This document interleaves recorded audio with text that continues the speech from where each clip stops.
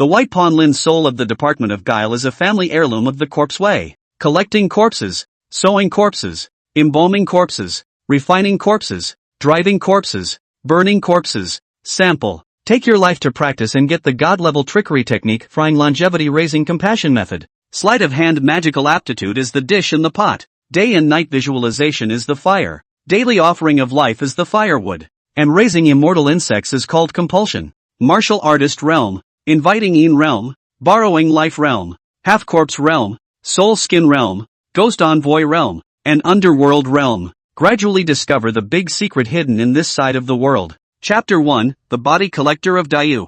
Hereditary Guardian of Heavenly Prison. Lin Sol. It's time to collect the corpse. Lin Sol, who was sleeping, was nudged on the shoulder. He stood up silently and reached for his cane, his ears twitching as he listened for the sound. Following the line of people in front of him, he silently walked out of the heavenly prison. Lin Sol was crossing over, and this body was simply speechless, seriously injured or born blind. The predecessor was only 15 years old this year, and a few days ago, when he was drunk and misbehaved with someone else, he started a conversation before making a move, only to be hit by that person with a slap and spit out blood.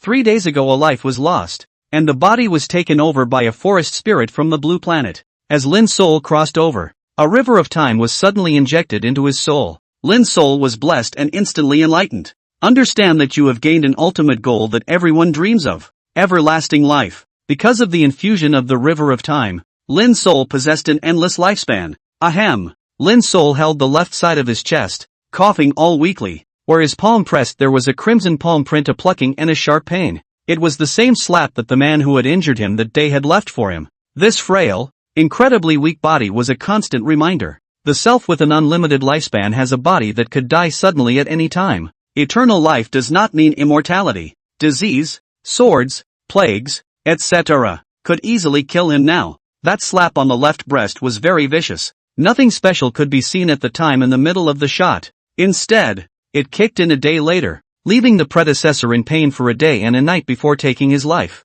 The palm imprint penetrated his body, emitting the slightest hint of sinister cold power that continuously eroded his body. I have seen no less than a dozen bone setters in the past few days, all of whom have said that the cold is in the bones and there is nothing they can do to bring it back. He could collapse and die at any moment. Nowadays, Lin Sol's primary problem was to solve the problem of this palm print. Tap tap tap. The group were the lowest of the white pawns, and this time they were going to do that most unwanted job of collecting corpses. No one spoke. They all kept their heads down. Lin Sol was blind, but had superb hearing. Traveling in silence, the paths they cross are all written down and stored in their minds. The underground heavenly prison was huge, and there was a very grand compound on the ground after walking out. The town trickster division. The Jinguac is the most powerful organization under the rule of the Dayu dynasty. Its function is to centralize the triad of Yamen, law and order, and town shenanigans. It's a weird world. The heavenly jail was nothing more than an organization at the very end of the Jinguac. Lin Sol's group was called the White Pawns, the lowest group of people in the entire Jinguac system. On top of the White Pawns, there are Black Pawns, Yamen, constables, forbidden pawns, tricksters, and so on. Forbidden pawns and tricksters are both people who practice trickery. The outside world collectively referred to it as trickery. Further above that were the many middle and upper echelons of the Jingui division, which Lin Sol's predecessor did not know about. The Jinguac Yamen had 872 houses in plain sight alone, and that didn't include the underground heavenly prison where Lin Sol and the others were located. It is evident that the organization of this town Guac is huge. This was the pitifully little information he knew after digesting his predecessor. The front jailer's attitude changed immediately after he walked out of the heavenly prison and entered the Jinguac Yamen on the ground. Each one of them lowered their eyebrows and walked with their heads down, afraid of provoking anyone. When the rest of the Jinguac saw the uniforms embroidered with the word white behind them, each of them had a disgusted expression. Stay as far away as you can for fear of touching the mold. The white pawns are usually engaged in the business of collecting, burning, sewing and embalming corpses. There's an ominous aura about the body from years of dealing with the dead. White pawns, ominous too. It is for this reason that the white pawns do not live very long, and are known as a short-lived species. Naturally, no one in the entire Jinguac would look at them more than once. Lin Sol walked forward with his cane pointing at the ground, silently memorizing the route along the way. When he went out of the government office of the Jinguac, There was a magistrate wearing a sword waiting at the entrance. Seeing these people arrive, disgusted, he said, "What took you so long to get here? Come with me." The white pawns were led by a head pawn named Lao Zhao. He was under 40, with gray hair and a slightly bent back, hurriedly accompanying a smile. He said, "Master Differential. Sorry, I'm late." Obscure. That Yaman twisted his head and walked away, and the head of the pawn, old Zhao, hurriedly signaled everyone to follow. The magistrate was in an extremely bad mood today. "I thought I had nothing to do today. I wanted to go to the hook to listen to music. I didn't expect a sudden murder." And the higher-ups gave themselves the task of guiding the white pawns to collect the corpse. Obscure. Each of these white pawns is obscure. The magistrate had martial arts skills and intentionally walked extremely fast. This is a bitter experience for a group of white pawns who are already physically weak. He couldn't catch up with the magistrate even if he tried his best. It didn't take long to lose the magistrate. Lin Sol, in particular, coughed when he took 3 steps, pulled in at the very end of the line. Old Zhao glanced at Lin Sol with concern and gave the other white pawns a look. Everyone deliberately slowed down and waited for Lin Sol to follow. "Lin Sol, listen to Uncle Zhao. After completing today's mission, go find a bone setter to take a good look and grab a pair of medicines to regulate it." Uncle Zhao was a lifelong friend of Lin Sol's dead father. His care was genuine. The white pawns are the lowest of the low in the town, so they usually look out for each other and keep warm. "Ahem. Thanks a lot, Uncle Zhao. I will definitely go." Lin Sol felt Uncle Zhao's words. The heart couldn't help but warm. "It's just this body. It's so drawn out. Big brothers and uncles. I blame Lin Sol's poor physical foundation for slowing down the team's forward speed." Forest Sol coughed and apologized to everyone. Zhao Head shook his head and smiled bitterly. "It's not Lin Sol's fault. This is that poor master deliberately making things difficult for us. Hey, we white pawns." After Head Zhao finished speaking, the other white pawns patted Lin Sol on the shoulder, stating that you should not beat yourself up and that we are all peers should help each other. In fact, everyone could see that it was the Yaman who deliberately made things difficult for the white pawns. Even without Lin Sol, that magistrate would have done so. "Head Zhao, what about the mission if we lose the poor master?" One of the white pawns asked Zhao Tu in a sobbing whisper. "The Jingue Sea is highly disciplined, and military orders are like mountains. If something goes wrong while the white pawns are out in the field, it delays the town Guile Division's errand. If you are prosecuted by your superiors, your salary will be deducted or you will be beaten." "Ahem." Lin Sol tried to speak. A few other white pawns waved their hands and laughed. "Lin Sol, it's not your fault. Don't blame yourself. It was that poor master who deliberately made things difficult for us lowly white pawns." "Hey." The other white pawns also cast kind glances at Lin Sol. Zhao Tu found a high place and balked around, but he couldn't find the magistrate. The crowd of white pawns stood at the crossroads not knowing which direction to go. One sighing. The white pawn's status in the Jingue Sea was so low that anyone could bully it for no reason. "Ahem. To the east," Lin Sol said as he covered his chest. Hearing Lin Sol's words, Zhao Head and the others turned to look at him in shock. Zhao Tu hurriedly asked, "Really?" Lin Sol nodded. "My ears. They're good." Hearing Lin Sol's words, Head Zhao and the other white pawns smiled indistinctly. Right. Ha ha ha. Lin Sol, you've taken credit this time. Go. A blind man can't see, but his hearing is extraordinarily good. The crowd immediately went east. About an incense burner's work came to a village monument written on the village entrance of Manhwa village. Under the village monument, I did see the magistrate. Seeing that the white pawns had actually followed them, the Yaman who had intentionally made it worse were also slightly startled. "Come and collect the body quickly." The magistrate grunted and entered into the village of Manhwa. Zhao Tu and the others didn't dare to say anything more, and hurriedly followed the magistrate into Manhwa village to a mansion. A constable and 5 magistrates stood in front of the mansion with the gate closed, waiting anxiously. Seeing that old Zhao and the other white pawns had finally arrived, they immediately opened the mansion's gate. The Rijing family of Manhwa village. A total of 23 mouths are dead. The white pawns quickly converge. The old rule, no questions asked about just one word. Cremated on the spot. The lead constable said softly to old Zhao. Zhao Tu immediately nodded his head and said, "Yes, Master Chai." Zhao Head led Lin Sol and the others into the mansion, and the gate closed with a bang behind him. It was as if they were afraid that the white pawns and the corpses would run out. Lin Sol skillfully took out a cowhide belt to wrap his hands and a sarong to wrap his mouth and nose from the backpack behind him. Change into a cowhide stitched outfit from a corpse collector. Cowhide stitching. Wearable. It was standard procedure for the white pawns to collect the bodies. and the others changed their clothes. At this time old Zhao lit 3 incense sticks and muttered under his breath. There's nothing wrong with it, and you can't help it if you want to make a living. Touch the honored body. Don't blame me. Don't blame me. God bless. I'll be happy soon. Stick 3 sticks of incense in the southeast corner of the compound and wait quietly. Incense is not ordered. With offense. The head of incense is broken. Run away. Incense is long and short, and quick to turn back. This is the mnemonic for the white pawn to collect the body. The first sentence means that if it is not possible to light the 3 sticks of incense, it is possible that someone's words or actions have offended the corpse. The second sentence means that if the 3 cones of incense that are lit suddenly go out or the head of the incense breaks off for no reason, it means that there is a great weirdness in this place and that one must flee immediately. The faster the better. The third sentence means that if the length of the 3 sticks of incense is not the same after they are burned, then it is not appropriate to collect the body today or some other way of worship needs to be taken before the body can be collected. This is the rule of white pawns collecting corpses, passed down from generation to generation and must be followed. The crowd waited honestly for the 3 incense burners to finish burning, and this time they burned neatly and there was no abnormality in the middle. Only then did Zhao Head turn his head to command the crowd. Same old rules, 1 body per person. Drag it out and put it in the center courtyard.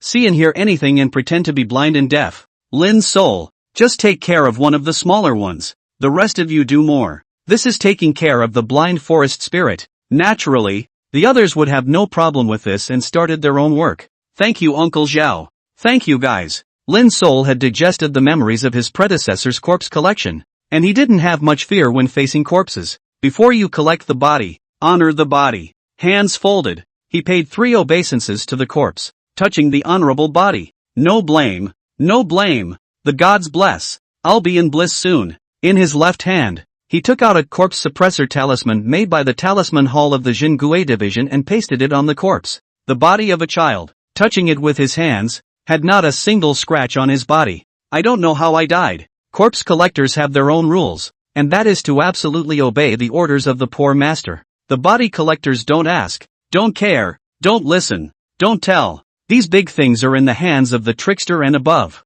White pawns are too low in status and are only good for jobs such as collecting corpses. Lin's soul bent down and tried to drag this corpse out. Cough cough cough. Perhaps the haste with which he had just traveled had weakened his already weak body even more, and he bent down and dragged the body with all his might. Maybe it's tugging at a physical injury. Just crossed over and forgot how weak this body is. Excessive force. Pulling on old wounds. An uncontrollable, violent coughing fit came to his throat, and his throat was sweet. Put. A mouthful of blood was coughed up. The gulp of blood was so much that it permeated the gauze covering his mouth and nose. Lin's soul's blood was spraying on that corpse's face. Coincidentally, it has defiled the corpse-suppressing talisman. What Lin's soul couldn't see was that when the corpse-suppressor amulet was defiled by blood, it lost its effect. His blood was actually absorbed by the child's corpse. Ooh! The corpse suddenly came to life after blood was spilled on its face. Creepy opened his eyes. Opening his mouth, he sucked violently at the forest spirit who was bending over and coughing,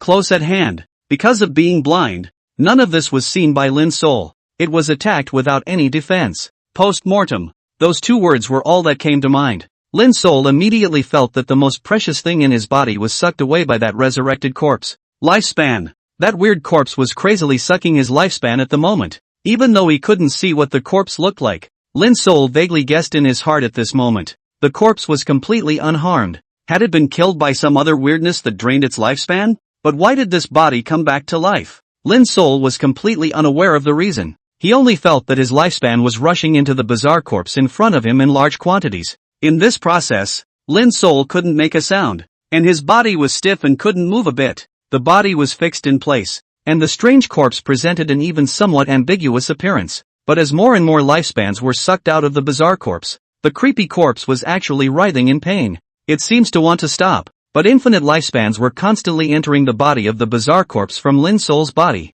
Can't stop at all. How can the opening of a sea of endless lifespans be stopped at the drop of a hat? What Lin's soul couldn't see was that the face of the bizarre corpse was twisting weirdly. It seemed to be painfully propped up by this endless lifespan of Lin's soul. The creepy corpse began to swell up. It's getting bigger, like a blown-up balloon. Bang! The body in front of me finally burst. It splattered Lin's soul all over his body. Lin's soul froze in place in a daze. Not knowing what was happening, he hurriedly touched his body. and there was nothing at all wrong with him except that he was covered in the flesh and blood of the corpse. Snap! Something seems to have fallen out of the creepy corpse. Lin Sol immediately probed and touched it, and it turned out to be a leather scroll. The feel of the entry should be made of sheepskin. The parchment scroll was warm and stained with blood.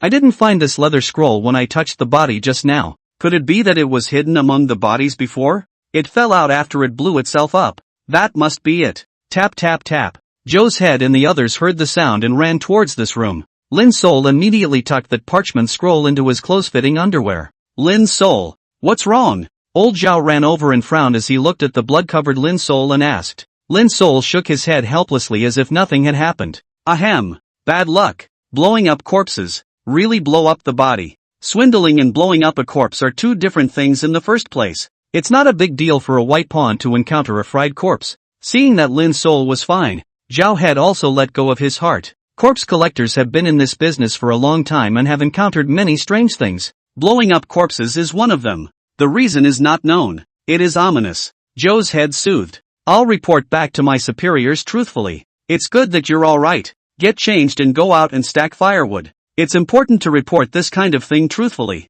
Zhao had no longer cared for Lin Sol, but also had to go through the Jinguac process. Lin Sol nodded his head and went to the sink outside the compound with a palpitating heart. Take off your clothes, wash the blood off your body, and wash and put away the body collector's cowhide-stitched clothes as well. Go to the back kitchen of Rijing's house and bring out the firewood and pile it up in the courtyard. Soon all the corpses were carried out by Zhao Tu and the others, and their bodies were wrapped with the corpse-suppressing talisman issued by the Jinguac. Light a large fire in the yard and take off the clothes used for this body collection and put them away by drying them over the fire. The corpse collector completed his task, and Zhao had led the crowd to change into their original white pawn clothes in silence. Taking leave of the yamen and constables, he returned to the dark and sunless pawn house of the heavenly prison of the Jinguac. Ahem, Uncle Zhao. I'm too tired. I'll go to my room to rest first. Lin Sol bid farewell to Uncle Zhao and the other white pawns. He walked back and forth and worked half a day. His body had long been overwhelmed, must hurry to lie down. Well, go ahead. I'll have someone bring your meal to your room. Uncle Zhao and the others gave him a pitiful look and shook their heads as they went to take a bath in the large public bathhouse. The Jinguac covered a huge area, and the entire underground was dug out and used as a heavenly prison. The heavenly prison was very wide, so each white pawn had its own separate pawn house. The pawn house is not large. Noble freedom. Lin Sol returned to his pawn house and locked the door behind him. Double-checked again that the door was unlocked and deadbolt. No lights in the blind man's house. It costs oil. A blackness. Lying under the covers was first a violent coughing fit. When it calmed down a little, he covered his whole body with the quilt. Close your eyes, then slowly open them again. That's when the bizarre scene happened. Lin Sol's eyes, which had been blind since birth, actually began to glow in the pure blackness of the comforter. Everything around them gradually became clearer. In absolute darkness, the blind forest soul knight could see. Pure black. The eye of the Night Lord.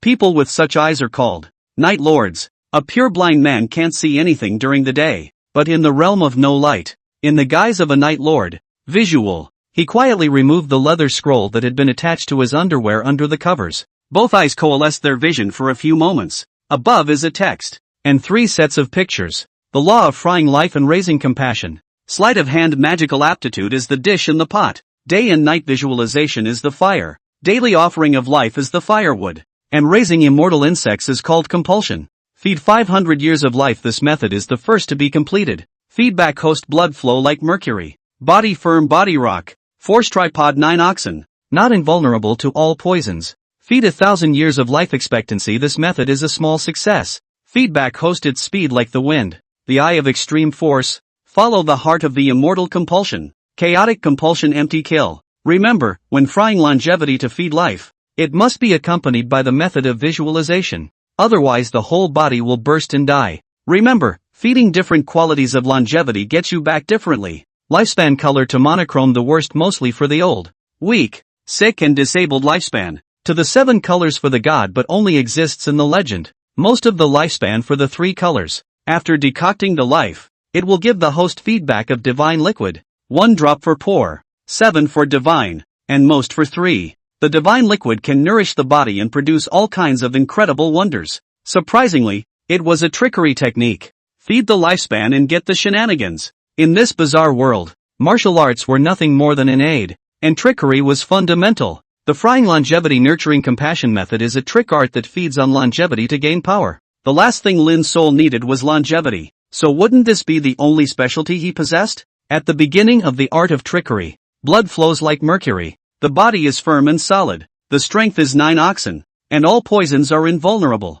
It was just the right thing for the weak and dying Lin's soul to use to save his own life. What if it's fake? Lin's soul then laughed. This body was already on the verge of collapsing, and the bizarre palm print on his chest was not something that could be cured by an unusual bone setter at all. If you don't practice shenanigans, you probably won't last more than a month. Left and right are dead. Why not take a shot? Want to live? Think. Then it's worth the risk. He immediately sat up and visualized according to the diagram on top of the decocted longevity nurturing compass method. Chapter 2 Day and Night Observations and Daily Life Offerings. There are 3 pictures in all, of which the first 2 are koan pictures and 1 is a luck picture. There are a few small words underneath both views. Martial artist observation chart, pleasing observation chart, and that luck map is a transparent map of the human body's meridians, covered with small letters that tell you how to meridian luck and guide your breath. Observe day and night and offer your life daily. It is impossible to offer life for 500 years at once. According to the records of this trickery gongfu,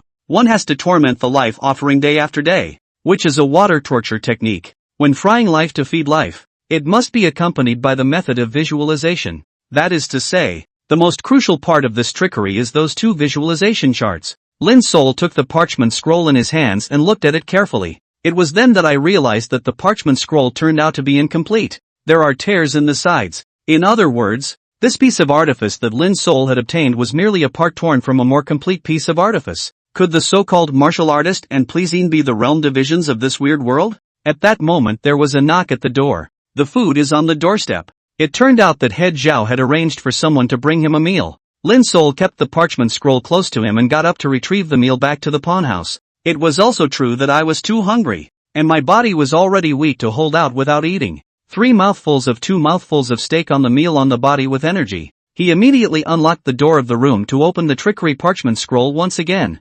First, he looked at the luck chart, and after only looking at it once he had imprinted the meridians, the order, and the notes of the luck chart all in his mind. Perhaps it was because the moment he crossed over, the long river of time of the eternal life was infused into his soul. After being injected by the river of time, Lin's soul's memory was amazing, unforgettable, and a memory palace was automatically formed in his mind. Things you've seen, heard, or walked by are automatically stored in the squares of your memory palace. He quickly recited backwards the gongfu on the parchment scroll about frying life and feeding life and raising parasites. At the moment, he turned his eyes to the first view picture, martial artist viewing chart. The moment he looked at the view map, the luck diagrams and gong methods imprinted in his mind unexpectedly operated automatically. The martial arts view map in front of Lin's soul's eyes at the moment was no longer flat. It floated up and presented itself in 3 dimensions in Lin's soul's mind. All the essences and methods about the decoction life nurturing compassion method surged into Lin's soul's mind.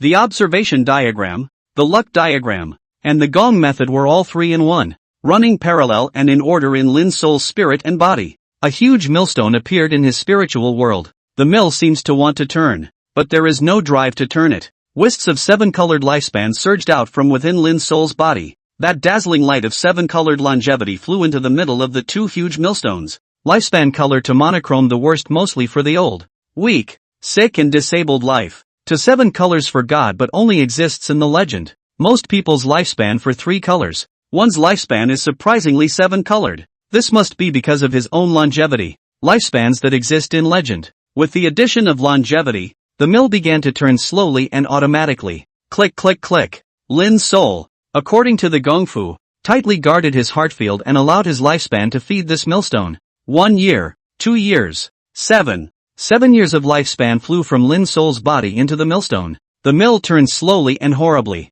trying to continue to give more life to the grinder, but realizing that 7 years of life is the limit. Frying life to feed life. 1 day for 7 years. Can't be much more. It's been a long wait. Finally, tick-tock. 7 drops of green crystalline divine liquid flowed out from the 2 millstones. It fell into Lin's soul's body. After the decoction of life, the host will be given back divine liquid. 1 drop for poor, 7 for divine, and 3 for most. As expected, it was the 7 drops of feedback from the God level. as the 7 drops of green divine liquid merged into his body.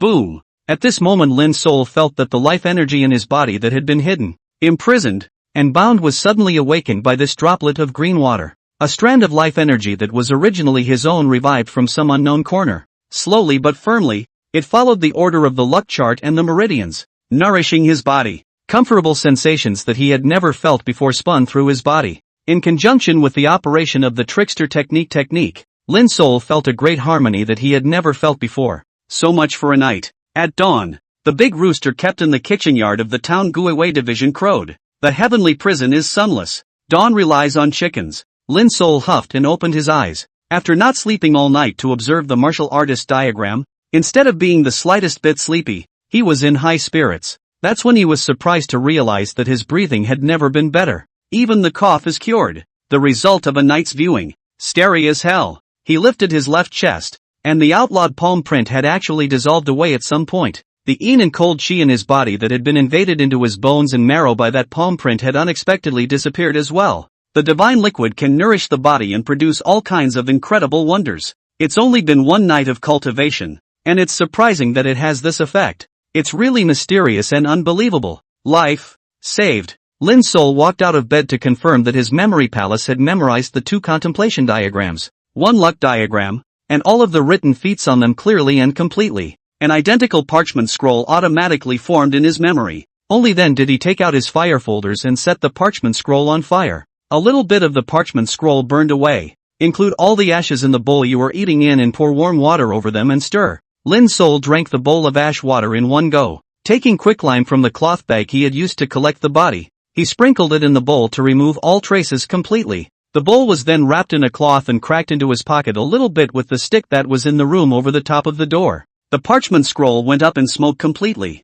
Even everything related to the parchment scroll was completely erased. There are no more parchment scrolls in this world. Lin's soul did all this to open the door of his pawn house, leaning on his cane to go outside with his face as usual. Cough cough cough. Pretend to still be coughing. 3 steps and a cough. 2 steps and a wobble. Unknown worlds. Go as king. Because of the special nature of the heavenly prison, the 3 meals per day were sent over by the kitchen courtyard after they were ready. Lin's soul arrived at the door of Zhao Head's pawn house, where the other white pawns had long been waiting. Wait for Zhou's head to come out and then go eat. A short while later, Zhao Tu came out of the room. Good morning, Zhao Tu. Everyone say hello together. Zhao Head enjoyed the feeling of being honored by everyone, smiled and looked at everyone and said, let's go. Let's eat. A dozen or so white pawns followed behind Zhao Tu. In accordance with age and generation, everyone took their place and ate quietly. Lin's soul took a seat at the end of the table and ate in silence. Lin's soul, I'm giving you a day off today. You first go to the Forbidden Pawn Hall after you finish eating to report the blowing up of the corpse yesterday as it happened, and the rest of the time go out and find a bone setter to take a good look at your body. Head Zhao, who was sitting on his head, said to Lin's soul, thank you, Head Zhao. I'll be on my way. Lin's soul ate his meal and then left after bowing to Zhao Tu. Seeing him leave, Head Zhao and the others shook their heads and let out sighs. Head, you said that Lin's soul was only 15 years old when he encountered something as evil as blowing up corpses. This is too backbreaking for him. That's right. Who in our line of work doesn't know that when a corpse collection encounters a blown up corpse, something evil is bound to happen within a year? Hey, little Emo hasn't married a mother-in-law or left a seed yet. Everyone felt sorry for Lin's soul. Especially Zhao Head remembered that before Lin's soul's old man died, he asked him to take care of his only son. Couldn't help but let out a heavy sigh. According to the regulations of the Jinguei Sea, for the sake of security and loyalty, the guards of the heavenly prison, whether they are white or black pawns,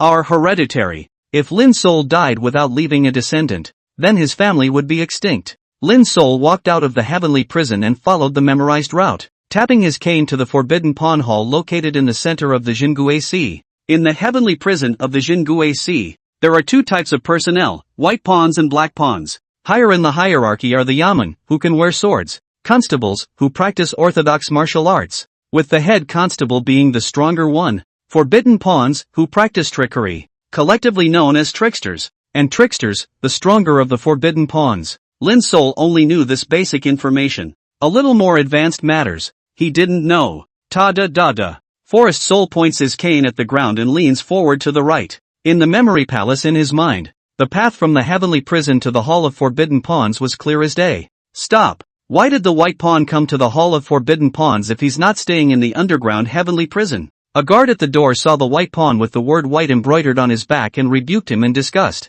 Lin Sol said in an unassuming manner. Lin Sol, the white pawn of the heavenly prison, came to report to the Hall of Forbidden Pawns after encountering a blown-up corpse yesterday while collecting it. Only after hearing his words did the magistrate let him in with a curse. Bad luck. It's just me being on duty, meeting these short-lived species, and being blind and blowing up corpses. Once inside, follow the path on the far left and keep going. Stop when you come across the pond in front of the hall and you will be asked. Lin Sol nodded his head and pretended that he didn't hear the magistrate's words as he tapped his cane on the ground and entered to the Hall of Forbidden Pawns. Follow the far left according to what the magistrate said.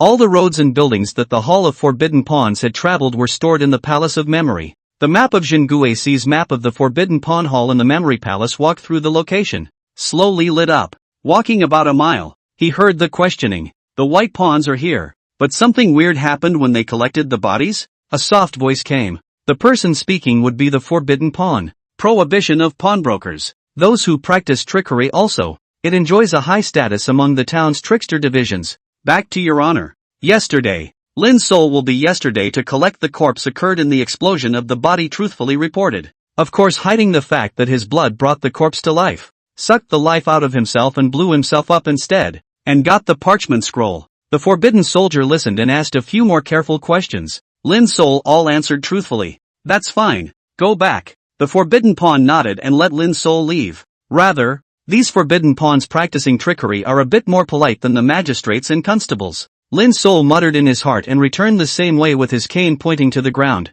Even though you've already memorized the way you came by walking through it yourself. But this was one of his secrets, so naturally he would not easily expose it to people. Keeping a low profile is the only way to develop in the heavenly prison. Lin Sol pretended to slowly use his cane to find his way before moving forward and leaving the Hall of Forbidden Pawns. Came to the bookstore of the town's trickster division. An old and dying academy instructor heard the sound of Lin Sol's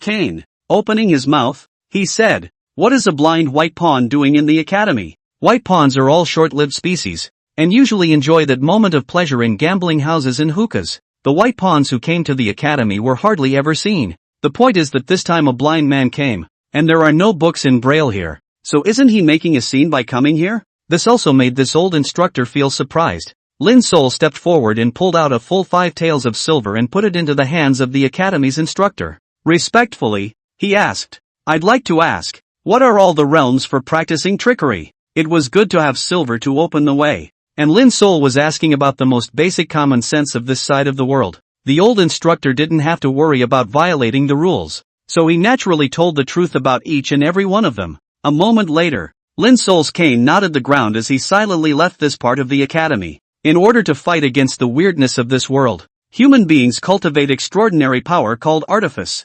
cultivating trickster arts. The realms are, from lowest to highest, martial artist, inviting the een, borrowing lives, half-corpse, soul skin, ghost messenger, undertaker. Of course there are higher realms, that the old preceptor is not sure. Each realm is categorized from low to high as beginning, middle, and high. Lin Sol had been introduced to trickery yesterday. It is the beginning of the martial artist realm. Chapter 3, The Weird Town of Weird Division. Guardian of the Great Yu Dynasty. The various organizations in the magistracy of the Jingui's also asked for clarification. It is divided into the upper hall, the upper hall, the middle yard and the lower room. There are 3 Shangtangs, namely, the Yin Chao Tang, the Immortal Shrine, and the Buddha Tang. The upper hall has a side hall, a Forbidden Pawn Hall, a Constable Hall, a Soapman Hall, a Public Trial Hall, a Talisman Hall, a Study Hall, a Martial Arts Training Ground, and so on.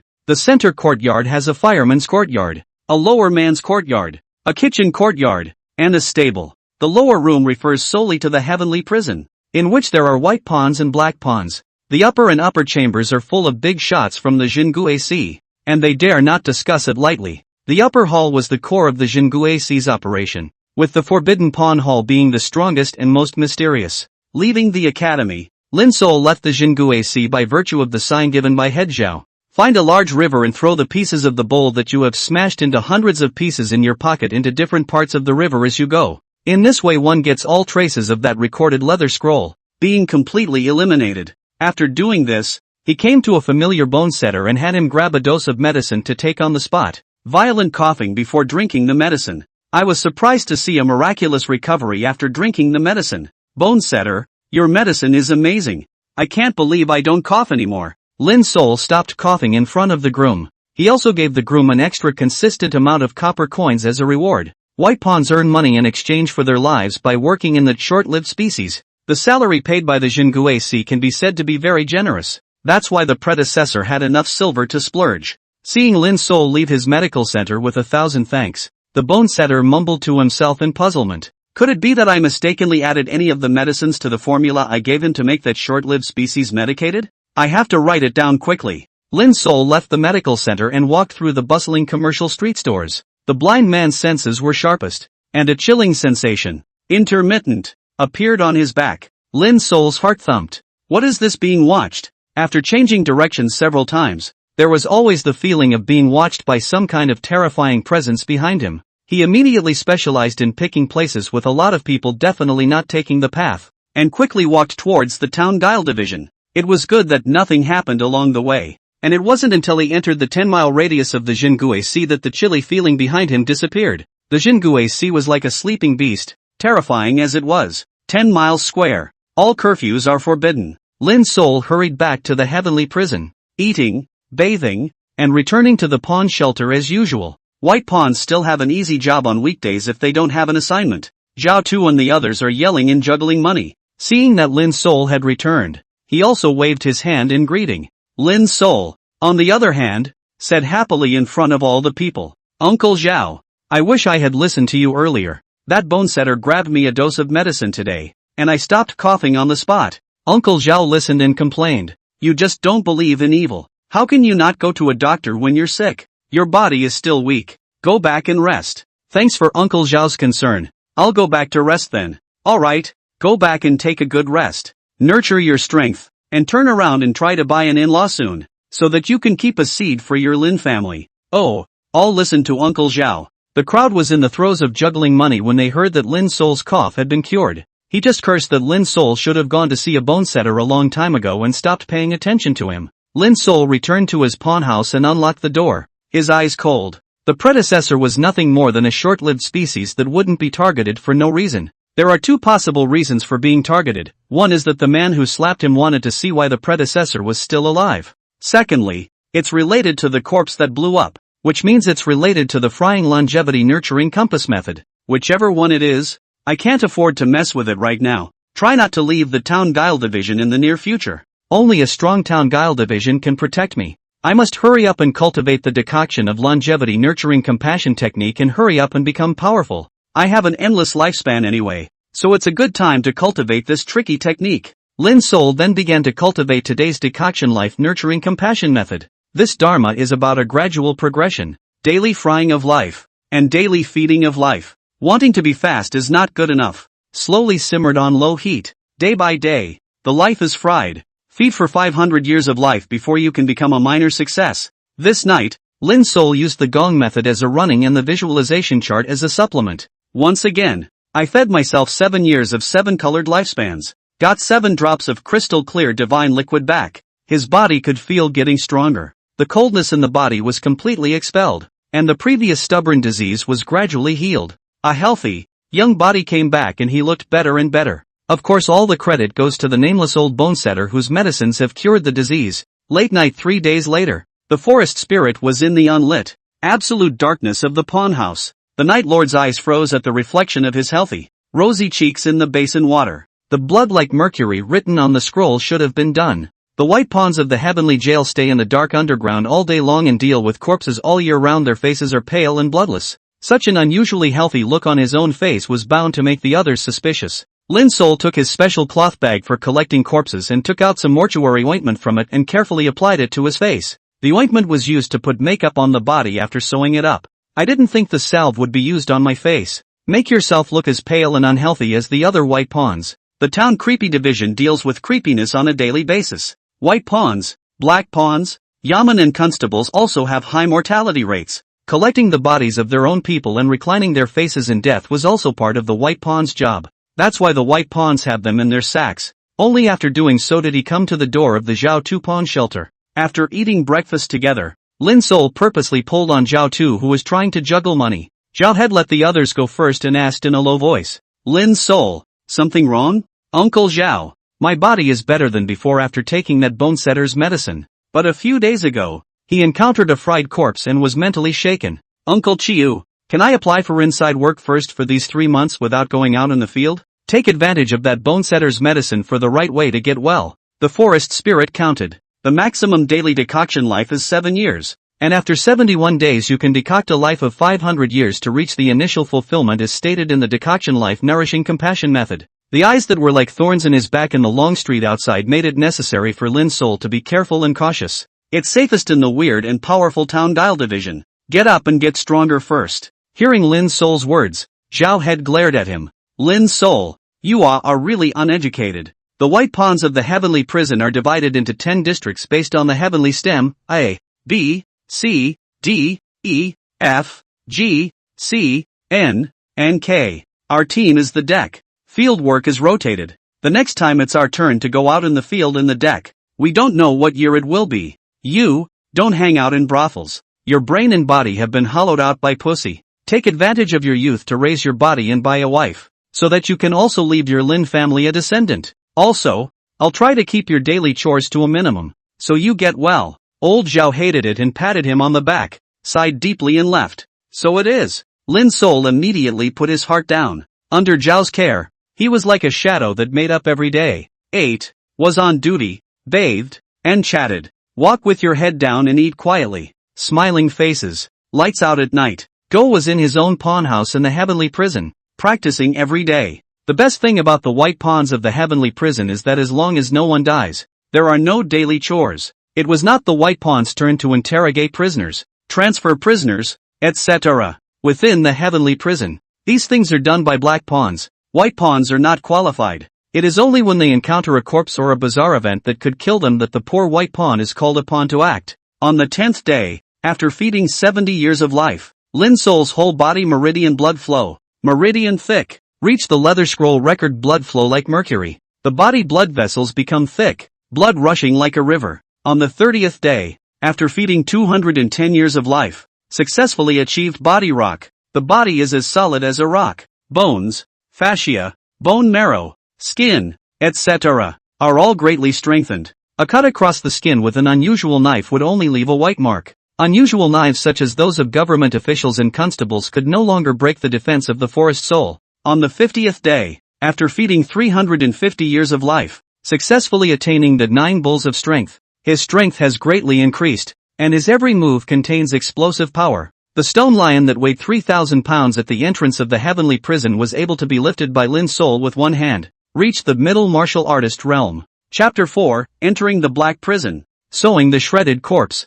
The days of the White Pawns in the Heavenly Jail are very dull and unassuming. In addition to the time that passes daily, there is also the health and life of the White Pawns. But being a hereditary system, the White Pawns have been doing this for generations. It feeds the insensitive and timely lives of the White Pawns. Zhao Tu and the others would get together to juggle money whenever they didn't have a mission. But ever since Lin Sol had gotten the decoction of longevity nurturing compassion, his life had been revitalized. Every day, he puts on dead man's makeup to hide his now bull-like body. After breakfast on this day, Lin Sol brought a full set of corpse collecting equipment and went to wait silently in front of one of the gates of the White Pawn in the deck. This gate was plastered with formation talismans. It was the only passageway connecting the White Pawn area and the Black Pawn area of the Heavenly Prison. The Heavenly Prison is divided into White Pawns and Black Pawns. White Pawns, working with corpses, collecting corpses, resisting corpses, driving corpses, sewing corpses, burning corpses. Black Pawns, dealing with prisoners, interrogation, custody, food delivery, forced confessions, torture. The White Pawns and the Black Pawns are clearly separated by this talismanic gate. Today, I received a notice from the Black Pawn that a Black Pawn died in the Heavenly Prison and needed the White Pawn to collect the body. It happened to be Lin Sol's turn to be on duty, and he was waiting here early after breakfast. This door can only be opened from the Black Pawn side. It is clear that the Black Pawn is quite a bit higher in status than the White Pawn. About a tea later. Squeaky. The gate was pushed open. revealing a jailer's head. "Ha! You're a good-looking white pawn. You shouldn't have been taking over your father's errand for long, should you?" This black pawn was only in his 20s, and spoke in an old-fashioned manner. "Yes, please lead the way." Lin Sol took out his cane and crossed it in front of him. Or a blind. I blind. Hey, you say you were born in the white pawn family is also enough life is hard. On the contrary, also blind. My name is Gu Tianfu, and since I was a child, my mother has said that my life is bitter. I didn't expect to see an even more bitter fate than my Gu Tianfu today. Go, follow me. Our black prison holds a lot of terrifying existences. So you, a blind man, shouldn't wander around, or you won't be able to blame me. Gu Tianfu, if you are torn apart by those powerful people, the black pawns in the heavenly prison call the area they manage the black prison. Maybe it's to differentiate the area from the white pawns. Gu Tianfu chattered about this and bent down to pick up the front end of the forest soul cane. Pulling his cane, he led the forest spirit forward. Rather a warm-hearted fellow, Lin Sol allowed Gu Tianfu to grab his cane and lead him ahead. With each step, the memory palace in his mind began to light up with a footprint, slowly stringing together a passageway to the black prison of heaven. Gu Tianfu dragged Lin Sol for a while to a cell. He stopped far enough away to cover his nose and stop moving forward. "Brother Gu, are we there yet?" Now that Lin Sol had reached the middle stage of the martial artist realm, his sense of smell had also been drastically improved. The familiar smell of corpses from the white pawns had long been detected. It was no surprise that death was most unusual in a black prison. "Hey, here it is, here it is. You go 10 paces ahead and turn left. There are broken bodies in that cell that you need to deal with. Since I was a child, my mother has always said that I have a hard life. Hereditary black pawns are even, but today there's this kind of errand." Gu Tianfu's mouth rambled. Lin Sol took 10 steps forward and turned left as instructed. The smell of corpses intensified as he touched the door to his cell. He changed into white pawn overalls and lit 3 incense sticks in the southeast corner of the cell. "There's nothing wrong with it, and you can't help it if you want to make a living. Touch the honored body. Don't blame me. Don't blame me. God bless. I'll be happy soon." Then he put his head down and did his work. Try to pretend you're moving slowly and fumbling for work. In fact, he had opened the eyes of the Night Lord from the moment he stepped into the cell where the accident had occurred. It was like day in the darkness. The cell in question was so dark that no one dared to come and light the lamp. Lin Sol's Night Lord eyes gradually see clearly. He purposely kept his head down so that no one could see his eyes. Gradually the eyes were able to see a field of broken bodies. The floor and walls of the cell were coated with spattered blood, bone cinders, body fragments, and ruptured skin spilled all over the floor. There was a scrap of clothing at his feet. Black pawn uniforms. It looks like it was torn right through by some kind of monstrous force. The deceased black pawn was torn alive by the prisoners held in this cell? It should be. Lin Sol pretended to fumble around on the ground, piecing together pieces of broken bodies, sewing the body. It was also a task for the white pawns of the heavenly jail of the Jingui Sea. Why is this white pawn hereditary? One is for loyalty and reliability. Secondly, because the white pawns need to collect, and collect corpses and other skills that are passed down through the family. So at the moment, Lin Sol appeared to be very professional in collecting the broken corpses. "Lord Wei, what brings you here?" Gu Tianfu was startled by a footstep and turned his head to look. A middle-aged man with a tiger's back, tall stature, and cold face came walking in a dragon's stride. Contrast this with the general paleness and bloodlessness of the jailers. This adult is flushed and full of life. Lightly swept a glance Gu Tianfu. The latter bent over and saluted very respectfully. "Mr. Wei is the historian of the black prison, second only to the chief superintendent. The superintendent does not manage the day-to-day affairs of the black prison on weekdays. It is then the sole responsibility of the registrar to administer it. So this Lord Wei has an extremely high status in the black prison." Gu Tianfu didn't expect him to show up here. Lord Wei didn't say a word and watched silently from 10 paces away at Lin Sol, who was collecting the corpses. "Little brother white pawn, what can be analyzed from this broken body?" Lord Wei suddenly opened his mouth and asked. Lin Sol's establishment belonged to the white pawns, and the Lord Guard of the black prison could not control him. So Lord Wei said quite politely. Reporting back to Lord Wei, the body was shattered into 28 pieces, and analyzing from the tearing of the skin and the tearing of the fascia, it should have been torn apart alive by some kind of vigorous force. Lin Sol answered truthfully, of course hiding the fact that he could see the spattered blood on the walls of the cell. This man was one of the black pawns of my black prison, who was compelled by a murderer to open his chains while delivering food, and was torn apart on the spot by that murderer. though they are forbidden. They are fellow soldiers. Little brother White Pawn, please try to be as attentive as possible when sewing up the body, so that the fellow soldier goes in one piece? Lord Wei said slowly. Behind him, Gu Tianfu was slightly stunned. The high and mighty Lord Wei would actually come to the scene in person for a black pawn who had been killed for violating the ban. He even opened his mouth to ask the white pawns to treat the body well. Lin Sol had collected all the broken corpses at the moment and took out a set of tools for sewing corpses from the cloth bag he had with him. The special needles, large and small, total 108. Specialized threads, both thick and thin, are available in 9 rolls. There were also a dozen or so bottles and jars of special ointments. All of the above were refined by the Jinguisi and given to the white pawns for their use. Without stopping the work in his hands, he replied, "Please rest assured, Lord Wei, this is the white pawn's job." Although the white pawns and black pawns belong to different groups, they are all under the same Jinguisi, and they are all of the same ilk. All efforts shall be made to return this brother to his burial in one piece. He said it in a small voice, but full of confidence. Lord Wei nodded darkly and looked at Lin Sol sewing corpse. Lin Sol first took out a large needle, which was called bone-breaking needle, skillfully threading thicker, specially made threads. The ripped bones were first sewn together with bone-breaking stitches, because it was refined by the Jinguisi with special materials and techniques. Bone-breaking needles can easily pass through hard skulls, leg bones, etc., and sew up broken bodies. The threads are transparent and cannot be seen at all when they penetrate the body. Once the big bones were put together, the original broken body could now be seen as a human. However, because of the severe destruction of the face, skin, etc., it is not possible to see the original look. The next step is to switch to a slightly thinner needle, called a threading needle. As the name suggests, this needle and thread sews the fascia, internal organs, and outer skin together. A stitch in time, God's marvelous self-expression. It's slowly taking on the appearance of a human being. Lin Sol's hands were steady, and he did it without haste. Strive to restore this black pawn's body to the highest level. Chapter 5, Hexagonal Avatar says Compulsion Sacrifice. Martial Artist Cultivation Name High Stages. Gulp. Gu Tianfu, who was standing behind Lord Wei, was still seeing a white pawn sewing a corpse for the first time. Seeing a blind man slowly sewing a broken body into a human form. I can't help but wonder about the white pawn's craftsmanship. Lord Wei was here and he didn't dare to say much. Had to gulp down a mouthful of saliva to express his respect. Lin Sol felt Lord Wei when he first arrived. This person gave him a feeling like a big mountain. Standing there motionless gave him a feeling of terror. Lord Wei must be a practitioner of trickery. Cultivation was like the sea and the abyss.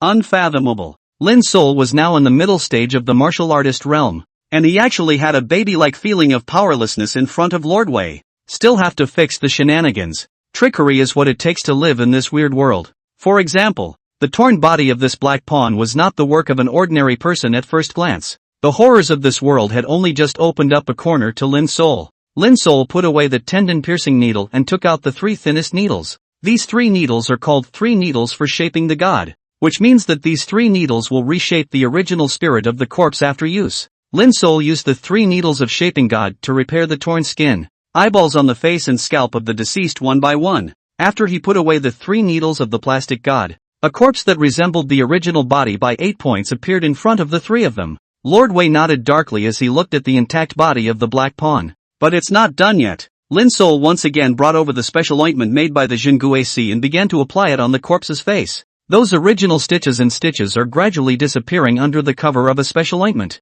The look of fear before death was also wiped away. The corpse's face became rosy and shiny. A sleeping body of a black pawn appeared in front of the 3. After Lin Sol did this, he folded his hands and bowed 3 times to the intact body. Serving death is like serving life. Honor the dead. This is a professionalism that is burned into the bones of the white pawn. In traditional culture, both life and death are absolute events. It must be given high priority. I'm going to gulp. Gu Tianfu saw that the broken body on the ground before had turned into a sleeping complete human being under Lin Sol's skillful craftsmanship. Shocked beyond words by him. I'm going goes a long way. Very well, men. Take the black pawn brothers down for burial. Little brother white pawn. How do you call yourself? Lin Sol's exquisite corpse sewing skills won Lord Wei's favor. Offered to ask his name. Reporting back to Lord Wei, the white pawn forest soul. Under the jurisdiction of Zhao, head of the deck, Lin Sol replied. He gathered up his needles, threads, ointments,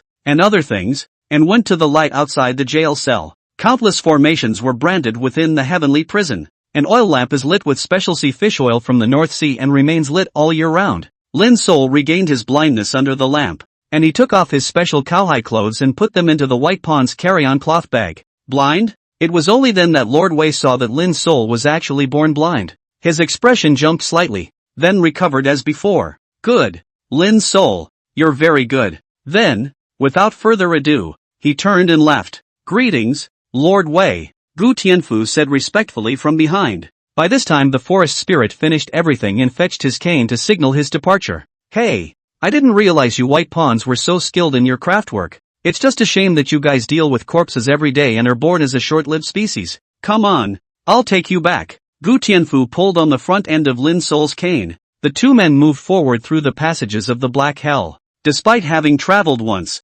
Lin's soul could remember the way to come clearly, but he still allowed Gu Tianfu to lead him forward. Hey, I thought that I was born in a Black Pawn family. Life is bitter enough. I did not expect to see the White Pawns today, little brother, to realize that. Your life is even more bitter. Hey, that big brother of the Black Pawn who was torn apart. The children in his family are not yet adults. What can we do about it? Hey, there are so many scary people and shenanigans held in the Black Pawn. We ordinary Black Pawns are simply playing with our lives every day. If only we were like Lord Wei and could cultivate the art of guile. Gu Tianfu rambled to himself. Lin's soul followed behind without saying a word. Practicing trickery. It was imperative that the trickery be practiced as early as possible. Only then can they defend themselves in this darkened heavenly prison. Otherwise it would most likely be like the Black Pawn who had just stitched up his own corpse, torn apart by the bizarre Ra. Finally, I returned to the door that was plastered with talismans. Gu Tianfu had wanted to pat Lin's soul on the shoulder, but then he snapped his hand back at the thought that he had just collected and stitched up a broken body.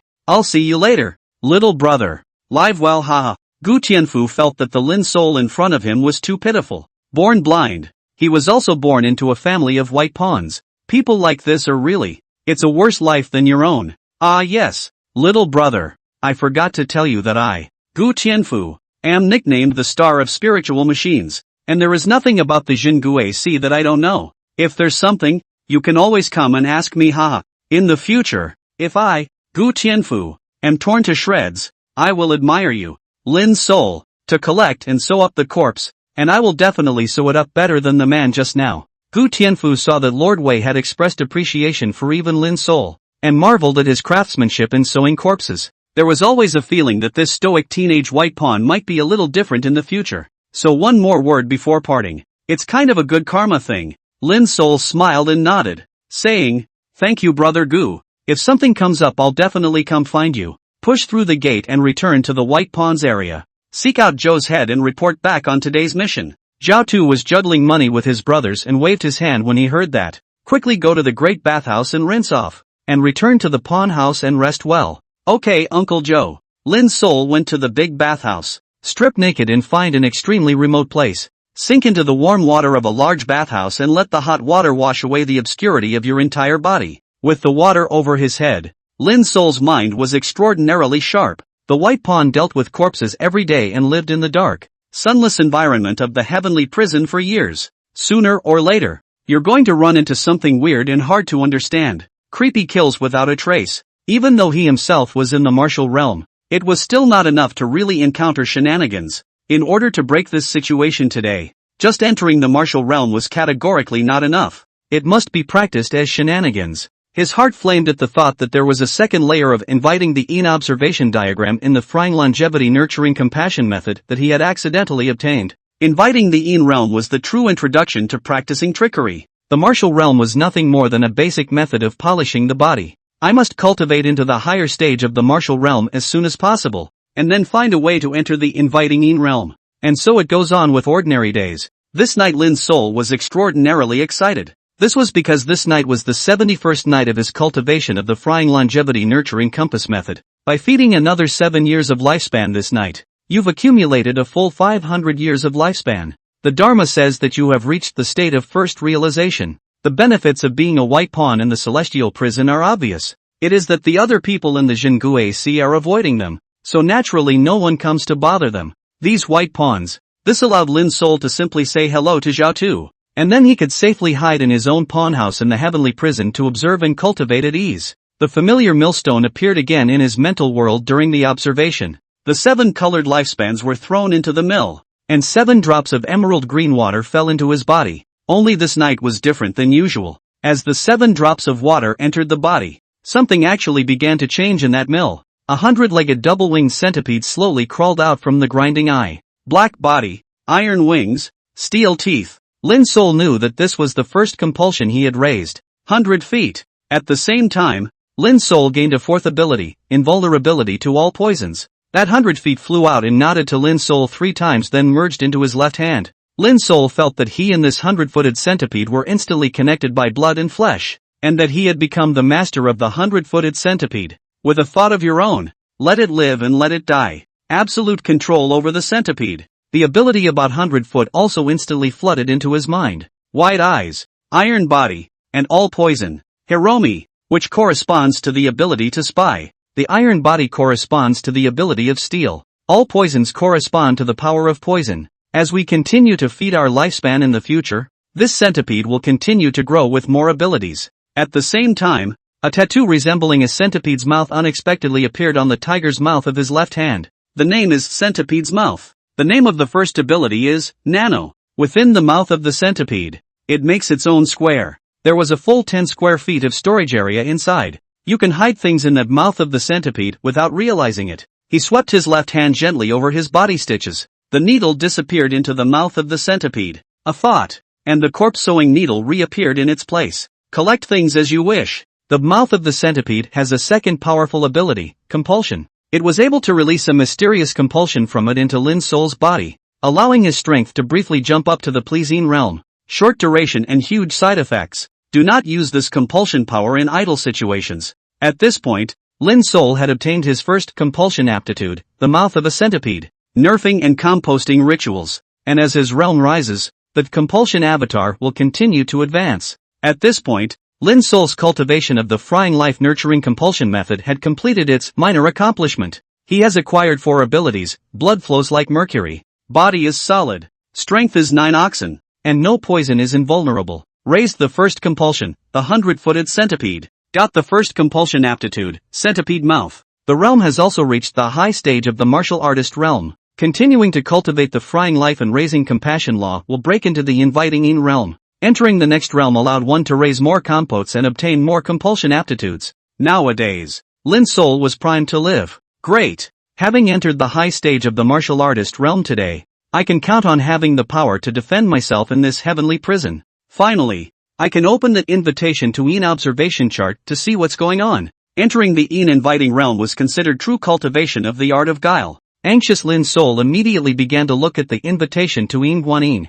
The 3 of them, the observation diagram, the luck diagram, and the technique, began to operate organically in Lin Sol's mind. But, just after unfolding the view map, Lin Sol's body shook, forcibly interrupted by some mysterious force. A small print appears. After breaking the martial artist realm, please observe the Een, and shall be supported by the guile source. The source of guile is also the source of guile. Trickery is different, and the source of trickery is different. For example, if one cultivates the artifice by alienating one's own body parts, the artifice source is body organs. If one cultivates the artifice by sacrificing one's own precious things, the artifice source is precious things. And if one cultivates the artifice by visualizing something, the artifice source is object of contemplation. Trickery techniques vary, and so do the trick sources they require. The frying longevity nurturing compass method. If one wishes to break into the Een inviting realm, one must cultivate it with the same realm's bizarre crystals. Surprisingly, the invitation to the Een visualization chart provided Lin Sol with more information about trickery.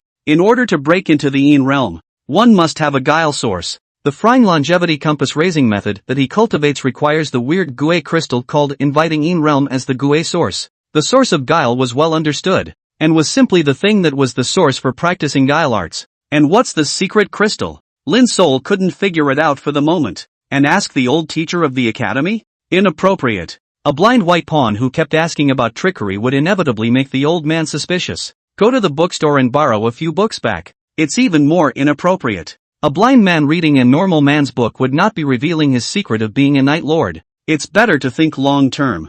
In this way, Lin Sol used the ointment used to anoint corpses to paint himself with weak makeup during the day, and kept a low profile in the white pawn. when there was nothing else to do, he dove headfirst into his pawn house to consolidate his cultivation at the high stage of the martial artist realm. However, there is no sign of the secret crystal in the Yin realm. Without the Guile crystal, Lin Sol would not be able to advance to the Yin invitation realm and cultivate Guile arts. Unable to advance to the inviting Yin realm, one would always remain at the level of a martial artist. This side of the world is weird as hell. Unable to practice trickery, life is not guaranteed. The matter of inviting the Yin realm Gue Jing has always been weighing on his mind. It's hard to sleep day and night. Tea and rice. Chapter 6, Exploring the underground of the heavenly prison at night. White Bones tired and scared. A 100-legged centipede crawled all over Lin Sol's body, very intimate with him. This was the first compulsion that Lin Sol had raised after entering the higher stage of the martial artist realm. With his bloodline and his mind united,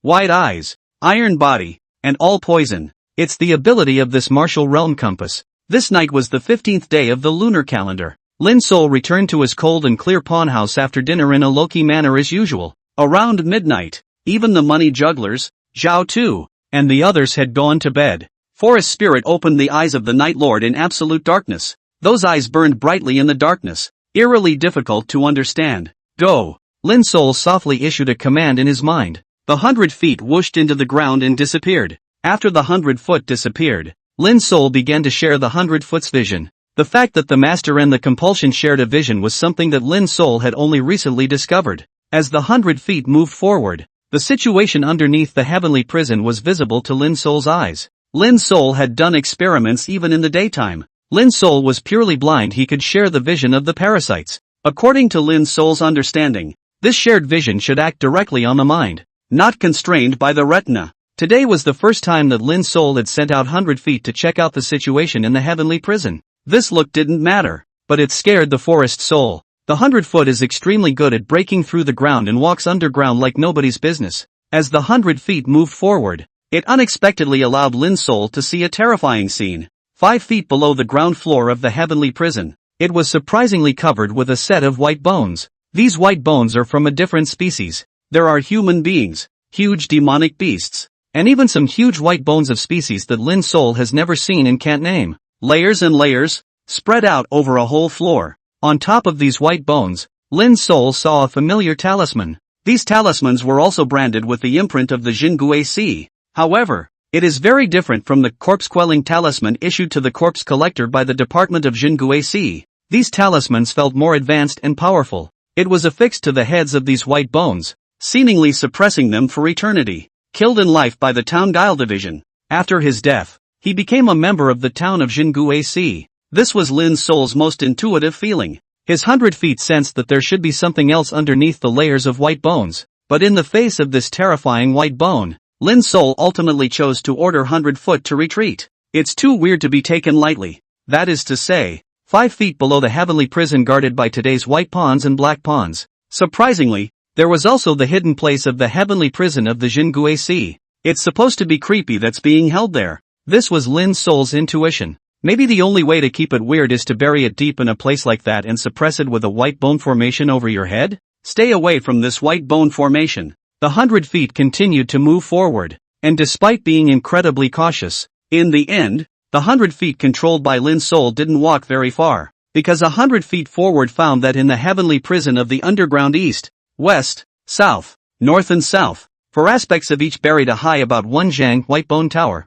This white bone tower is even more eerie. The body of the tower was built of white bones, and a skull hung from the rock of the tower. The spires of the towers, on the other hand, each ward with a different white bone: 4 divine beast, east green dragon, west white tiger, south vermilion bird, north xuanwu. Only compared to the solemnity and sanctity of the 4 divine beasts, these 4 white bones looked hideous and bizarre. It looked like it should be a formation that guarded the underground heavenly dungeon and even the heavenly dungeon space under the heavenly dungeon white bone formation to the death. This made Lin Sol even more certain of one thing. 5 feet below the heavenly prison, that piece of white bone array held a terrifying weirdness underneath. At the top, the Jingui Si is used to suppress it so that it can never escape. This great Yu dynasty, as well as this Jingui Si and the heavenly prison he was in, were becoming more and more mysterious and unpredictable in Lin Sol's eyes at the moment. We have to get the trick crystal, advance to the Yin inviting realm early and practice stronger trickery techniques. Just as Lin Sol was slightly lost in thought,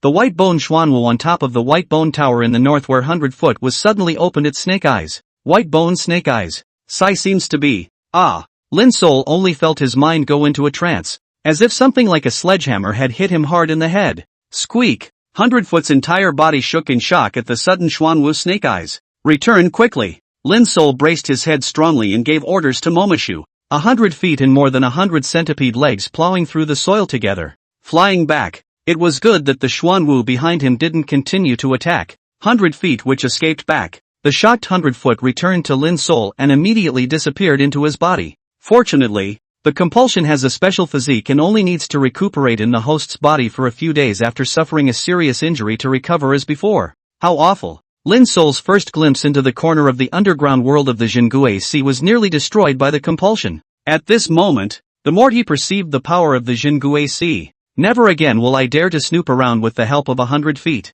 These 4 white-bone divine beasts of the underground world were clearly existences that could launch attacks. Luck was on his side this time, and Hayakuzu was only traumatized and not dead. It also gave Lin Sol a wake-up call. Today's Lin Sol was still too weak to casually spy on the terrifyingly powerful Jingue Sea. Otherwise it will surely suffer backlash. It was a small matter to suffer a backlash, but it was a big matter to expose one's true strength and attract experts to inquire about one's secret of immortality. Still have to be careful and careful and careful. The essence of Godao lies in the development of obscenity and not to make light waves. The days of the white pawns passed in flat as water. Peace and quiet. It is well. The deck suddenly exploded on this day. Someone is calling all the brothers of the white pawns of the deck to come out on a matter of importance. Lin Sol hurried out of the pawn house to see what was going on. Tongue, what's going on? Take your time? That's it. What's going on in such a hurry? The white pawns who did not go back on duty today totaled 6, and now surrounded a man in the middle who was nearly 40 years old and anxiously asked.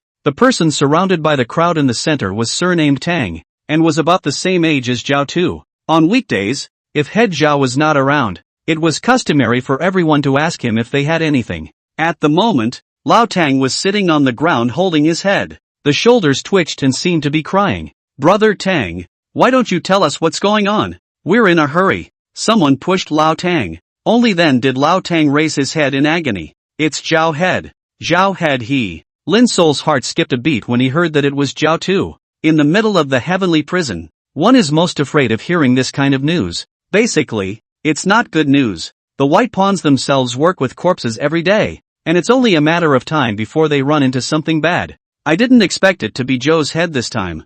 Zhao Tu was usually kind to people and sheltered the white pawns under his command. Mainly, the white pawns have their own little circle of people who help each other and are as close as brothers. Zhao Head, what the hell is wrong with him? Lao Tang clutched his head in pain. Today, Zhao Tu went to the black prison to collect the corpses and was injured by the hidden corpse poison. At this moment has been carried home. Everyone, quickly go to see Zhao Head last time. Corpse poisoning. Lin Sol frowned tightly. Death from necrophilia is one of the highest causes of mortality among white pawns. I didn't expect the experienced Zhao Head to run into this. Chapter 7, Goodbye Zhao Mei, Corpse Poison Old Zhao Tu. When the crowd heard that Zhao Tu had been poisoned by the corpse, their faces became agonized. The evil of necromancy. It is an attack on the heart. The necrotic poison will rapidly invade the heart along the cardiac veins. In 3 days at most, the person who has been poisoned by the corpse will die. Those who die of necrotic poisoning need to run a mahogany nail through the heart of the corpse to prevent necrotic transformation. And corpses may not enter the ancestral forest. It must be handed over to the heavenly prison of the Jingue Sea to be burned cleanly in a single fire with an incinerator. You can't even get a body after death. It was the last kind of death the white pawns wanted. It happened to be met by Zhao Tu. The crowd wiped away their tears, leaving Lin Sol on guard in the deck. The others rushed off to visit Zhao Tu. Only at night did the crowd return to the deck with their heads down. It was a miserable mess, and no one had much to say about it. Old Tang came over and patted Lin Sol's shoulder in sorrow. Lin Sol, Zhao Tu has always taken care of you and is a good friend to your father. Go and see him for the last time. Lin Sol nodded in agreement and greeted the other white pawns. Silently, he picked up his cane and sign and left the heavenly prison to go outside the town dial division.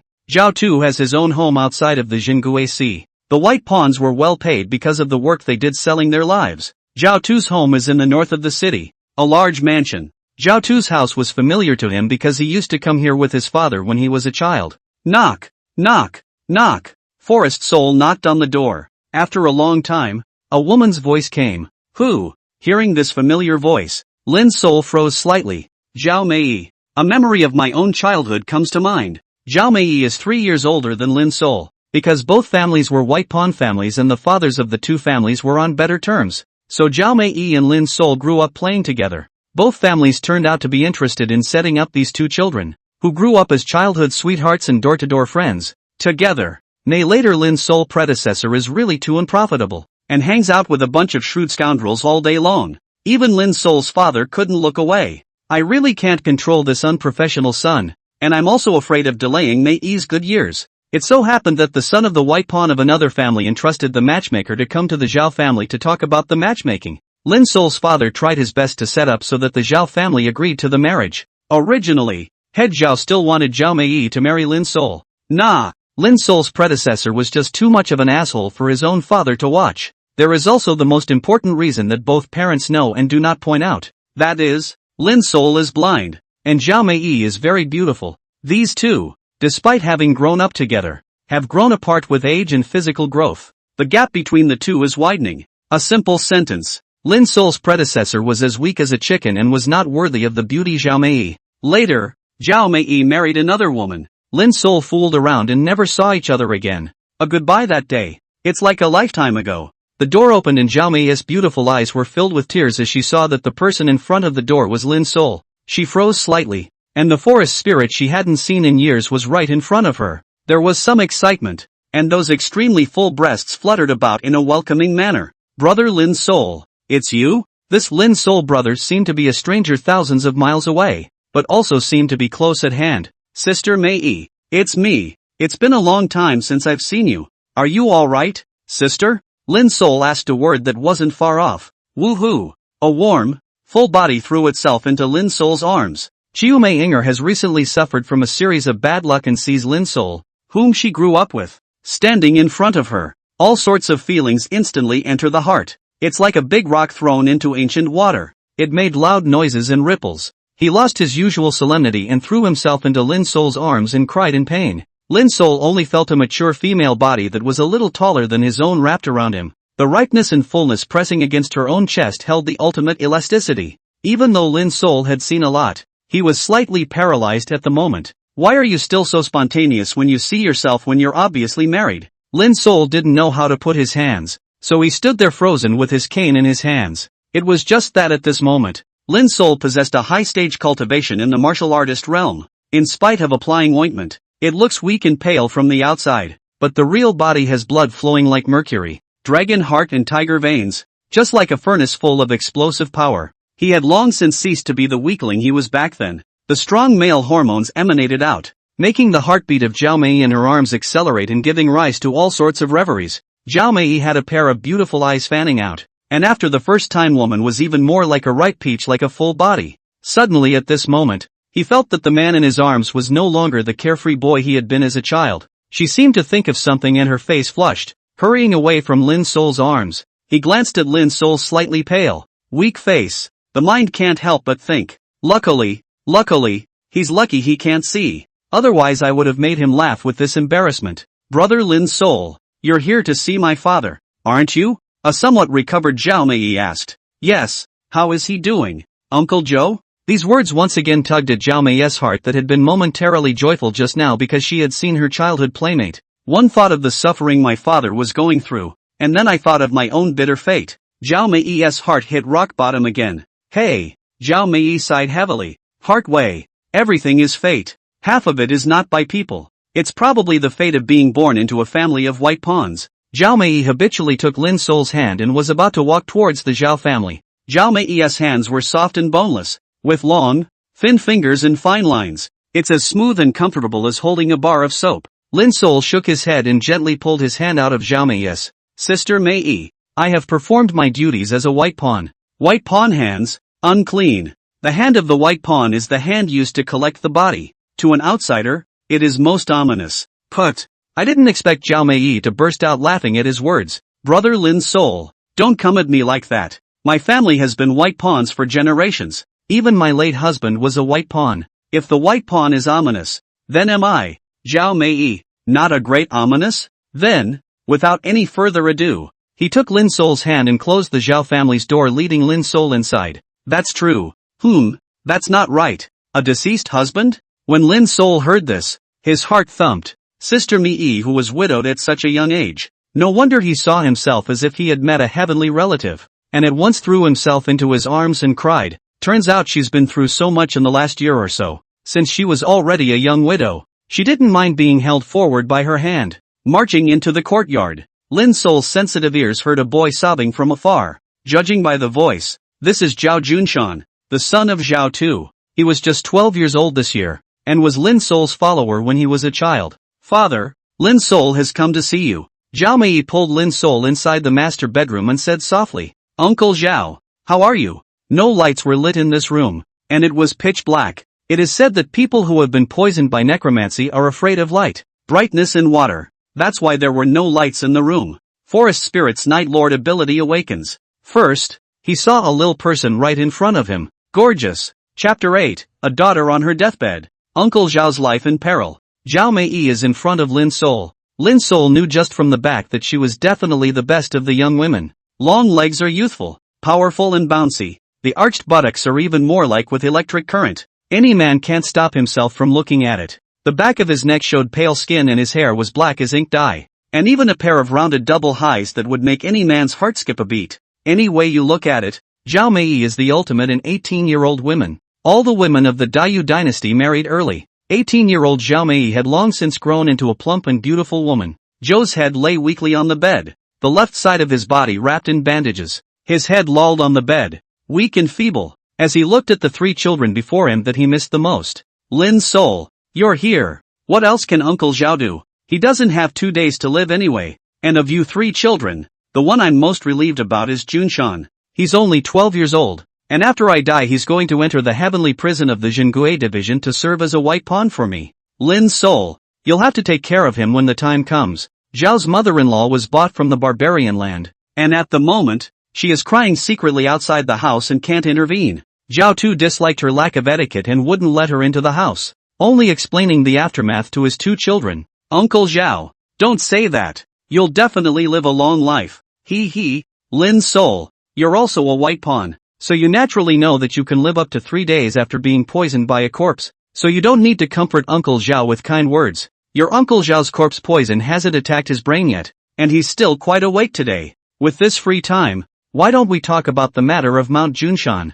Zhao Tu's death is a foregone conclusion, but he was most relieved to see his son. After all, his own child was only 12 years old before he could buy a house full of grannies to leave behind. If you leave like this, what will happen to Junsan? Uncle Zhao, as long as I, Lin Sol, am around, I will ensure that Junshan's younger brother is safe and sound. As soon as Lin Sol thought about the scenes of him, Zhao Mei, and Zhao Junshan happily playing together when they were young, his heart heated up for no reason, punching out this word that shouldn't have been promised so easily, but once the words are out, they cannot be taken back. AI, Lin Sol, this child of yours is slowly starting to understand things even after experiencing blowing up corpses all this time. To be able to say something like this, your Uncle Zhao, I can die in peace, but our white pawns are all short-lived species, and we'll earn our keep if we can live to 40 and leave behind our descendants. How can we be safe? Zhao head sighed sadly. Dotingly, he looked at the 3 children in front of him that he was most at ease with.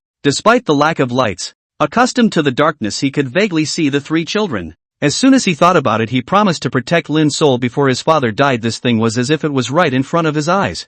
I didn't realize it was his turn today. White pawns are ominous. Short life to the guy. Zhou's head sighed again, breathing heavily. Beads of sweat kept falling from his face, and his brow was locked in a frown, enforcing the pain to remain silent. This is a sign of necrotic poison attacking the heart. Dad! Zhao Junshan was still small. He cried and went up to hold Zhao Head's hand. Zhao Tu's eyes were filled with love, and muddy tears flowed from his eyes as he looked at the young son in front of him. Wanted to say something and then stopped. The thought that his 12-year-old son would be replacing him in the white pawn. Only a terrible doom awaited him. You have only yourself to blame for being incompetent. Let your son be born into a family of white pawns who can't get out of it. Zhou's head didn't know what to say. No words are better than words at this time. Zhao had gently touched his son's head, secretly sighing. Uncle Zhao, is there any way to lift the corpse poison? Lin Sol couldn't stand this kind of parting of life and death, Especially when it's the only person in the world who's ever been nice to you. Disarming corpse poison?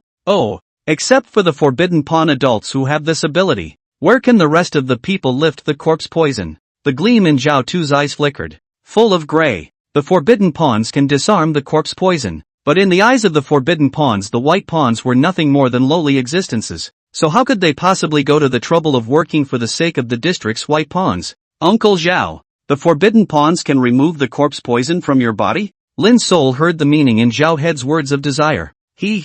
Lin Sol, I know you want to save your Uncle Zhao's life, but the lives of our white pawns are inherently inferior. And the death of a white pawn is like the death of an old dog in a stinking gutter. The forbidden pawn adults won't care. The heavenly jail won't care. And the Jingui Sea won't care. Zhao Tu's frown grew tighter and tighter. Already on the verge of not being able to control the intense pain of the corpse poison attacking his heart. On one side, Zhao Mei sighed and picked up a tobacco pouch from a side table. Carefully, he took some special tobacco from a small dish next to him and put it into the tobacco pouch pot. Prickly. Flint ignites the cigarette. Tobacco burns and produces smoke. Dad. Here. Zhao Mei handed the tobacco pouch to her father. Ahem. The extremely painful Zhao Head was about to hold back. One grabbed the pouch of cigarettes his daughter had lighted for him and took 2 sharp puffs. Bared. His pain was slowly anesthetized as the smoke from the burning tobacco entered his lungs and bled into his bloodstream. Barbarian earth poison poppy. Lin Sol instantly smelled out what the tobacco that Zhao Tu was smoking was. Barbarian poisonous poppy is a kind of poisonous grass. After drying, cut into silk and inhaled after ignition has the effect of anesthesia. Most of the white pawns know about this stuff. Zhao was attacked by the corpse poison, and had to use the next best thing when he was in excruciating pain. Zhao Head was only slowed down by the effects of the poisonous poppies of the barbarian land. Zhao Mei couldn't bear his father's suffering and came behind him to pinch his head. Zhao Junshan, on the other hand, cried and squeezed his father's leg. Lin Sol, the forbidden pawn adults practice trickery, so they are naturally able to cure this corpse poison. But, seeing that Lin Sol would not leave, Zhao Head also knew that his days were numbered. Talk to these 3 kids as much as you can. But what? Lin Sol pursued. It is said that even the forbidden pawns need to pay a certain price to detoxify the corpse poison on their bodies. I am not related to any of the forbidden pawns, so how would they be willing to pay the price to save me? Also, the forbidden pawns regard the white pawns as ominous, so how can they cure the white pawns of defiling their hands? Zhao Head smiled to himself. Apologetically, he looked at his youngest son, Zhao Junshan. White pawns are cheap. So low. Uncle Zhao, is there really no other way? Lin Sol asked unyieldingly. Lin Sol, don't have any extravagant hopes. Resign yourself to your fate. Uncle, I resigned myself to my fate a long time ago. My 2 children have suffered. Mei is so beautiful and generous, but she was born into my family of white pawns. Married a short-lived husband who died earlier than my old man. Widowed at a young age without even a child. My son, Junshan, is so young that he has to work for me as a white pawn? Hey, if only my old Zhao could have lived 3 more years. Junshan would have become an adult. AI. Zhou's head had resigned itself to its fate, using the poisonous poppies of the savage earth to numb the pain just to survive 2 more days. Lin Sol didn't know what to say here. Lin Sol, go back early. I still have the aftermath to explain to that. Zhao Head waved his hand and smiled at Lin Sol. See through life and death. And then there is no fear of death. Chapter 9, I'm a good person. I'm me. I'll never recognize that she's not her. Lin Sol's pair of terrifying Night Lord eyes stared firmly at Zhao Head in the darkness. There was a sense of relief and guilt on his face. Relief, perhaps, at last. Guilt, naturally, for his 2 children. He really doesn't care if he dies. Hey, Lin Sol sighed deeply in the darkness. Brother Lin Sol, I don't think you've had dinner yet. Sister knows that you will definitely come to see father tonight. I made your favorite scallion pancake, and there's still 1 piece left in the pan. Zhao Mei patted her father's shoulder and told him to get some sleep. Walking over, he gently took Lin Sol's hand. In Zhao Mei's eyes, no matter how mischievous Lin Sol was still the same snotty little brother who had followed her around as a child. I do love scallion pancakes, whether it's a past life or a present one, but it turns out it's related to Chiu Mei Inger. Lin Sol smiled and wanted to say a few more words to comfort Zhao Head, only to find that he had fallen peacefully asleep under the anesthesia of the poisonous poppies of the barbarian land. Go on, let father sleep. It's the greatest relief for him now to be able to sleep. Zhao Mei spoke softly. She took Lin Sol's hand and walked out of the room. Zhao Junshan also fell asleep at his father's feet at some point. Zhao Mei and Lin Sol came to the kitchen. Brother Lin Sol, this oil cake is still not cold when I cover it with a cover cloth, so eat it with the savory strips. Zhao Mei placed the oil cake in Lin Sol's hand, shoving another pair of chopsticks in his hand. He nodded at the savory plate below. There was an oil lamp in the kitchen, and the forest spirit became blind again. As he ate the familiar oil cakes and salted vegetables of his childhood, his thoughts seemed to fly back to the time when he was a child and he followed Zhao Mei to play. Sister Mei, you're asking if my husband would grieve if I died, aren't you? Lin Sol did want to comfort the newly widowed Zhao Mei. I didn't expect her to be so outspoken. You and I were born into a family of white pawns, and we grew up with people around us bullying and calling us white corpse babies. We can only intermarry with other white pawns, and perhaps we have been accustomed to bad luck since we were born. Zhao Mei smiled miserably. Lin Sol slowly chewed on the omelette, his eyelids fluttering slightly. Another resigned one. In the face of fate, what else can the ordinary man do but resign himself to it? Lin Sol felt that there really weren't many ways. Himself if he hadn't crossed over to have a permanent lifespan, having coincidentally obtained the decoction of longevity nurturing compassion method again, he might as well have resigned himself to his fate. Sister Mei, I'm full. I have to hurry back to the heavenly prison for guard duty before curfew. Lin Sol silently ate all the fritters and picked up his cane. Go away. Come back tomorrow and the day after and see my father one last time. He'll make it to the third day at best. Zhao Mei's tears barred down again. Well, maybe not tomorrow, but definitely the day after. Lin Sol nodded and allowed his hand to be held by Zhao Mei as he left the Zhao household. No words on the way. It wasn't until they reached the Zhao family's entrance that Zhao Mei, who wanted to speak, said, Brother Lin Sol, you grew up with me and are most familiar with me. Do you think I, Zhao Mei, am a bad woman who is a husband raiser and father raiser? Why do you say that? Hey, my husband just died and was driven back to my mother's home by my in-laws. As a result, I didn't live in my mother's home for a few days, and my father was poisoned by the corpse again. Zhao Mei was a bit tense, and tears flowed down her face. Even though no one from her parents or brother said anything bad about her, the kind-hearted Zhao Mei couldn't help but think nonsense. Lin Sol turned his head in thought for a moment, then firmly, Sister Mei, you are definitely not a bad woman like that who is a husband and father killer. Lin Sol's voice was not loud, but his tone was firm. She gently straightened her somewhat messy hair and gave a rare smile. If you were that kind of woman, Uncle Zhao would have been grammed to death by you a long time ago instead of being poisoned by corpse poison just today. Maybe it's bad enough that we're born into a family of white pawns, but don't overwhelm yourself. Lin Sol stepped forward and tightly held the hand of the suffering woman in front of him. Mei-san, everything will be fine. Zhao Mei knew that these were Lin Sol's words to comfort her. I didn't realize that this brother I grew up playing with was so comforting, but I don't know why. This time when he saw this childhood friend, Lin Sol, again, he always felt that he was different from before. In addition to growing taller, lying in his arms felt like he'd grown stronger. There was also an aura about her that made her feel at ease. My little forest spirit brother does seem to be growing up, getting taller and stronger. Zhao Mei thought darkly. Sister Mei, I'll go back first. Be careful on the road.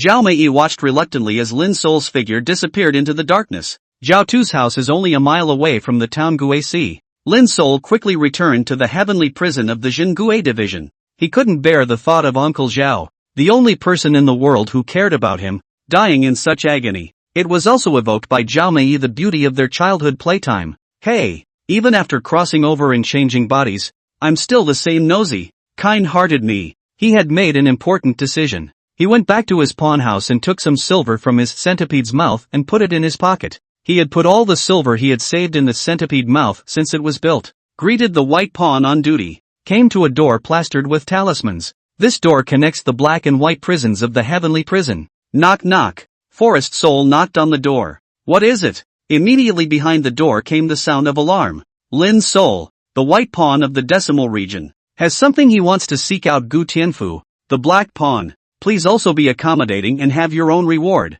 Just when he wanted to refuse behind the door, he heard I'll pay for it and slowly opened the door. Lin Sol quickly placed the silver in his arms into the hands of the black pawn on duty. The black pawn weighed the portion to his satisfaction and spoke. Wait here. With that, he reclosed the door and went to find Gu Tianfu. Fortunately, Gu Tianfu was also on duty today. Lin Sol waited silently for about a tea time. The gate opened again, and the black pawn on guard behind the gate became Gu Tianfu. It's you, Lin Sol? What do you want with me? Gu Tianfu was surprised to look at Lin Sol, who stood motionless in the dark shadow. I remember you said, Big Brother Gu, that you're the spiritual opportunity star of the Jingue division. And there's nothing in the Jingue division that you don't know about, right? Lin Sol was pressed for time and asked directly. Upon hearing the words Lingji star, Gu Tianfu immediately raised his neck. He had special channels of information, and still knew more about the affairs of the Jingue Sea. It's not bad. Lin Sol, do you have something to ask?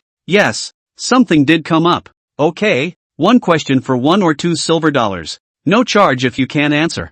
I can't believe you want money for prying. When Lin Sol heard this, instead of getting angry, he smiled slightly. Just be afraid of owing favors. That's good. You Gu Tianfu just need to collect the money. Things that can be solved with silver money are not things. The white pawns were well paid, and Lin Sol's father had left him quite enough to spend. Could be. You may ask. Gu Tianfu looked behind him in a thieving manner and shrunk his neck after making sure no one was there. How do you detoxify an ordinary person who has been poisoned by a corpse? Oh, so that's the problem. Ordinary people who have been hit by corpse poison. Within 3 days the corpse poison attacks the heart and enters the brain will die. If you want to solve the corpse poison, you must have. Gu Tianfu intentionally sold out. Seeing that Lin Sol was still in no hurry in the dark shadows, he rubbed his hands together then. There must be the guile crystal that invites the weirdness of the Yin realm. Please shady realm creepy crystals? A bolt of lightning struck Lin Sol. Chapter 10, Knowing Everything Gu Tianfu. Being bitter since childhood Gu Tianfu,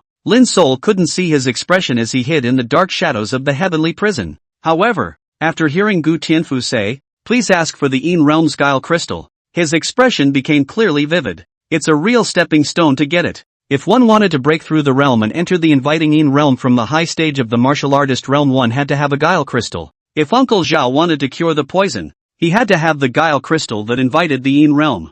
There is no greater coincidence in this world. One has never been able to figure out where to get the trick crystals from. It was surprising to learn the news from Gu Tianfu's mouth today. Where can I get the tricky crystals that invite the weirdness of the Yin realm? Lin Sol forced himself to hold back his excitement as he pursued the question. Gu Tianfu smiled cheaply and spoke. This is the second question. Paid in full silver. But say so. Before we talk about where we can get trick crystals, do you know what a trick crystal is? I don't know. That counts as the third question and gives you silver. Good. Painful. The so-called guile crystal is a special kind of material on the guile. Its role has a wide range of applications, and it is even more precious for the trickster cultivators who cultivate the trickster art. This was because guile crystals were excellent treasures that provided them with guile chi quickly, and were also raw materials for cultivating guile weapons, talismans, and so on. In a simple sentence, trickster crystals, in the world of trickster cultivators who practice trickster arts, are the currency of passage.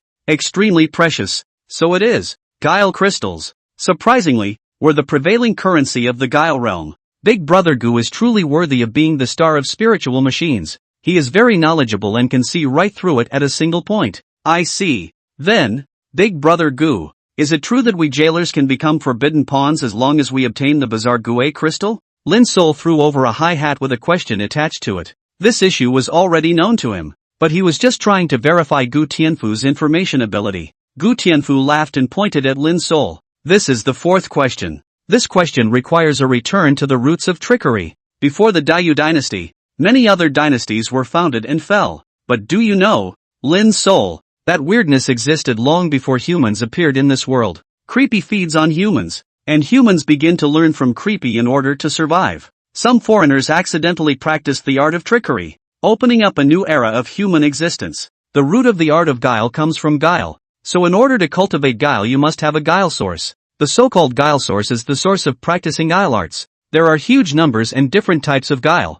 So the guile arts are also different. Cultivating different guile arts required the fusion of different guile sources. And the vast majority of those trickster sources came from trickster crystals. Only a small number of trick crystals were not trick sources that practiced the same type of trickery, such as the Buddhist class and so on. Getting a guile source is only the first step in practicing guile arts. One still needs to see if the body can match the guile source. One must have a gong method, and so on. The art of guile is very difficult. So the forbidden pawns who cultivate it with success have a high status in the Jingue division and are honored as guile cultivators, with the strongest among them known as guile masters. What Gu Tianfu said was very detailed, and was basically the same as the information Lin's soul had gotten from the decoction of life-nurturing compassion. It also added some things that Lin's soul didn't know before. It was a silver dollar or two well spent. Lin's soul nodded and said, "So returning to the second question, where can I get the tricky crystals that invite the weirdness of the nether realms? In order to save Zhao Tu, you must have the trick crystal.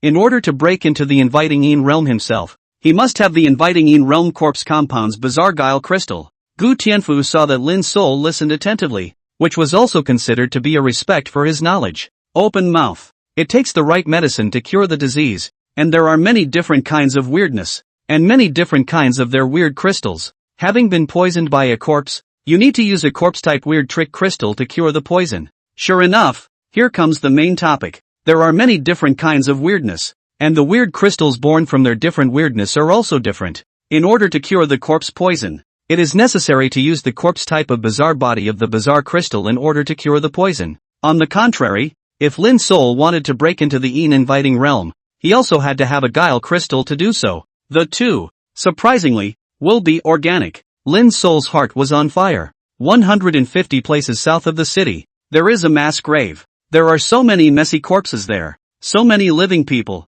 so much resentment, that it will give birth to corpse-type shenanigans every once in a while. Gu Tianfu named a place. The corpse class that was born is bizarre. Is it an invitation to the nether realms? What Lin's soul needed was the trick crystal that invited the weirdness of the Yin realm corpse compound, and this had to be asked for. Ha ha, seeing as you're spending a lot today, I'll send you no silver for the last question. Spooky birth is the Yin realm of invitation, and only humans have an extra martial realm. Why would there be more martial realms? The main reason was that human flesh was weak, and it was difficult to carry guile cultivation without polishing in cultivation. The source of artifice is artifice, and humans are but students of artifice. Creepy is a native of this world, and it's not unusual for him to have a higher starting point than humans. Humans need to polish their physical qualities in the martial realm in order to cultivate trickery with a powerful physique fused with the bizarre trickery crystals. To be honest, Gu Tianfu's explanation was spot on and detailed. The basic information about the artifice is given in full.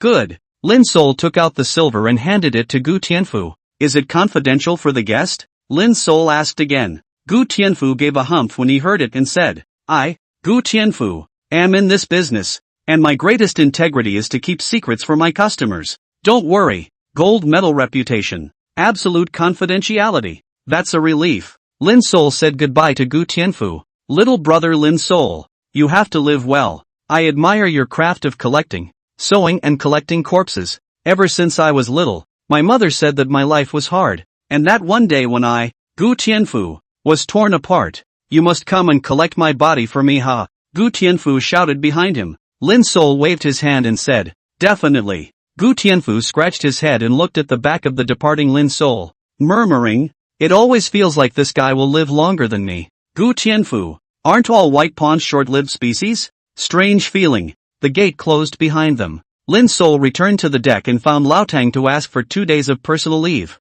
Lao Tang mistakenly thought he was going to take care of Zhao Tu and granted him leave to go and get busy. Lin's soul went to the large public bathhouse to take a dip, sinking his whole body into the water. He made a detailed projection of what he was going to do tomorrow. Wake up the next day smelling the chickens. At the first crow of the large rooster raised in the kitchen courtyard, Lin's soul took the sign and left the town guile division. First, he went to the blacksmith store and bought 2 heavy large axes, which he wrapped in cloth and carried behind his back. Leave the main town and specialize in finding those unassuming back roads heading southwest. At first people came and went, and he walked extremely slowly with his cane pointing to the ground. Later on, when we got to a less crowded area, we went straight to a fast pace. The physical qualities of the high stage of the martial artist realm were painfully displayed. Blood flowed like mercury throughout his body and he let out a roar like a river. Let him be tireless and move forward with powerful legs. The further they went in the direction Gu Tianfu said, the more desolate they became. Gaga. By midday,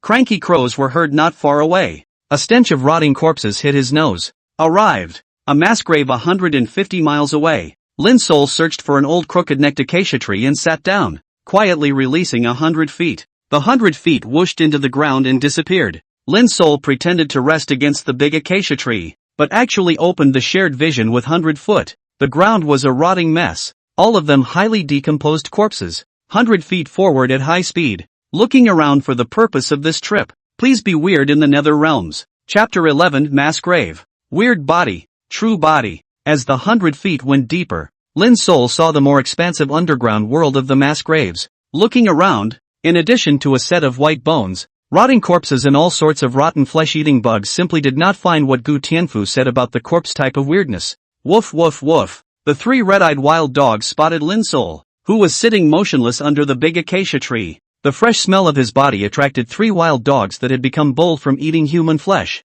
There was a wild dog that barked lowly twice before suddenly charging at Lin's soul. Sharp dog teeth. Straight towards Lin's soul's neck. Pust. Wild dog takes a shot to the head. The headless dog's body flew out a great distance to land on the ground. Lin's soul's current cultivation at the high stage of the martial artist realm easily blew the dog's head off with one punch. The 2 remaining wild dogs ran away with a whimper of fear. Lin's soul controlled 100 feet and continued to look for shenanigans. Continue to dive deeper underground. A large tomb stood in front of 100 foot. The underground tomb is grand in scale, rigorous in its regulations and thick in its ceiling soil. At first glance, it's not an idle grave. Would have liked to bypass the catacombs and go in a different direction. But the next moment, in the middle of the great tomb, a terrifying force discovered the 100 feet. A black smoke tumbled out of the tomb and transformed into a large hand about to capture 100 feet. Found it. The weirdness of the Een realm was surprisingly hidden in the great tomb. Lin's soul controlled 100 feet to instantly go far away and flee towards the mass grave where he was hiding.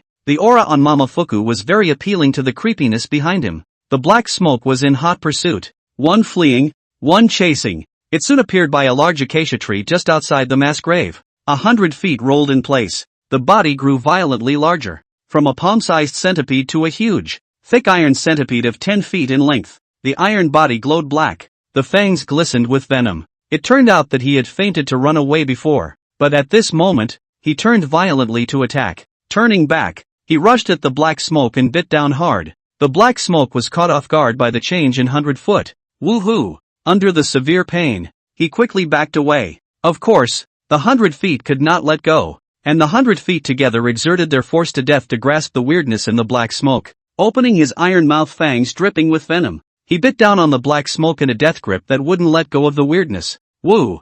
That creepy had wanted to eat 100 feet to grow itself. I did not expect to be set up by the 100 feet. Hit by surprise, this was bitten. At this moment, that bazaar finally reacted, and his body shook violently, also as 100 foot just now. From a cloud of black smoke that violently grew in size, it became a 10-foot tall, purple-colored, broad-mouthed, fanged, green-haired, and bizarre. The back bears tattered fleshy wings and legs bent like monkey legs. The upper body is lean and strong, and the corpse stinks. It was the first time in his previous life that Lin's soul had seen something so bizarre. However, one thing is certain. This weirdness must be today's Lin's soul looking for the corpse class pleasing realm weirdness. Roar! After getting weirdly bigger, he ripped off the sprawling centipede as soon as it was on top of him. The neck and body were gripped by 100 feet in a death grip, ripping off chunks of rotting flesh. The creepy imitated no pain, and a pair of bloodshot eyes glowed angrily. With both hands, it was about to tear apart the same 10-foot-long 100 feet that were wrapped around it. Die! A silhouette jumped high up in the big acacia tree. The 2 giant political axes in his hands rushed at the corpse and struck down bizarrely hard. But it turns out, after Lin's soul saw the black smoke, he immediately climbed up the big acacia tree to hide amongst the leaves. Removed the 2 giant axes, ready to slash down from above. The corpse eerily felt the sound of breaking wind in the back of his head. He had to throw his 100 feet out first for the time being, and the long, sharp nails of his hands raked behind him. At the same time, the pair of tattered fleshy wings quickly unfolded. Put! The giant steel axe slashed heavily at the corpse's bizarre back. If it wasn't for the corpse's weird fleshy wings that deflected the giant axe block a little, these 2 giant axes just cut into Creepy's head. But even so, with the powerful potential energy brought about by the high leap and the strength of the current Lin's soul martial artist realm high stage force tripod 9 bulls, still splitting the body bizarrely from shoulder to waist, the upper body split into 2 pieces, leaving only a pair of short, thin monkey legs to bounce on.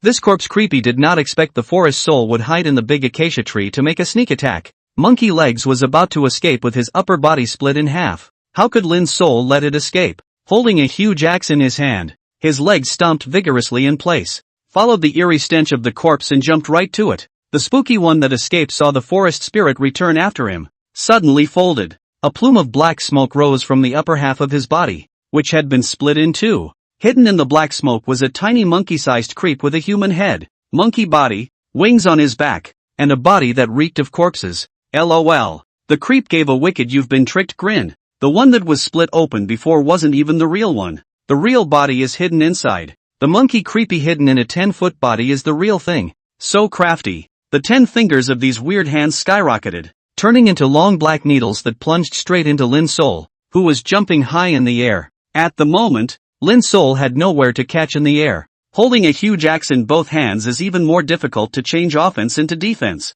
It looked like this long black needle was about to penetrate Lin's soul's head. Pleasing realm's strength exploded from the monkey's weird body. The field was flooded with a sickening odor. It's necrotic poison. The monkey strangely synchronized the launch of corpse poison, wanting to kill the airborne Lin's soul in one blow. Lin's soul was unperturbed by the danger and his face was calm and rigid, as if he had expected this. How could the creepiness of the Een realm please be so good at killing? Leave everything to chance. How can you not keep your hand in? He decisively threw out the 2 giant steel axes in his hands, lowers his head and takes a bite out of the left tiger's mouth. There was a faintly invisible tattoo of a centipede's mouth there, a centipede's mouth. Blood gushed out. Sacrifice of blood. This was one of the strongest compulsion aptitudes that Lin's soul possessed at the moment. Compulsory sacrifice. It could allow Lin's soul to harden up a realm in a short period of time. Please Een realm. The feet were hard, but it turned out to be 100 feet rushing back to catch Lin's soul. Lin's soul, who briefly possessed the strength of the Een realm of invitation, felt stronger than he had ever felt before. Strength, senses, etc. are all magnified infinitely. The whole thing became supercharged. He grabbed the long black needle that the monkey had bizarrely stabbed at him. With the power of 100 Foot's charge, he instantly appeared in front of Monkey Guile. With his right hand clenched, the sandbag-sized fist blasted Monkey Creepy with punch after punch. Lin's soul had long ago prepared the ability to be invulnerable to all poisons. The monkey's weird necrotic poison couldn't affect him half as much. The monkey didn't realize that Lin's soul had a second surprise for him. There is nothing more to be done. Squeak! In the midst of the chaotic screams, it was blown to pieces by the Lin's soul, who was also in the Een realm of invitation. Monkey Creepy was broken alive and never came back to life. Lin's soul's short-lived inviting Een realm strength also receded like a tidal wave. He felt as if his body had been emptied, and he fell to the ground with a plop. Killed. Surprisingly, he had actually killed an inviting Een realm creepy. Lin's soul looked at the dead and penetrating corpse bizarrely,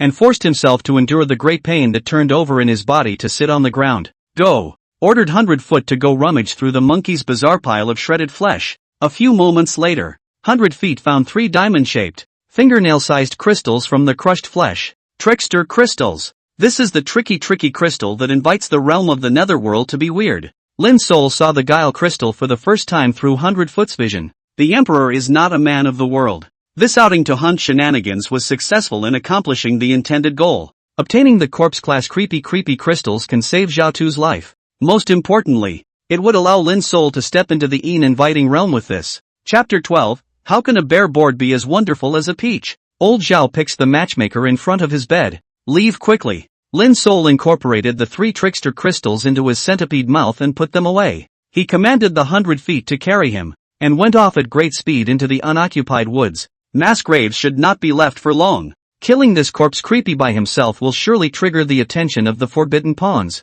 Getting out of here before the forbidden pawns come is the best policy. Suffering from the backlash of the compulsion sacrifice. At this moment, Lin's soul's entire body was stiff and couldn't move a muscle. Luckily, he had 100 Feet to carry him away. Finding a deep, dense forest, 100 Feet carried him into a natural cave. Lin's soul hid in the cave and waited for a little bit of the compulsion backlash to subside. It was dusk at the moment. Sunset. Tired birds returned to their nests. Seeing the night approaching, it seems that we won't be able to return to the heavenly prison of the Jingue Sea tonight. Luckily, I took 2 days off and didn't have to worry about being found out. This dense forest is close to a mass grave and off the beaten path. In this way Lin's soul stiffened for the entire night, finally resuming his actions after the sunrise shone on his body the next morning. He ate some dry food that had been prepared long ago, then set out on the road back. By the afternoon, Lin's soul finally arrived outside Zhao Tu's house. At the moment, the side effects of the compulsion he had used were still present. It made him look so pale that he didn't even need makeup to look like a perfect white pawn. Slap. Lin's soul stood in front of Uncle Zhao's house, looking a bit thin and weak. His body was a little weak, and he leaned against the side of the gate, breathing heavily. It's a look that's really so white pawn it doesn't even need to be acted out. After a long time the door opened. Zhao Mei, who had already cried and swollen her eyes, appeared. Brother Lin Sol, I guess it's you. My father is dying. Come see him one last time. She had endured too much alone as the eldest daughter for the past 2 days. Seeing someone she could rely on at this moment, she couldn't help but throw herself into Lin Sol's arms and cry again. Lin Sol felt her fire-like fullness and gently stroked her back, whispered softly in her ear, I already have the antidote. Uncle Zhao is saved. Ah! Zhao Mei thought she had heard wrongly, and her delicate body shook in Lin Sol's arms. Really? Shoo! Sister Mei must not make any noise. This antidote is not easy to come by, and the person who gave it asked for secrecy. Take me in quickly. I need to save Uncle Zhao. Zhao Mei saw that Lin Sol spoke blandly, but had a power that convinced him. She was on the verge of breaking down and she instantly had a backbone. Immediately closing the gate, he held Lin Sol's hand and quickly walked towards the inner courtyard. There was the inevitable trembling again along the way, and wiping her tears as she did so, when he came to Zhao Head's bedroom. At the moment, it was already stinking of corpses. Zhao Tu also fell unconscious long ago. Sister Mei and Junsan, you all get out and let me do it. Lin Sol told the siblings to get out. Brother Lin Sol, what is he going to do? Zhao Junshan didn't understand what Lin Sol was going to do alone in his father's room. Brother, listen to Lin Sol and go out first. Zhao Mei pulled her brother out of the room and closed the door behind her. Although there was doubt in her beautiful eyes, it was more of a trust in Lin Sol. There was a growing feeling that today's Lin Sol was different from before. No more dude with the weenie. A touch more stability and heft. Maybe it's a slow maturation after becoming a white pawn. Man, always learning to grow up. It's the bigger men who are worth relying on more deeply. The room was dark, and Lin Sol looked at Zhao Head, who had fallen into a coma. Still alive. Good thing it was in time. Zhao Head has a slight chance. Decided to take out a trick crystal from the mouth of the centipede. It cut between Zhou's head's eyebrows and squeezed out about half a marigold's worth of blood. Gently crushing the guile crystal into powder, he carefully incorporated it into the blood between Zhao Tu's eyebrows, then forcefully broke Zhou's head's closed teeth. Feed this half of the blood between the eyebrows that had been fused with the trick crystal particles back to Zhao Tu. At this moment, the corpse poison was on the verge of breaking through the heart meridian, and it was surprisingly resistant to the tricky crystals that naturally restrained the corpse poison. Lin Sol exerted a slight force with one hand, holding the violently struggling Zhao Head down. He made him drink all the blood. A few moments later, the antidote worked. The black corpse poison on Zhao Head's face began to slowly fade. Lin Sol's hanging heart also finally dropped. He got up and opened the door to his room. Outside the door, Zhao Mei and Zhao Junshan nervously rubbed their hands together and waited. Seeing Lin Sol open the door, he hurriedly asked, "How's it going?" Lin Sol smiled and dodged. The corpse poison should have receded. Uncle Zhao is fine. Junshan, go with Auntie to the kitchen to get some nutritious hot soup, meat, or something like that. Uncle Zhao will be very hungry later. The corpse poison subsided? Zhao Junshan stared wide-eyed at Lin Sol thinking he was joking. Go to mother and prepare as your brother Lin said. Zhao Mei laughed with tears in her eyes and pushed Zhao Junshan, who was frozen in place. Did brother Lin Sol really cure father's corpse poison? Well, go ahead. Uncle Zhou should be fine. Really? Brother Lin Sol. I knew I could trust you. Zhao Junshan hugged Lin Sol fiercely, glancing toward the house. He glanced at his father, who had not yet awakened. This sudden happy news made Zhao Junshan jump up and fly off to prepare the meal. Dad, you're awake. Zhao Mei snatched her way into the house and saw her father waking up leisurely. The excitement of the surprise was palpable. Brother Lin Sol, father has really woken up. Lin Sol smiled without saying anything and stood to the side. Zhao Head woke up and the first thing he saw was his daughter and Lin Sol. Hey, I'm coming back to Earth, aren't I? Lin Sol, listen to Uncle Zhao's advice. When Mei is out of mourning in a year and a half, you should marry her. Mei has a big butt and long legs. It looks like she's good at giving birth. When the time comes for her to give your old Lin family a son or daughter, she'll be able to live up to your father's words of asking me to take care of you before he died. I didn't expect Head Zhao to make a match between Zhao Mei and Lin Sol first as soon as he woke up. He himself thought it was a return to the light, and the first thing he opened his mouth was actually thinking about Lin Sol. This warmed Lin Sol's heart. Risking your life to hunt please the nether realm spooky did it right. This old Zhao in front of him was good to himself from the bottom of his heart. Married to Mei Zhao? Lin Sol was nothing. Instead, it was Zhao Mei who blushed a little and opened her mouth. Father, what are you talking about? I'm a new widow. And Lin Sol's younger brother is not yet married. So how could he possibly look at me? These words caused Lin Sol's heart to freeze. Listening to the meaning of the words, Zhao Mei was really interested in herself.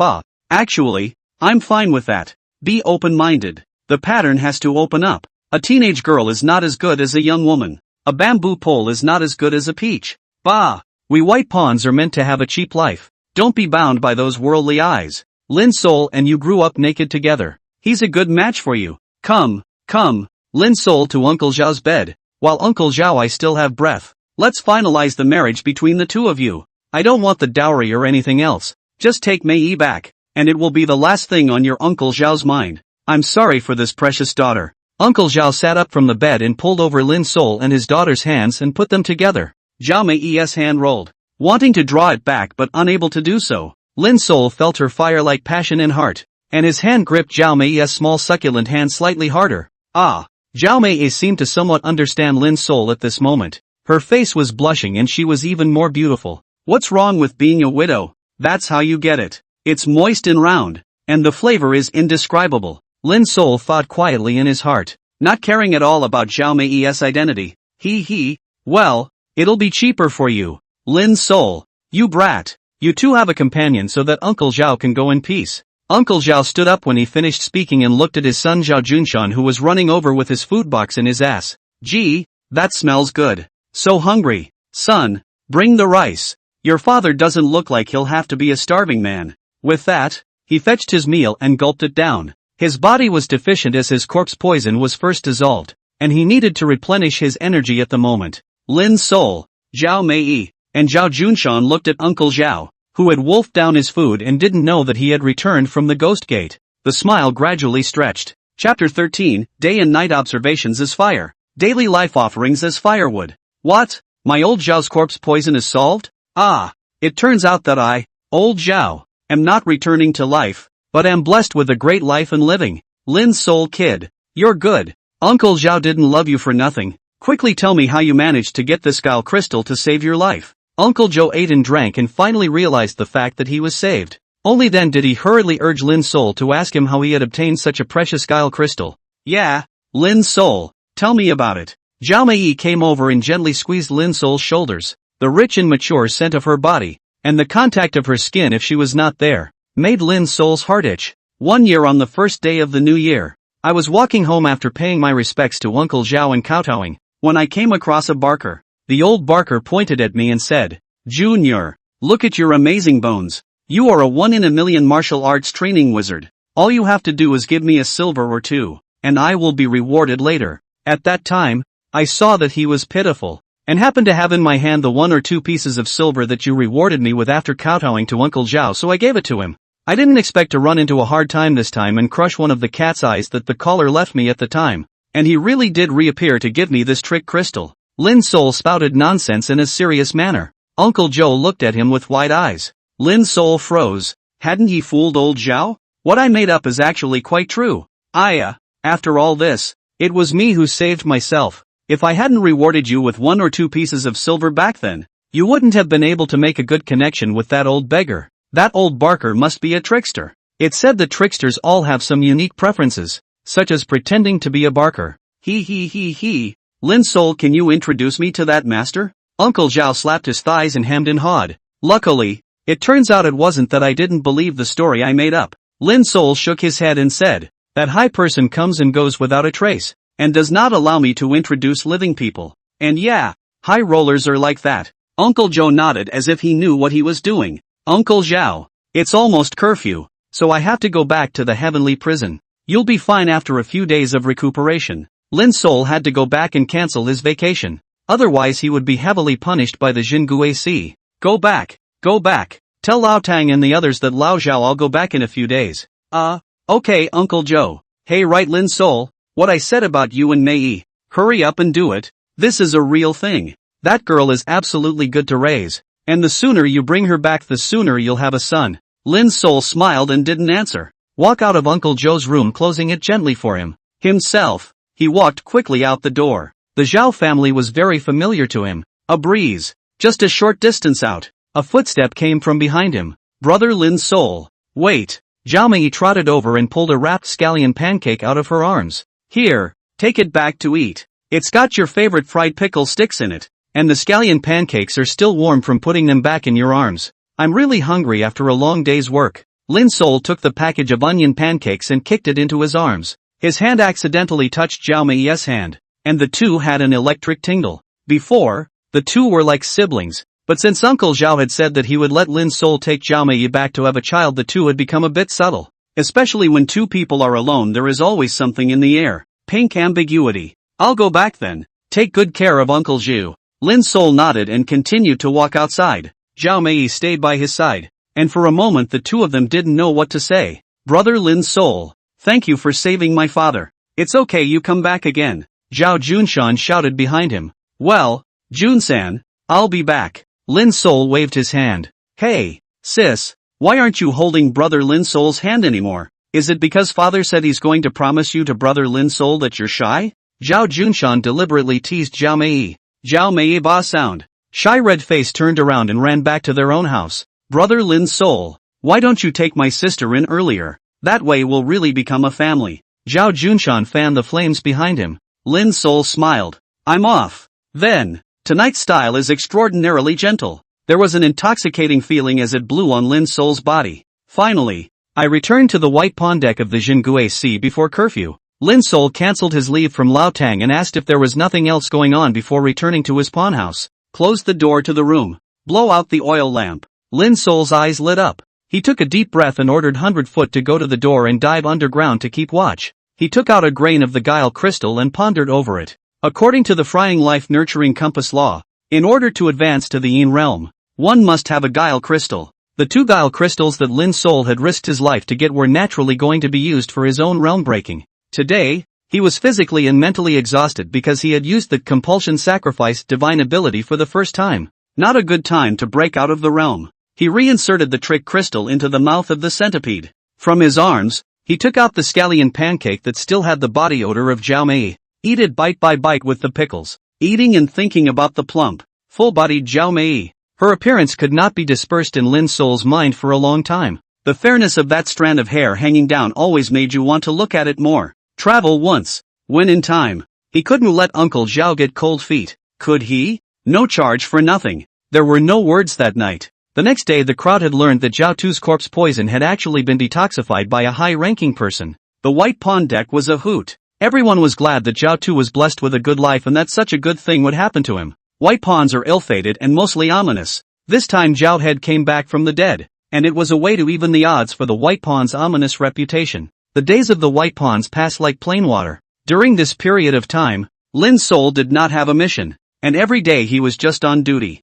Then return to the pawn house to recuperate yourself. 3 days later, his body had finally recovered from the weakness brought about by his first use of compulsion sacrifice to its best state. That night, Lin Sol sat cross-legged, lurking in front of the 100-foot gate. He held a piece of guile crystal in each of his left and right hands, and began to run it according to the observation chart, luck chart, and technique of the decocted life nurturing compassion method. The second visualization slowly unfolded in his mind. Please shade the visualization chart. Earlier, he was forcibly interrupted while he was observing the invitation to Yin. It was because of the lack of guile crystals to advance to the Yin realm. At the moment, he had 2 guile crystals in his hand, which allowed the Yin visualization diagram to unfold smoothly. Please Yin realm. It's the real beginning of practicing trickery. Before, in order to kill the mass grave that pleasing realm of the weird, he started compulsion ritual so that he forcefully have a moment of pleasing realm strength. That kind of sea-like terrifying strength made Lin Sol, who was at the high stage of the martial artist realm,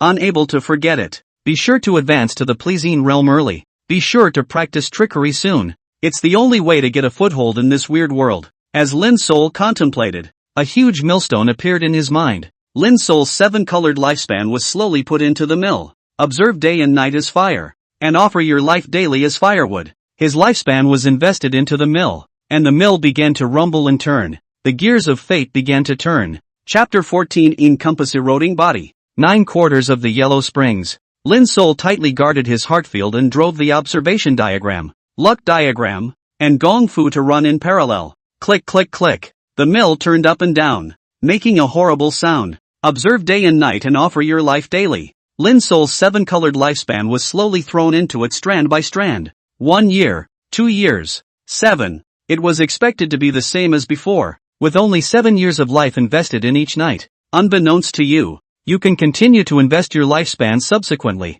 8, 9, 10 years. It finally stops when 10 years of 7-colored lifespans have been invested. At the same time, changes finally began to occur in the mill. Drops of green crystalline divine liquid flowed out from the 2 mills. 7 drops in total. After the decoction of life, the host will be given back divine liquid. 1 drop for poor, 7 for divine, and 3 for most. The long-awaited 7 drops of divine liquid appeared once again. Feedback to Lin Sol. After the divine liquid entered Lin Sol's body drop by drop, Lin Sol felt the difference in his body. First, the trick crystal held in his left hand was crushed in one hand. The energy contained in the guile crystal went directly down Lin Sol's nostrils into his body. A mysterious door has since been opened. This tiny grain of guile crystal was just like the most valuable, scarce, and central ingredient in a pair of medicines. Another example is the spoonful of brine used to order tofu. After entering Lin Sol's body, it began to tumble chemically. Snap!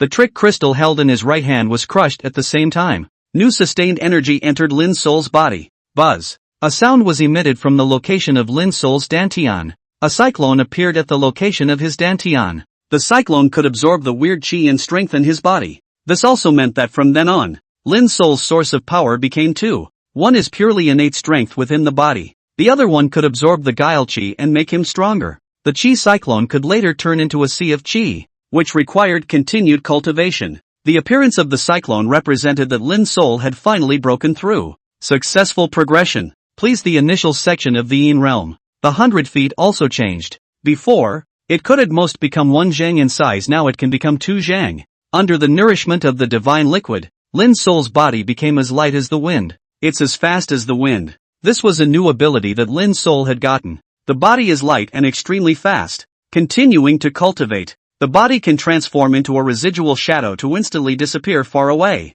The space inside the mouth of the centipede doubled in size, from 10 cubits to 20 cubits. At the same time, a new variant of Wu Hao's compulsion ritual aptitude was created. A minor art to hide one's realm. Compulsion rituals could nonetheless briefly raise an entire realm. Surprisingly, he could also hide his realm. Compulsion can make you briefly stronger or hide you from being weaker. The length varies by heart. What an excellent compulsion aptitude. This small art made Lin Sol, who wanted to stay in the heavenly prison of the Jingue Sea until the end of time, feel very practical. Available white pawn status. Quietly practicing. There's even better stuff to come, as he gets a trick for the first time. Only the pleasing realm is considered an introduction to the art of guile. As expected, after successfully advancing to the Yin realm, he obtained the art of guile. Trickery comes from trickery. Trickery is the source of trickery. And the fact that there are different kinds of trickery predisposes trickery to be strange. Invite the Yin talisman. It is a new technique learned after the decoction of life. Nurturing compassion technique breaks into the initial stage of the Yin inviting realm.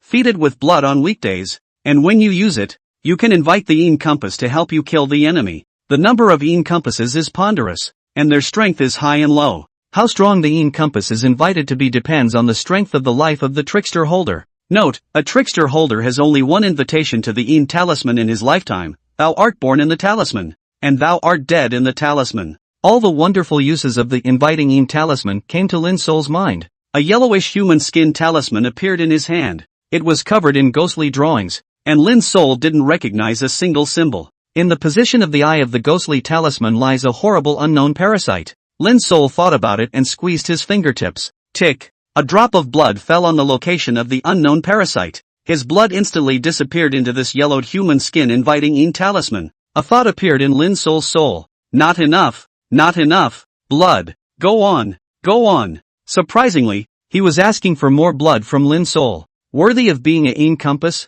This reaction of asking for blood alone was full of evil. Lin Sol's blood was flowing like mercury now, and his entire body was rushing like a river. Feeding some blood in the district was no big deal for him. Continue to squeeze out blood and drip it onto the Yin invitation. All the blood was sucked out. About half a cup of tea passed. The Yin charm has sucked up enough of his blood and finally reacts. Hoo-hoo! The Yin invitation talisman fluttered without wind, surprisingly creating a gust of Yin wind in the room. A yellow spring appeared in front of Lin Sol. In the water of the yellow spring, wrapped in a three-eyed Yin compass, The Een compass eats away at the body. The 9 quarters of the yellow spring. This was the name of this Een compass that Lin Sol had invited through the Een invitation talisman. For some reason, Lin Sol felt that this Een compass he had invited was super strong. The name alone sends shivers down your spine. Seth. Lin Sol's body suddenly shivered for no apparent reason. Surprisingly, it was a fear deep in the soul and from the genetic memory of a distant being. The hairs of sweat on his entire body stood on end, and a cool wind seemed to be blowing on the back of his neck. The blood in his veins was curdling a bit. Exhale, cold as a white frost. It wasn't a fantasy of Lin Sol's, but it was real. Cover because the temperature was dropping rapidly all around. It was like falling into an ice cellar. 100 feet appeared in the distance at some point. Frightened, he clung to the ground and didn't dare move a muscle. Facing this three-eyed Een compass wrapped in the yellow spring in front of him, Momofuku just paused to even breathe. What a bug, possessing the body of a viper, the horns of an augur on its head, the fleshy wings of a flying centipede on its back, the skin of a toad, and the legs of a spider, and a face that has no human organs but only 3 eyes. Powerful, gloomy, evil. This was the intuition given to Lin Sol by the Een compulsion eroding body. 9 quarters of the yellow spring in front of him. How could a mere human, a mere invitation to Een, invite the old man out? That three-eyed Een parasite made a human voice. The 3 eyes were cold, sullen, and emotionless as they looked at Lin Sol in front of them. Something? The three-eyed Een compass looked at Lin Sol. Lin Sol was somewhat unable to help himself at the moment. A Een compass so powerful that it invited itself? How strong the Een compass is invited to be depends on the strength of the life of the trickster holder. He suddenly remembered the line on the Een invitation charm. Could it be that this master was invited by his own long lifespan? Lin Sol forced himself to calm down in the face of the three-eyed Een compass's question. I hold the Een inviting talisman, and I invited June out today but for the first time. He will ask June to come out and help again if he needs it. Hearing Lin Sol's words, that three-eyed Een compass seemed to have heard the most ridiculous words in the world. Look at him coldly. 3 eyes shot out a ghostly cold light. After sleeping for tens of thousands of years, the old man was actually invited out by a human teenager. It's really interesting. Outside, the yellow spring tumbled like ink, giving off a gust of fishy odor. Phew! The three-eyed Een parasite suddenly approached. It was only an inch away from Lin Sol. That bone-chilling cold, soul-penetrating evil blew into Lin Sol's 3 souls and 7 spirits. It was as if it could freeze Lin Sol's soul. The three-eyed Een compass stared at Lin Sol for a long time. It was so long that Lin Sol was about to freeze into a popsicle. So it is. The three-eyed Een parasite uttered a sentence in a daze then disappeared. The bone-chilling cold and evil receded like a tidal wave. Lin Sol's blood rushed back up within his body to expel the cold. So scary. So powerful. The name of the Een compass that I invited out for the first time was Een compass eroding body. 9 quarters of the yellow spring. What the hell is that? Lin Sol didn't know. Anyway, there was one thing but Lin Sol was clear. The Een compasses invited through the Een invocation talisman will not be detrimental to you. The stronger you are, the better it is for you. It can be maximized in future battles. A loud and clear rooster crow ended this night's practice. Lin Sol put the Een compass eroding body, 9 quarters of the yellow spring's Een invitation talisman into his mouth. Teenage mind, playfulness. Moving his feet gently, he flew up inside his pawn house. It can be hung upside down on the roof. The tiny room is as good as it gets. It's as fast as the wind. It was worthy of being the first ability that the divine liquid had fed back to him after entering the early stage of the invoking Een realm. According to the Please Een realm viewing diagram, feed 1,000 years of life expectancy of this method is a small success. Feedback hosted speed like the wind, the eye of extreme force, the heart of the immortal compulsion, chaotic compulsion airkill. It seems like it needs to be taken one step at a time. The latter 3 abilities felt even more terrifyingly powerful. Feed up to 10 years of lifespan per day. 1,000 years would take a full 100 days, and another 3.5 months could be fed to a small degree. I guess, being a white pawn practicing this method does have one advantage of timing, and that is that no one pays attention to the death or life of a white pawn. It's a good way to get up and cultivate silently, but it's also a good way to enjoy yourself. Lin Sol stood up and continued to apply his weakness makeup with a salve, getting up and heading out. All the way out there, I could hear people in the white pawn deck talking loudly and laughing. The loud show head from the deck is back. Lin Sol laughed and leaned against the door to listen to him brag. Xiao head, how on earth did you manage to come back from the dead this time?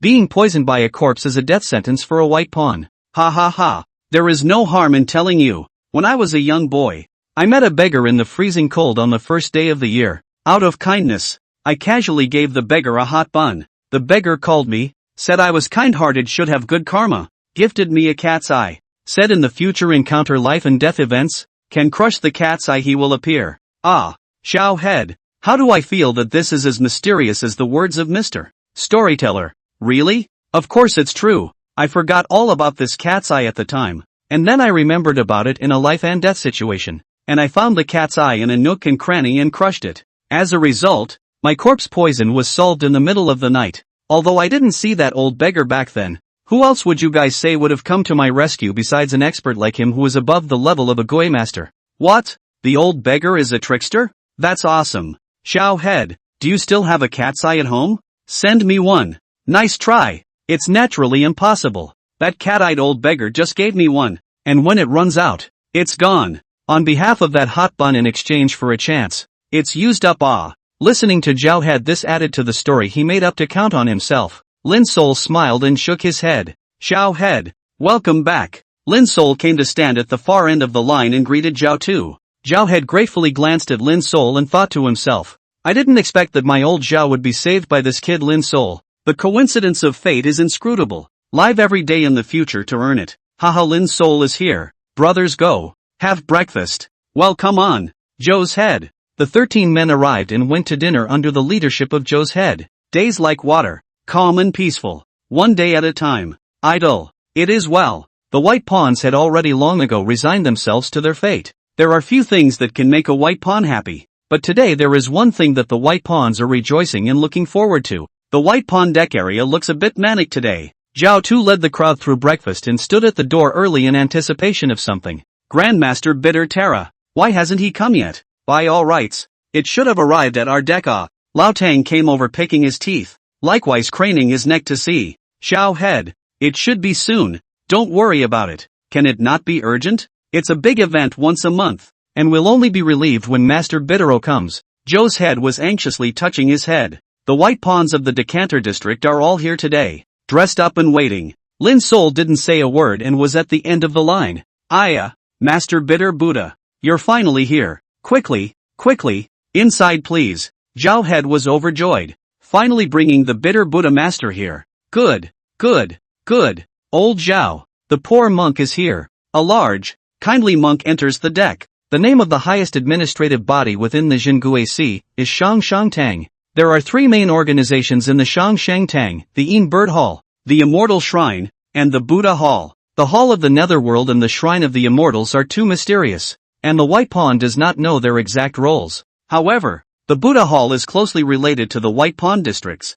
Chapter 15, Buddha's Sleight of Hand, 10,000 Buddhas. The great monk, whose Dharma name is Bitter Zen, comes from the high-level Buddha Hall, but this one is half-assed and comes to the White Pawn district every 6 months to do good deeds. White Pawns dealing with corpses are bound to have their meridians and bodies attacked by death chi over time. It depletes the blood and spirit, and all of them have a short life expectancy after a long period of time. If the white pawns die too quickly and there are no more to follow, then the profession is extinct. In order to avoid this kind of thing, the Jinguisi would send a great master from the Shang Tang Buddha Hall to exorcise the white pawns every 6 months. Semi-annually is very important for white pawns, because the arrival of the Buddha Hall can renew their lives. Lin Sol was also very much looking forward to it today. He was particularly interested in finding out what Buddhism was really like in this bizarre world. Buddhists practice shenanigans. It's exciting to think about. Master Bitter Zen, despite coming from the mysterious and enigmatic Shang Tang Buddhist temple, but not a bit of the big man's frame,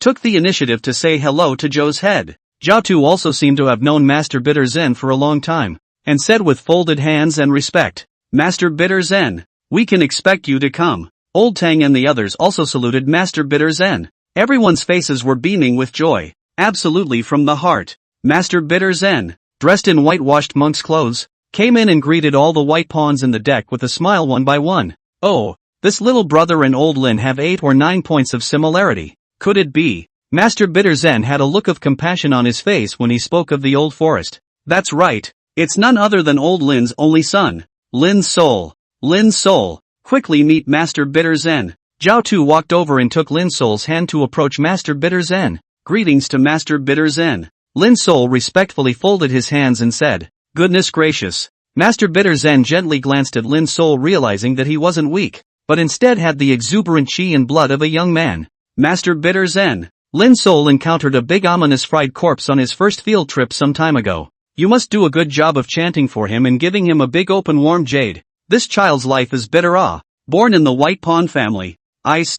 Hey, it's pretty obvious that Zhao Head loves the forest soul. The main reason why he was so looking forward to Master Bitter Zen's arrival today was because of Lin Sol's matter. Oh, Lao Zhao. Lin Sol don't see that he can't see, but he is deeply blessed. Having just become a white pawn, I'm still quite chipper these days and don't need special care. On the contrary, it's your old Zhao. His body has a weak cold. His footsteps are unsteady and his face is pale. Did he go through a crisis recently and just picked up his life and came back? Master Bitter Zen turned his head to look at Zhao Tu and asked with a smile. Lin Sol had long ago used the compulsion sacrifice aptitude to hide his early stage of the Yin invitation realm. At the moment it was nothing more than a young lad's likeness. This of course cannot be hidden from your eyes of the master. Old Zhao, I did escape from death. To be able to see you today, master, is also all thanks to a good deed I did back then. So this Zhao Head relayed the story he had made up to Master Bitter Zen again. On the contrary, Master Bitter Zen was extremely patient, and just listened to the story that Zhao Tu had pulled so attentively. Not bad. Old Zhao, you will be blessed if you don't die in a great disaster. Come, brethren of the Decapolis, first recite the scriptures to exorcise the evil spirits. Zhao Head pushed Lin Sol forward and placed him at the front of the crowd near Master Bitter Zen. This position originally belonged to Zhao Tu, but he righteously gave it up to Lin Sol. The others, of course, had no problem with it, and Lin Sol deserved to be taken care of after experiencing blowing up corpses. Lin Sol guessed that the closer he got to Master Bitter Zen when he preached the sutra in a while, the more effective it would be. Uncle Zhao. No. Lin Sol was already at the early stage of the inviting Yin realm cultivation at this moment. His body is strong enough to tear tigers and leopards with his hands, and he is armed with trickery. He is not in need of a guru to chant and exorcise evil spirits. You child. Seeing that Lin Sol insisted on retreating to the most remote position among the 13 people, Zhao Head was furious and dry-eyed. There was nothing to do but Zhao Head to the position closest to the Bitter Zen master. Brothers, it's on.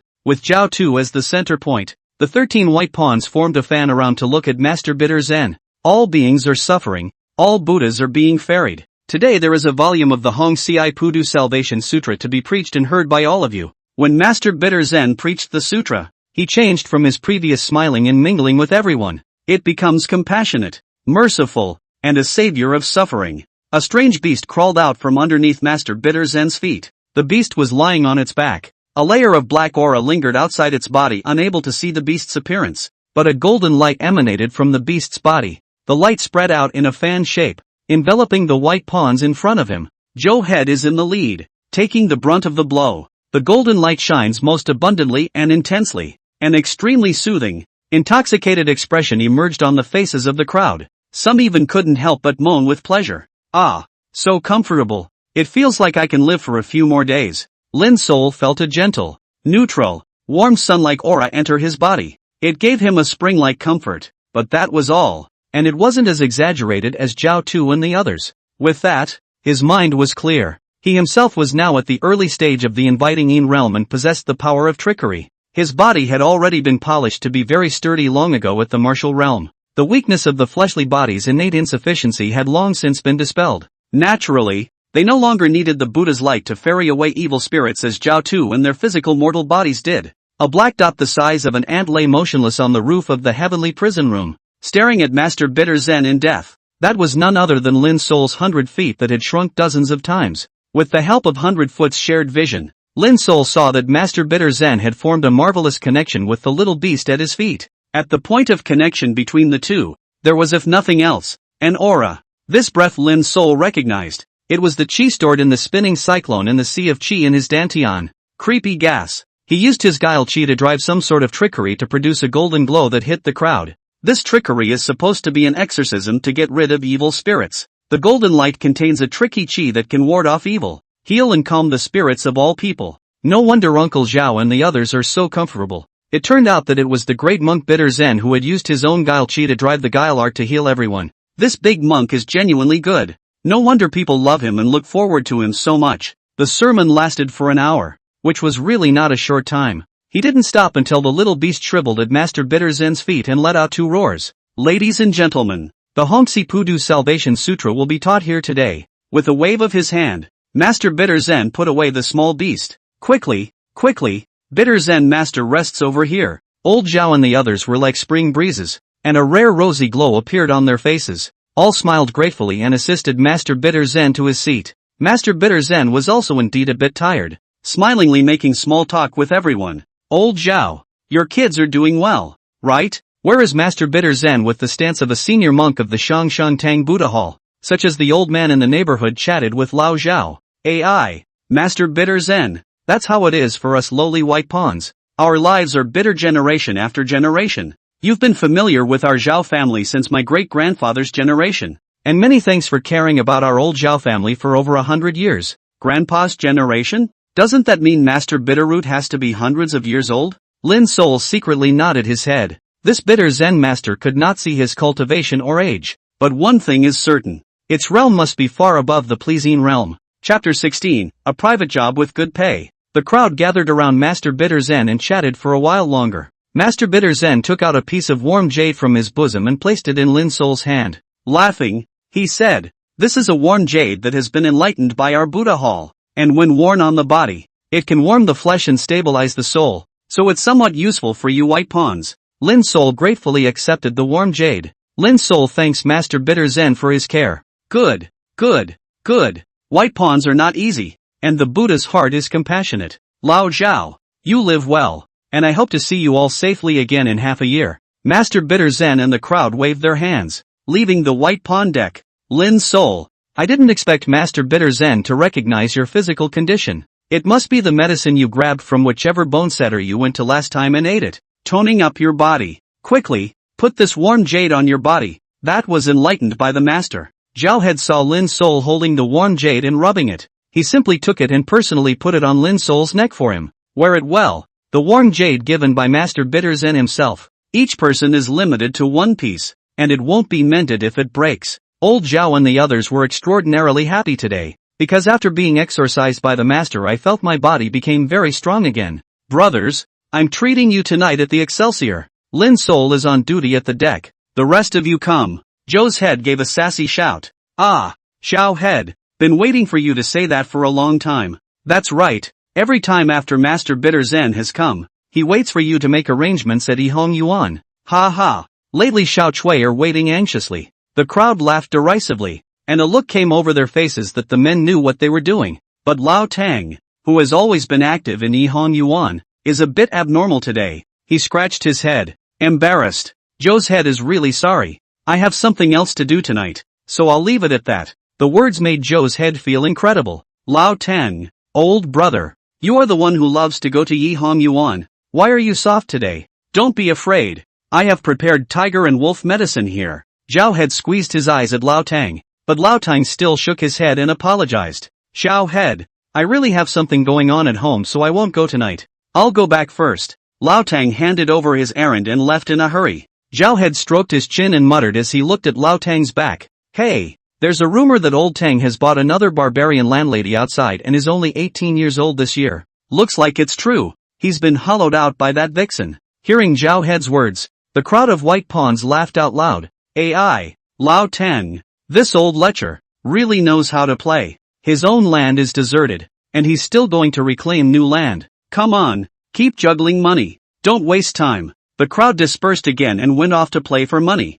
Lin Sol didn't know why Head Zhao preferred not to take himself to Yihong Yuan. Does he really consider himself his son-in-law? The thought of Zhao Mei's hot, ripe, peak widow's body. Even the forest soul followed the agitation. Lin Sol was no moralistic hypocrite, much less a geek who dares to think about it. Letting go of a mature woman who has been a childhood friend, who you have love for and I have love for, and not taking pity on her. Do you give it up to another man? As for the claim that elders are afraid to talk about love, fearing emotional entanglements and so on, this is all bull ***** to Lin Sol. Let's do it in time. Anyway, immortality doesn't mean immortality. In case you die one day in this weird world and still have two empty hands never made out with Zhao Mei, wouldn't that be a big loss? That night Zhao Tu and the others went to spend money at the Yihong Yuan. Protective leaves the forest spirit on duty in the deck. The night on white pawn duty is quiet. But everyone likes the quiet, because as soon as someone breaks that silence it means it's time to go out and collect the bodies.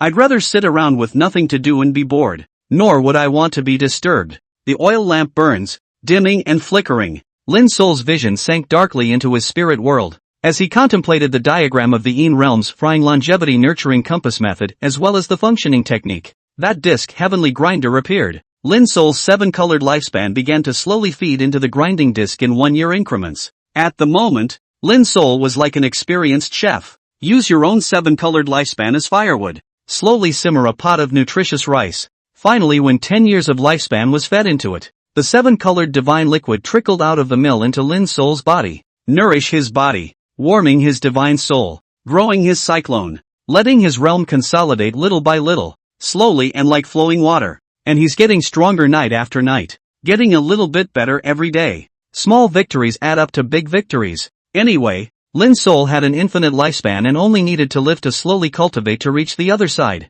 When the cultivation was finished, it was already very late at night. I guess Xiaohead and the others should have gone into dreamland with their left arms around each other after the big battle. At this time, Lin Sol couldn't sleep instead.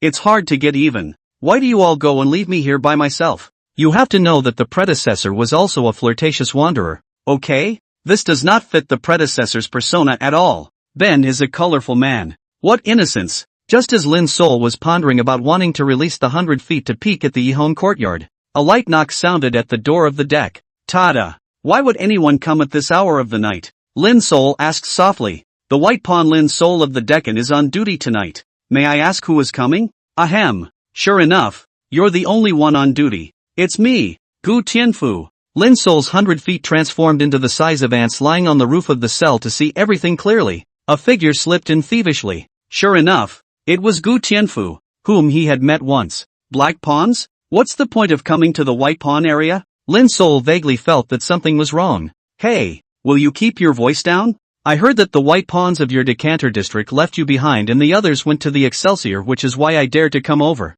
I'm coming to you in a personal capacity, with a big deal to talk to you about. Gu Tianfu hurriedly signaled for Lin Sol to keep his voice down and not yell. Personally, to talk about a big deal? Could it be that Gu Tianfu is coming for himself? Doing private work? The White Pawn is attached to the heavenly prison of the Jingue division. They are engaged in what is commonly known as white affairs. The White Pawns are all highly skilled in the art of handling corpses, so there would be people in the private sector who would pay high prices to sneak the White Pawns out to do some private work. Lin Sol had heard that these private jobs were things that those big families couldn't name to outsiders. There is a long tradition of White Pawns doing private work. The Jingue actually didn't want the White Pawns to die too soon. This is because the traditional craftsmanship of the White Pawns is very important to the Town Dial division. White Pawns who die too early and too soon will be extinct, which is certainly not good for hereditary White Pawns. That's why the Jingue also turned a blind eye to the White Pawns going out to do private work. Private work has always paid well. This is another unspoken reason why White Pawns are generally not short of silver. What's the big deal? Lin Sol asked in a deep voice. One private job. Well paid. Sure enough, it's a private job. Chapter 17, The Fascinated Hall of Forbidden Pawns. The Tempting 10 Tails. Lin Sol refused at first. It wasn't until Gu Tianfu later revealed the commissioner's remuneration that he agreed. 10 taels of gold. This is a high bid and a relatively simple commission for the other party. The commissioner's task is simple. The family's pending daughter has been brutally murdered. Her body is incomplete, and they want someone to go to the mortuary. Because the commissioning party is a large family that doesn't want the Town Guile division to be involved and doesn't want the body collector to know any information about the commissioning party's family. That's why they offered a price 10 times higher than the market price. Specifically looking for Lin Sol, a blind White Pawn, to travel there. Gu Tianfu's path was so broad that he was able to receive even this kind of commission. It so happened that he had seen Lin Sol's process of collecting corpses and knew that his craftsmanship was excellent. So he took the commission and came to find Lin Sol while Zhao Head and the others were out. 10 taels of gold is a very high bid indeed. Gu Tianfu, I have a question for you. I will agree to this commission if you answer truthfully. You're smart. Until this moment I begged you to ask me for news I'm too embarrassed to charge. Go ahead. Lin Sol, I would like to ask, how can I get rid of my White Pawn pariah status? Getting rid of the White Pawn pariah status? Gu Tianfu glanced at Lin Sol thoughtfully. I didn't realize that this one was also a thoughtful and ambitious young man like myself. I, Gu Tianfu, grew up with my mother saying I had a hard life, but I, Gu Tianfu, am definitely not resigned to my fate. I'm going to get rid of this damned black pawn pariah status, and finally become an ordinary good citizen to make my mother happy. That's why I, Gu Tianfu, worked hard to earn silver and to meet all kinds of big shots. What I am asking for is that one day, I, Gu Tianfu, will finally be able to get rid of my pariah status. It was as if Gu Tianfu had met his own like-minded person at this moment. I didn't realize that this lowest of the low, blind white pawns in front of me had such ambitions. Although I, Gu Tianfu, have had a hard life, being a black pawn is still a level above a white pawn. Look at people. They're trying to get rid of their pariah status. What reason is there for me, the Honorable Gu Tianfu, not to make an effort? At this moment Gu Tianfu looked at Lin Sol as if he had met a soulmate. Yes, how to get rid of the white pawn pariah status, of course, is to use the regular channels, the official kind of the Town Guile division. Lin Sol didn't notice Gu Tianfu's eyes becoming somewhat warm. There are two ways to get rid of pariah status that are currently known from public sources. One of them is that your ancestral tomb exploded, and you got some kind of trickery and a matching trickery source, and succeeded in fusing the trickery source to refine the trickery, and he passed the examination of the Forbidden Pawn Hall and became a forbidden pawn on staff. At the same time, after establishing a cumulative 100 points of merit value for the Jingue C, the identity was completely transformed. You and your family become good citizens, noble forbidden pawns. Cultivate the art of trickery and pass the test of the Hall of Forbidden Pawns to become a forbidden pawn. You can become a forbidden soldier in the hereditary system if you also set up 100 points of merit value. I didn't realize there were so many conditions that needed to be met. This was somewhat surprising to Lin Sol. I thought it would be enough to practice trickery. The forbidden pawns are also hereditary? That's natural. Only it's different from the hereditary pariah status of white pawns and black pawns. The hereditary forbidden pawns are the nobles of the Dayu dynasty, a proper high-ranked existence in the crowd. Speaking of which, Gu Tianfu started to get angry. Lin Sol, you should know something about how to cultivate trickery, right? All of this is common sense and a little bit of it. So this first condition of getting out of the pariah status is simply impossible to achieve. Take your white pawns as an example. You white pawns are physically weak and are known as a short-lived species. Even if you have used up your 8 lifetimes of luck and obtained the guile source for practicing guile arts, but your bodies will not be able to withstand the process of fusing the guile source, and you will surely die. Also, even if one was gifted and their body successfully fused the guile source to cultivate guile arts, they might not necessarily pass the examination of the Hall of Forbidden Pawns to become a forbidden pawn. Even if you become a forbidden soldier, it's hard to establish 100 points of merit value. Merit values are hard to come by, and the probability of dying under creepy is high. This was similar to what Lin Sol had speculated. How could the Town Guile division let a white pawn easily get rid of his pariah status? The main reason for this is that someone has to take up this lowly line of white pawns and keep the line hereditary for someone. That's why they set such outrageous conditions for getting rid of pariah status. That's why the masters from the Buddha Hall are allowed to come every 6 months to exorcise the white pawns. Gu Tianfu, when you spoke of these conditions, your tone was visibly agitated. Could it be that the black pawn wants to get rid of his pariah status under the same conditions? Lin Sol asked slyly. Having seen through everything, Gu Tianfu hit the wall in front of him with a fist of sorts and nodded heavily. Not bad. The black pawns are the same. To get rid of the hereditary black pawn pariah status is as hard as heaven. But you black pawns dance with swords and guns on a regular basis, and you don't come into contact with corpses, so your bodies are obviously much stronger than our white pawns. It should be simpler to fuse the guile source and cultivate guile arts. Oh, do you know how precious and difficult it is to obtain the guile source of a guile art that can be recognized by the Forbidden Pawn Hall? It turns out that the black pawn problem is in getting the trickster source. Lin Sol really didn't know. Gu Tianfu became more and more agitated and punched the wall several more times. Is it our own fault that we were born into a family of white and black pawns? Gu Tianfu was about the same age as Lin Sol, but with a stubbornness that doesn't resign itself to fate. Casting is also a skill, Lin Sol said quietly. Hearing this, it suddenly occurred to Gu Tianfu that he was actually one level higher than Lin Sol, and Lin Sol was still blind. He himself was at least able-bodied. He himself was a lot happier than Lin Sol again. In this comparison, Gu Tianfu's sense of loss and pain was instantly much lighter. Where did Lin Sol know about this one's 9 turns of 1,000 reversal small mind? He continued to ask. And the second way to get rid of the white pawn pariah status? This one is even harder. That is to become a member of the royal family of the Dayu dynasty. And you will gain the royal family status to automatically get rid of the white pawn pariah status. So it is. Unless he is favored by the princess to be her husband's sidekick. he is out of the question. To Lin's soul, the first approach was the most reliable, but there are concerns. I don't know if the frying life nurturing compass method is recognized by the Forbidden Pawn Hall. After all, when I think about the trickery I've been given, it always feels hard to get into the big picture. AI. It seems like it's simply impossible for me to get rid of my white pawn pariah status. Gu Tianfu, you still have a chance. Lin's soul sighed quietly. That's why I'm now desperately practicing martial arts and hammering my body. The most important thing is to desperately save up gold in order to be able to buy the Forbidden Pawn Hall's trickster sources and trickster techniques. Gu Tianfu had a renewed light in his eyes. Oh, the Hall of Forbidden Pawns also sells trick sources and tricks? Lin's soul caught the news keenly. He was worried that he didn't have the successor technique to the decoction life nurturing compassion technique. Wouldn't it be much more convenient to get news from the Forbidden Pawn Hall or directly by the subsequent feats? The Hall of Forbidden Pawns sells everything related to trickery. To get out of the white pawn pariah status, for you it is necessary to go to the Forbidden Pawn Hall and buy a guile source. The stuff in the Hall of Forbidden Pawns is produced by the dynasty, of course it's genuine. But it's very expensive and expensive. Most importantly, the Dayu dynasty officially recognized the Forbidden Pawn Hall as a channel to sell guile sources, and the Forbidden Pawn Hall only accepts gold and not silver. So you, Lin's soul, must have enough gold. Gu Tianfu said. Okay, I'll take this personal job. The forest spirit needs gold. Use the gold to go to the Hall of Forbidden Pawns and get the follow-up Kenjutsu chart for the Frying Life Nourishing Compassion method. Chapter 18 The Dharma of the Shimeji Lotus Sangha. The Dharma of the Eight-Armed Lohan. I'll be waiting for you outside the gates of the White Pawn Deck at midnight this evening. Keeping clients' secrets is what I, Gu Tianfu, have always been about.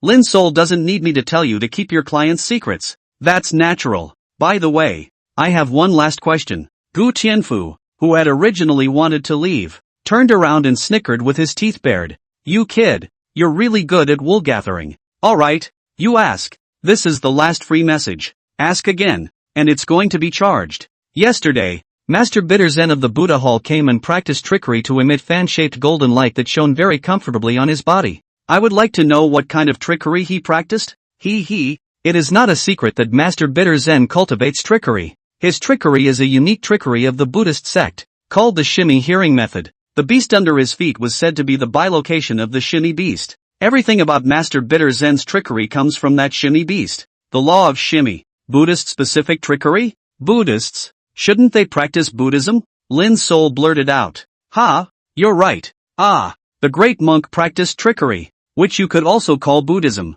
but the root is still trickery. Gu Tianfu didn't know why Lin's soul would ask such a strange question. Then Gu Tianfu, I'll ask one last question, and this time it's really the last one. Fine, ask, seeing as we may be working with you for a long time to come. Hurry up so the other white pawns don't find out I stole this place. What are all the trickery techniques that Buddhists, today, are majoring in? Oh, this not really a problem. The main trickery techniques of the Buddhist sect are what is known as the shimmy method, the lotus sang method, the eight-armed lohan method, and the rui heart method, etc. Majoring in the spirit and the physical body. And the trickery sources are mainly from the 10,000 years of inheritance of the Buddhist sect, which does not open up the trickery sources to the outside world. This bizarre world's cultivation system was really too special. Alright, it's really pointless for your district's short-lived species of white pawns to ask about these shenanigans that can never be touched. It's better to be like me, Gu Tianfu, and put my feet on the ground to earn and save gold first.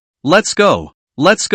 You're on for tomorrow. If you make a name for yourself with this order, you'll have a lot of good jobs in the future. Gu Tianfu waved his hand, indicating that he couldn't say any more. He went back after agreeing on the time. Place in notes with Lin's soul. This one is indeed so powerful that it can walk freely between black and white pawns. When Gu Tianfu left, Lin's soul sat in the darkness. His head was spinning fast, pondering the information he had gotten since crossing over. String together one piece of information to peek at a little bit of the truth about this bizarre world. Creepy, the master of this world. Humans use guile as their teacher, and the arts they practice are called guile arts, and the cultivation of guile arts must require guile sources, which were under the death grip of the Jin Guile division. If you want to make the leap to the next level, you have to practice trickery. Trickery, the only thing this world rests on. Himself, if not for being injected into the river of time at the time of crossing over to get a long life. On the first day of crossing over, he died in a corpse bombing incident. That's why it's so hard for ordinary people to survive in this world.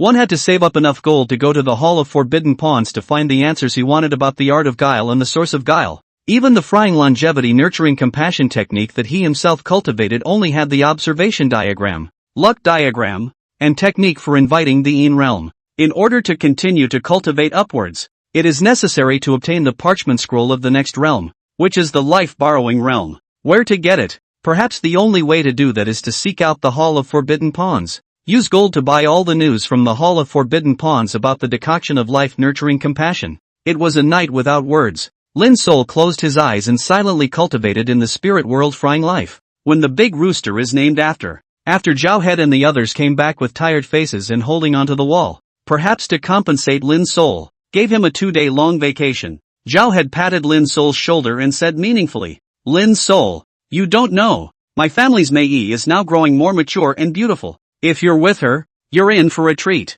Take your 2 days off and you remember to come sit at my house. Mei is waiting for you. You all lead Mei back and give birth to a whole bunch of children soon for me to see my grandchildren. It's also a way to fulfill your father's wishes to me before he died. In fact, I know that Mei is indeed wonderful. Lin Sol thought darkly. After completing the handover, Lin Sol left the Jinguisi with the sign given by Zhao Tu. Mei is waiting for you at home. She's made your favorite meal. Go on.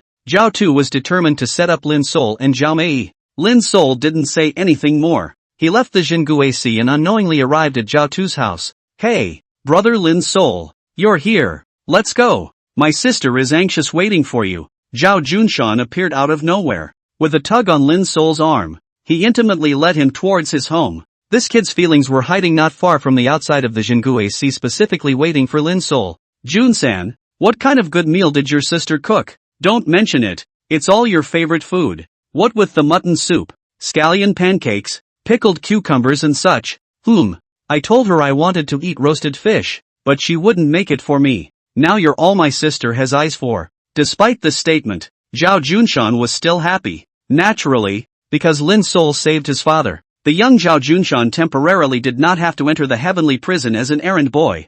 Zhao Junshan was originally Lin Sol's little follower when he was a child. Now Lin Sol is reformed and his own sister is newly widowed and home. 3 pals who grew up together reunite again. Even more so, because of the fact that Lin Sol had saved Zhao Tu. It made the 3 of them connect emotionally once again. Brother Lin Sol, you're here. Zhao Mei had been tugging her ears to listen for a long time. When she heard Zhao Junshan chirping like a little magpie asking about this and that she knew that Lin Sol had come. Sister Mei, I'm coming. The duo actually had some unspoken shy emotions at this moment. The main reason is because Zhao Tu, on his deathbed, betrothed Zhao Mei to Lin Sol. Even though Zhao Tu is not dead, the 2 of them can never go back to that youthful relationship at this moment. Come on, the lamb soup is hot and I made you hot chili, and scallion pancakes with a little pickle. Come and eat. Zhao Mei looked at Lin Sol and really liked him more and more. A few years have not seen the forest soul to change the former wrong no longer stay in the place of flowers and willows.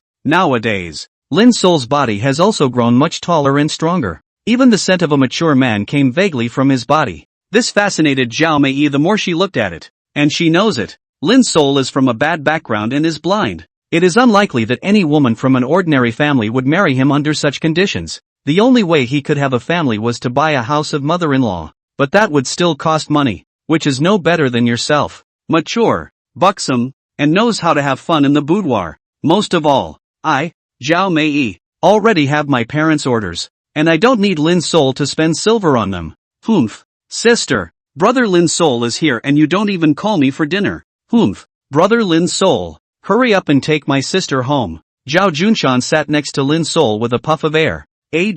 What's with leading home or not leading home? Don't talk nonsense. Zhao Mei instantly blushed, pretending to go to the back kitchen to get busy. He ran out shakily. Rich, fat ass, young woman superb. Lin Sol, who was pretending to eat, saw it clearly with the help of 100 Foot's shared vision. Give an 8-letter rating. Chapter 19, Sewing a Corpse Tonight. The family is large. That night the 3 of them, Lin Sol, chatted much more after dinner. I need to get back before curfew, so I'll talk to you another time. The 3 of them, Lin Sol, chatted happily. Back to when the 3 of them were children. There were no worries, no sorrows, no classes then. How nice. Why don't you stay here tonight and don't go back? Zhao Mei whispered. His family's mansion was deserted after the death of Lin Sol's parents, even though the house is still owned by the forest spirit. But it's been a long time since anyone has been there, and it's been a long time since Lin Sol went home to stay.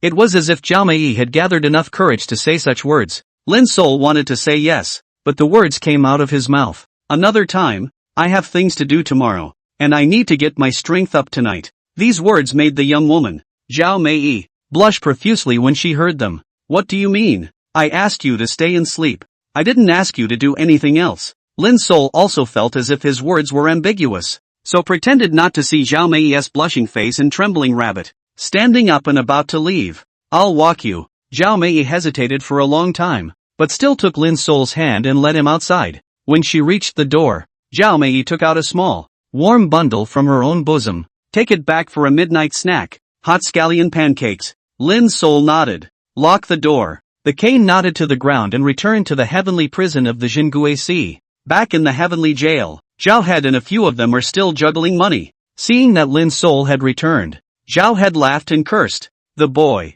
Returning to his pawn house, Lin Sol took out the scallion pancake and put it aside. He himself locked the door to his room and began to slowly cultivate, frying life to feed life, step by step. At the stroke of midnight, Lin Sol appeared outside the gate of the deck on time, avoiding the white pawns who were sleeping. At the dark shadows, a silhouette shrouded in black robes walked out. It was Gu Tianfu who was waiting here. Lin Sol, it's me. Follow me. Gu Tianfu tiptoed around, whispering cautiously as he led the way in front, holding Lin Sol's cane. He does have a way with it. Just 100 paces or so out, a carriage stopped under the dark shadow of a large tree. Up. Gu Tianfu pulled Lin Sol onto the carriage. There was a groom waiting in the carriage, gently pumping the horse to start moving forward. Lin Sol's hearing was superb. He noticed something wrapped around the wheels of the wagon and the hooves of the two horses pulling it. Keeps the wagon and horses from making too much noise. Even with the curfew, this carriage could move silently through the city roads like a night phantom. Did you bring all your dinner stuff? Gu Tianfu elbowed Lin Sol, who was beside him. Lin Sol ignored him, just pointing to the cloth bag hanging from his body. Oh good. We'll see if we can make our first pot of gold tonight since we've been working together. Cooperation? I don't think I've agreed to work with you. Have I? You were born blind, and are especially suited to doing such unseemly things for the homes of the great men. Had. Save up enough gold and go to the Forbidden Pawn Hall to buy a Gue source. And I, Gu Tianfu, will be able to cultivate Gue techniques and get rid of my pariah status. Gu Tianfu's goal was clear. It's all about saving gold, buying trick sources, and getting out of pariah status. Why wouldn't Lin Sol be? He wanted to buy the successor to the decoction of longevity nurturing compassion technique from the Forbidden Pawn Hall or inquire about the successor from the Forbidden Pawn Hall. Regardless, gold is needed. The wagon stopped after traveling for a while. Ta-da-da-da. The coachman tapped 3 times on the outside of the wagon. Lin Sol, you go down. According to the agreement with the owner of this place, I am not allowed to walk off the carriage. When you go down, someone will lead you away. Gu Tianfu said softly. Lin Sol nodded. Knowing that it was reasonable for the commissioner to keep the first secret, he stepped off the wagon, and the 100 feet sank silently from his shoes into the ground. It's never too late to be careful on your first outing. Go. Someone came up and took his cane and walked forward. The journey was silent, but Lin Sol saw everything here clearly through 100 Foot's shared vision. Luxurious grand estates and quaint, elegant mansions. The person who took his hand was an old man who resembled a butler. He had a goatee and triangular eyes that sparkled. Martial artist realm. Lin Sol could see clearly that even this butler was in the martial realm. It shows the strength of this commissioning party today. Lin Sol used the compulsion sacrifice divine ability to conceal his true realm. At the moment it seems to be nothing more than an ordinary young man who walks with a weak step. The courtyard is large. 9 curves surround it. Even this butler deliberately led Lin Sol around in several circles. Deliberately. Lin Sol couldn't remember the way he came. To top it off, it was surprising that it went through several private houses. Every time he passed through a private house, a different person would come to haul the forest spirit. Each and every one of them was in the martial realm, which showed the wealth and power of this night's client. Eventually came to the side door of a top mansion and entered through it. That's what this night is all about. That's really prudent enough. After walking for about an incense stick of time, he finally arrived in front of a small independent 3-story building. In front of the building stood a middle-aged man with an iron face. There were about a dozen others scattered behind them. That housekeeper respectfully bowed to that middle-aged man. The middle-aged man was not angry, and his official authority radiated from his body. Just at the moment there was a drawn-out anger between his eyebrows. The middle-aged man heaved a glance at Lin Sol's eyes. Behind him, there was a person who transformed into a pink smoke that silently appeared in front of Lin Sol. With one hand, he cupped a long silver needle and stabbed at Lin Sol's eyeball. This is a trickster cultivator. The whole thing didn't even bring up the slightest breeze. The silver needle was still a hair's breadth away from being inserted into Lin Sol's eyes. Lin Sol was oblivious to this. Standing still, he didn't bat an eyelid. The pink smoke trails retracted. It transformed into a woman in a pink dress nodding at the middle-aged man. The middle-aged man in the upper position gave a faintly unnoticeable hum, signaling that Lin Sol had passed the test. He could begin today's corpse collecting job. The second test. What kind of private work did this Gu Tianfu take on today? The other party was making such a big deal out of it, using a trickster cultivator to test whether or not Lin Sol was a truly blind man. Lin Sol had some hidden regrets in his heart for taking this job from Gu Tianfu today. Why does it feel like I'm being punked by this one? He himself is just a white pawn collecting corpses. The other party is so cautious and careful. So what is the origin and strangeness of the body to be collected? The other party had determined that Lin Sol was truly blind before agreeing that he should start collecting bodies. The butler got the middle-aged man's approval and turned to whisper to Lin Sol. There's a small building in front of you. Enter the door and go ahead down the right side. Enter the warming chamber on the second floor, where there is a corpse that you need to collect. This is a set of clothes and jewelry for the coffin, which requires the corpse to be as alive and fully dressed. That steward slowly lowered Lin Sol's cane. Do you hear me? No problem. Without further ado, Lin Sol took a bundle from the steward and walked towards the front with his cane pointing to the ground. That long-suffering middle-aged man always stared at Lin Sol. If Lin Sol even halfway showed that he wasn't blind, he would order him to be shot on the spot. After all, this matter involved the face of the Jinbei royal house. Chapter 20, The Long Sword Subdues Evil. Blood kills corpses. Lin Sol's 100 feet quietly sneaked into the entrance of this large mansion. Upon taking a good look at the 4 words hanging at the front door, he already knew who the middle-aged man with the long-suffering air of superiority was. The house of the king of Jinbei. Then that person who exudes the aura of a king's bully must be the king of Jinbei in person. The personal uncle of the current emperor of the Great Yu dynasty. The creator and commander of the evil mist army. The top battle force of the royal family of the Dayu dynasty. Perpetually guarding the northern region for the Dayu dynasty. Legend has it that he possesses terrifying personal strength. What's he doing back here? Lin Sol didn't know. The fact that he personally stood in front of this building indicated that the identity of the person in this building who needed his body collected was not trivial. Most importantly, Lin Sol also saw a familiar person behind Prince Jinbei, Lord Wei of the Black Hell. This lord stood motionless behind the Prince of Jinbei, tightly staring at Lin Sol. With this look, Lin Sol was able to roughly guess that the backer behind Lord Wei should be this Jinbei prince. On the surface, it was Gu Tianfu who received a well-paid commission to collect corpses. Instead, it was actually Lord Wei who quietly pushed for today's events after he had seen Lin Sol collect the body of that quartered black pawn in the black prison. Naturally, Lin Sol could not see Lord Wei, who did not say a word. In the bundle he took from the butler were the deceased's birthday clothes and jewelry. From the feel of it, the package is heavy. It means that the jewelry inside is made of gold and has a lot of patterns. This suggests that the deceased would have been a woman. Only a woman would have so much jewelry to bury after her death. Could it be? A vague guess formed in Lin Sol's mind. He ordered 100 feet. Do not act rashly and return to the body immediately. Since this was the Jinbei king's mansion, there must be a large number of trickster cultivators in here. A little compulsion to get it wrong. It's better to be cautious. His own identity today is nothing more than a blind white pawn craftsman who knows nothing. Taking people's money. Doing things for people. Don't look. Don't listen. Don't ask. Don't remember any of the rest. The small 3-story building was dark. This was the perfect environment for Lin Sol to activate his Night Lord ability. He entered the small building with a cane pointing to the ground. With a click, the door to the small building was closed from the outside by the butler. Follow the hanging staircase to the right and ascend to the second-floor warming chamber.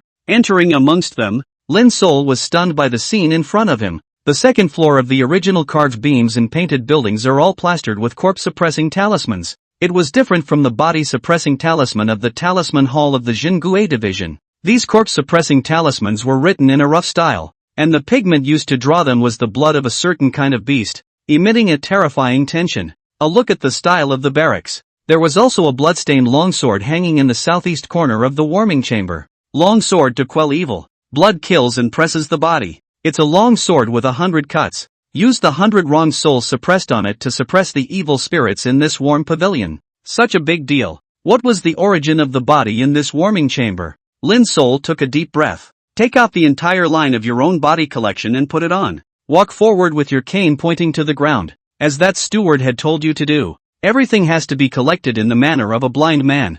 This king of Jinbei was so cautious. There must not be the slightest crack. There was only one room in the second-floor warming room, which had a queen-sized bed. The large bed was similarly plastered with corpse-suppressing talismans as Lin's soul had expected. A pink gauzy tent covered the queen-sized bed. There was a faint scent coming from there. Scent? No body odor. No blood. Instead, it has a scent. This caused Lin's soul's heart to stutter. When things go wrong, they go wrong. The corpse-quelling talisman and the 100-person chopping sword to ward off evil spirits that are plastered all over the second-floor warming chamber are not fake. Why was there a scent coming from the large, gauze-covered bed? This situation. There was no room for Lin's soul to back down. He was certain that if he backed out at this point, indicating that he didn't want to collect the body, then he and Gu Tianfu would become a corpse, and the corpse would mysteriously disappear this night. The Jinbei royal family acted. There is no room for child's play. Lin's soul bravely ripped open that gauzy tent. The shared vision through the 100 feet allowed Lin's soul to see a scene that he could not possibly forget in his lifetime.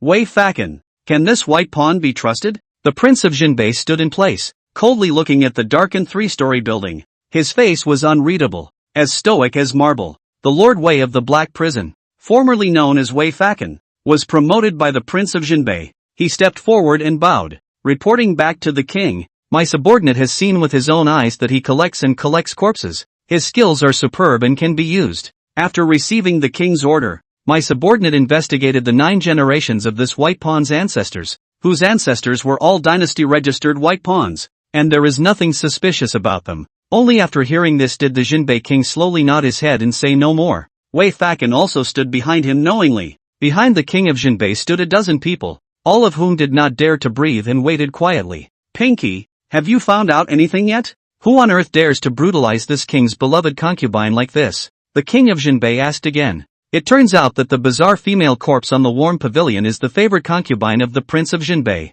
He was out of his mind with rage at being made to feel this way. The woman in the pink dress who had just transformed into a smoke-infested Lin's soul with a long needle was named Pinky. She bowed and curtsied. Your Majesty, the perpetrator has been identified. It is the evil criminal that the Jinguac has been pursuing under the name Joyful True Lord. The trickery practiced by the Joyful True Lord comes from the Joyful Trickster Mother, which can harvest Yin to replenish Yang, and then be sacrificed by the Joyful True Lord to the Joyful Trickster Mother by way of spiritual coitus. The Joyful Trickster Mother is a trickster of the unknowable lands, and grows itself by devouring the cultivator's emotions of joyful carnal desire, momentary pleasure, and extreme orgasm. This Joyful True Monarch is the new favorite of the Joyful Guile Mother in recent years, and is not strong but is at the high stage of the borrowed life realm. However, there is a split aptitude that comes and goes without a trace, very difficult to catch. Joyful True Lord has already plagued over 100 women in Yudu, and the Jinguac is making every effort to apprehend him.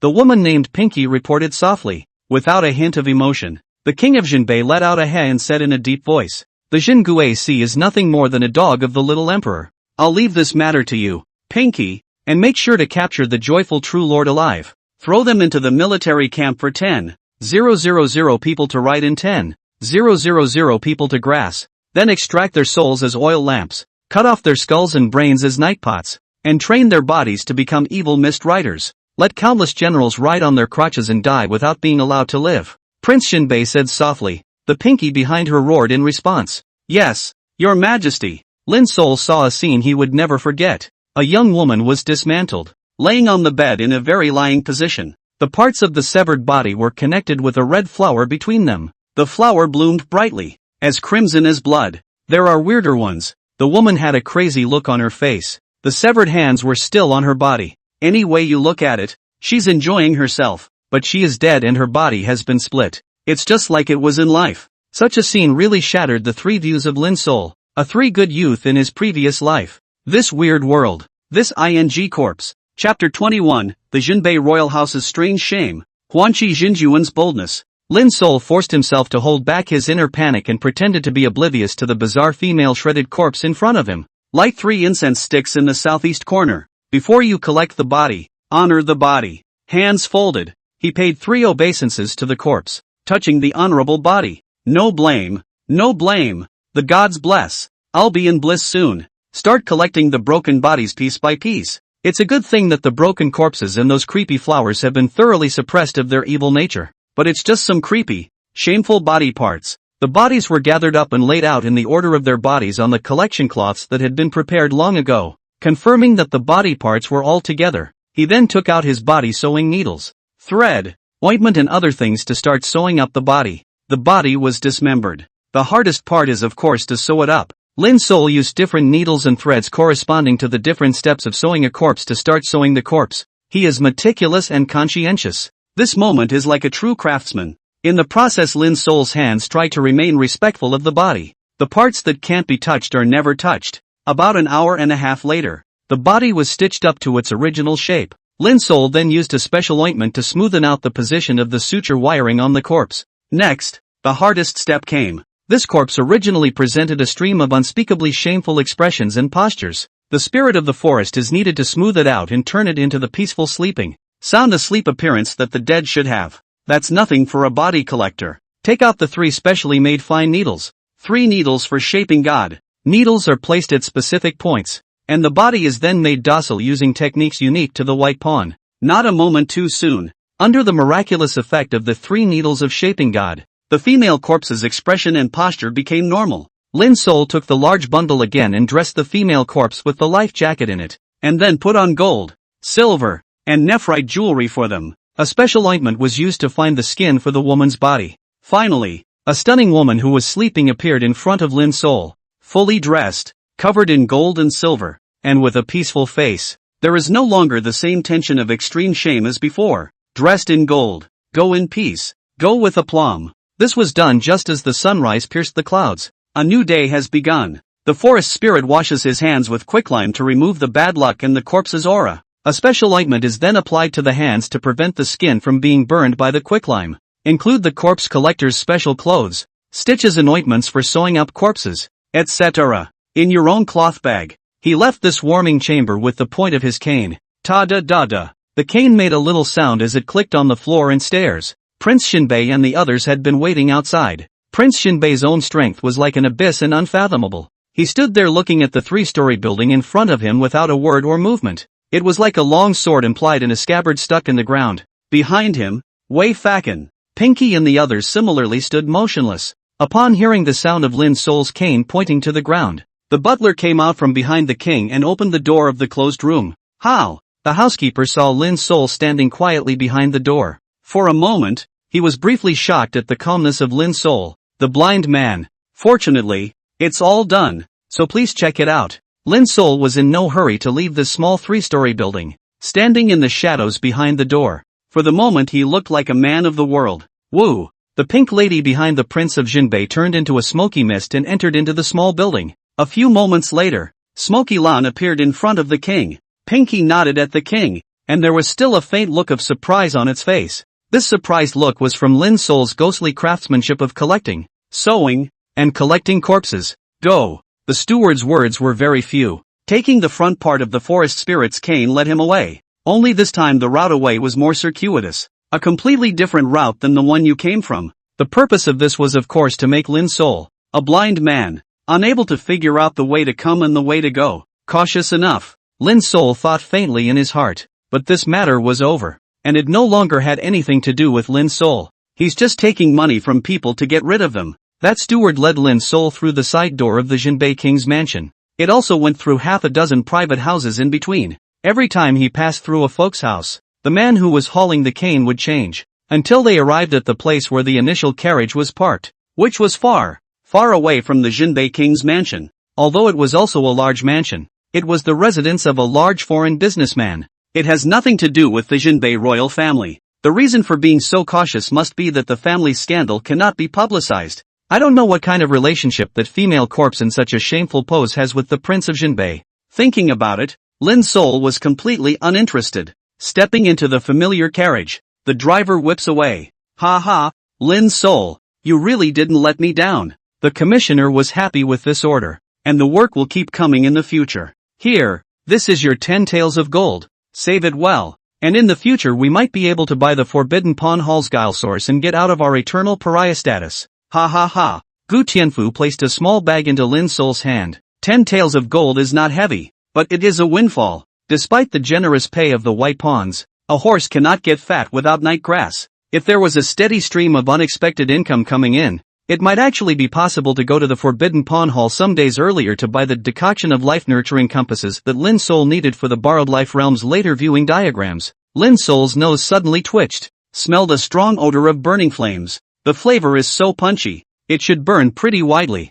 Identifying the direction from which the smell came was exactly the previous Jinbei King's mansion. He then knew what had happened. The house of the King of Jinbei. The small three-story building was now burning with a blazing fire. Prince Jinbei couldn't see his emotions as he stood in front of the fire. This is the shame of the Jinbei King's mansion. Execute all the subordinates who have seen Xiao Qing in that mold, all to accompany Xiao Qing. If even the slightest bit of this leaks out, none of you will have to live. Wei Fakan, keep an eye on that white pawn corpse collector. If anything goes wrong, kill him immediately. Pinky, immediately go and apprehend that joyful true lord and make sure to capture him alive. The reputation of my Jinbei royal house is 100 times more important than the lives of all of you before. The Prince of Jinbei is not angry. A strange fog appeared in his hair. The fog wrapped around his hair and body hairs as if they were living creatures. It seems to be ready to leap out at any time and devour people. The dozen or so people behind him were all scared into silence at the sight of the king's appearance. Yes, Your Majesty.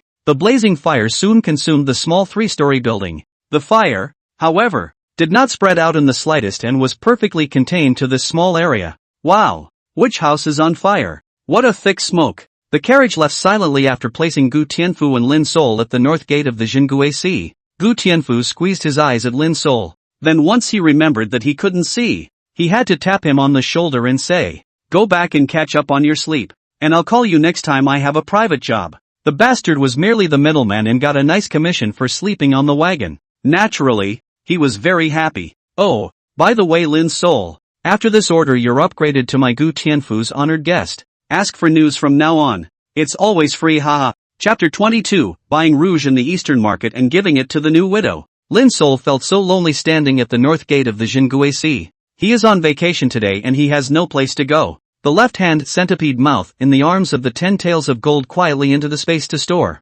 For a moment he didn't know where to go. The sunrise warmed his body. Compared to the dark and sunless heavenly prison, this outside is simply heaven. Why don't we find a place to get some sun? Lin Sol said to himself. He tapped his cane on the ground and came to a house without realizing it. This is the home of the forest spirit. After the death of my parents, the place was left uninhabited and gradually fell into disuse. But the deed to the house was still in Lin Sol's hands, and it was private property belonging to him personally. The Dayu dynasty is quite good at this. As long as the deed is in hand, it is permanent private property. Private property is sacrosanct. The predecessor could have worked his ass off to earn a 3-bedroom apartment of his own. It took my parents a lifetime of savings to get a down payment on that whopping dozen floors. That measly 100 square meters cheapens one's efforts for the next 30 years, and the house is still not owned. The slap-up bit of land is still shared with a building, and only 70 years of ownership. Now what? A quadrangle with freehold ownership. It would be better to repair it. Come to think of it, you don't even have a place to sunbathe. You can't go to Uncle Zhao's house every day. Even if he waited until later to live a little life without shame with Zhao Mei, he would have to have his own home. Lin Sol then turned around and slowly traveled towards the eastern city. The capital of the Dayu dynasty is called Yu City, which is the most mysterious palace of the Emperor of Dayu in the center of the city. It is further divided into 4 cities, east, west, south, north and south. The Jingui Sea is located in the east of Yu capital, guarding the whole Yu capital for the Emperor of Yu. With the Jingui Sea around, there was basically no need to station too many troops in Yudu. The east city is extremely prosperous, with a wide range of industries. Today, Lin Sol came to the east city to find someone to reclean, remediate, and plant some flowers and trees in his house. He also wants to dig a pond in his yard and raise some goldfish and lotus flowers. I have nothing to do but feed the goldfish. On rainy nights, listen to the rain hitting the lotus. Make another pot of tea and sit quietly all night. Wouldn't that be a beautiful thing in life? He's blind himself. It's inconvenient for him to do these things. Doing it for others. The East Market is right in the territory of the Town Guile Division. There is no fear that someone will be on to you. Thinking of that gaze on his back last time, this made Lin's soul vaguely feel a sense of crisis again. After repairing your house, you must hurry back to the town Guac. At least cultivate to the high stage of the inviting in realm before saying anything. One must not take risks easily. The East Market is huge and crowded, divided into several zones. It is convenient for customers to buy what they need. Forest Spirit went to the Civil Engineering District in East City with the memory of a teenager. Find a centuries-old business and talk about your home's location and needs. The other party was extremely professional and recorded all of Lin's soul's needs. Another contract instrument was fetched and the terms on it were read to Lin's soul. Lin's soul indicated that this was what he meant, paid 5 taels of silver as a deposit and stamped the contract instrument with his own seal. Handing over the keys to his home to this old store, he headed back out into the warm sunny day, coming to a rouge and powder place. A full set of higher rouge and powder was picked out specifically for Zhao Mei. I went back to a century-old marinated meat store and bought 4 marinated geese, 4 saltwater ducks, 4 crispy roasted chickens and some marinated meat, wrapped in greaseproof paper and tied with a piece of string and held in his hand. He came to Uncle Zhao's house and knocked on his door. Ta-da-da-da. Someone seemed to have been waiting for a long time, and as soon as they heard the door to the room they jogged over to open it. The sound of these footsteps, Lin's soul knew it was Zhao Mei as soon as he heard them. She was waiting for herself. It must have been because she knew she had another day off today, so she had been waiting for herself. Thankfully, it came. Either. It really did not live up to this little lady's heart. Must be nice to run. Lin's soul quietly put 100 feet out to turn on shared vision. It sure is pretty. Jumping up and down like a rabbit. The ancient use of moving like a rabbit to describe really is extremely appropriate. The door opened and Zhao Mei saw Lin's soul, who she had been waiting for all morning. Brother Lin's soul, you're here. Zhao Mei gently pulls her hair back a bit. Gorgeous. Lin's soul stuffed the rouge powder in his hand into Zhao Mei's arms. For you, and presents. Zhao Mei didn't think that this younger brother, who was 3 years younger than herself, would have this kind of heart. She looked down and exclaimed, rouge and powder from the century-old Rong Mei Zhai. Lin's soul, you're too broke. His mouth said it was too broken, but his eyes were already glowing with surprise. I also bought some lo mein. Where's Junsan? We'll eat together. Lin's soul and Zhao Mei entered the house, but they heard Zhao Junshan yelling from the backyard. Junshan is practicing martial arts. This time father came back from the dead, and Junshan has grown up overnight. He is now practicing our old Zhao family's family heirloom swordsmanship, hoping to polish up his robust body and be able to replace dad soon, so that my father can live a few more years. So it is. Families of white pawns usually buy some strong martial arts to refine their physical fitness. The purpose was to be able to survive a few more days in the heavenly prison. But most white pawns are struck by the impermanence of life and death in the heavenly prison once they enter it. They all felt that they had to enjoy themselves in time, playing cards and visiting greenhouses, so very few people took the initiative to hammer out their martial arts skills. Junsan, come on, my marinated goose, saltwater duck, crispy roasted chicken and spicy gizzards and duck necks from the old firm. Come on, Lin's soul shouted into the backyard. Hearing so many delicious food, Zhao Junshan rushed over with a woo. It's still brother Lin's soul who's the best. It's been a long time since I've eaten these halibut. Zhao Junshan happened to consume a lot of physical strength. Belly is hungry. Taking one of the marinated goose legs given to him by Lin's soul, he nibbled on it. Don't wash your hands either. Zhao Mei scolded angrily. A smile he hadn't seen in a long time appeared on his face as he looked at the 2 little men he cared about the most. All this rouge and powder. Yourself will only be beautiful for you from now on. Lin's soul had a nice lunch with his siblings. He told Zhao Mei that he was looking for someone to refurbish his house. Aha! Brother Lin's soul, you must want to take my sister over a day earlier if you're rebuilding your house. He.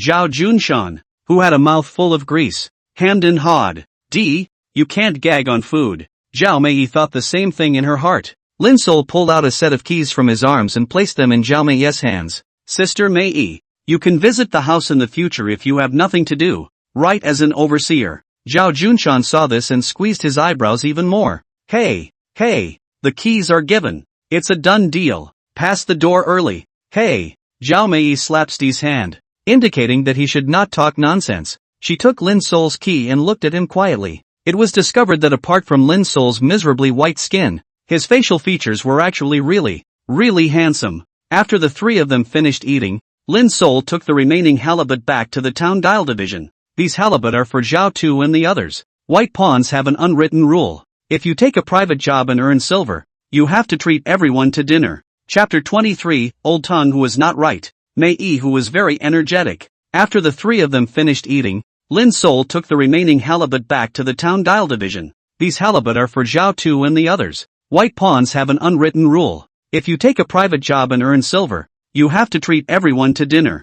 Zhao Mei sent Lin Sol out the door. Lin Sol saw that Zhao Mei was wearing a plain long dress today. A dainty flower was pinned to his head, showing off her slightly chubby boundary ceiling figure. Blessed in the future. It's just that he forgot one thing. The delicate blood-like flower on Zhao Mei's head seemed to have been seen somewhere. Trying to go deeper, he realized that things about the delicate blood-like flower were being torn apart by some bizarre emotion, allowing Lin Sol's thinking to be blocked and interrupted. Unable to seek out better memories in his memory palace. Perhaps it was the right Zhao Mei that deeply touched Lin Sol's heart. Maybe some kind of weird ritual being performed is too evil. Surprisingly, Lin Sol hadn't paid any attention to the unusually bewitching flower. It was just assumed that Zhao Mei had dressed up in order to show Lin Sol. Lin Sol returned to the Jingui Sea, and the crowd was juggling money as usual. Lin Sol placed the halibut on the table and said to Zhao Head, brothers, I'll treat you all to halibut. Once these words came out, everyone knew what Lin Sol Vacation had been doing for the past 2 days.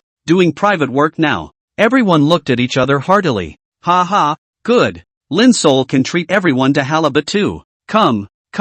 Oops, so it's 100-year-old lo mein. Lin Sol, you put your heart into it and bought so much. It's a great night for everyone to eat and play. I don't know who quietly took out a jug of old wine, and the crowd took a bite of the brisket and a sip of the old wine. Drinking alcohol is now strictly forbidden while on guard duty at the heavenly jail. The crowd was just sneaking a sip at a time like this. Hey, Xiao Head, how come I haven't seen Lao Tang for several days? This guy can't come back in the gentle land, right? Ha ha, don't mention it. Lao Tang bought a new 18 savage landwoman, plowing the land every day. Can he not be tired to death? Lin Sol had also vaguely heard before that old Tang, the colorful man, had bought another barbarian land 18-year-old woman. The story goes that this one sought out a small yard and tossed it around the house every day. He had gone to Headzhou for several days in a row to ask for a vacation, and he didn't even come in properly on duty. This old pervert, older than me, can stand this day and night? Xiao Head, as a passerby, asked suspiciously while eating the marinated goose. Ha ha ha. The crowd burst out laughing when they heard Zhao Tu's words without a fight. Xiao Head, I know this. Once I saw old Tang go to the Dan Hall to buy golden gun pills. He uses medicine. Simply don't want to die. Doesn't Lao Tang know that the golden gun pill has pill poison and should not be used for a long period of time? Old Zhao shook his head, thinking that Lao Tang really didn't want to die for a pussy. Forget it, Zhao Head. All men have their own will. And maybe that little 18-year-old pussy from the savage land really is a pinup. Humph. Even if you pin it again, you have to keep your life. At this rate, Lao Tang might die on that little S belly one day. Zhao Head snorted coldly and fetched another piece of spicy chicken gizzard to eat. Xiao Head, some other day you talked to Lao Tang to make him moderate. Last time I saw him, his legs were weak from walking. That's just it. Zhao Head, you talk about him. The crowd spoke up to show their concern for Lao Tang. Well, is he on duty tonight? When he comes in a little while, I'll scold him severely. Zhao Head said as he ruthlessly stuffed a piece of spicy duck neck into his mouth. Lin Sol ate and listened on the side, and he didn't make a sound. In the midst of the crowds, the white pawns fight the injustice of life with this hilarity. Born a white pawn, lowly as an ant. Maybe it's only when we're all together that we get this cuddly vibe. People show genuine concern for a coworker. This is something that would have been impossible in the workplace in a previous life. Only in a heavenly prison full of white pawns could such feelings be felt. Just as the crowd was eating and drinking and bustling around, Lao Tang really came. As soon as he came in, he eagerly pulled Zhou's head aside. The crowd looked at Lao Tang as if they had seen a ghost. At this moment, Lao Tang's face was withered and his feet were floating. Surprisingly, his hair had begun to turn gray, and it looked like it was the result of too much essence leaking out and too much kidney energy being consumed. Old Tang, who hadn't seen him for a few days, was actually a dozen years older than usual. Zhao Tu, lend me another 10 taels of silver for emergencies. The family is really. Old Tang, do you still want to die? A bellowing cry from old Zhao came from over there. Zhao had pointed at Lao Tang's nose and cursed. We white pawns are supposed to be cheap and looked down upon, but most of the silver we earn goes to our families, to support them. What about you, Lao Tang? Being mesmerized by a barbarian woman to the point where one is about to die of exhaustion. and still lending money to that barbarian woman every day. You say, how many times have you borrowed from the brethren? Look in the mirror, old Tem. You'll be dead if you keep this up. The brothers are anxious for you, and you're still obsessed. Joe's head was so loud that the other white pawns gathered around. Yu and I began to advise Lao Teng to take care of his health and not to be hollowed out. Lao Teng's face was white and red by everyone's words. Suddenly, I don't know what something occurred to him. His face crossed, and with a plop, he knelt down at Zhao Tu. This kneeling startled the crowd, who rushed to help Lao Teng up. Old Teng,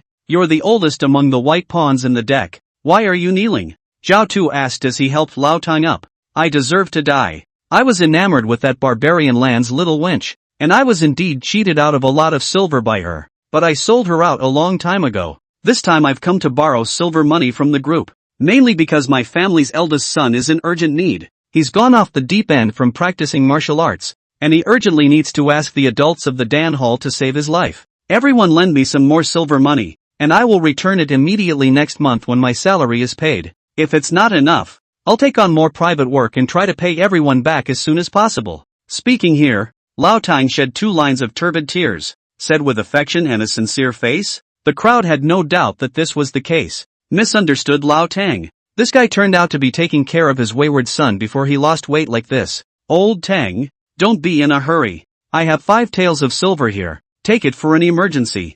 Zhao Tu turned around and took 5 taels of silver out of his pawn house and gave it to Lao Teng. The rest of the people also gave generously, and most of them gave him 1 or 2 or half a can. Only Lin Sol didn't borrow any money, and the crowd didn't think anything was wrong. After all, Lin Sol had only just taken over the white pawn, so how could he have saved up silver in his hands? Actually, the main thing is that Lin Sol he has a good habit. No cars, no wives, no money. Whatever your situation, I'm definitely not borrowing. If you don't lend it, you may still be a co-worker, but once you lend it out, you're an enemy. Such cases abound, especially when placed before crossing over. Lin Sol was used to seeing this kind of thing where he was a grandson when borrowing money and a grandfather when paying it back. Old Tung thanked him profusely, collected the silver from the crowd and hurriedly went to the Dan Hall to ask the physician to treat his son.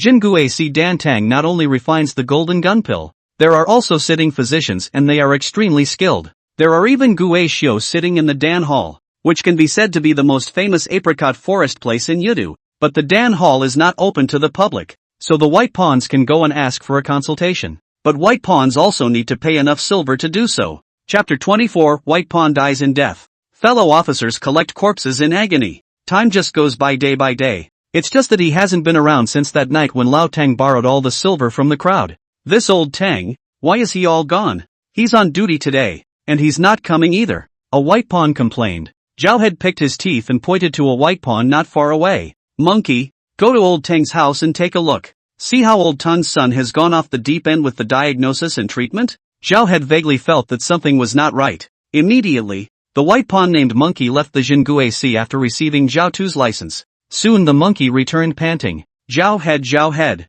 He went back to the deck and started shouting. Lin Sol leaned against the wall and seemed to have guessed something. What's wrong with the staggering? Have a drink of water before you talk. Zhao Tu slapped the monkey and told him to be in no hurry. Monkey couldn't take a drink of water and said sharply, I went to old Teng's house. His son is practicing martial arts, dragon and tiger. He hasn't gone off the deep end at all. His mother-in-law cried that Lao Teng hadn't been home for months and hadn't sent silver to the family. If their family hadn't had 2 sons out doing some manual labor, they would have been out of food long ago. What? The crowd's faces changed when they heard it. Tricked. This dead old Teng. Even with the brothers who have been friends for more than 10 or 20 years to play dirty. Damn old Teng. How dare he cheat even the White Pawn brothers for that bought barbarian earth vixen? Joe's head slammed his fist on the table, shaking over the teacups. The others were not looking good either. The White Pawn brothers are all in the same boat. Why would they ever think that someone would lie to them? This is the first time something like this has happened. It's over. This old Teng is completely finished. It's hopeless. Zhao Head shook his head and said no more. The disappointment was overwhelming. Lao Teng has not been seen for more than 3 days and has not taken his leave as required. According to the law, I shall report this matter truthfully to the Lord. Zhao Head can't protect this out of tune old Tem anymore. He must also report upwards truthfully. It was just that before Head Zhao could come to have to report, he heard a rush of footsteps coming from outside. Tap tap tap. The white pawns froze. That's not a good sign. No one will come here in the white ponds of the decimeter area at any time.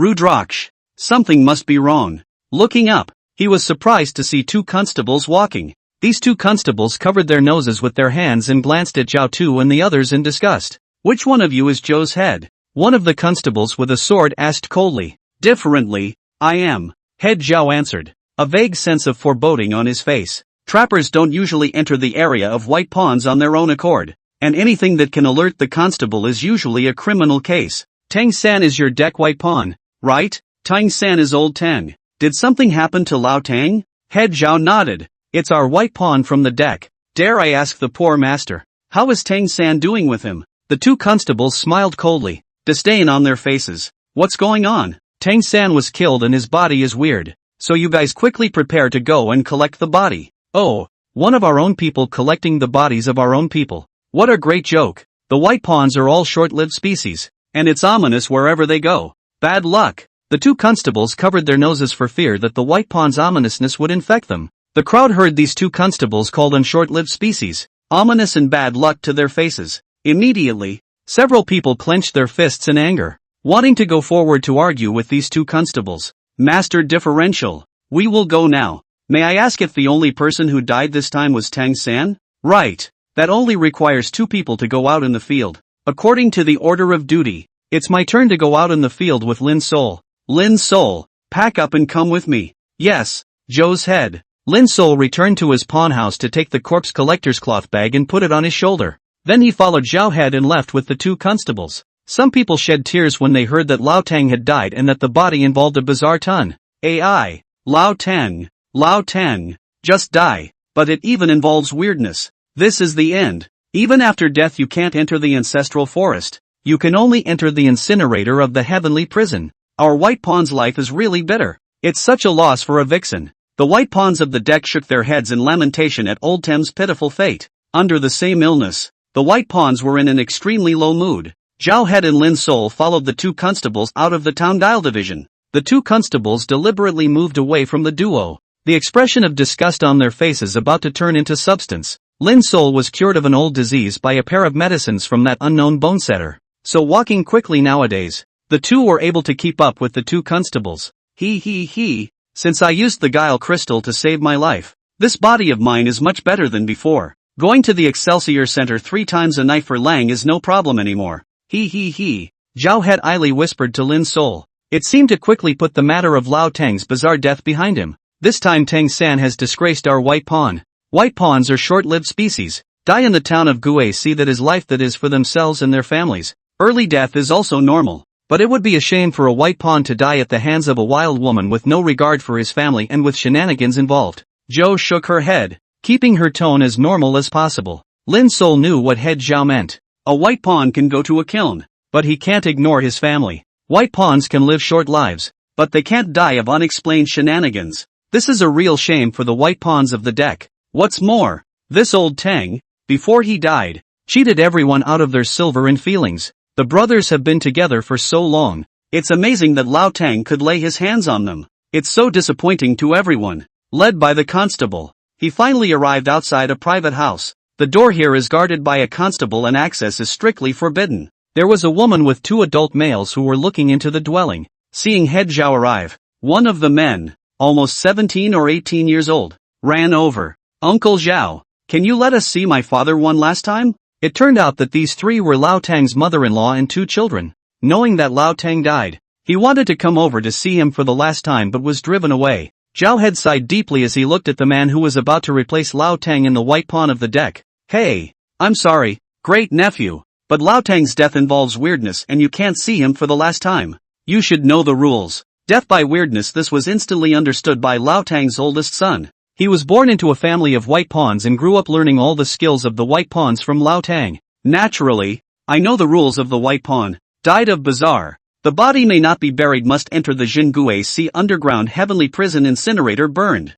There are no bones left. No meeting is allowed. There was no sadness on his face. Even some exasperation. Indignation. Damned old thing. Lost his head to a little vixen while alive. And disgraced our Tang family in death. Snap. Lao Tang's oldest son was hooted at the end of his sentence. Chapter 25, The 4 Eyes of the Forbidden Pawn. called the Law of the Heavenly Eye. The one who hit was no other than Zhao Tu. Lao Tang's eldest son covered his cheeks and looked at Zhao Tu with an aggrieved face. Uncle Zhao, why are you hitting me? The dead are great. That's your father. Zhou's head glared at him fiercely. There was something else to say, but all the words turned into a sigh. Hey, take your mother and brother back to set up a hearth, and tonight the brothers and I will come to see old Tem off for the last time.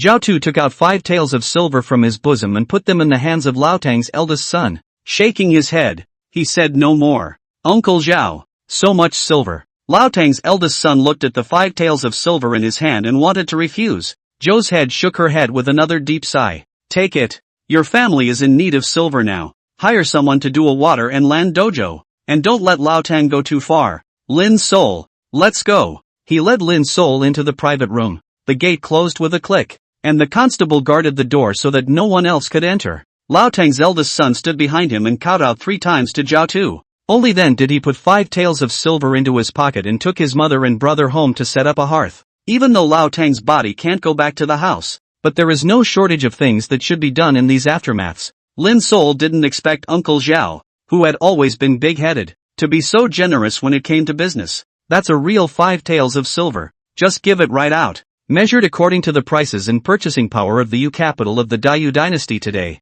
5 taels of silver is quite strong in terms of purchasing power at the moment. Lin Sol knew that this was Zhao Tu's character. He can treat his white pawn brothers with his heart and soul. White pawns are already looked down upon, and if we don't all help each other, then we're completely screwed. Zhou's head said from the front. He seemed to be talking to himself, but Lin Sol knew clearly that this was head Zhao secretly teaching himself some of the ways of behavior of the white pawns. It's a fine tradition of passing the torch. When Lin Sol's father died, Zhao Tu consciously treated Lin Sol as his own child. Lin Sol secretly nodded. There was nothing wrong with Uncle Zhao doing this. The weak are asking for death if they don't stick together. Uncle Zhao, I'll make a note of it. Well, come with us to old Tem's house tonight to give him one last ride. Yes, Uncle Joe. The doors closed behind them. Separate the paths of life and death. Beyond the gates is the vibrant world of the living. Inside the gate was a corpse that had bid farewell to this side of the world. Lao Tang's body was dismantled in large pieces, with a blood-red delicate flower connecting the severed pieces.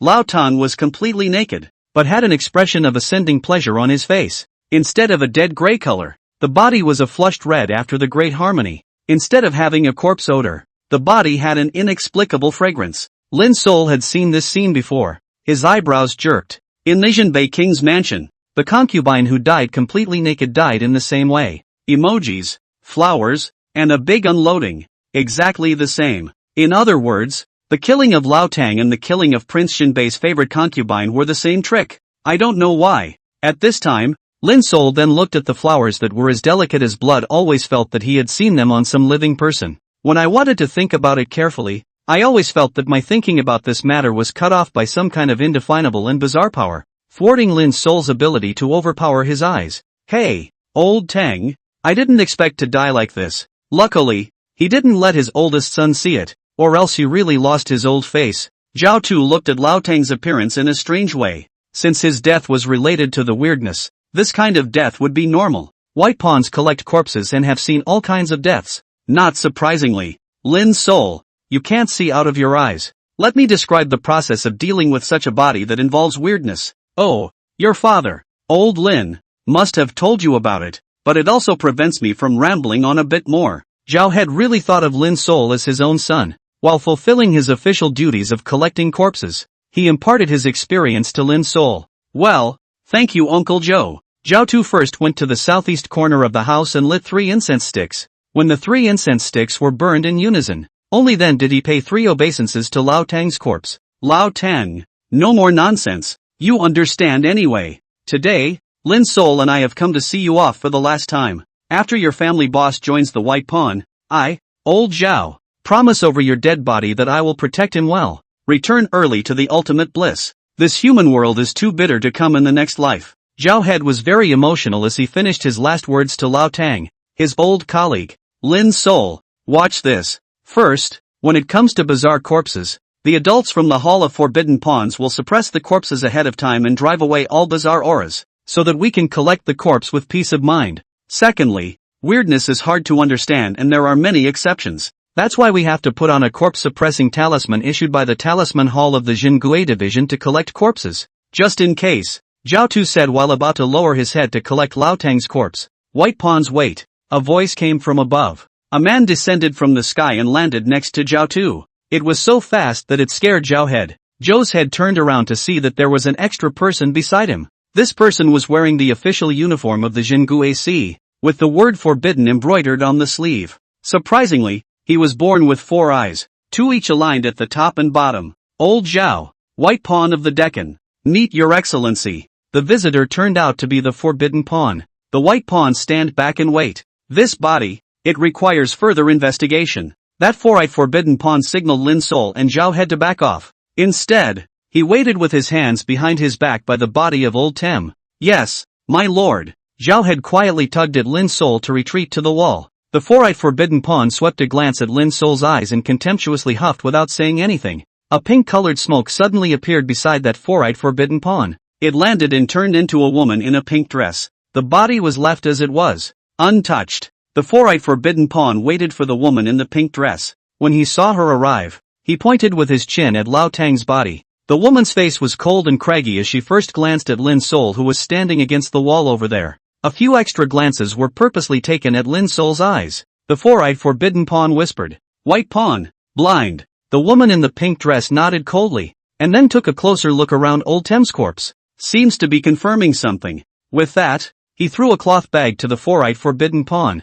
The 4-eyed forbidden pawn opened the cloth bag to take a look at it with a satisfied look on his face. My trickery is the Heaven's Eye method, which allows me to track the general direction of the murderer by spending only a few trick crystals. The price you gave for the guile crystals was only enough for me to track it with the Skysight method, not including the subsequent out-and-out takedown. The woman in the pink dress didn't seem to want to say another word, just standing there coldly looking at the 4-eyed forbidden pawn. Up! The 4-eyed forbidden pawn seemed to be somewhat afraid of the pink-clad woman, and didn't care that she was rude. The 2 eyes above suddenly extended 2 short, thin arms. Those 2 eyes were in the palms of the arms that protruded from his eye sockets. The eyes in the creepy palms blinked and blinked, looking in all directions. Suddenly, seems to have identified a location. The 4-eyed forbidden pawn laughed and said, "Found it. Follow me." Leaping in place, he jumped onto the roof and chased after him in a certain direction. The woman in the pink dress transformed into a smoke following closely behind. Chapter 26. Once you enter the white pawn, it's like the sea. From now on, your friends and family are passers-by. The adults are gone. Let's get to work. Zhao Tu tugged at Lin Sol by his side and led him to start collecting old Teng's body. This job was not unfamiliar to Lin Sol, but it was still slightly worse than the experienced Zhao had. Lin Sol, your technique is already very good, but this stitch down is still slightly insufficient. A line to the left would be better. You see when moving the corpse, your breath just now is too close to Lao Tang's mouth. It is easy to ferry the dead into the anger, thus blowing up the corpse. I think that's why you blew up the body last time. Zhao had dutifully instructed Lin Sol on the side. Each pointing was very well placed, hitting directly at the inadequacies of Lin Sol's corpse collection. For example, the point about carrying Lao Tang's head too close and easily ferrying in anger, thus causing the corpse to blow up, is right on the money. Lin Sol studied carefully. One teaches genuinely, the other learns seriously. In this atmosphere, the body of Lao Tang was soon put away. All white pawns, today I will send you on your last journey. Go to the incinerator and turn into energy that warms the heavenly prison. Head Zhao led Lin Sol to pay 3 obeisances to the corpse of old Tang, who looked as if he was asleep. 2 boards were then found from this house to make a simple stretcher. Lift up Lao Tang's intact body, put on the corpse-suppressing talisman and cover it with a white cloth. Mumbles, "Old Tang, old Tang, who would have thought that one day I would put a corpse-suppressing talisman on your face? Hey, if you don't die, you won't die so early. At least live until the day you see your eldest son get married before you die. It is to die, but also the scenery of death and the line of duty. After death can also give the family to leave a begging skeleton of silver too. Now it, hey, stained with bizarre ominous corpse, lived a lifetime to the point of tainted reputation, cannot enter the ancestral forest." Zhao Tu was in the front, and Lin Sol was in the back. Carrying Lao Tang's body, he left the house. The 2 constables, with a look of disgust on their faces, opened the way in front of them to lead them back to the Jingui. Zhao head straight for the incinerator in the heavenly prison. The incinerator here burns at a terrifyingly high temperature, and the fire is filled with special coals that last all year round. provide a constant source of heat to the sky dungeon. After the incinerator watchman verified that Lao Tang's body was in order and signed off on it, the duo dumped Lao Tang's body into the incinerator. The blazing fire quickly wrapped around Lao Tang, and the heat quickly turned the body into ashes. Go! Zhao Head was in a bad mood and turned around. It was also quite understandable that Lao Tang and Zhao Tu had been together for quite a few years. I didn't expect to end up like this. There are no bones left. The reputation is swept away. To be honest, Lin Sol didn't have any special feelings for Lao Tang. Besides, this old Tang dumped his wife, abandoned his son and kept a mistress, and ultimately died at the hands of the bazaar. How to look at it is to blame. Just why did his death look the same as the woman in the Jinbei King's mansion? And the flowers that smell like blood? It always felt like I'd seen it somewhere else later. There was always an inexplicable uneasiness in my heart, and couldn't find the reason. Maybe it was triggered by the recent sighting of 2 broken bodies in a row. Lin Sol shook his head and stopped thinking about it. At night, the white pawns of the deck left 1 man on guard and the rest came to Lao Tang's house. A hearse was set up at Lao Tang's house. Surprisingly, some monks were invited to do a water and land dojo. Other than that, there is no one else. Old Tang's family, only his mother-in-law and 2 sons in mourning to guard the hearth. Once you enter the white pawn, it's like the sea. From now on, friends and family are passers-by. White pawns have no relatives or friends. All but the white pawns socialize with the white pawns, and the rest of them are avoided. So Lao Tang died and there was no one else but the monk he paid to do the dojo. Zhao Tu brought 11 people to Lao Tang's house. Lao Tang's mother-in-law and 2 sons stood up to greet him with tears in their eyes. The crowd gathered around and opened up. The congregation then walked up to the hearse in accordance with the funeral service. Lao Tang's daughter-in-law and 2 sons kneeled to the side to thank the guests. The dead are great brothers send Lao Tang on his last journey. It starts with Zhao Head and ends with Lin Sol. The crowd went forward in turn, kowtowing and offering incense to Lao Tang. Light the paper money in the fire pit in front of you. Tang San, 41 years old. On the tablet in front of Lao Tang's portrait, 6 short words were written. These 6 words represent his life. Lin Sol not only lamented in his heart. At 41, it's the best age for a man. But here at White Pawn, that's a good age. My condolences, sister-in-law. Zhao Tu took out another 10 taels of silver from his bosom and placed it with old Tang's wife. Zhao Tu, you've already given so much silver. We absolutely can't take it this time. Lao Tang's mother-in-law was also bought from the barbarian land, but she rarely spoke fluent Dayu official language. And this woman is quite polite. For Zhao Head of the funeral silver resolutely do not accept. Sister-in-law, this silver is not for you. It's for your family's oldest too. You still have to raise Lao heir to adulthood. You must accept this silver. Lao Tang's oldest son has reached the legal age to take over Lao Tang's work. However, his second son is still young and has no financial resources. Yes, sister-in-law. This is a small token of our appreciation. You should take it and stop excusing yourself. The other white pawns also came forward and took out anywhere from 3 to 5 taels of silver and handed them over to old Tang's wife. Don't look at 3 or 5 taels of silver, which was an absolutely huge amount of money for Dayu at that time. Lin Sol also silently gave 3 taels of silver to old Temperance bitch. When it comes to things like this, helping others is helping yourself. The white pawns understand this deeply. If you help Lao Tang today, Lao Tang's son will help himself someday. Eventually Lao Tang's mother-in-law accepted the funeral silver from the crowd and called her 2 sons over with tears in her eyes. Come, kowtow to your uncles and uncles. The 3 of them knelt down to Zhao Tu and the others and kowtowed 3 times in a very grand manner. With these dozens of taels of silver plus the boss to take over the white pawns can earn salary silver. The old Tang family can get through this. Sister-in-law, nephews get up. Zhou's head helped the 3 men to their feet. Just then, there was a knock on the door outside. The visitor was a store boy from a local restaurant, holding some food boxes. Come in, this is the wine and food ordered by Zhao Tu. He knew that old Tang's family couldn't entertain visitors without help. Ordered food directly from the restaurant and had it delivered. Tonight we'll keep the hearth together for Lao Tang, and talk over food and drink. And the vegetarian food for the great monks is ordered along with it. Zhao Tu waved his hand, and the people went to the house to fetch tables and stools to set the wine and food up. Distribute vegetarian food to the monks at the water and land dojo. The wine, food and meat were for Zhao Tu and the others. First drink, for old Tem. Zhao Tu and the others raised their glasses over their heads in a distant salute to Lao Tang's hearth. Standing up he placed the first drink in front of the old temperance hall. First drink, for old Tem. The crowd followed suit and rose to place the first cup of wine in front of Lao Tang's hearth. Lao Tang's mother-in-law and 2 sons were crying at the moment. If the white pawns hadn't arrived, how could they understand the things these men do when they're widows and orphans? Zhao Head and the others returned to their seats and began to gulp down their drinks and meat. Death is common for white pawns, but the parting and ceremony of death must be in place. Lin Sol silently watched what the Zhao Heads were doing. For the first time, I have a respect for the profession of white pawns. Awe of everything. Chapter 27. It's hard to beg for skeletons, but it's harder to stay alive. That night all the people did not go back, and stayed here to keep awake for Lao Tang until dawn. After dawn, the monks closed the water and land dojo. It was head Zhao who paid to send the monks away. Then the coffin containing Lao Tang's clothes was pulled into the yard and burned in a fire.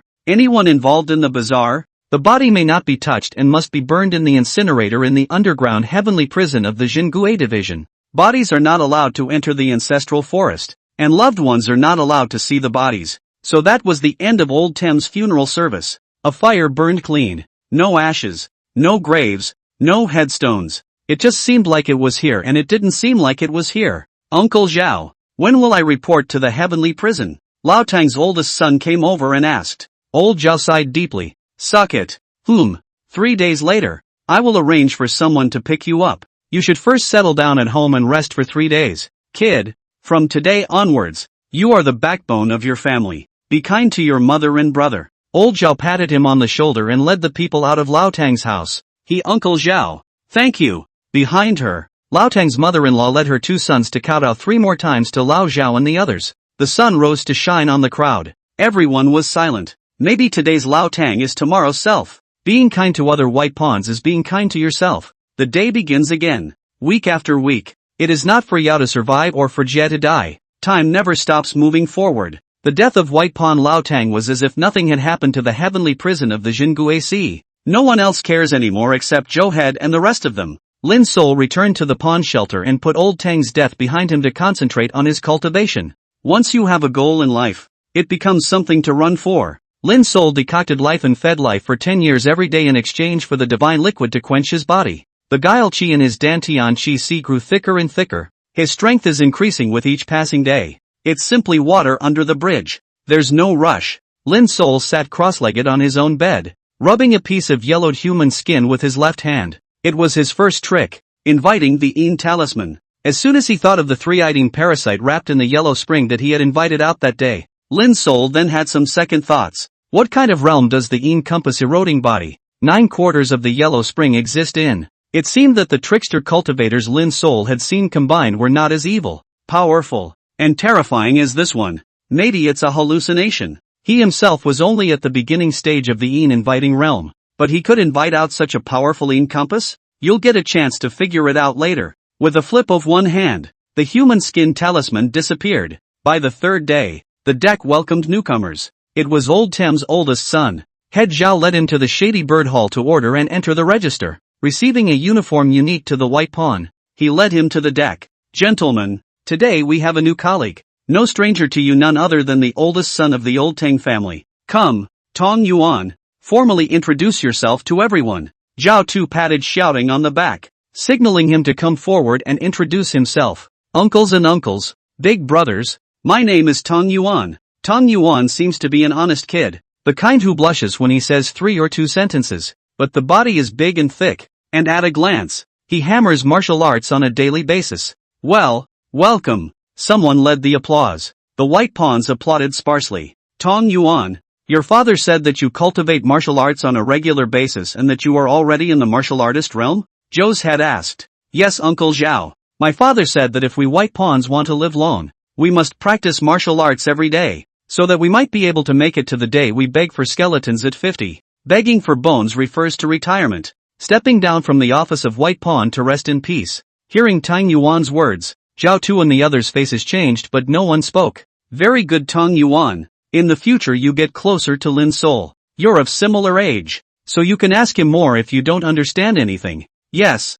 Uncle Zhou. In public, call me Zhou Head. Yes, Zhou's head. Zhao led Tong Yuan to his father's pawn house. A thin bedding and nothing else in this pawn house. This was the Old Thames pawn house, and after his death his son inherited everything and used it. Lao Tang taught you the art of eating with white pawns, didn't he? Zhou's head asked. The so-called white pawn eating craft is the corpse collecting bit. Uncle Zhao, all taught. My father even secretly took me to take on private work, and my father pointed out to me all the places where my craftsmanship was lacking. Tang Yuan replied. Actually, Lao Tang was pretty good before, spending money to let his two sons train in martial arts. He was also afraid that Tang Yuan was not good at his craft, and secretly took on private work so that he could improve his craft.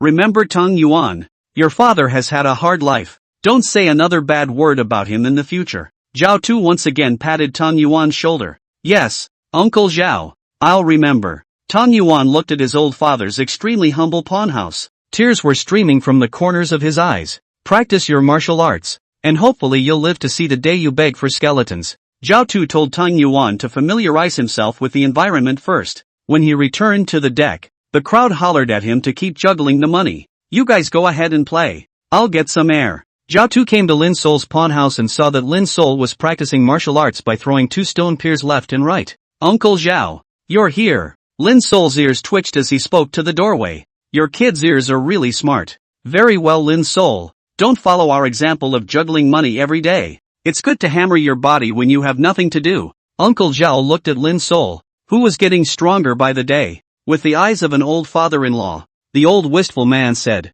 Lin Sol intentionally got 24 pounds of stone piers from the outside and put them in the pawn house in order to cover people's ears. Exercise when you don't have anything to do. That would make sense of his high chakra. After all, he had just come to the heavenly prison and was so young that he had not been corrupted by the darkness of the heavenly prison. Combined with daily exercise, it makes sense that your chi and blood would be strong. Uncle Zhao, just now Tang Yuan talked about us white pawns staying up until we're 50 years old begging for skeletons. Why didn't everyone say anything? Lin Sol asked as he tossed the stone. By all rights, staying up until you're 50 years old and begging for skeletons should be something everyone in white pawn aspires to. But the reaction of everyone just now was really a bit weird. Zhou's head laughed. That's why. Ah, Lin Sol. You don't have a son, of course you don't understand the key. White pawns are hereditary. And if I can make it until I'm 50 and can beg for bones, most of us won't do it either. The reason is simple. Because we don't want our sons to take over. And we stay up one more day. Our son will be out there enjoying himself one more day.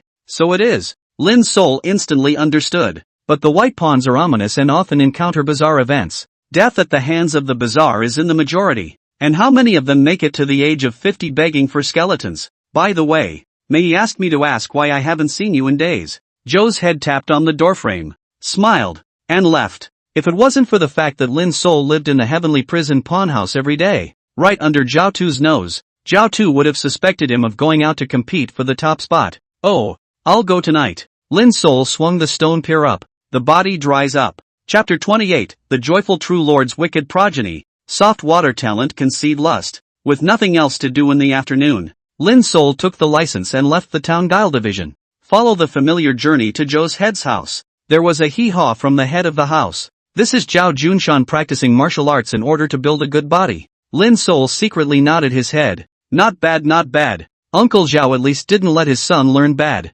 Ha, brother Lin Sol, didn't you come back with my sister? The person who opened the door was none other than the shirtless and sweaty Zhao Junshan, who scratched his head in confusion.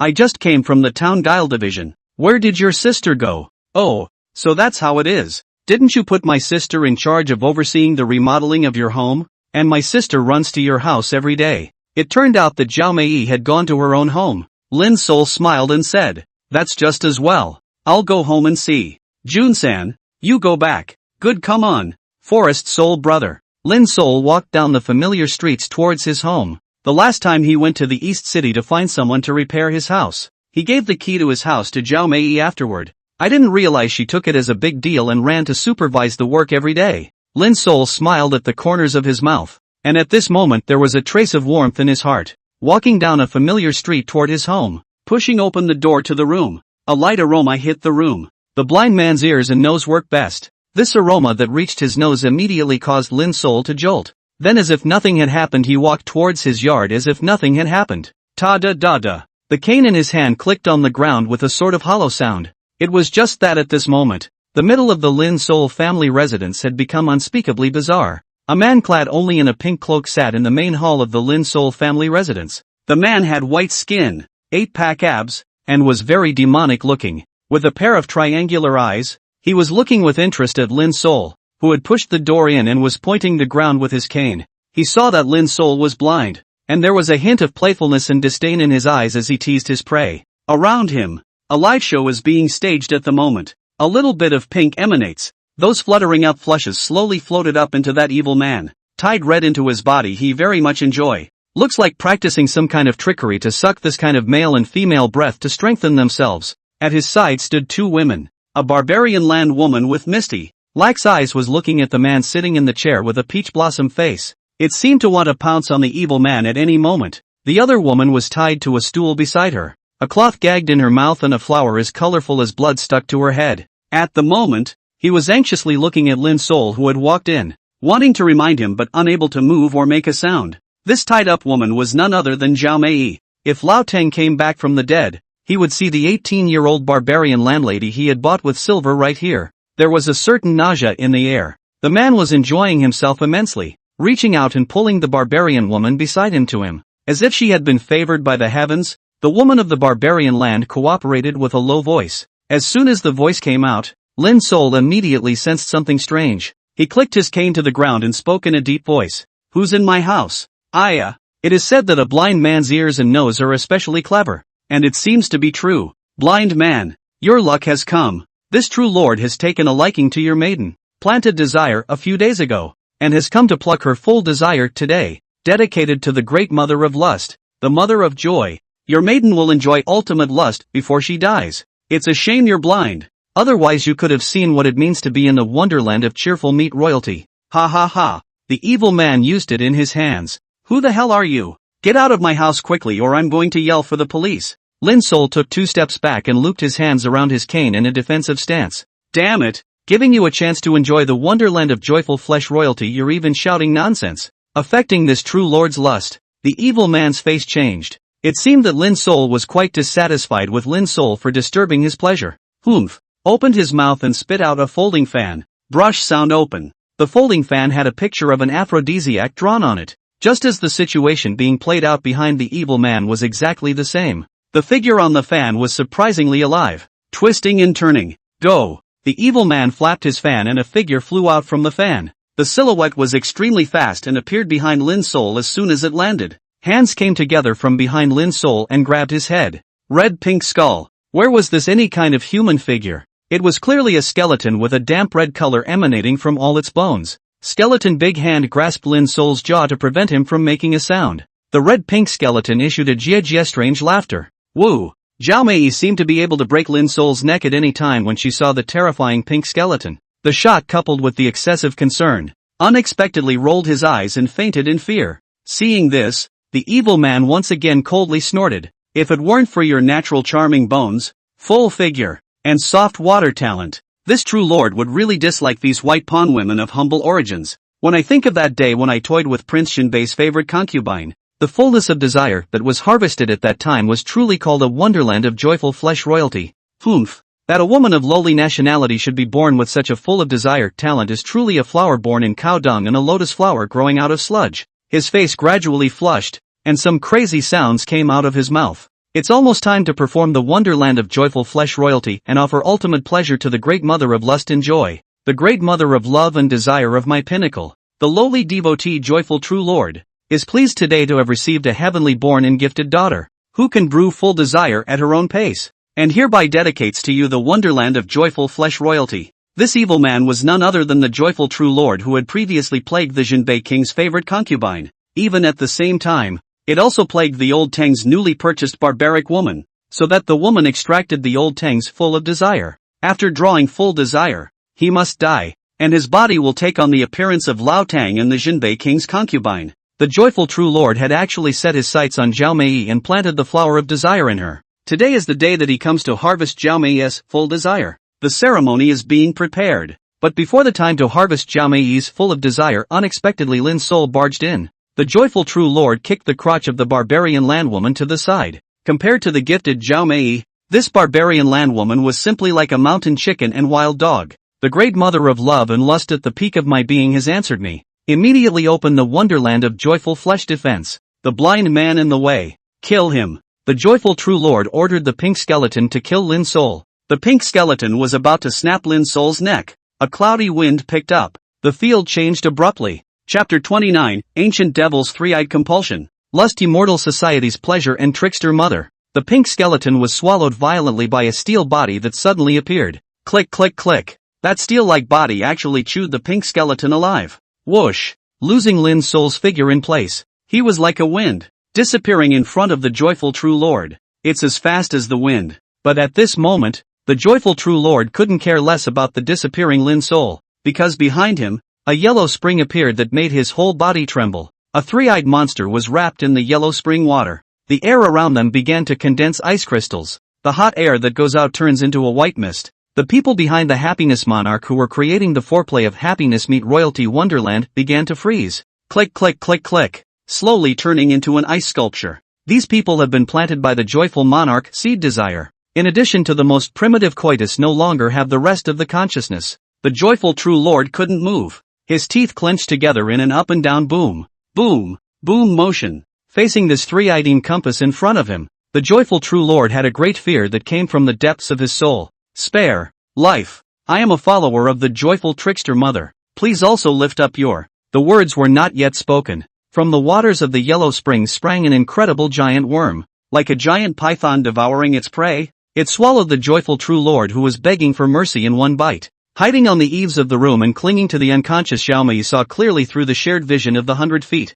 This is the true form of the three-eyed parasite. Goosebumps were about to pop up on Lin Sol's body. What a bug! Possessing the body of a viper, the horns of an auger on its head, the fleshy wings of a flying centipede on its back, the skin of a toad, and the legs of a spider, and a face that has no human organs but only 3 eyes. It's an ancient demonic creature any way you look at it. Evil, eerie, terror, Gollum Gollum. The three-eyed compass swallowed the joyful true lord in 3 bites and 2 mouthfuls. With that, he said lazily, this kind of small goods still need to use the invocation talisman to startle old man? Human, you are too weak. 3 Eyes looked coldly at Lin Sol, seemingly quite displeased that he had summoned him out today. This was the second time that Lin Sol had used the invocation talisman to summon the three-eyed compass. I didn't expect this one to be so powerful, swallowing the joyful true lord in 1 bite. Thanks for saving my life. Lin Sol found a place far away from the three-eyed compass to put the unconscious Xiaomei down, prevent her from freezing into an ice sculpture, and please get rid of the dozen or so bodies over there altogether. Lin Sol came to the three-eyed compass and said in a polite manner, rather prudent. A yellow spring of water flew out from the body of the three-eyed compass. After the scroll, all the ice sculptures, including the woman from the barbarian land who killed Lao Tang, were all melted away by the yellow spring water. There's nothing left on the ground. For a mere human race of the inviting realm to be able to invite me twice through ordinary inviting talismans really makes me both surprised and curious. A final word of advice, you have destroyed the joyful trickster mother's erotic fairy club. And the joyful trickster mother has planted a seed of lust deep within your soul. The joyful trickster mother will enter your dreams to seduce you when you are at your weakest. And once you can't hold on and engage in mental coitus with the joyful trickster mother, you will be completely tricksterized by her and turned into her devotee. A mocking look emanated from the three-eyed compass's face that could not see human organs. Seated by the joyful mother? Lin Sol was creeped out that he was unaware of it. Is this one of those powerful and weird forces?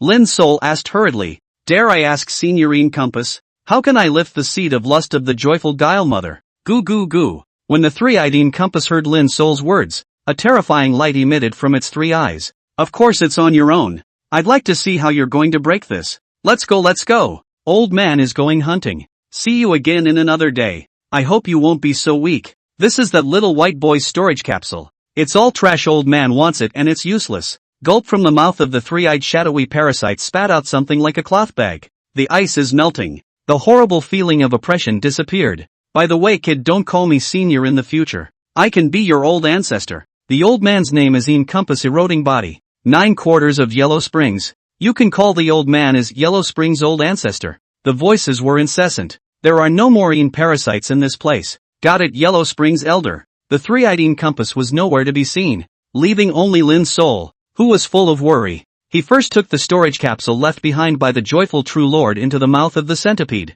Standing there with a cold face, he did not know how to undo the seed of lust planted by that horrible, weird and joyful mother. I had thought that the three-eyed compass that I had invited with the invitation talisman would give myself some guidance. I didn't realize how much blood this one drank to get things done. It also clearly reveals dissatisfaction with the lowliness of his realm. How come I can bring out the three-eyed Een parasite twice? The reasoning is simple. Because there is a principle in inviting a Een talisman. How strong the Een compass is invited to be depends on the strength of the life of the holder of the artifice. For my blood is everlasting blood. Lin Sol knew he had made the right bet this time. From the moment he entered, Lin Sol was already in a state of readiness. Cautiously, Lin Sol released the 100 feet and noticed the scene in his home as soon as he entered. Thereupon, he temporarily confused the joyful true lord with his words. At the same time, he took out the Een inviting talisman from the mouth of the centipede, and used the hand that held the palm of his hand to cover and squeeze his fingers to invoke the Een with blood. The biggest worry was the fear that he wouldn't be able to invite the Yellow Springs elder ancestor. Then he could only take the risk of using the compulsion avatar compulsion sacrifice to forcibly elevate himself by one realm to fight against the joyful true lord. Even if one were to forcefully raise a realm, it would only be to the early stage of the borrowed life realm. One must know that True Lord Joy's realm was the high stage of the borrowed life realm. Lin Sol lacked experience and skill in fighting and killing, and the joyful True Lord had a powerful technique of splitting. It was impossible for Lin Sol to kill the joyful True Lord. Luckily, he managed to invite Een, and the Yellow Springs old man appeared to eat the joyful true monarch in one bite. Only then was the immediate crisis completely resolved. Lin Sol glanced at the sleeping Zhao Mei over there. She was tied up in 5 different ways, which even more so showed off her slightly chubby boundary-ceilinged body. She actually possesses an exceptionally gifted physical body that even a joyful true lord covets. Sure enough, I wasn't wrong. Every time I see Mei Zhou, it always makes me stir inside. I see, this time it's a real treasure to pick up. Lin Sol walked over and helped Zhao Mei up, removing the ropes from her body. Her skin was glowing, and the mature flavor of a young woman who had first experienced sex radiated out to tease Lin Sol's heart. This time, it's fortunate that I came back early and didn't let the joyful true lord get his hands on me. Otherwise, I would have had to collect your corpse. He had just carried Zhao Mei into the bed in his room, but the 100-foot warning came again from his heart. Someone had landed on the roof and was spying on Lin Sol. Chapter 30, Inviting the Een to the Yellow Springs. Pinky Smoke Arisher. Anyone else? Lin Sol pretended to sweep the ground in his yard as if nothing had happened. His yard is finished with construction and there is still some construction debris that has not been removed. Sasha. Lin Sol fumbled to slowly clean up his yard. Another fresh water was drawn from the newly drilled well to clean the newly made yard pond. Wash the silt out of it and rinse the scum over and over again. After a while, 100 feet summoned. This man is gone. Lin Sol didn't stop listening and continued to clean up his compound. But the alarm had been disarmed in his mind. The visitor was an old acquaintance of his, the Pinky. She had been ordered to track down the joyful true lord, and today she followed the trajectory and found this courtyard of Lin Sol's.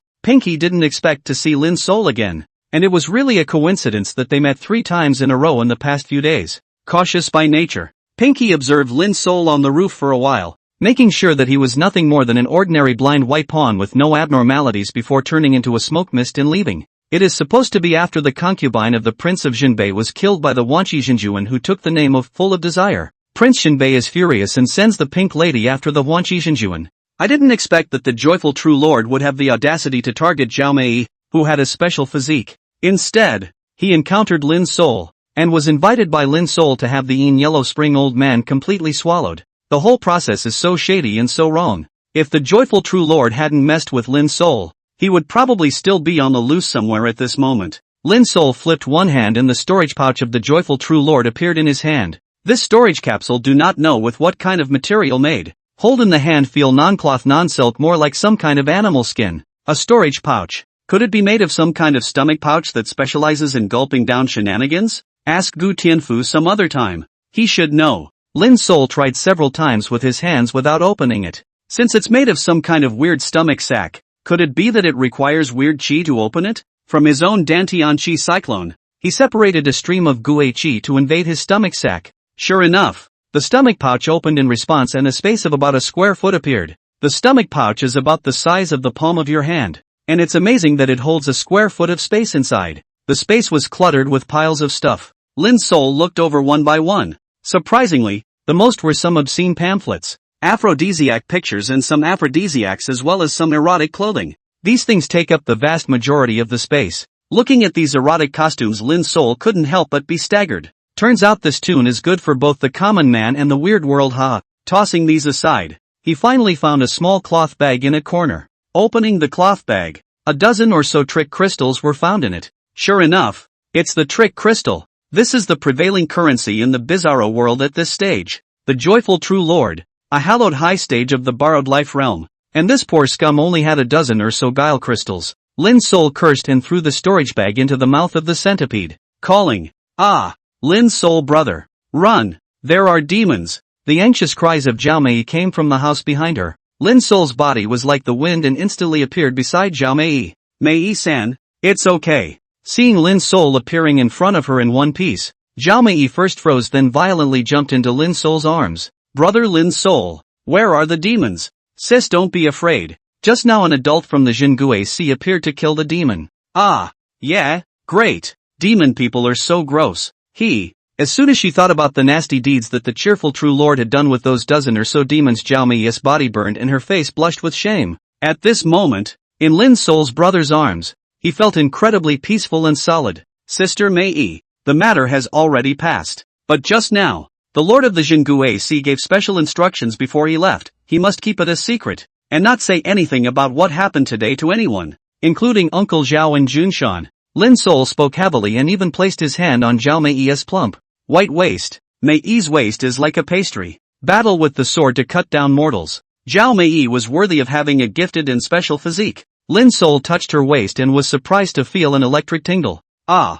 Zhao Mei also felt Lin's soul's hands. She blushed and let out a soft ouch. But not willing to leave Lin's soul's embrace, she allowed Lin's soul to wrap his arms around her waist. Since it's an order from Lord Jingue Sea, I'll definitely rot this today in my stomach." "Ah yes, Lin's soul, you must be hungry. Go home to cook you scallion pancakes to eat." Zhao Mei finally left from Lin's soul's arms, returned home with him to make Lin's soul's favorite pancakes for him. Today, the matter of the joyful true lord has a scare and is considered to have passed. Lin's soul naturally knew the importance of improving his strength. After eating and chatting with Zhao Mei's siblings, Lin's soul went back. Very rare today, Joe Head is not in the deck area and others are juggling money. Lin's soul returned to his pawn house when a voice came from behind him. "Brother Lin's soul, is it convenient for you? I have some things to ask you." So it was Tang Yuan who came.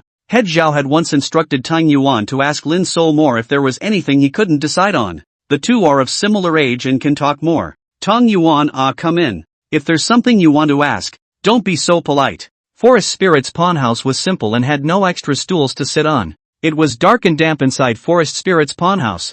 There was an oil lamp that looked like it hadn't been lit in a long time, nor was it anything more than a decoration. There were also two stone piers. Seeing that Lin's soul focused on polishing his body on weekdays, Tang Yuan then leaned against the door and asked some common sense questions about white pawns. Lin's soul answered each and every one of them without mixing in personal feelings. The two have not communicated since. After about a moment of silence, Tang Yuan asked, "Brother Lin's soul, why don't we go eat together?" Lin's soul shook his head. "I'm used to being alone. I'm not used to being with others. I've already eaten, so go ahead and eat." There is a natural wave of immovable refusal. Tang Yuan was stunned, not expecting Lin's soul to be so cold in nature. Then he laughed. "Okay, brother Lin's soul, then I'll go eat, and you rest early. I'll bring the door for you." Tang Yuan turned to leave, smoothly bringing the door of the forest soul with him. Lin's soul's mind moved and released 100 feet out to observe Tang Yuan's expression. However, after seeing Tang Yuan close the door to his own room,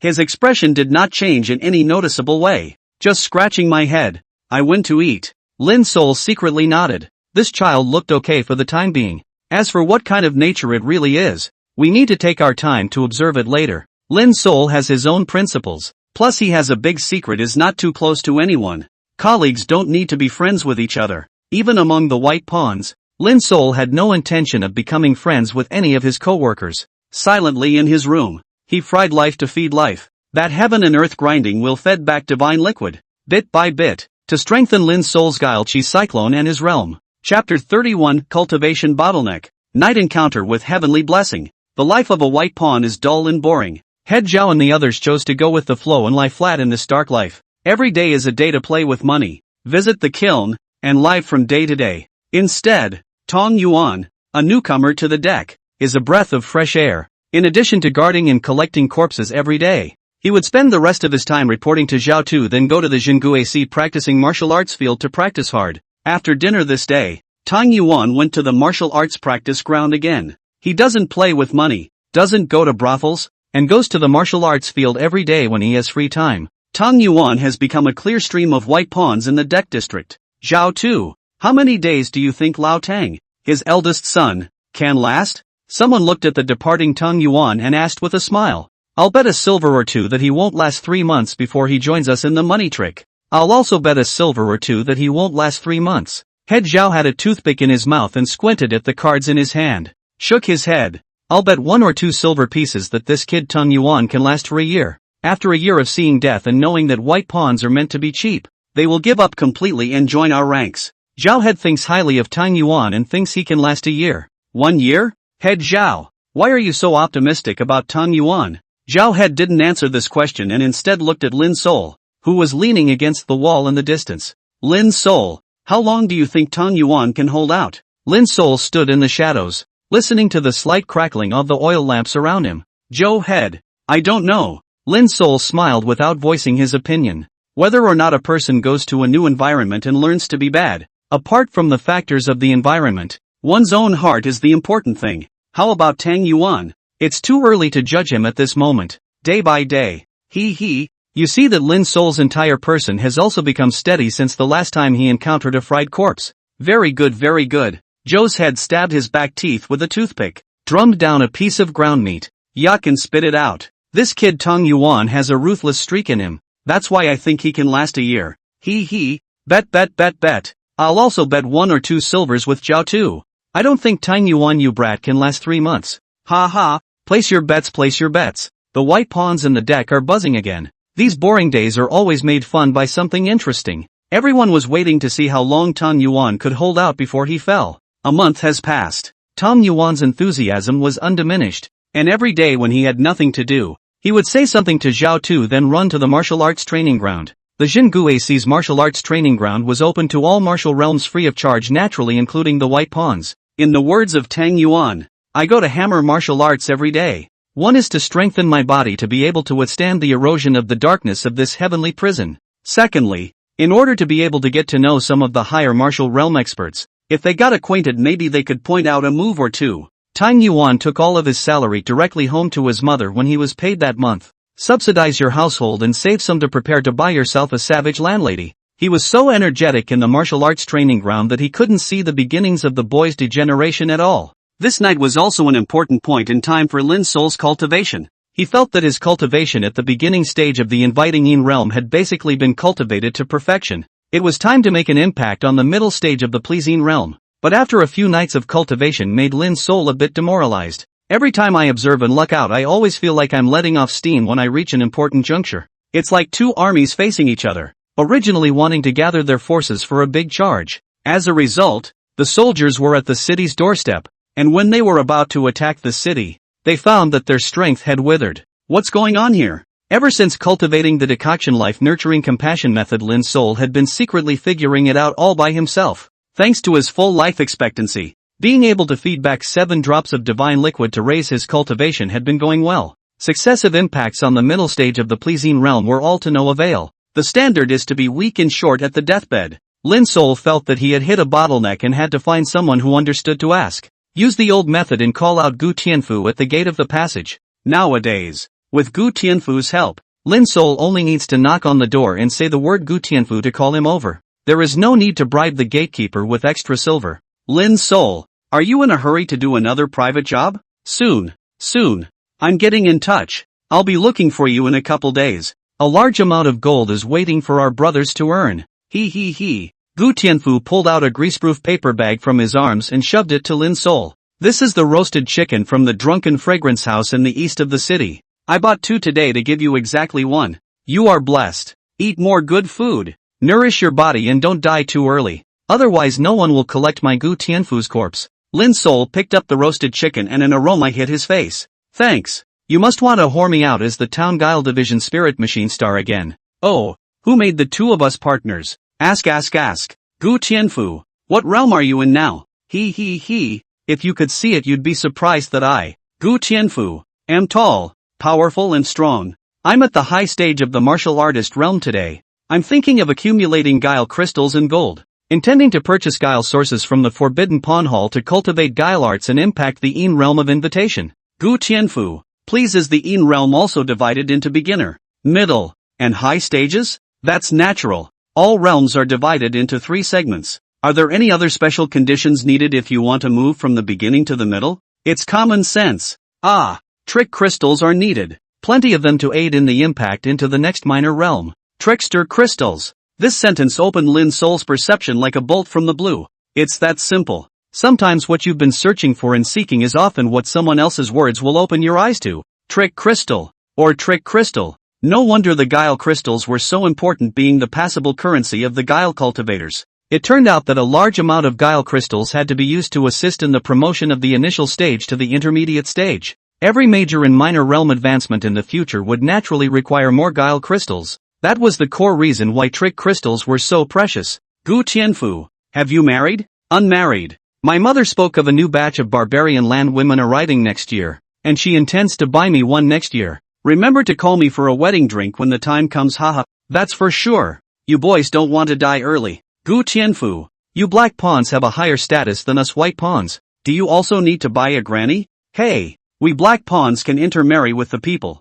but I think it's more cost effective to buy one like you white pawns. No bride price. The barbarian woman is your private property. No parents or brothers to worry about. And exceptionally fertile. Almost 100 advantages and no disadvantages except for the skin. Right? Come to think of it, this Gu Tianfu was indeed quite good at finagling. What he said seemed to make so much sense. Lin Sol asked several more miscellaneous questions to hide his true purpose. In the end, there were really no more words to say, and only then did they bid farewell to Gu Tianfu, each returning to their own slice of the world. The private work is about to be contacted, and this time it will still pay well. Wait for me to call you. Good. Lin Sol returned to his pawn house, a smile on his face, figuring it out. It turns out that the impact middle requires trick crystals. The Night Lord's eyes glowed in the darkness. Chapter 32, Weird Fleshball Desire. Wasteland Moon 9 Phantoms. He took out all of the guile crystals on his body. There are only 16 grains in total, most of which are still from the Wanqi Jinjuan touching the body to get. Were these guile crystals enough to impact the middle stage of the Yin inviting realm or not? Don't know it yourself. Try. In case of failure, it would be a waste of these 16 shenanigans crystals. But how do you know if you'll succeed or fail unless you try? Lin Sol took a deep breath. He decided to hold off for a while to calm himself down before making a decision. There is calmness in every major event. Don't be in a hurry. Begin today's portion of the practice by following the invitation to the Yin realm contemplation chart. The millstone of heaven appears in the mind and feeds one's lifespan into the millstone. After inhaling the lifespan, the mill began to make horrible noises, slowly turning. With the investment of 10 years of life, the mill began to slowly flow out that divine liquid. 1 drop, 2 drops, 7 drops, 7 drops for God. Feedback to itself. Lin Sol absorbed the divine liquid, allowing his cultivation strength to slowly become stronger. His early stage of the inviting Yin realm had completely peaked at this moment. Streams of water do not compete for precedence. Expensive gushing.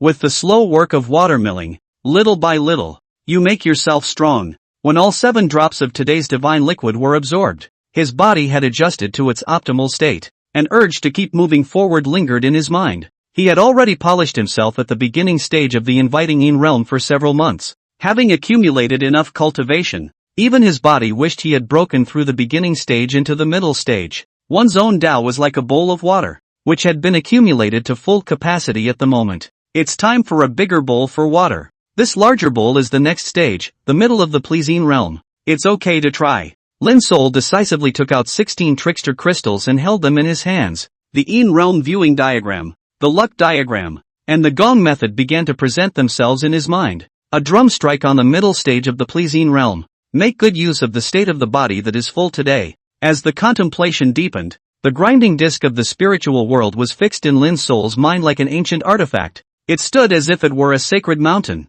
Lin Sol's state slowly entered a realm of emptiness. Invite a certain area of the Yin realm viewing map to slowly light up. This was the part that represented the middle section of the Qing Yin realm. The part that represented the part that Lin Sol was slowly opening up at this moment. However, this part of the view map in the middle of the pleasing realm, which had just lit up, was weak in its aftermath, is slowly dimming again. Without the aid of spirit materials, this was an unattainable location for Lin Sol at this stage. The beginner's impact on the middle must be supplemented by a trick crystal. Snap! Lin Sol's left and right hands each had a guile crystal, which he decisively crushed at the moment. The guile chi saturated in the guile crystal instantly dispersed. Exhale. Inhale. How could Lin's soul let the hard-earned guile crystals go to waste in the slightest? Immediately rotating the chi cyclone and the sea of chi in the dantian to inhale all those weird chi into his body. Tricky gas enters the body. Its subtlety is self-explanatory. A mysterious aura boiled up inside Lin's soul.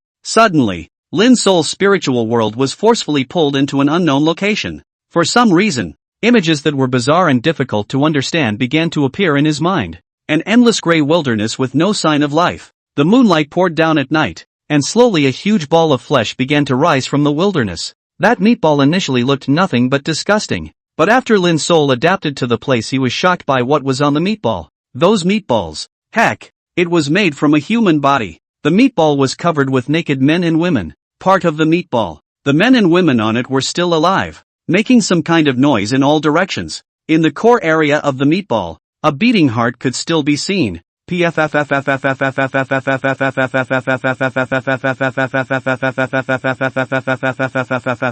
Lin's soul merely glanced at this meatball. His mental world was instantly pulled into a sea of pink carnal desire. Here it is. The wine pool is unbearable. A wave of primal lust began to rise up in Lin's soul's body. Heart beating faster. Blushing. The countless men and women on the far side of the meatball suddenly dropped their heads in a mechanically bizarre manner, looking towards Lin's soul. Ho ho ho. Giggle. These countless naked men and women, deep above the ball of flesh. At the same time, it emitted some sort of obscure and unintelligible sound, causing Lin's soul's scalp to instantly go numb. Ah! A terrifying power passed through the air from that meatball, exploding deep within his body's desires. The fire of desire buried deep in his body was about to be ignited by that ball of flesh. Lin's soul was horrified. His subconscious was very clear. That meatball was an incredibly powerful and bizarre. If he is unable to control this desire, then his body will be weirded out, eventually becoming a part of that giant ball of flesh, a carnal slave to it. I didn't realize that just by looking at it, it would be horrifying. Lin's soul felt like he was about to be torn apart. His feet began to spookify. From his feet surprisingly began to sprout countless buds of flesh. These flesh buds were heck of a living thing, wriggling and wiggling, squeak, letting out an excited sound. He actually forcefully tugged Lin's soul to throw himself towards the large meatball. If he or she enters the ball of flesh, he or she will sink for eternity and be completely weirded out. Lin's soul's hands panicked as he yanked on those flesh buds. Ouch! The buds turned out to be growing on his feet, and pulling on them was tantamount to tearing his own flesh. Couldn't care less. Lin's soul forced himself to endure the pain and vigorously tugged on the flesh buds. Hissing. It was a real raw pain to forcefully tear the flesh buds. Tick-tock. Bleeding where his flesh buds were in the bloodbath. But it didn't help that more buds of flesh began to sprout on his legs. The flesh buds tugged wildly. Hissing, he was going to throw the forest spirit into a ball of flesh. What the hell is going on? What was this gray field? This huge ball of flesh and that weird moon in the sky? Lin's soul was clearly cultivating. How could he have such a sudden change after merely crushing 2 guile crystals? In front of this terrifying meatball weirdness, Lin's soul was as weak as an ant. Is this what's really weird and powerful? Just as Lin's soul was trying to do everything he could to get out of this wasteland illusion, the flesh buds on his feet and legs were frantically tearing him apart. Just as the human body on this disgusting and evil ball of flesh let out a lewd cry. Just as Lin's soul was about to be taken by these increasing, unterrible buds of flesh and dropped into the meatball, that heavenly grinding wheel in Lin's soul's spirit world suddenly moved. Crunch! Slowly turning up. A flooding aura emanated from the grinding disc into the wilderness illusion where Lin's soul was. It was instantly injected into Lin's soul's body. This flood of aura directly exploded within Lin's soul. An unspeakably powerful force quenched and cleansed Lin's soul from the inside out. This power was as majestic as the Yangtze River wherever it passed. In an instant, the meatball's bizarrely transformed power that had invaded into Lin's soul's body was melted away. The power of weirdification was quenched and washed away in the body by the Tongtian grinder. Lin's soul was instantly pulled out of that wasteland illusion. But before leaving, his Night Lord eyes somehow snapped to the obscure moon in the sky. Above the moon, re-emerging weirdness. The original moon now began to split in the eyes of the Night Lord. Split in 2 for 3, 4, 9. 9 weird and obscure moons hung in the sky. Surprisingly, a terrifying figure through and through was seen in every moon. These figures were chained through their bodies by even more mysterious chains, locked firmly above those 9 moons. Click click click. Even Lin's soul's ears heard that the 9 terrifying figures were gnawing on something with their heads lowered. Blood, bone scum, and the fearful emotions of death. It emanated from every moon, terrorizing the entire sky. Ah! A sharp pain came from Lin Sol's mind. His eyes ached dramatically. 2 lines of bloody tears rolled down. Chapter 33, The Nine Yin and the Moonlock. The Nine Gods. The Night Lord's eyes of extreme power. Lin Sol was forcibly taken away by the powerful flood power emanating from the grinding disc. Before leaving that wasteland illusion, just for one more look, it was surprising to see 9 moons in the sky and the eerie figures on them. Is it a hallucination? It must be a hallucination. How can there be 9 moons in the sky? Lin Sol gasped and sat on his bed. It's back. Eyes hurt. Lin Sol rubbed his eyes with both hands, but they were stained with blood from both hands. Lin Sol looked at the blood on his hands, and his heart couldn't calm down for a long time. It's true. The 9 moons and the 9 huge figures on them just now were real. I looked at it myself and blood flowed from my eyes. And then look at your feet and legs. The areas that had been growing granules and tearing skin were now healed. Wasn't that wilderness illusion real? Or maybe the wasteland illusion and the 9 moons are real. Only the power emitted by that heavenly grinding wheel could only heal the damage he had been caused by the bizarre transformation of that meatball. But couldn't heal the damage he'd done by looking at 9 moons more than once? That should do it. Lin Sol had a vague feeling that the meatball in the wilderness illusion should be the body of the joyful Guile Mother. Earlier, Old Man Huang Quan had said that he had killed the joyful True Lord and destroyed the joyful Guile Mother's joyful immortal society. The seed of lust was quietly planted in his soul by the joyful mother. Will at some point seduce the forest spirit into spiritual coitus with the joyful trickster mother. Once the spiritual coitus was completed with the joyful trickster mother, then the Lin Sol would be completely tricksterized into an unconscious body on that meatball. So scary. What on earth could have caused you to stumble into the wilderness illusion where the joyful witch mother is? Lin Sol wiped off the blood on his hands and face with water and began to silently review the situation. It's the trick crystal. Those were 2 grains of loot searched from the joyful True Lord. The joyful monarch practiced the art of guile only after obtaining the guile source of the joyful Guile Mother. That's why Lin Sol was pulled into joyful Guile Mother's wasteland illusion after using those 2 guile crystals. If it wasn't for that heavenly grinder of the spirit world stepping in at the critical moment. At the moment, Lin Sol had been tricked out by the cheerful trickster mother. Today originally wanted to impact the middle stage of the Yin inviting realm, didn't expect this to happen.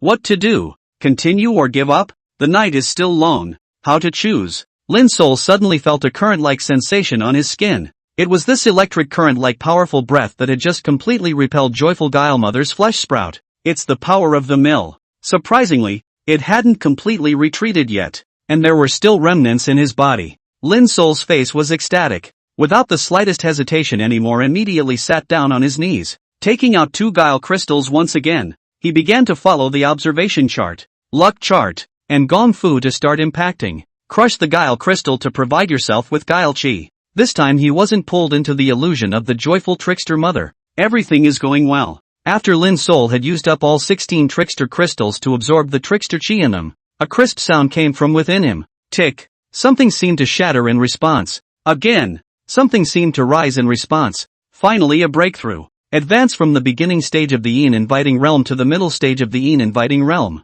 At the same time his body once again underwent new changes. Got the latest capabilities. Eye of the Force. Phew. Lin Sol took a long breath. Just then, the big rooster in the kitchen yard crowed to usher in the new day. Lin Sol stood up, his body filled with powerful strength. It is like a new birth, and the whole state of life is lighter. Open the eye of polarity. For a moment Lin Sol had an incredible penetration and breadth of vision. This opening of the eye of extreme power strengthened a total of 2 abilities of his eyes. One is vision penetration. The distance that the field of vision can see has increased several times. The situation 100 meters away was clear as day. The second is the breadth of vision. Even if he didn't need 100-foot shared vision, Lin Sol's field of vision was 360 degrees without a dead angle. The scene behind you can be seen as well. And Lin Sol also vaguely felt that this time he obtained the eye of extreme power is different from the other abilities such as its speed like the wind and the power of 9 oxen. One's own eyes of extreme power could continue to improve as one's realm improved.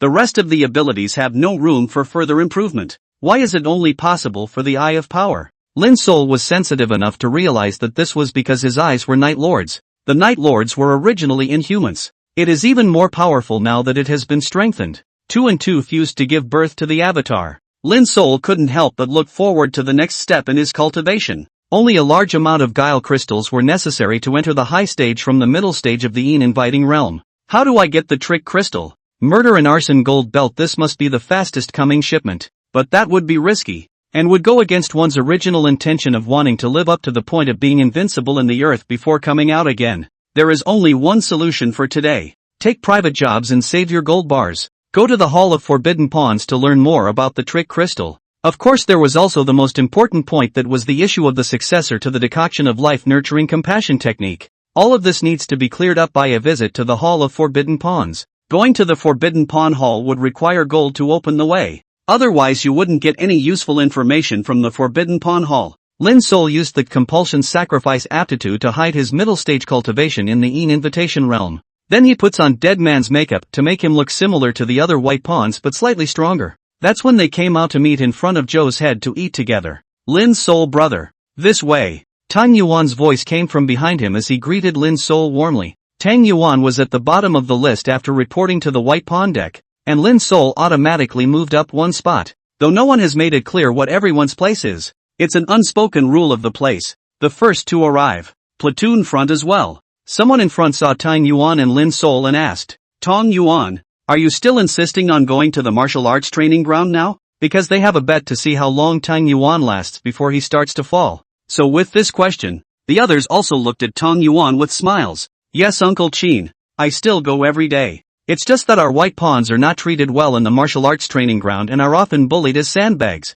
Tang Yuan scratched his head as he spoke. That's when the crowd saw the bruises on his neck and arms. But uncles and uncles, being bullied by those yamen and constables as sandbags also allows me to secretly learn their moves. Hey, it's a lot better than practicing by yourself at home. It just hurts a bit and you have to apply bruising medicine every day. Tang Yuan didn't care about the bruises all over his body and even scratched his head and laughed nervously. Little Tang Yuan, you're so skinny. These bastards are also shameless. Bullying Tang Yuan, a small child, and striking so hard. Someone came over and lifted his shirt. And there were healing wounds all over his front and back as well. It doesn't matter. I have a bruise medicine I bought from the Dan Tang. Apply it and you'll be fine after a night. At this time Zhao Head came out from the pawn house. He heard the conversation just now. Frowning, he asked, Tang Yuan, poor in literature and rich in martial arts. You go hammering away at martial arts every day. And you still have to support your mother and your brother. Is the salary silver enough?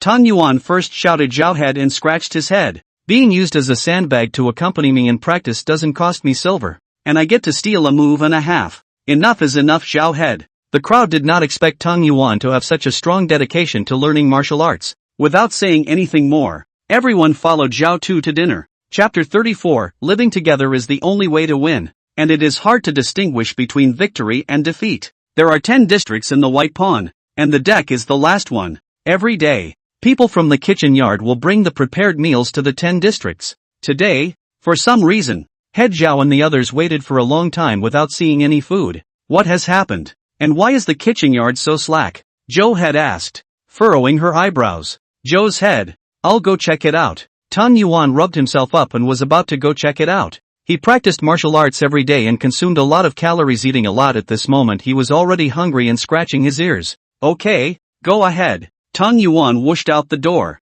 After all, he was a teenager and practiced martial arts all day long. His reflexes and explosive power were very good. In a flash, it was gone. Not long after, Tang Yuan ran back out of breath. He held onto the wall and yelled out to the crowd. Head Zhao, something big is happening there in the kitchen courtyard. With a look of excitement on his face, he propped himself up against the wall and took a few sharp breaths. You boys haven't seen the world. Slow down a bit and speak slowly. What happened to the kitchen yard? Zhao Tu pointed at Tang Yuan, signaling him to speak slowly. That's right, Tang Yuan. Come have a drink of water and talk slowly. The others looked at him with smiles and told him to take it easy. Gobble gobble gobble. Tang Yuan drank the bowl of water in one gulp. Wiping his mouth, he said sharply, there's a fight between the men from the stable and the kitchen yard. The two gangs are now gathered at the martial arts practice grounds and will soon have a big fight. What? Zhao Head immediately came to life upon hearing this. He stood up with a huff and was the first to run for the practice field. Go! How can we be left out of this kind of bustle? When the crowd heard that there was a fight, the stable actually fought with the kitchen yard. This kind of thing is rare in 100 years, so you have to hurry to see the fun. Come on, if you're late you might not get a good seat. The people from the stables have always been arrogant, and this time the gang of cooks from the kitchen courtyard will definitely not spare them. Wow! Everyone rushed out. Lin Sol stood up and took his cane, and also walked towards the martial arts training ground. He had acquired the ability of eyes of extreme power, and could see the surrounding area clearly without using the shared vision of the 100 feet. But it's better to keep a low profile in the middle of the heavenly prison. The fact that he is blind is just enough to cover up a lot of problems for him. When they arrived at the martial arts training ground, it was already shouting at this moment. Almost everyone in the lower levels of the entire Town Guile division had come to see what was going on. Ha ha, the heads of the kitchen courtyard and the stables are both at the high stage of the martial artist realm. This is going to be a hoot.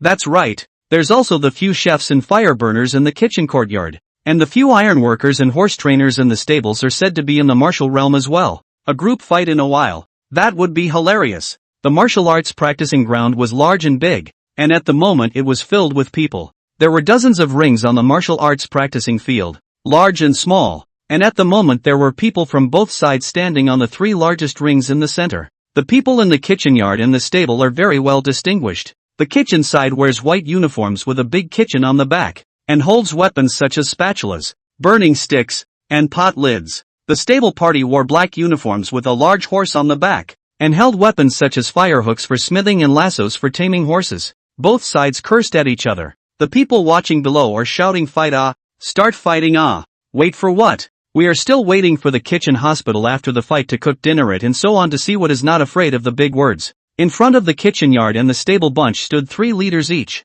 This is the leader of the 2 sides, who usually practices martial arts. "Horse breeders, I've put up with you guys for a long time, so I'm going to beat you into submission with my fists today. All day long you eat and find fault. Either today it's bland or tomorrow it's salty. You're the ones with the cheapest mouths." The leader of the kitchen yard roared in anger and suddenly flew up to charge the leader of the horse yard to kill him. "Humph! A bunch of smelly cooking every day, think everyone dare not offend you. Every day to eat also do not know to change the taste. Brother's mouth are widowed out of a bird. Today we, the Horse Academy, will teach a lesson to you bunch of cooks on behalf of all the brothers who dare not speak out." The head of that horse yard didn't say anything, and as he did so, he rushed forward with a long, iron-smithing firehook. Dabble. The 6 people on both sides who knew martial arts went straight to work. The ring in the center was pitted against each other. The others from the stable and the kitchen were not ambiguous either, shouting, "Charge! Death to these horse breeders! Death to these dead cooks!" and rushed forward. Cluster asterisk asterisk asterisk asterisk. Straight into cluster asterisk asterisk asterisk asterisk mode, and it's dry in the 3 center rings. Lin Sol froze. Dare I say that this was how these old men of the Jinguesi fought? I would have thought it would have waited until the 6 heads of the 2 sides who knew martial arts skills had split the difference. I didn't expect to come up with a direct output. Unceremoniously swarming up, the crowd watching from below instantly ignited. Everyone has been repressed for too long in the Town Guile division on weekdays. Today the kitchen yard and the stables fought. It was comparable to a New Year's Eve. "Tong Yuan kid, come here. You kid practices martial arts every day. Tell us how the head of the stables and the kitchen yard over there crosses the line." Seeing that Lin Sol was about to leave, Zhao Head hurriedly called Tang Yuan over. We all know that this is Zhao Head using Tang Yuan's mouth to make the invisible Lin Sol also lively and lively. Just 7 words dragged Tang Yuan over. Tang Yuan stared tightly at the field and began to speak in detail, move by move. The head of the horse yard practiced the most common type of open tablet hands, and he guessed that he often tamed and nailed horse palms to the horses in his spare time, so he was good at kung fu in his hands. The head of the kitchen courtyard practiced the blazing fire palm. This is also very understandable. He needs to palm the spoon and burn the fire on weekdays. His fire breath is very powerful. This move is lift the fire to burn the sky and the opponent uses power over the crowd to break it. Tang Yuan said every move to the group. Mainly Lin Sol of course. The fights in the arena are told in a detailed and colorful manner. Lin Sol watched the kind Zhao Head and listened to the enthusiastic Tang Yuan's explanations of each move. Suddenly it feels like this is actually pretty good. A group of co-workers at the bottom of the social ladder. No hooking up, no deceit, only the most sincere mutual help. The relationship between people is particularly pure and simple. In the midst of all the commotion, the 2 sides of the fight were finally divided. The stable won. Why? The only person in the entire room who seemed to have seen it clearly was Lin Sol, an expert in the middle stage of the Yin realm of invitation. It was 3 or 2 black pawns who secretly changed into the livery of the stable and joined the melee to help the stable defeat the kitchen yard. The men from the kitchen yard lay crooked and grunting on the floor. Almost everyone carried wounds on their bodies and faces. The people on the stable's side stood in the ring despite the fact that everyone was also hanging on to their colors. Standing, victorious,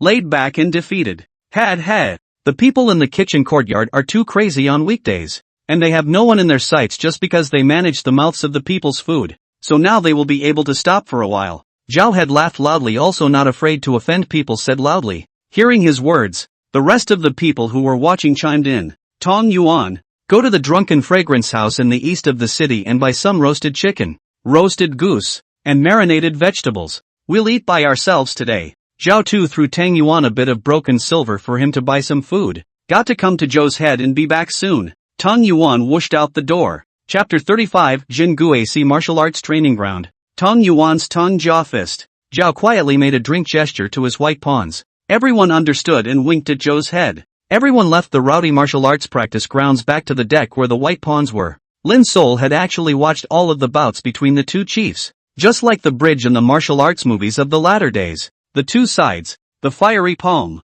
fought against the open tablet hand. Lin Sol thought to himself as he watched them fight back and forth. I've recently been practicing hard on the art of trickery and only working on trickery. However, they don't know anything about martial arts, so shouldn't they practice a few of them? In the future, if you encounter something, you can also use martial arts skills to hide the fact that you know trickery. Anyway, in this side of the world, there were not a few people who knew martial arts. Returning to his pawn house, Lin Sol continued practicing by grabbing two large stone piers. Brother Lin Sol, Head Zhao is calling us for dinner. After a while, Tang Yuan ran over in a gust of wind to call him for dinner. Tong Yuan, are you still going to the martial arts practice ground to practice after dinner? Lin Sol washed his hands and walked with Tong Yuan. Practicing martial arts. If you don't practice for 1 day, 3 days are wasted. Tong Yuan moved his neck, and a number of bruises were evident on his body. According to him, that was when he went to the martial arts training ground and got beaten up. Someone saw him as a white pawn and deliberately pulled him as a chaperone. I'll go with you, Lin Sol said. Really? That's great, brother Lin Sol. 2 of them together for company. Let's go. The roasted chicken and marinated goose from the drunken fragrance house in the east of the city that Head Zhao arranged for is here. It smells so good. Tong Yuan is really hungry. But he still followed Lin Sol and didn't overtake him because Lin Sol was walking slowly. This kid knows the rules. Lin Sol's evaluation of Tang Yuan gradually rose higher in his heart. Over there, Zhao Tu and the others had already started yelling and eating. There was a sneaky sip of wine in between, and we all hammed and hawed heartily. Men are so simple. There's meat in wine. No worries. Lin Sol quite liked the roasted chicken from the drunken fragrance house in the east of the city, which tasted full of oil and left a good taste in his mouth. After dinner they started the traditional reserved program to juggle money again. Tong Yuan came over and tugged on Lin Sol's sleeve and said, Brother Lin Sol, let's go to the martial arts training ground. This guy Tong Yuan ate almost 3 people's portions by himself. 1 bite of a roasted chicken leg and 1 bite of a marinated goose head. This kid looks like he was born to be a white pawn. The white pawns are fed and housed, which suits this rash of a cow at a meal. Head Zhao. Then Tang Yuan and I will go to the martial arts practicing ground to take a look. Lin Sol greeted Zhao Head and followed Tong Yuan. Lin Sol. There are black pawns, magistrates, constables, and so on in the martial arts training ground, and their group of brats look down on us white pawns the most. If you go, be careful, Zhao Tu commanded, then went off with his head down to juggle the money. Got it, Zhou's head. Zhao Head, I'm here. I won't let brother Lin Sol get hurt. He. Tong Yuan scratched his head with his oil-stained hand and laughed heatedly. The 2 of them, one after the other, arrived at the martial arts training ground. The Jin Guasi encourages all people to practice martial arts on weekdays, and treats the lowliest white pawns equally. The main reason is simple. Whether they were white pawns or black pawns, these men were hereditary. It would be best to live for a few more years to serve the Jin Guasi, and at the same time it would be even better to live for a few more years to have more offspring. To put it bluntly, the white pawns and black pawns at the bottom of the hierarchy are nothing more than the worker ants of the Dayu dynasty. A lifetime of toil, never to be undone. That's why Zhao Tu, who had seen it all, they chose to live in time. I wonder how long a young man with pursuits like Tang Yuan can last. The entire white pawns of the deck were looking at Tong Yuan. When a passion is doused by reality, will Tong Yuan choose to believe in the lying flatness of fate? Lin Sol could see Tong Yuan clearly with his eyes of extreme power. This child had a sincere expression when talking to Lin Sol, and occasionally showed a childlike expression of embarrassment. He had bruises on his neck, shoulders, chastened back from being beaten by others as sandbags in the martial arts field. Brother Lin's soul. It's here. Let's go. I'll take you over there. A long way from the sound of martial arts training. Hey Lin's soul and smelled the smell of sweat. Tang Yuan led Lin's soul to a very remote part of the martial arts training ground, which was the area that belonged exclusively to the white pawns for practicing martial arts. Brother Lin's soul. Which weapon are you practicing? I'll go fetch it for you. Tang Yuan took off his shirt, revealing a lean and muscular body. In the center area of the martial arts training ground, where there were rows and rows of weapon racks, others can use these weapons as they please. Lin's soul thought for a moment and said, I've been practicing strength before. This time I want to practice a martial art. By the way, Tang Yuan, which martial art are you practicing? As soon as Tang Yuan heard Lin's soul's words, he hemmed and hawed and laughed twice. Brother Lin's soul. I practice my family's family martial art called the Tongue Family Fist. According to my father, it seems like our white pawn family has a family heirloom martial art in every family. Brother Lin's soul. Don't you have any? Tenga Kung Fu. That's a pretty grounded name. Does Lin's soul's family have any family heirloom martial arts skills? Lin's soul carefully began to search in his mind. After a moment, he confirmed that there should be none. Or maybe the legacy was broken by the generation of the predecessor's indisputable contraption. Broken legacy. Lin's soul shook his head. That's fine. Let's go, brother Lin's soul. I'll accompany you to go to the martial arts training ground where instructor Yang has chosen the last discipline first. Jingu AC practicing martial arts field here to the outside world to peddle all kinds of martial arts secrets in the Jianghu. Only need to pay silver taels. Tang Yuan had just taken 2 steps when he stopped again. Looking at Lin's soul's eyes, he said, Brother Lin's soul, you are in this situation. He stood there not knowing what to do. Tang Yuan suddenly remembered that Lin's soul couldn't see with his eyes, so he wouldn't be able to flip through these secret books. Most importantly, there are some secret books that have meridian diagrams for new kung fu luck. If there is the slightest mistake when practicing, it will fall short by 1,000 miles, and if it is light, the practice will become crippled, or if it is heavy, it will go off the rails and die. This is no joke. Only by looking at those meridian diagrams with the eyes and strictly following the transportation routes marked on the diagrams would one be sure that what one practiced was accurate. As if he had thought of something, Tang Yuan suddenly tapped his head and said happily, Brother Lin's soul, why don't I pass on the Teng Jia fist to you? This way I can show you hand-to-hand how to luck and where the chi travels through the meridians. Although my Teng Jia fist is not popular, it can still strengthen the body. Tang Yuan's expression was sincere, as if he was happy that Lin's soul had found this way to cultivate martial arts. This is handed down by your Tang family, is it not quite appropriate to give it to me? Lin's soul asked. Hey, it's just a set of boxing skills. I'm in charge of the old Tang family now, so I can pass it on to you if I want to. Come on, brother Lin's soul. Start practicing. Tang Yuan couldn't help but pull Lin's soul and start practicing. Recite the mnemonics of the Tingjia fist to him. Especially the pathways of meridian luck were introduced most clearly. Just as the two were teaching one and learning the other, a shout came from the distance. White Pawn Boy, come over here and practice with the great master. Chapter 36, Tang Yuan's anger is like a tiger. 2 fists against 4 hands. In the distance stood a big man with a stout figure, who was hooking his pinky at Tang Yuan with a proud face. Tang Yuan shook his head at the big man and said, I'm not free today. I have to accompany brother Lin's soul to practice martial arts. The big man originally thought that Tang Yuan would obediently run over to be his sandbag sparring partner as before. I didn't expect him to reject himself out of hand today. This made the big man lose face in front of many people at once. There were quite a few other martial arts practitioners around the big man, and they were all casting contemptuous glances at the big man. Kwang Lao Wu, even the white pawn kid doesn't give a damn about you. You're really getting worse and worse. Ha ha. Someone spoke out to provoke this big man named Kwang Lao Wu. Kwang Lao Wu was originally a person with developed limbs and a simple mind, and he was directly angered by this sentence.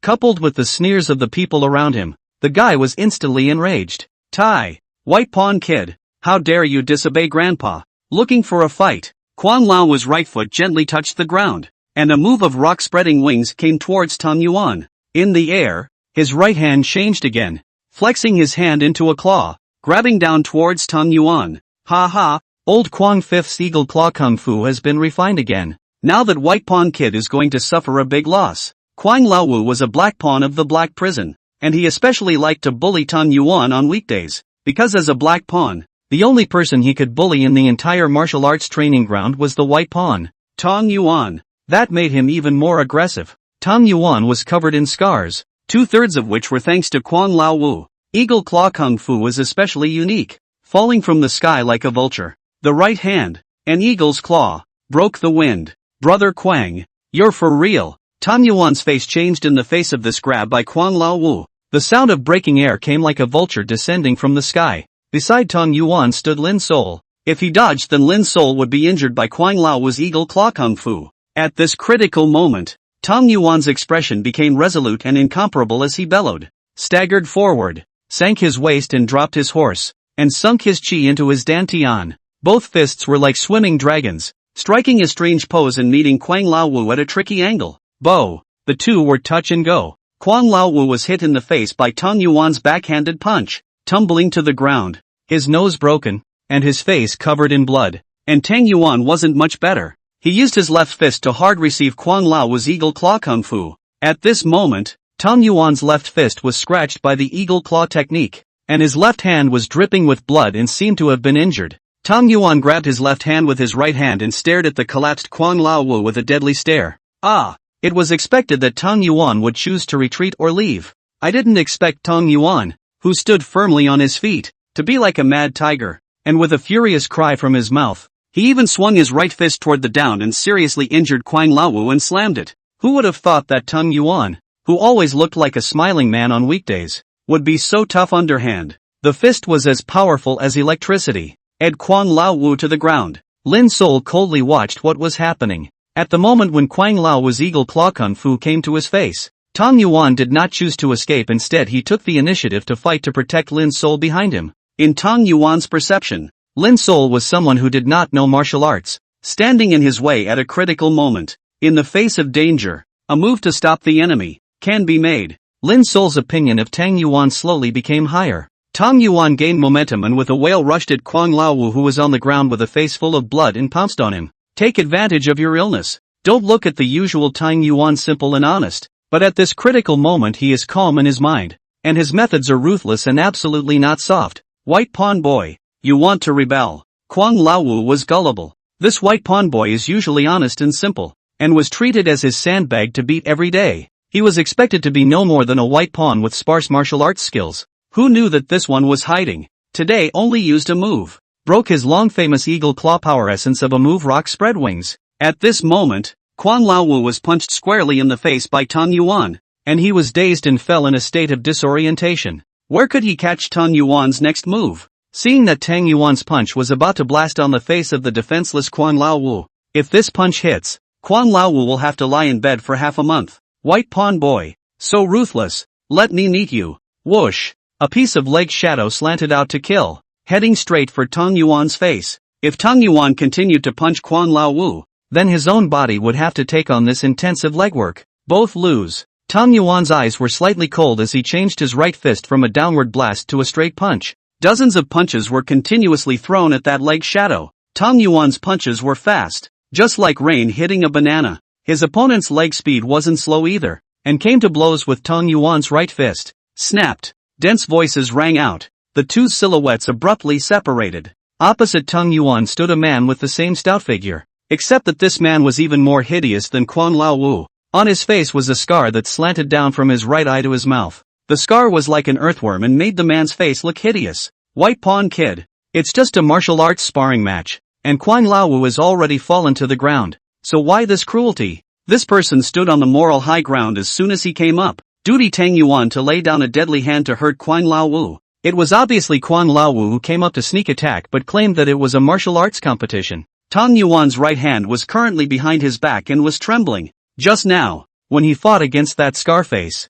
his right fist was severely injured and could no longer be used at the moment. However, he always firmly protected Lin Sol behind him and did not move half a point. Scarface on the opposite side of the street was currently turning up huge waves within his heart. Because his legs were trembling uncontrollably, he might not be able to support himself at any time. For all the physical wounds, the wounds in his heart were greater. How could this White Pawn Kid be so powerful, easily breaking away his raging wave leg technique? It turned out that just a moment ago the two people had seemingly quickly exchanged dozens of blows. Only the authority, Scarface, knew clearly that his raging wave leg technique had been broken by this inconspicuous White Pawn Kid. Each of his legs was easily mastered by the White Pawn Kid, who broke his kicks away with one punch after another. In a high-speed punch and leg duel, Tang Yuan is not at all outmatched. How is that possible? Is this the same White Pawn who used to smile and let himself be used as a sandbag? His martial arts skills are so strong? Kung, watch out! While Scarface was inwardly terrified beyond words,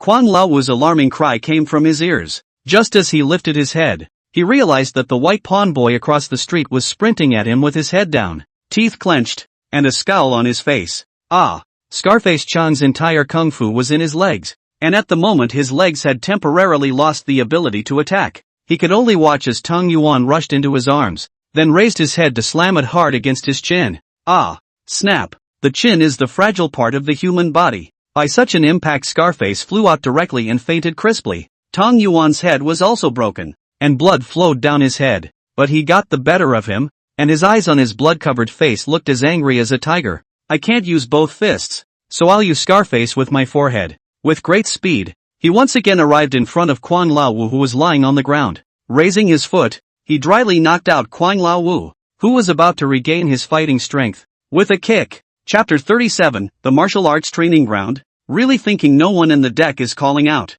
At this moment, both of Tang Yuan's fists were injured and could no longer be used. He endured the severe pain with a strong willpower, and one by one, he had Scarface and Quan Lao all unconscious. You can't keep your hands up when you hit someone. Brother Lin Sol, are you alright? Even in this situation, Tang Yuan still turned back to look at Lin Sol. The blood-covered face smiled miserably. What a vicious White Pawn boy, to use a despicable underhanded trick to assassinate two of my men. Take your life. Suddenly, a spear with its head removed picked its way from the dead center of Tang Yuan's vision. Powerful. This shot did not hold back, vowing to waste Tang Yuan, who was now defenseless. This shot can be described as vicious. Seeing that Tang Yuan even fought Quan Lao and Scarface had already exhausted their strength, the long spear without a head was like a poisonous snake, silently following a dead end to kill. Tang Yuan fought continuously, drawing out those two men who had lost the power to fight again at the moment. It looked as if the spear was about to shatter all of Tang Yuan's ribs and severely injure him.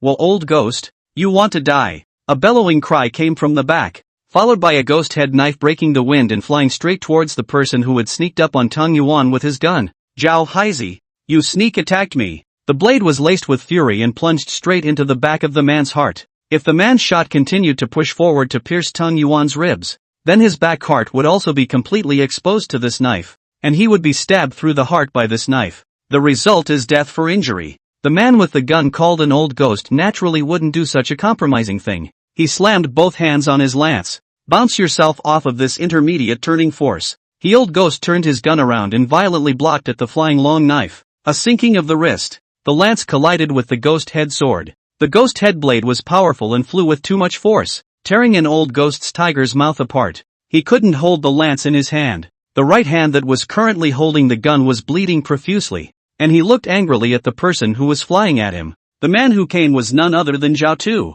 the leader of the White Pawns of the deck, whose native great name was Zhao Haizi. At this moment, Zhao Tu didn't know where he found another ghost head knife. A move of the river falls into the sun, slashed down towards an old ghost. Zhao Haizi, are you bullying people too much? And the old ghost did not expect the usual always eat, drink, whore and gamble Zhao Haizi today like a crazy tiger, slashing at himself relentlessly. Zhao Tu's kung fu in his hand did not stop. The ghost head sword in his hand slashed down violently. One cut is faster than the other. A slash is fierce. Being in the middle of the situation, the old ghost felt that if he didn't respond properly today, he would die under the knife of this crazy Zhao Haizi. He sucked in a fierce breath, sparing his right-hand tiger's mouth blood flow more than tightly gripping the lance in his hand with Zhao Haizi trembling up. I bully people too much? He old ghost, do you think that there is no one in my deck in White Pawn?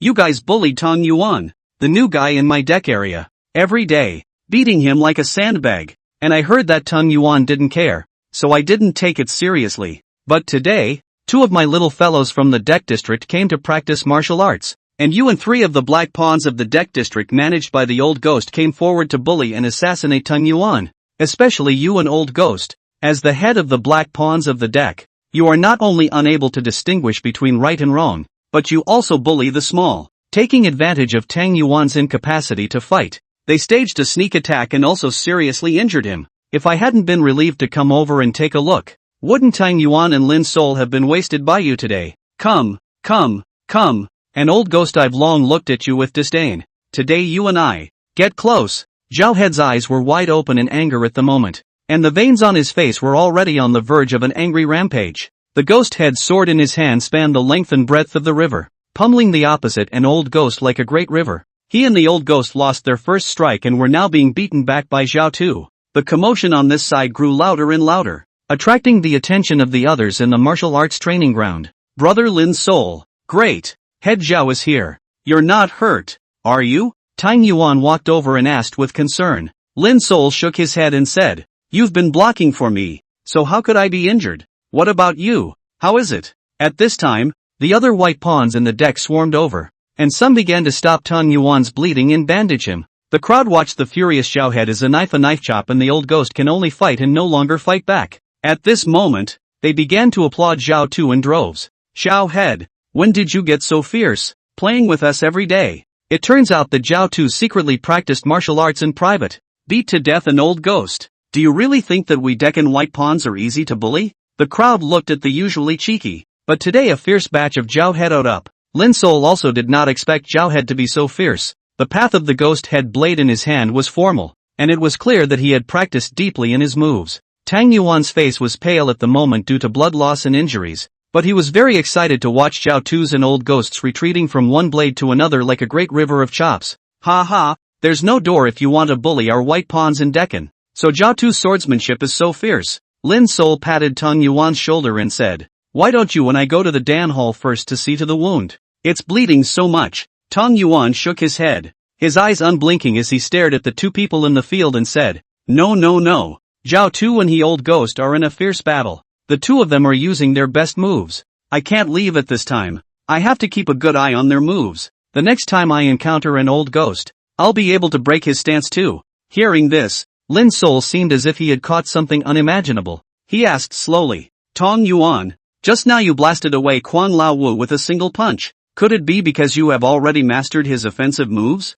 Tang Yuan nodded his head as he watched the duel in the arena. Yes, brother Lin Sol. I'm usually beaten by Kuang Lao Wu and Scarface as if they were sandbags, but I already know their moves by heart and feel them thoroughly. Their moves have no secrets in front of me. So it is. Lin Sol instantly felt that this Tang Yuan beside him had become unassuming. Surprisingly, he was able to grasp, and then easily break, the moves of Kuang Lao Wu and Scarface just by looking at them with his eyes. Tang Yuan was also just slightly weaker than the Kuang Lao Wu duo. Otherwise just now he could easily put down those two himself without having to be injured. This kid, there's something. At the moment the two heads in the arena are also splitting up the highs and lows, only to see Zhao Haizi's ghost head blade cut back at an old ghost, taking advantage of the moment when an old ghost's lance move used up ult to check his lance flying. With a flip of one hand, the ghostly blade rotated to the back. Slap. Slapped heavily on an old ghost's right shoulder. Click. The old ghost's right shoulder broke with a sound, and he opened his mouth to spit out a mouthful of old blood. The ghostly blade went down on an old ghost's neck, pressing against the flesh. The ghost head knife, despite not having an open edge, cut an old ghost's face bleeding. Zhao Haizi, I have no grievances with you. It was just a sparring match in the martial arts practice ground, and you hit me so hard that you broke my shoulder bone. The old ghost was wicked and looked at Zhao Haizi on the opposite side with hatred. The level of consternation in his mind was greater than the physical injuries he had sustained. Who would have thought that the usually cheeky Zhao Haizi would have such strength? Evil thoughts began to grow. Chapter 38, Winning the Fight and Sharing the Silver. The Matter of the Yi Hung Court. Zhao Haizi, also known as Zhao Head, coldly looked at an old ghost, kindly said, Broke your shoulder bone? If it weren't for the fact that the Jingui Sea doesn't allow brawls to hurt people, I'd want to just chop you up. When you sneak attacked my Deccan white pawn Tang Yuan just now and tried to break his ribs, you shouldn't have expected this moment, right? There were a dozen black pawns in the crowd at the moment, staring angrily at Zhao Tu.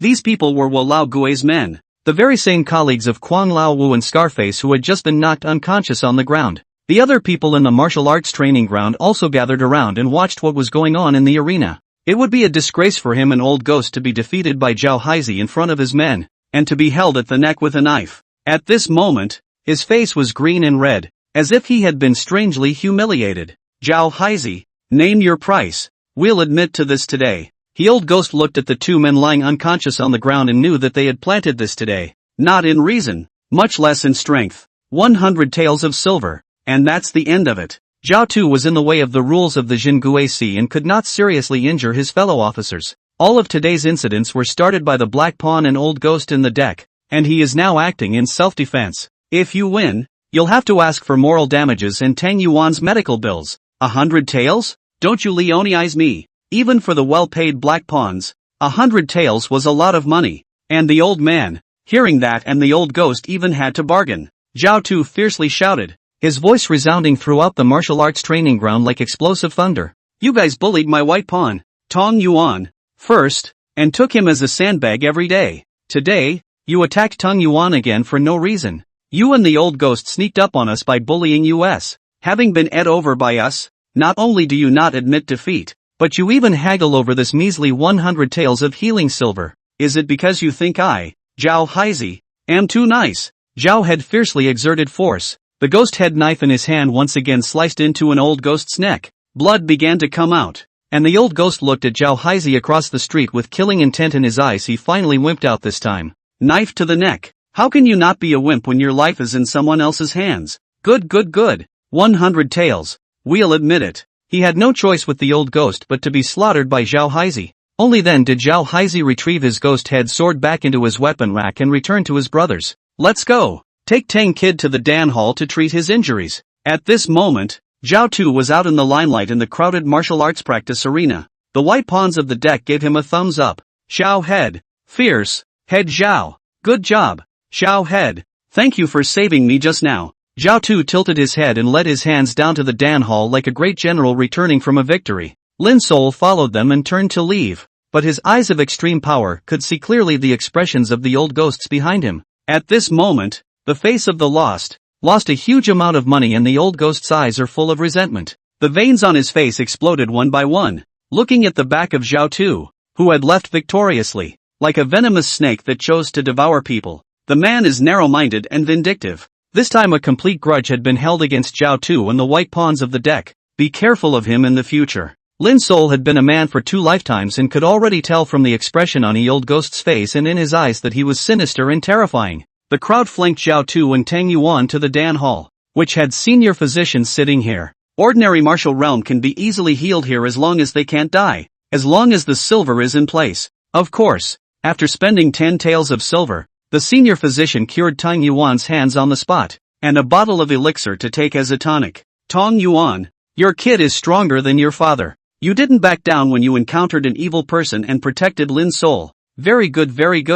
Zhao had patted Tang Yuan's shoulder in praise. In the eyes of the white pawns in the deck area, Lin Sol was born blind and is a weak person who needs to be taken care of. The others also gave Tang Yuan a thumbs up. Tang Yuan scratched his head and said with some embarrassment, Head Zhao, uncles and uncles, this is what I should do. In that incident with my father that day, if it wasn't for everyone's help, I really don't know what I would have done. Great kindness. I, Tang Yuan, will remember it for the rest of my life. Tang Yuan is a good boy who knows what's good for him. The crowd listened to his words and observed his actions and were quite pleased with his performance. Go, brothers. Tonight, Lin Sol and Tang Yuan stayed behind on duty. I'll treat you all to the Yihong courtyard, and I'll cover the spending tonight. Zhao Tu made a big show today, dry humping an Old Ghost protecting his men in front of the crowd. He was also in a superb mood, and it was inevitably another great joy. The crowd was naturally overjoyed to hear that, cheering and shouting at Zhao Tu for another burst of horses' ass output.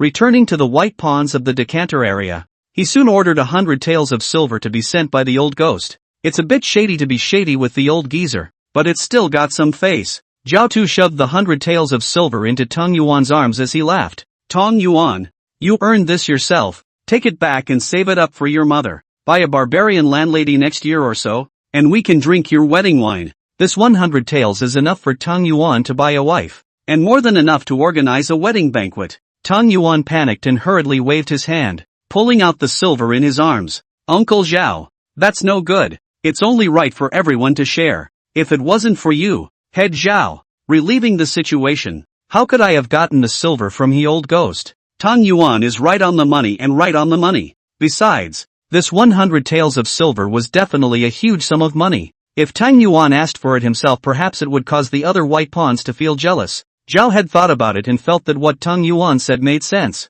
He took 50 taels from Tang Yuan's arms and gave 10 taels to Lin Sol. The other 40 taels were divided equally among the group of white pawns. Tang Yuan's hand was injured, accounting for the big head of 50 taels, and not much left after deducting the cost of his treatment at the Dan Hall. Lin Sol accounts for 10 taels, which is considered to be his moral damages. The remaining 40 taels will be divided equally among the brothers. Everyone gets a share. The moment these words came out, sincere smiles appeared on all of the white pawns' faces. Lin Sol felt that this division was reasonable and wouldn't trigger anyone's jealousy towards Tang Yuan. It's raining on everyone's parade. Zhao Tu, who is supposed to take the lion's share, is very generous and has never been stingy with his silver. That's a big reason why he's earned the respect of the white pawns up and down the deck. At night, the crowd monkeys around Zhao Tu and goes to the Yihong Yuan to have a good time. Only Lin Sol and Tang Yuan were left on guard. Tang Yuan was originally a very lifelong young man. Gambling and drugs never stained.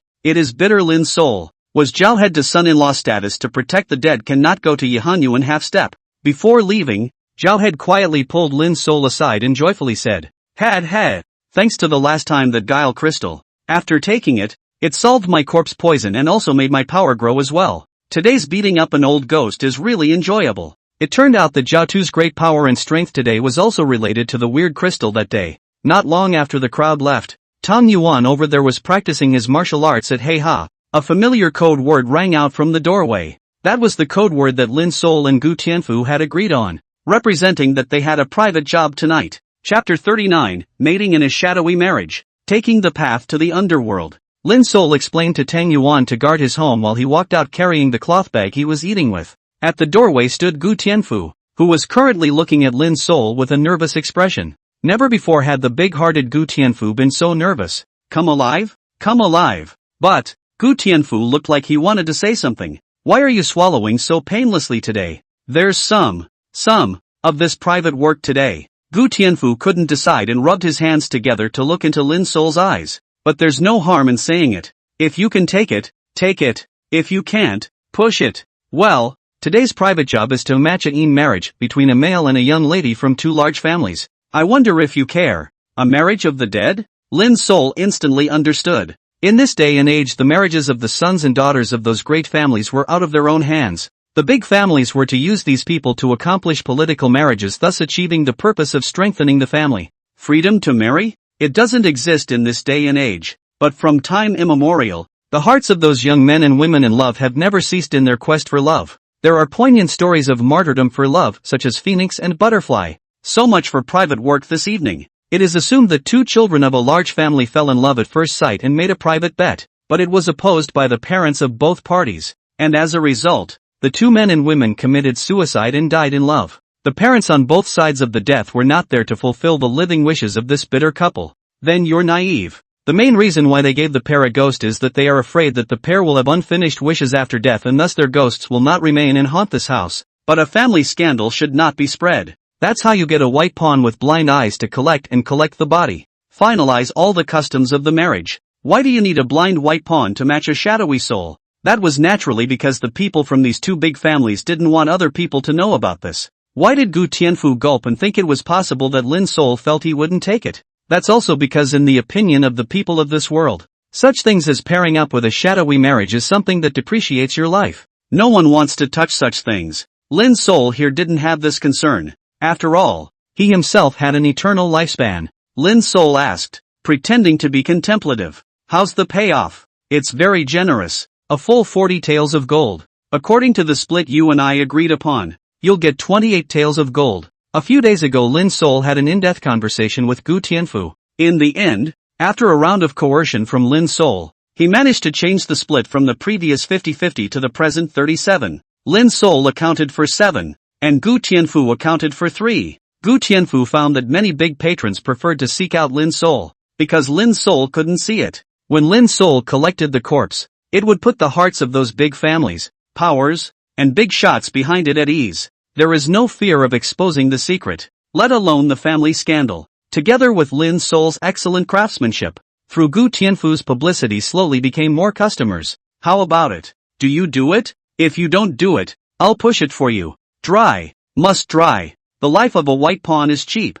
and in order to earn more to buy a woman. What is there to be afraid of in this small matter? Lin Sol patted his cloth bag indicating that he took this private job. Yes. Gu Tianfu's eyes lit up. This trip of private work he can share 12 taels of gold can be considered well paid. He led the way in front, taking Lin Sol to quietly leave the town guile division. There's a carriage waiting here. The blackened carriage. Even the horse's hooves were wrapped in cotton to prevent sound. A carter wrapped in black waited there without a word. Go. Gu Tianfu opened the carriage's compartment door for Lin Sol and helped him get on. There was only Gu Tianfu and Lin Sol in the carriage, and when they got on the carriage began to move forward like a ghost. Lin Sol, here are 10 top-grade evil-repelling talismans made by our Jingu AC Talisman Hall. Stick them on your body. This is what I spent a huge amount of money to buy from the Talisman Hall before I left. You have to reimburse me. Gu Tianfu took out 10 evil exorcism charms from his pocket and put them in Lin Sol's hand. Lin Sol, you don't want to die early. Our business of making big money together has just begun. This matching in marriage thing is very evil. You have to be more careful. Gu Tianfu also thoughtfully put these 10 evil repelling charms in different places inside Lin Sol's clothes. Just like last time. I can't move on. I can only wait here. Lin Sol, you have to be more careful. The carriage outside stopped quietly. Gu Tianfu helped Lin Sol out of the carriage, and the ghost-like motorist led the way ahead. Don't worry, I'll be back with the gold. If you don't die, how can I die? Or who will collect your body? Lin Sol acted relaxed and didn't forget to make a joke on his way out. Gu Tianfu waited in the carriage and watched with bated breath as Lin Sol was pulled by the black-clad carriage driver by his cane into the heavy darkness. Let's hope he'll be okay tonight. Gu Tianfu retreated back into the carriage, looking worriedly out at the satin on top of the carriage. It was still the same routine as the last trip to the Jinbei King's mansion. Someone led Lin Sol through a whole 7 different mansions. Every time he traveled through a mansion, there would be a new person dressed all in black to lead the way for Lin Sol, and this time through a deep underground passage. Finally arrived at a mansion in Yudu. The person leading the way ahead introduced Lin Sol to a remote courtyard where a group of people stood silently. Lin Sol had long ago quietly released 100 feet to guard him above the mansions he passed. At the same time, through his eyes of power ability, he paid close attention to everything around him. Don't look at him with his head down, but he had everything in front of him. The overhead view was provided through the 100 feet, and his own polar eye takes care of the front and back view. The darker it gets, the more powerful his Night Lord eyes become. For Lin Sol, everything in front of him became clear. The person in the middle has a gloomy face, and looks like a graceful young man in his 20s. Behind him were 24 people, mostly women. One of them was led by a graceful female family member in her 40s, whose eyes were swollen from crying. The other women's families also had sad faces as they stared blankly at Lin Sol, who was walking over. It was the middle of the night and there was no moon in the sky. The only thing that could be heard in the darkened compound was the sound of insects chirping. Everyone was silent, waiting for the young man's order. The person who had led Lin Sol here saluted the young man. The young man nodded his head to signal that he could begin. That person then guided Lin Sol and walked into the only room in this remote courtyard. All the windows in the room had been boarded up from the outside. It was also covered with a black cloth, and the outside of the cloth was smeared with black dog blood. What are they afraid of? Is this side of the world so cautious about matching yin and yang marriages? Squeaky. The door to the house opens. A look of fear clearly surfaced on the faces of the middle-aged beautiful women and ladies behind them. Chapter 40, This job. You'll have to pay extra. The young man saw that the middle-aged plump beauty behind him was showing a look of fear. He nodded into the distance. Wow! With a sound, 4 black shadows flew up in the distance at the same time. Upon closer inspection, those 4 black shadows were 4 large-sized mutated crows. On each raven stood a diminutive dwarf. Each of them held a black iron longbow, firmly locking down this side yard. These 4 people are all cunning cultivators, responsible for guarding against any possible changes that may occur during the marriage ceremony tonight. The young man whispered to the middle-aged plump beauty, "Mother, don't be afraid. There are the black crow guards from the house here to ensure that no problems will arise here in Adi." The voice was especially low, naturally to prevent it from being heard by the blind Lin Sol. I am afraid that Lin Sol will guess from this that the matchmaking family is following. But Lin Sol heard it clearly and understood it, and surmised the identity of the man who matched the Eam marriage in this room sealed by black dog blood and black cloth. The middle-aged, beautiful woman is the mother of the man who needs to be matched in a Eam marriage, and has come tonight to see her son off for the last time. Seeing the 4 black crow guards, the people's complexion obviously relaxed. The young man nodded, and someone guided Lin Sol inside the house. There was a creak, and the person outside closed the door extremely quickly for fear that something would come out. Lin Sol stood inside the house, It was pitch black, just enough to revive his Night Lord eyes, as he looked around the room, but he was taken aback by the sight before him. It was immediately clear why the crowd outside was so afraid of this room. White candles were lit inside the house. Inside the house, the bed is hung with big white happy letters and window decorations. White candles flickering. The word joy becomes meditation. Except it was all white on white and eerie. What's more, 2 coffins made of fine materials were placed in front of the house where the worship should have been. Next to each of them were 7 long, large nails soaked in filth, 2 hideous black dog heads, and 2 black donkey hooves. Lin Sol looked down and saw 7 hooked-together talismans drawn with the blood of a pure Een person on the lid of the coffin. Een Nailtown headbreak does not stay. The first 7 days are hard to return to the prison of evil spirits. This bureau Lin Sol recognized, using 7 nether nails from the top of the coffin to nail through the coffin with the body within it. The body was nailed to death in the coffin, while the coffin was filled with black dog's blood and suppressed with a black dog's head and a big donkey's hoof. It is a trick to imprison the dead in this coffin for eternity. Eternity is not an option. You cannot be reincarnated without entering the cycle of reincarnation. So vicious. This information passed by in a flash in Lin Sol's mind. But these things that happen in the mansion have nothing to do with him. He turned to look at the 2 bodies in the room. That's what he's doing tonight. Collect the body. Gather the body. Give the corpse its last dignity. The most bizarre thing about this room wasn't even the kinds of things Lin Sol saw above. Rather, it was those 2 particular bodies. 2 very young corpses, now cradled together in a premortem position. There was a dagger in the heart of each of the 2 bodies. This is the main cause of death. The daggers were held in each other's hands, surprisingly killing each other at the same time. And that's not even the creepiest part. The most frightening thing was that the words of curses against each other's families were written in blood all over the 2 young corpses. No wonder the commissioner wanted a blind man to collect the body. Just looking at the 2 corpses in front of us and the curse on the corpses, once the word got out, it would be a fatal blow to the reputation of these 2 big families. I, the youngest son of General Chang Yuan's, namely Qing, since young, like Dai's sister, has been privately engaged. However, my father, General Chang Yuan, beat up the lovebirds and used me as goods, forcing me to marry the lame, pockmarked daughter of the king of Jinbei, to satisfy his selfish desire to make friends with the prince of Jinbei. Sister Dai is pregnant with my flesh and blood. How can I let her down? But I can't defeat General Chang's power. He wanted to elope with Dai Mei, but was shocked to hear that Dai Mei had been forced to have an abortion by her father and brother, and considered Dai Mei a disgrace to her father and brother. To be married far away in another land and given to that unenlightened little barbarian king as a concubine. The little barbarian king is lewd and lustful. Rumor has it that he practices the art of picking Een to make up for Yang, and no woman around him has ever survived for more than a year. The biological parents were so cruel as to treat Dai's sister as goods and a disgrace. I have no choice but to return to the underworld with Sister Dai today, at the cost of 2 lives,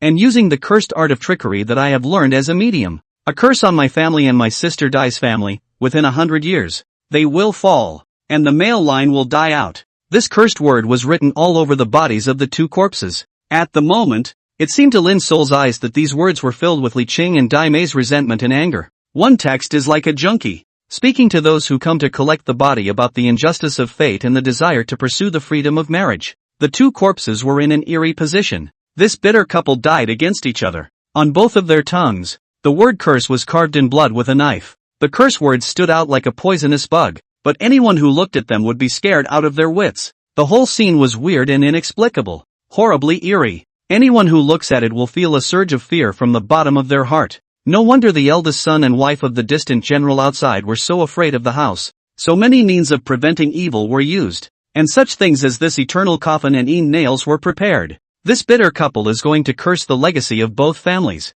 And of course General Longterm and the others would not sit back and deal with this band of martyrs in this eternally soul-crushing way. Lin Sol at this moment stood still, surprisingly not knowing who was right and who was wrong. Is it wrong to pursue the freedom of love? There is nothing wrong with that, but it may be really out of place in the midst of this heaven and earth society. Is it wrong to die for love? Nothing wrong with that, but cursing the entire fate and future of 2 families before you die is a bit much. Is it wrong for General Chang Yuan to want to counteract the curse and protect his entire family? There's nothing wrong with that, but it's a little too harsh for you to immortalize 2 bitter lovebirds in this way. All in all, this matter Lin Sol could not judge who was right and who was wrong. Lin Sol stood there for a moment in thought. Instead of rushing to collect the body, he opened the door to his room and walked out. The door to the house of this house which was treated as an evil spirit by the house of the long-distance general, slammed. It startled the crowd outside. In particular, the middle-aged beauty shivered in fear and dodged behind the young man in a panic.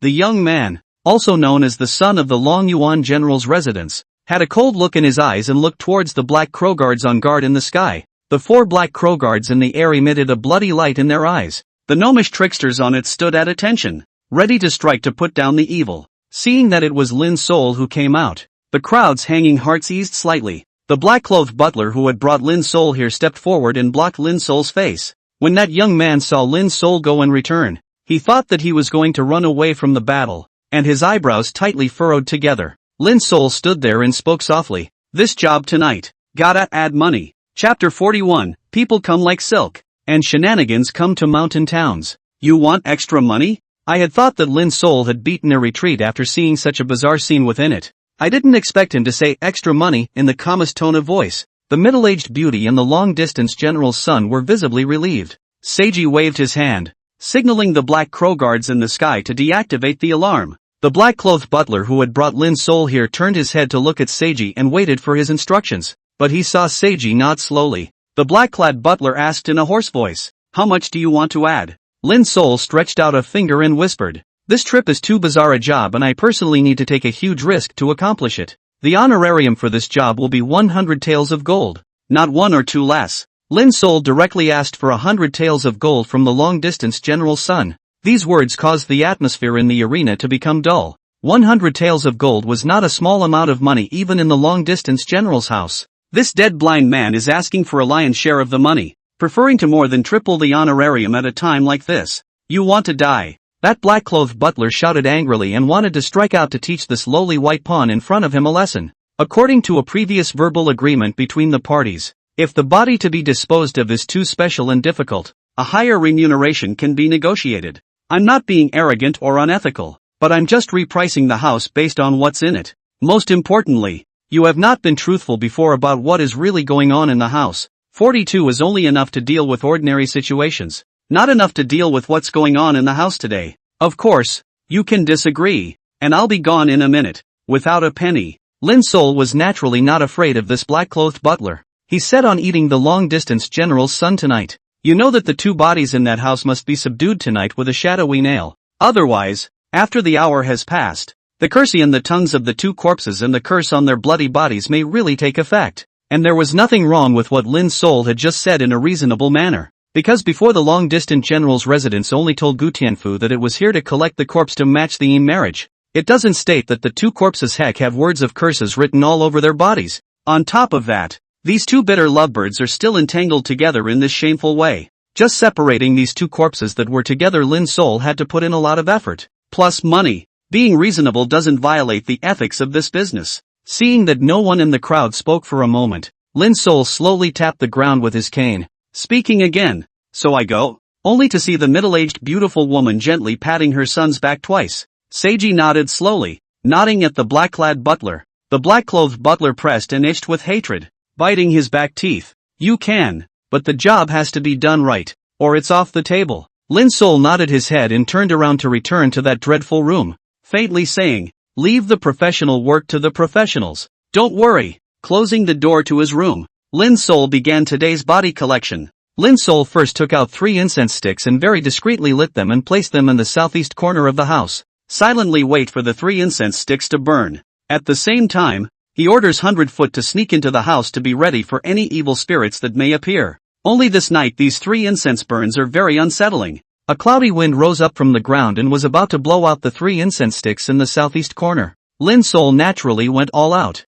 He knew that this 100 taels of gold would not be easy to earn tonight. Early prepared for his speed like the wind. Speed faster than up that gale appeared in front of the 3 incense burners. The left hand protects in front of the 3 incense burners. The right hand is posed as a salutation hand. Mouth chanting, "People come like silk, and shenanigans come to the mountain town. 1,000 evils break the decline, and 10,000 shenanigans can't be gotten out of the way." Partition. Lin Sol bit the tip of his tongue and sprayed it violently at the ghastly wind in front of him. He recites the spooky mantra, which has been passed down from generation to generation of corpse collectors. Undisguisedly, he unleashed his entire body's chi and blood that was rushing like mercury. Woo! It's evil to say the least. Lin Sol's mouthful of tongue blood was clearly sprayed in the void. But there really seemed to be some kind of invisible evil spirit in that void. He was instantly forced back by Lin Sol's spooky curse and the blood on the tip of his tongue. The wind in the field spun. Whoosh sound retreated a long way, not dare to go to extinguish the 3 incense of the forest soul.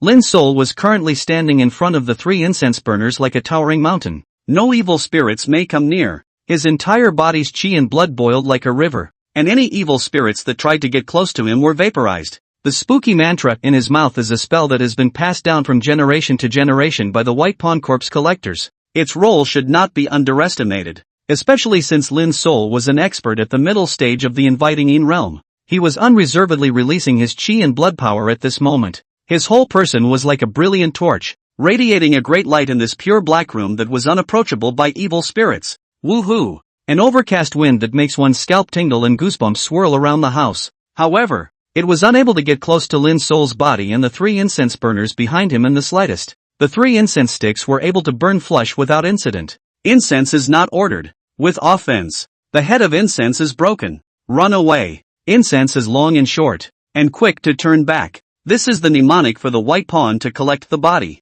If the lighted incense suddenly goes out, then the corpse collector should never continue to do his job and should leave quickly. It's a rule that body collectors have to follow. So if Lin Sol wants to earn 100 taels of gold tonight, he has to keep the incense lit and burning flush. There was no way out. He could only use his own strength to fight hard. This place is as evil as it seems. Lin Sol finished burning 3 incense sticks and forced the 3 sticks to burn flush. Get to work. Before you collect the body, honor the body. Hands folded, he paid 3 obeisances to the corpse, touching the honorable body. No blame. No blame. The gods bless. I'll be in bliss soon. In his left hand, he took out 2 corpse-suppressing talismans made by the Talisman Hall of the Department of Jinguesi and pasted them on the 2 corpses. Wear special cowhide clothing for handling corpses and disinfect your hands with quicklime. At the same time, he turned on the power of his Eye of Power. Full surveillance of this ominous house is used to deal with the unpredictability of it all. At the same time, it releases its own chi and blood to ignite the inner furnace.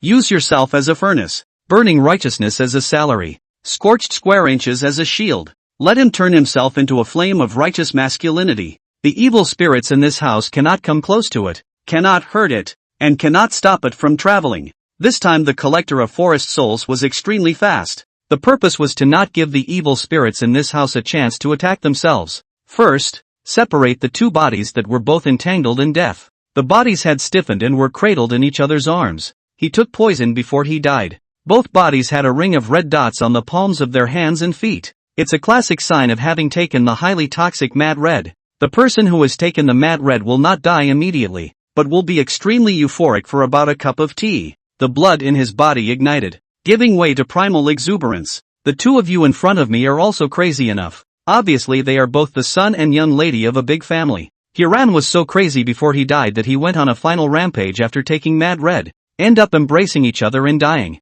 Chapter 42, each in peace, each to his own coffin. After taking Mad Red 41T, the poison attacked his heart and he died immediately. The body will remain motionless in its premortem position. This Mad Red is a kind of poison that is expressly prohibited by the Dayu dynasty, and is absolutely not allowed to appear in the folklore. The main reason is that this thing is too evil. If the bad guys get it and use it to commit crimes, it will cause great anxiety in the dynasty. It is said that Mad Red is extracted from a kind of weird body, which is a kind of torture used by the Jinguesi to interrogate special weird prisoners. These 2 bodies were originally whole and not broken, so there was no need to gather up the broken and sewn bodies. His main job tonight is to collect the bodies. The rarest of all is when 2 bodies are entangled and their tongues are still tightly entwined. The hardest part of the workload tonight is separating this pair of bitter lovebirds. To each his own, each back to his coffin. Lin Sol used the corpse collector's unique techniques to rapidly tap on the many joints and orifices of the 2 corpses. Follow the direction and path of the body's meridians and blood flow.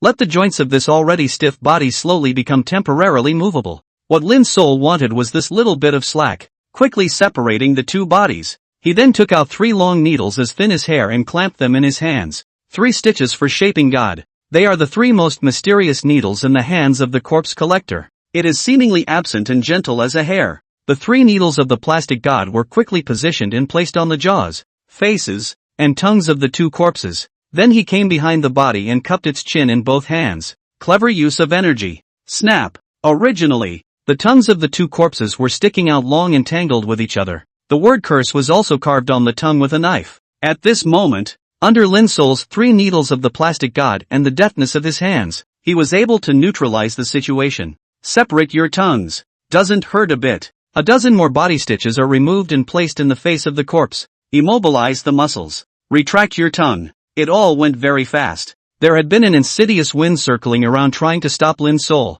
but Lin Sol was wearing the 10 evil-repelling talismans that Gu Tianfu had bought. His entire body's qi and blood was like a furnace, and there was 100 feet on one side eyeing the master intently. The idolene and evil things can't get close to you. And Lin Sol's maneuver was extremely fast, synchronizing the execution of his swift as the wind stance. Only Lin Sol was seen in the house with speed like electricity and maneuvers like a god, but it was only a moment's effort. And surprisingly, it had already separated the originally too hideous, gruesome, and eerie corpses with ease. Lin Sol didn't dare to move a single word on these 2 corpses, realized that those words are a curse that 2 young men and women sent with their lives. Lin Sol quickly dressed the 2 corpses in the wedding clothes that had long been prepared next to them. The bride is also covered with a white headdress. All these clothes were of course prepared by the hiring party long ago. Lin Sol didn't know that since this long-distance general's mansion wanted to suppress the 2 corpses for eternity and not enter reincarnation, why go to such lengths to get them married? But this was not something that Lin Sol could care about. When he had done this, he put the body stitches and cowhide clothes away discreetly. Take out a handful of quicklime and carefully sanitize your hands again. That done, he quickly opened the door and walked out. General Chang Yuan's son and his wife and others waited anxiously outside the door. Seeing Lin Sol walk out, the son first waved his hand and ordered the 4 black crow guards to be on full alert. It was only then that he waved his hand to signal the black-clad butler to ask questions. But it's done? The black-clothed butler asked in a deliberately hoarse voice. The world's son and his wife and the others dared not breathe a word as they looked at blind Lin Sol. Lin Sol nodded and said as he moved his body to the side, I will not fail in my mission. Please also enter and inspect. And if the Lord's family is satisfied they may pay the full amount. Tonight is a trip for extra money. The forest spirit must be collected on the spot and not be neglected. After all, who let the long-distance general's house not make this night's matter clear beforehand? The black-clad butler looked at the Seiji again. Seiji nodded and signaled the black-clothed butler to enter and check. This black-clothed butler was also a guile cultivator, a close friend brought by Madame's mother's family. Facing this dark room that no one dares to enter, he was ordered by the world's son, so he had no choice but to light the fire folders and enter the house with a hard look to check it out. The 4 black crow guards are standing by. For their part, the world's son and the lady had a strong look of fear on their faces. They had all seen the appearance of the 2 men in this house, and naturally they were fearful from the bottom of their hearts. Soon the black-clad butler holding up a firebrand stepped out. His face was filled with astonishment, and the look he gave Lin Sol changed from previous contempt to present-day shock. The Seiji and his wife looked at the intensely shocked face of the black-clad butler, mistakenly believing that something terrible had happened inside. He ordered the black crow guards to enter and suppress it. Next moment, the black-clad butler shook his head at the senor and lady. He came to Seiji's ear and said in an extremely soft voice, Shitsi, what this white pawn said is not false. Inside, you had better go in and see for yourself. There was a faint tremor in the black-clad butler's voice, obviously shocked by what was inside. He, too, had seen the gruesome sight and the ghastly entangled corpses and curses written in blood that had been in this house in the first place. Now that he had seen the body that had been organized by the hands of Lin Sol, he had just scared the black-clothed butler. How can a blind man have such skillful hands? No wonder the Seiji hired this blind man. Seiji didn't care about the black-clothed butler's inner surprise as he glanced at his mother with a taut face. In a low voice, he said, Mother, wait outside for now. I'll go and see. The middle-aged beautiful woman with tears in her eyes looked at her eldest son and said, Have the butler with you. And be sure to be careful not to get any evil spirits. Please don't worry, mother. My child also has magic in his body. There will be no problem. Seiji shook his mother's hand and then stepped inside that house with the butler. A few moments later, Seiji walked out. His face was thick with awe and conviction as he came out and took a few long looks at Lin Sol's face. It was as if he was marveling at the fact that Lin Sol,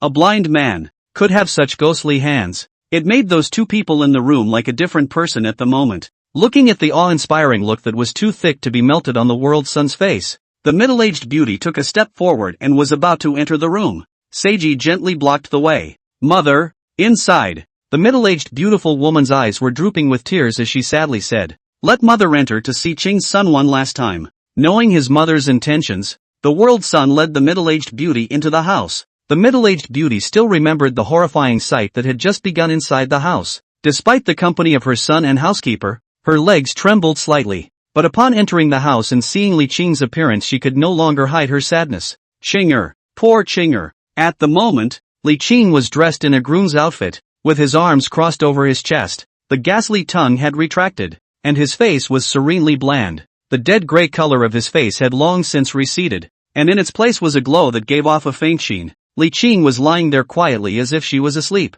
The face is rosy and glowing. There is no longer the slightest trace of hideousness. Chapter 43, The Nailed Soul Cannot Survive. Digging 3 feet into the ground to suppress the tower of trickery. The woman next to her was dressed in a wedding dress, and her appearance was not visible with her head covered. But it was clear in everyone's mind that her appearance must also be the same as Li Qing's, having been restored to its original form. Ghostly hands, breathtakingly marvelous. Seiji swept a glance at Lin Sol, who stood quietly waiting in the shadows outside. Couldn't help but marvel at it. This craftsmanship is far more than 100 taels of gold. The middle-aged beauty knew she couldn't stay here for long. After all, General Chang Yuan had ordered that these two Li Qing must be suppressed on the spot. Even though she was Li Qing's own mother, she was also the mistress of the entire Long Yuan general's residence. How is it possible to make Li Qing's pre-mortem curse come true? Mother-sama, let's go. Go outside. Leave this inside to the 4 black crow guards. Seiji slowly walked out with his wife in his arms.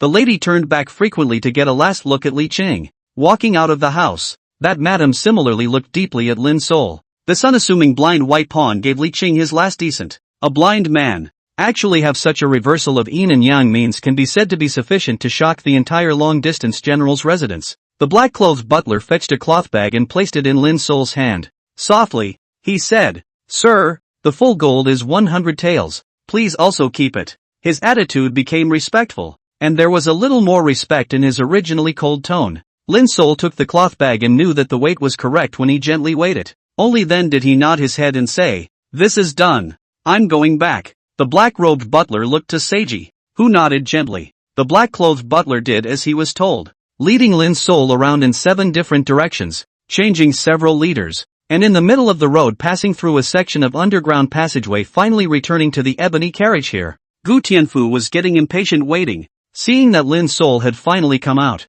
he hurriedly helped Lin Sol onto the carriage. The carriage traveled like a black ghost. "Well, did it go well? You weren't possessed, were you?" Gu Tianfu asked hurriedly. Lin Sol threw Gu Tianfu a cloth bag and leaned against the side of the carriage wagon, reclining in a comfortable position. "Dao, it's better to be comfortable in kudzu." Gu Tianfu held the heavy cloth bag and opened it to take a look. His face changed, broke down and cursed. "Shameless? The promised 40 taels of gold. Why did you give 10 taels less? Only 30 taels. Pull over, I'm going back for them." Gu Tianfu was about to lose his temper on the spot. Lin Sol lazily said, "This is your own share. 30 taels of full gold. 1 tael no less." Ah, Gu Tianfu, who had just wanted to jump off the carriage to find someone to argue with, froze when he heard that it was his share. "Lin Sol, what do you mean? 30 taels for myself?" According to the previous 30-70 split, this trip of private work totaled 40 taels. Gu Tianfu divided 12 taels of gold,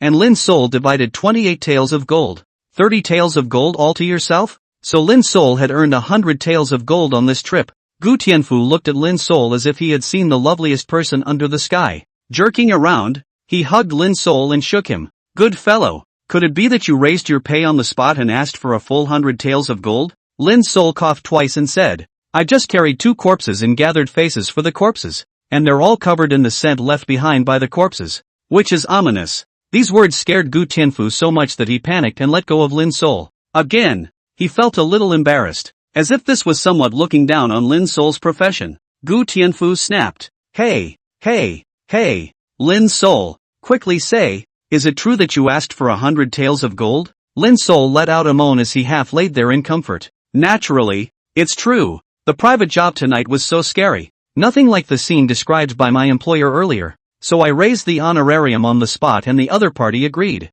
Lin Sol said it easily. "But the process involved can be treacherous. This 100 taels of gold is not that easy to earn. Ha ha, getting rich. One step closer to me going to the Forbidden Pawn Hall to buy a guile source to practice guile arts." Lin Sol, good job. I knew I wasn't wrong about you. Gu Tianfu kicked the money bag up and stomped his feet happily. I'm too tired to rest for a while. Lin Sol didn't care about the excited Gu Tianfu as he pretended to rest. In fact, through the 100 feet that stayed at the long-distance general's house saw exactly what was happening there. A middle-aged man with a steady gait and a face like iron came to the long-distance general's mansion at this moment. The crowd saluted the man and shouted under their breath, "Greetings, great general." This person was none other than Changyuan General Li Changtian, who came to this house with an iron face. The world's son and his wife came to Li Changtian and told him everything that Lin Sol had just done. Behind Li Changtian scattered a dozen or so guards, all of which were profound realm trickster cultivators. That white pawn body collector, reliable? Li Changtian asked in a cold voice, reporting back to Lord Father. This person was recommended by the Black Pawn Guard Facket and is absolutely reliable. Seiji returned the salute in a panic. What was done tonight? Was it done tightly? Li Changtian asked again. Back to Lord Father. It won't slip out in the slightest. Li Changtian nodded at his eldest son who looked deeply. It was only then that he stepped inside. The moment he saw Li Qingru's sleeping, peaceful appearance lying on the bed. Even the long-experienced Li Changtian's face changed slightly. That white pawn is so subtle. Despite not wanting to see this rebellious son again, he was deeply shocked by the appearance of Li Qing in front of him now. What is the name of this white pawn? Li Changtian asked. Lin Sol's craftsmanship was worth knowing Li Changtian's name. Shitzi replied, reporting back to Lord Father. This person's name is Lin Sol. His ancestors were white pawns for 9 generations, and his family is clean. Well, remember the name. You might need it later. Yes, Lord Father, the hour has come. Shall we begin? Seiji asked carefully. For Black Crow guards have already prepared the 2 coffins. At any time, the 2 could be nailed to death in their coffins, and a special spell could be used to make them immortal. Hearing this, the middle-aged beautiful woman beside her once again shed tears. Li Changtian took a deep breath and nodded. Proceed without delay. With that, he left the room with the lady and the senor. Soon there was a clanking sound in the room. The nail nailed Li Qing and his Dai sister to death in the coffin, then put in dog's blood, black donkey's hooves and other evil suppressing things. Excavate in place in this room, digging 5 feet into the ground and burying these 2 coffins underneath. Lord Father, the guile-suppressing pagoda has already been shipped, and the high priests of the guile-suppressing division's Buddha Hall have been asked to enlighten it. Suppress? Yes, Lord Father. The 2 Jingue pagodas that had been prepared long ago were carried over by dozens of Black Crow guards. Then just break through the walls of the house and demolish the entire house. The 2 Jingue pagodas, which had been enlightened by the monks of the Buddhist Hall of the Jingue division, were placed on top of the coffins of Li Qing and Dai Mei. Nail breaks the 3 souls. The town of Tricky Towers is passing away in this world. Let Cheng Li and Sister Dai be suppressed forever and ever. There's no way any of the curses can be fulfilled. Treat this place as a forbidden place, and no one in the house is allowed to set foot in it. Yes, Li Changtian was also a powerful trickster cultivator. After doing this naturally knew that he had broken the Li Qing and Dai Mei curse spell. With a wave of his hand, he led the men away from the place. Chapter 44, An acre of land with different landscapes. Lin Sol watched this in its entirety. I thought, so the Buddha Hall also takes private work. Jingue Ta, at first glance, is not something from the regular channels. The Town Guile Division really has a way of making money, and it's best if everyone has something to earn. The carriage stopped and Gu Tianfu helped Lin Sol out of the carriage. It was parked right in front of the entrance to the town's trickster division. It will be light in a little while, and you and I can go in through the gate. Gu Tianfu rubbed his hands together and hemmed and hawed. I can't help but be happy when I think of the fact that I made a full 30 taels of gold today. The beating of the big rooster in the kitchen yard rang in his ears. The 2 waited a while for a knock on the door, each returning to their pawn houses. Lin Sol, happy cooperation. Looking forward to the next time. Gu Tianfu waved his hand at Lin Sol. Lin Sol, on the other hand, didn't say anything, waved his hand, and returned to the deck. Lin Sol first went to the large public bathhouse and cleaned himself up and down. The entire group sank underwater to make a review of the day's events. Only after making sure he hadn't made any mistakes did he dress and return to his pawn house. Lin Sol today rest. Took a look at last night's 300 rounds of warp back Zhao head of them all as tired as a dog. He smiled and took the sign and left the deck. Luckily, Tong Yuan was on duty, which kept the entire deck from being paralyzed. Seeing how Zhao head and the others look like they've been sucked dry. I guess Zhao head didn't spend any more silver last night. Lin Sol muttered in his heart. They say that the white pawn is a short-lived species, Is it possible that a large part of the reason for this has to do with the warblers and swallows in the Jardines Bazaar? Lin Sol left the Jingui Sea. The sunlight outside the sky dungeon was particularly good, shining warmly on his body with a feeling of wanting to take off. Lin Sol basked in the sun for a while outside the main gate of the Jingui Sea. Only then did he buy some seasonal fruits, tea, snacks, and bric-a-brac to carry at a passing store. Sunbathing and following the wall, I slowly made my way back to my home. The home had been repacked and newly decorated according to Lin Sol's requirements. The wall of the shadow wall was specially carved with Lin Sol's favorite patterns, and a small pond was carved out there in the courtyard. The pond was stocked with some koi and planted with a pond full of the Barbary land variety of lotus. A beautiful real mountain carved out of whole boulders sits right next to the pond. More than that, some vigorous irises and other plants are embellished into a small flower mirror. Even more, a gazebo for tea was built, covered with flowers such as grapes, wisteria, and wall-climbing moonflowers. The gazebo has stone tables and benches chiseled out of stone, and a tea drinking set was purchased at a high cost. When the Jingui Sea was on a break, Lin Sol would sit here for half a day, drinking tea, meditating, enjoying flowers, listening to the wind and watching fish. It basically realizes the ultimate fantasy of a social animal for a villa in his previous life. Fantasy come true is even better. This is a freehold courtyard house in the heart of the Yu capital of Dayu. It belonged to Lin Sol alone. The yard was cleaned up and tidied up with all the details inside. The craftsmen of this era were really good and strong, and the craftsmanship of the carvings made Lin Sol look at them in awe. Lin Sol placed the fruits and snacks in his hands on the stone table.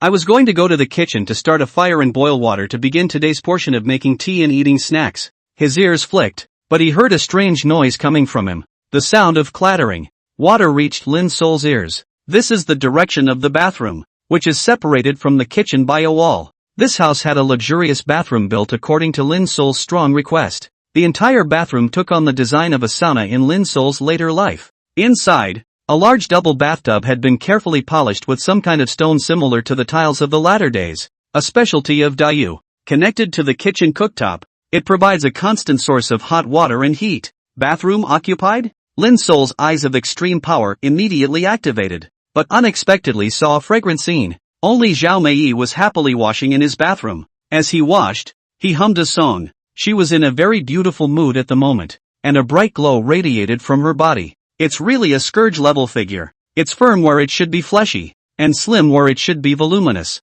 Skin as silky as milk. Firm, supple, and exuding a mature and youthful charm everywhere. The best of the young women. There are just no words to describe it. Lin Sol quietly returned to his small gazebo, sitting on a wicker chair woven from mountain rattan. Fetch a snack and eat it while silently admiring the haunting image. 360 degrees of no dead space. Take it all in. Not long after, Zhao Mei walked out wrapped in a bath towel. While rubbing his hair he saw Lin Sol who was lying on a gazebo lounge chair eating a snack. Brother Lin Sol, when did you come back? Zhao Mei froze, then subconsciously was about to turn around and go back to the house to change her clothes. But as soon as I think about it Lin Sol can't see it and it comes back. Mei-san, I've been home for a while now, and when I heard the sound of water running I figured it was you bathing, so I didn't bother. Lin Sol pointed to the fruits and snacks on the table and smiled as he hooked his hand at Zhao Mei. Sister Mei, I remember when you were a child you loved to eat pineapple cake and goat's horn honey. I bought some over to eat. Zhao Mei happily ran over after hearing Lin Sol's words while rubbing her hair. A quivering trio of fury jumps. Perhaps it was because he thought that Lin Sol couldn't see and there were no outsiders in the house. Zhao Mei, that just beautiful young woman out of the bath. Her hair was still wet and dripping. The bath towel couldn't even wrap her scourge of a body. As she sat next to Lin Sol, that explosive figure was visible if anything. She fetched a piece of pineapple pastry and took a bite. The crumbs of the crispy pineapple pastry falling onto her chest. It's so delicious. It's hard for my brother to think about my taste. What a good brother. Zhao Mei glanced fondly at Lin Sol, her eyes unable to hide her fondness for him. The forest spirit is, of course, invisible. The most carnal desires can't be kept. Half covered and white as honey. Such a sentence suddenly popped up in Lin Sol's mind that was not in front of the village and not behind the store. I don't know why it was most appropriate to use it on Zhao Mei at this moment. Yeah, I actually remember everything about Mei-san. Lin Sol began to have a conversation with Zhao Mei about her childhood. There was sunlight filtering and shining on Zhao Mei's skin as delicate and nice as white porridge. The beauty bowed her head to eat the pineapple pastry, the crumbs falling on her peaks. Long, Wet hair fell casually over her shoulders. Zhao Mei ate while looking at Lin Sol, who was lying on the rattan chair. It would be nice if he could see me. It's really such a waste not to show my sweetheart what I look like. Maybe it's because Lin Sol brother started practicing martial arts. Nowadays he really looks more and more handsome. A blush appeared on Zhao Mei's face as she thought of this. The wind blows the gazebo, and the wisteria flowers on the gazebo make a rustling sound. Koi swim in pairs in the pool. There was a dry smell in the wind. Chapter 45. Someone is messing with the fairy jump. Small-mindedness and old ghosts. Zhao Mei chatted with Lin Sol in the gazebo for a while longer. She went to the sink and shook the crumbs of the pineapple pastry off her body for the koi. Zhao Mei squatted on the ground and teased the koi. The koi carp scrambling to eat the crumbs of the pineapple cake create a great view in front of you. Lin Sol stood at her side, looking down at the scenery. Despite having seen it in panoramic view just now, the feeling of being half-covered was especially wonderful at this point. Brother Lin Sol, I'm going to change my clothes. I've stewed your favorite old goose at home. Counting the time, it should be almost time. Let's go back and eat. Junshan is probably hungry too. Zhao Mei went back to her room to change her clothes. The two locked the courtyard gate and returned to Uncle Zhao's house together. What was a bit strange was that Zhao Junshan, who had always disliked going out, was not at home today. Zhao Mei's mother wasn't at home either, and even the door to her room was wide open. Something's not right. For one thing, my little brother and my mother don't like to go out, and for another, they never leave the house without locking the door. Zhao Mei searched the house and found no signs of burglary, not to mention not finding any information left by Zhao Junshan. Only then did his face change slightly as he looked at Lin Sol. Ever since Lin Sol saved her father last time, in her heart Lin Sol had become her backbone. Lin Sol brother, what should we do? Lin Sol had already activated the Eye of Extreme Power when Zhao Mei went to her home in a panic to look for Zhao Junshan. Take in the surroundings. Soon, he spotted Zhao Mei's mother, who was stumbling and constantly in tears. Mother, what's wrong with you? Where's little brother? Zhao Mei also saw her mother and greeted her in a panic. Your brother him. Zhao Mei's mother was in a state of panic, running for her breath. Mother, don't be in a hurry. Take your time. Zhao Mei had seen this look of panic and alarm on her mother's face. The last time was when her father was stricken with necrotic poison. I didn't expect to see that look on her mother's face again in a few short days. Your brother has been taken by the pawnbrokers. Go find your father. Zhao Mei's mother saw her daughter in Lin Sol as if she had grabbed a lifeline. That's what completes a paragraph. What? Zhao Junshan was arrested by the police officers. Lin Sol was also doubly surprised upon hearing this. Zhao Junshan is just a half-grown boy. How could he have committed a crime? Lin Sol intuited that this was not simple. The only people responsible for arresting people in Yudu are, of course, the Jinguac. The Jinguac is a combination of government offices, public security, and the suppression of guile. Brother Lin Sol, what should we do? Zhao Mei panicked and tugged on Lin Sol's clothes, asking anxiously. Lin Sol shook Zhao Mei's hand and said, don't panic. Junshan was captured should also be in the Jinguac. I'll go back to find Uncle Zhao to think of a way together. Mei, you guys go back first and wait for our news. Lin Sol comforted Zhao Mei and then quickly returned towards the Jinguac.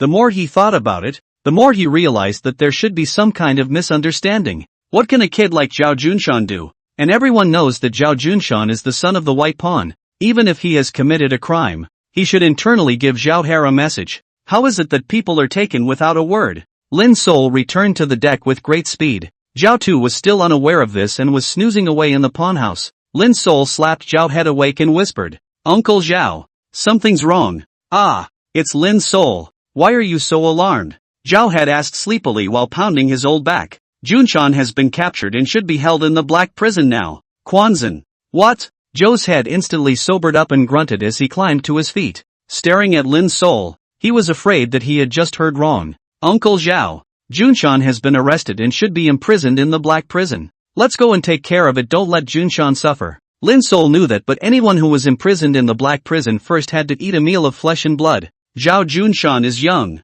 but he has never suffered anything. Zhao Headcoat didn't even have time to put on, and ran out with a sound of miso. Lin Sol knew that he had gone out to make connections, probe for information, and try to fish for people. Lin Sol wasn't idle as he quickly went to that door and knocked on the code word he had agreed with Gu Tianfu. After a while, the door opened to reveal Gu Tianfu's silhouette. Lin Sol, it's not your style to come to me in broad daylight, Gu Tianfu asked. Gu Tianfu, a kid named Zhao Junshan has been arrested. You go and help me make some contacts. Don't let the black pawns lynch him. And help me feel out who is going to target him. Lin Sol took out 10 taels of gold from his pocket and placed it in Gu Tianfu's hand. Trusteeship. Money opens the way. Even with a relationship like Lin Sol and Gu Tianfu's, he still had to follow the rules of the Jianghu. Zhao Junshan? What's the relationship with you? Gu Tianfu didn't take his gold, instead he asked about Zhao Junshan's relationship with Lin Sol. It's important to me. Lin Sol didn't explain much. Come on. I'll take care of this little matter. With a relationship like yours and mine, how could I possibly accept your gold? Go back and wait for the news. As long as this person called Zhao Junshan is in the black prison, I, Gu Tianfu, will be able to protect him. Gu Tianfu pushed the gold back and returned it to Lin Sol, turned around and left. He could see how important this Zhao Junshan was to Lin Sol. I'll be right behind this door waiting for your letter. I'm sure you're number one in the black prison for scrying information. Lin Sol silently patted Gu Tianfu on the back. Just wait. We'll not let you down. Lin Sol believed in Gu Tianfu's strength. He also knew that the only way he could help Zhao Junshan was through Gu Tianfu. He stood silently behind this large door plastered with runes and waited. Sure enough, after about a meal, the gate opened, revealing Gu Tianfu's smug face. Any news? Lin Sol stepped forward and asked with concern. Gu Tianfu quietly pulled Lin Sol aside and looked behind him to see that no one was there. That's what whispered. That child Zhao Junshan should be the scapegoat. His father, your head Zhao, offended someone and was set up to be pitched in a fairy jump. I moved my own contacts to temporarily detain Zhao Junshan in my district, which was done under tremendous pressure. Early tomorrow morning, with the big rooster crowing in the kitchen courtyard as the final limit, I won't be able to continue to imprison Zhao Junshan here according to the black prison laws. At that time an old ghost will come back to mention him. I won't be able to keep him. Black pawn and old ghost. Zhao Junshan is the scapegoat. With such simple logic, Lin Sol immediately figured out the reason. It must have been the last time in the martial arts practice arena when Zhao Tued over Walao Gui and two of his men in full view of everyone. Let an old ghost lost all the face, which is why today set up a fairy jump to Zhao Junshan pit into the black prison things. Lin Sol's brows tightened, and old ghosts crossed the line. Woe to the family. It was nothing more than a conflict with the old ghost and Zhao Head and the rest of them. This and the old ghost even resorted to underhanded means to pit Zhao Junshan, who was still a child. Damn you and the old ghost. You've overdone it this time. Even Gu Tianfu looked down on what he did with the old ghost. Rather, it was Lin Sol who was becoming more and more calm at the moment. He asked with deliberation, what's the backing behind that? And the old ghost? That's the point. Chapter 46, the black pawns are killing the white pawns, and the forbidden pawns are standing behind them. The district and the old ghost are but the head of a black pawn on the same level as the head of Zhao. To mess with an old ghost you have to figure out who's behind him. Gu Tianfu glanced at Lin Sol appreciatively and nodded. As you can see, this an old ghost is bold enough to scourge his family with a fight between fellow officers. He must have some recourse. I've also inquired about this matter, and the old ghost's sister is said to have some sort of special physique, and has been taken as a concubine by a lord of the Forbidden Pawn Hall, and old ghosts with forbidden pawns behind them. Lin Sol knew that there must be a problem behind this and the old ghost being so rampant. Sure enough, a forbidden pawn was backing him up. Can you find out the name and realm of the forbidden pawn? Lin Sol said slowly. Gu Tianfu rolled his eyes and glanced at Lin Sol Road. It's all out in the open, and the old geezer hangs on to that Lord Forbidden Pawn every day. It's just that. Oh Lin Sol, could it be that you still presume to fight against that Lord of the Forbidden Pawn? As long as it's a forbidden pawn, even the least powerful forbidden pawns are high above the rest. You're just a white pawn, so don't mess with a forbidden pawn. Lin Sol shook his head and laughed. How could I possibly mess with the forbidden pawns? I'm just understanding the basics and telling Zhao Tu this information. Gu Tianfu had an expression of estimating that this was the case. Opening his mouth, he said, this Lord Prohibited Pawn is called Qinwaning, and it hasn't been too long since he became a prohibited pawn and joined the Prohibited Pawn Hall. The specific realm should be the early stage of the Borrowed Life realm. Maybe it will fluctuate, but basically so. Above the Inviting Een realm was the Borrowed Life realm. The backing realm behind an old ghost was said to be high, but it was only the early stage of the Borrowed Life realm. The realm was not high, but the other party's status was there. As a forbidden pawn of the high and mighty Forbidden Pawn Hall, it was certainly possible to go sideways in the Zhengui Sea facing black pawns and white pawns, and old ghosts are not enough to fear. This forbidden pawn is the trouble. Lin Sol, you have to hurry That an old ghost is ruthless and small-minded. If we let that kid fall into his hands tomorrow, he will either die or be crippled. You do know how dark our black prison is. Brother, there's not much time left for you to be discreet. The man behind this muddy water is a pain in the ass. Between now and the time the rooster crows in the kitchen courtyard, I will guard Zhao Junshan without moving an inch. This you can rest assured. I will definitely not let him lose a hair of sweat. Gu Tianfu was still reliable. Knowing full well that there were forbidden pawns backing him up behind the old ghost, he was still willing to risk offending the lord of the forbidden pawn hall to protect Zhao Junshan for one night. Lin Sol was somewhat moved and nodded his head. Thanks a lot. Just for your words today. I'll split it 60-40 with you, starting with the next order. Lin Sol was no errand boy, and he directly gave Gu Tianfu an offer he couldn't refuse. I had expected Gu Tianfu to jump for joy. It was hard to know that this fortune hunter had agreed to a 70-30th split with Lin Sol that day. Gu Tianfu patted Lin Sol's arm and said, I, Gu Tianfu, am not someone who takes advantage of people. You are my friend, and a friend's business is my own. Let's get what's in front of us first. The cooperation between you and I will come in time, not in a hurry. I didn't expect Gu Tianfu to reject Lin Sol's good intentions. This one doesn't wimp out when it counts. This really surprised Lin Sol a bit. Gu Tianfu patted Lin Sol's arm and then closed the door to return to the black prison to protect Zhao Junshan. Lin Sol suddenly laughed in the darkness. That's kind of funny. I thought that when I traveled to this weird world, people would be even more cold and unfeeling than in my previous life, and everything would be money-oriented. I didn't expect to meet the nice Zhao head family first. Today, he also accidentally discovered that Gu Tianfu seemed to be good and worthy of deep friendship. This made Lin Sol slowly become interested in this world. What am I going to do with all of you who are still good in the long life? By all rights, the everlasting should be the least likely to have feelings, but one step at a time, and here it is. Just then, a violent sound of anger came from the black prison side. Damn you, Gu Tianfu, get your ass out here. How many of you have the guts to bail out the person I'm going to screw? This voice spread throughout the black hell, and by the sound of it, it was moved to true anger. Not good. It's that old thing with the old ghost who's coming to rob us. Gu Tianfu turned around and ran towards his area. Lin Sol was uneasy and followed. With the old ghost's grim face, he stood outside a cell under the jurisdiction of the Black Pawns in District A, deadly staring at a teenager in the cell. His eyes were sinister and venomous. Gu Tianfu, if you kid doesn't come out again, do you believe I'll tear down this cell and take someone away? The old ghost was extremely angry.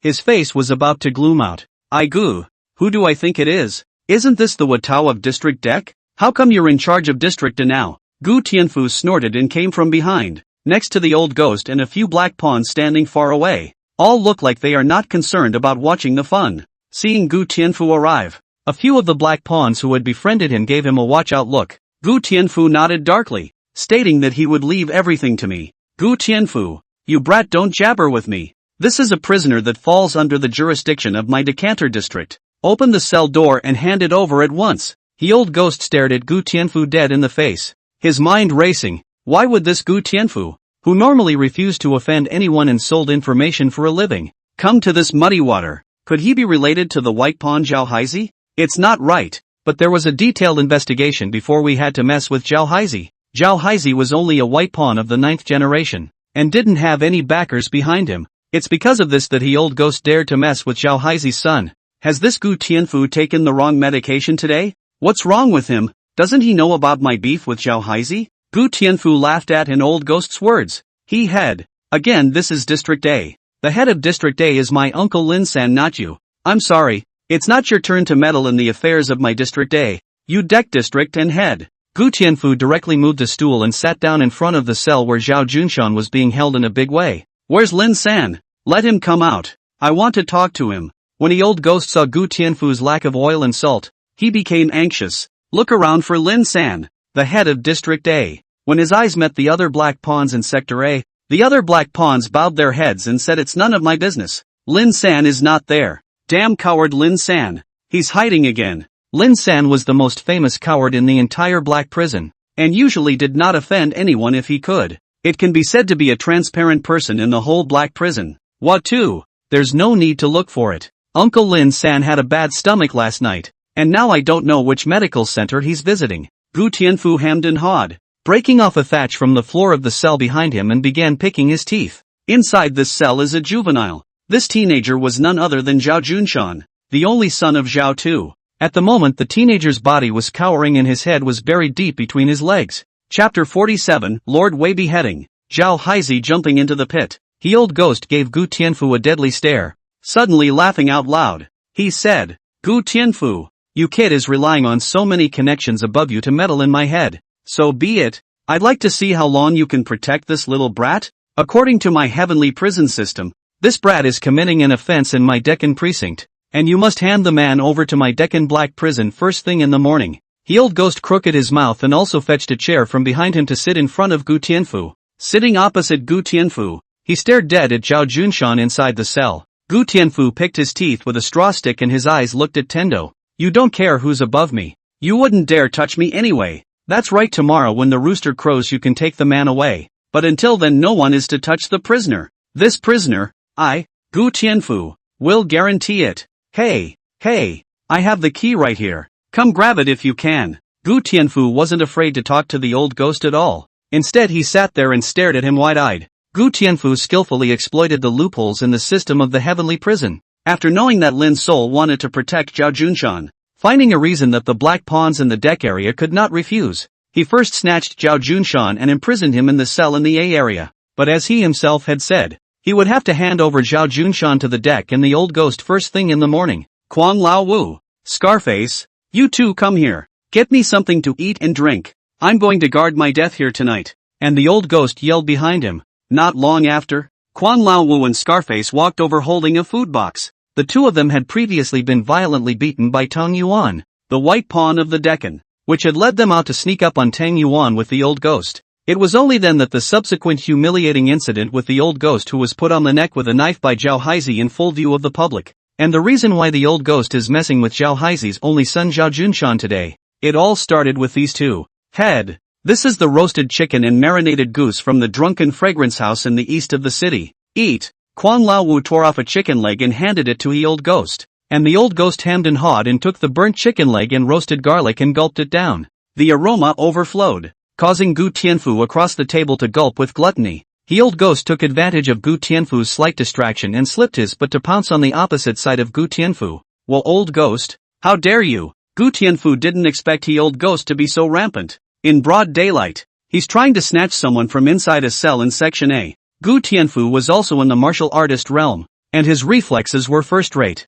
Slanting and jerking, his elbow swung violently at the face of this charging and old ghost. Whoosh! Behind them, Kuang Lao Wu and Scarface, who had been plotting for a long time, moved at the same time. They attacked in a triangle with the ones in front of them who had moved ahead and the old ghost. One person held Gu Tianfu at bay while the other two rushed at the cell key at Gu Tianfu's waist. Bad. Gu Tianfu really didn't expect an old ghost to make a move with him to grab the key. Is this one really tearing his face off and not caring about anything? Eyes on the keys. A silhouette rushed over from a distance like mad. With a tiger's lunge, he knocked Kuang Lao Wu and Scarface, who were about to snatch the key, off the ground. Well, old ghost, I'm going to kill you. The person who came was none other than Zhao Tu, who was as mad as a tiger and full of rage. After rushing Kuang Lao Wu and Scarface away, a roundhouse flying kick rushed at an old ghost. Gu Tianfu got this gap, a dodge to get rid of an old ghost's attack and protect the cell key firmly. Zhao Haizi, you kid dares to come to Black Prison and make a move, wanting to rebel, and the mockery in the old ghost's eyes increased. Giving up on attacking Gu Tianfu, he bullied his way up and fought with Zhao Haizi. Damn Kuang Lao Wu and Scarface, let's see if I don't get you guys killed. Behind Zhao Tu rushed out Tang Yuan and 11 other white pawns from the Deccan. They each held a weapon and aggressively killed over to rush at Kuang Lao Wu, Scarface and the others. The white pawns of the Deccan are coming straight for the kill. Oy vey, oy vey. I don't know why the always berserk Kuang Lao Wu and Scarface didn't resist, allowing Tang Yuan and the others to be rounding them up. It's no good. The white pawns of the Decimal District have brought their guys to Black Prison to kill people. Brothers, copy and go. Just as Kuang Lao Wu and Scarface were beaten out of their faces, behind them similarly rushed out a dozen or so black pawns, shouting and joining the fray. Kuang Lao Wu and Scarface had blood on their faces, but smiled grimly and glanced at each other, looking like they had succeeded in their plot. Ha ha, a bunch of idiots fell for it so easily. Everyone see and understand. It was the white pawns who started it. Them. Oops. The white pawns stormed into the Black Prison and killed someone. It's a jailbreak. Come on. The black pawns yelled and screamed. Their voices carried across the Black Prison. The black pawns and white pawns of the deck area, a dozen each, fought to a standstill. Gu Tianfu, who was next to him, Didn't expect things to develop so quickly. It turned right into a cluster asterisk asterisk asterisk asterisk. The black prison held all kinds of prisoners and was never dead silent or haunted by torture. Ever seen a scene where the white pawns and the black pawns of the heavenly jail were fighting each other? At once all those prisoners held in the black prison reached out their hands and slapped their cells and shouted. Even some of the black inmates began to think about how to fan this civil unrest, thus creating an escape. Clunk. Boom boom boom. The entire black prison became a rowdy mess. Gu Tianfu watched and the old ghost was beaten while spitting blood. While retreating, a face still grim smile seems to think of something. Slapping his thigh, he said, "Bad. Fooled." But it was too late. Just as the crowd continued to yell, tap tap tap, from the depths of the black prison ran out a team of swordsmen. The one who led the group in front was a man with a tiger's back, a tall figure, and a face as cold as iron. Defakin. Wei Fakin is the historian of the black prison, second only to the superintendent. The superintendent does not manage the day-to-day affairs of the black prison on weekdays. It is then the sole responsibility of the registrar to administer it. So this Lord Wei has an extremely high status in the black prison. I didn't expect this one to alarm Lord Wei. The black pawns and white pawns saw Wei Fakin personally face the road, plus the group of constables with swords each with a murderous intent. Under the pressure of this powerful aura, the white pawns and black pawns stopped. All that was left of the entire black prison was a few ungrateful inmates yelling at the top of their lungs. Ha ha, fight. The heavenly prison is in internal rebellion. We have a chance to break out. Go on. Charge up and kill all the black pawns before it's too late.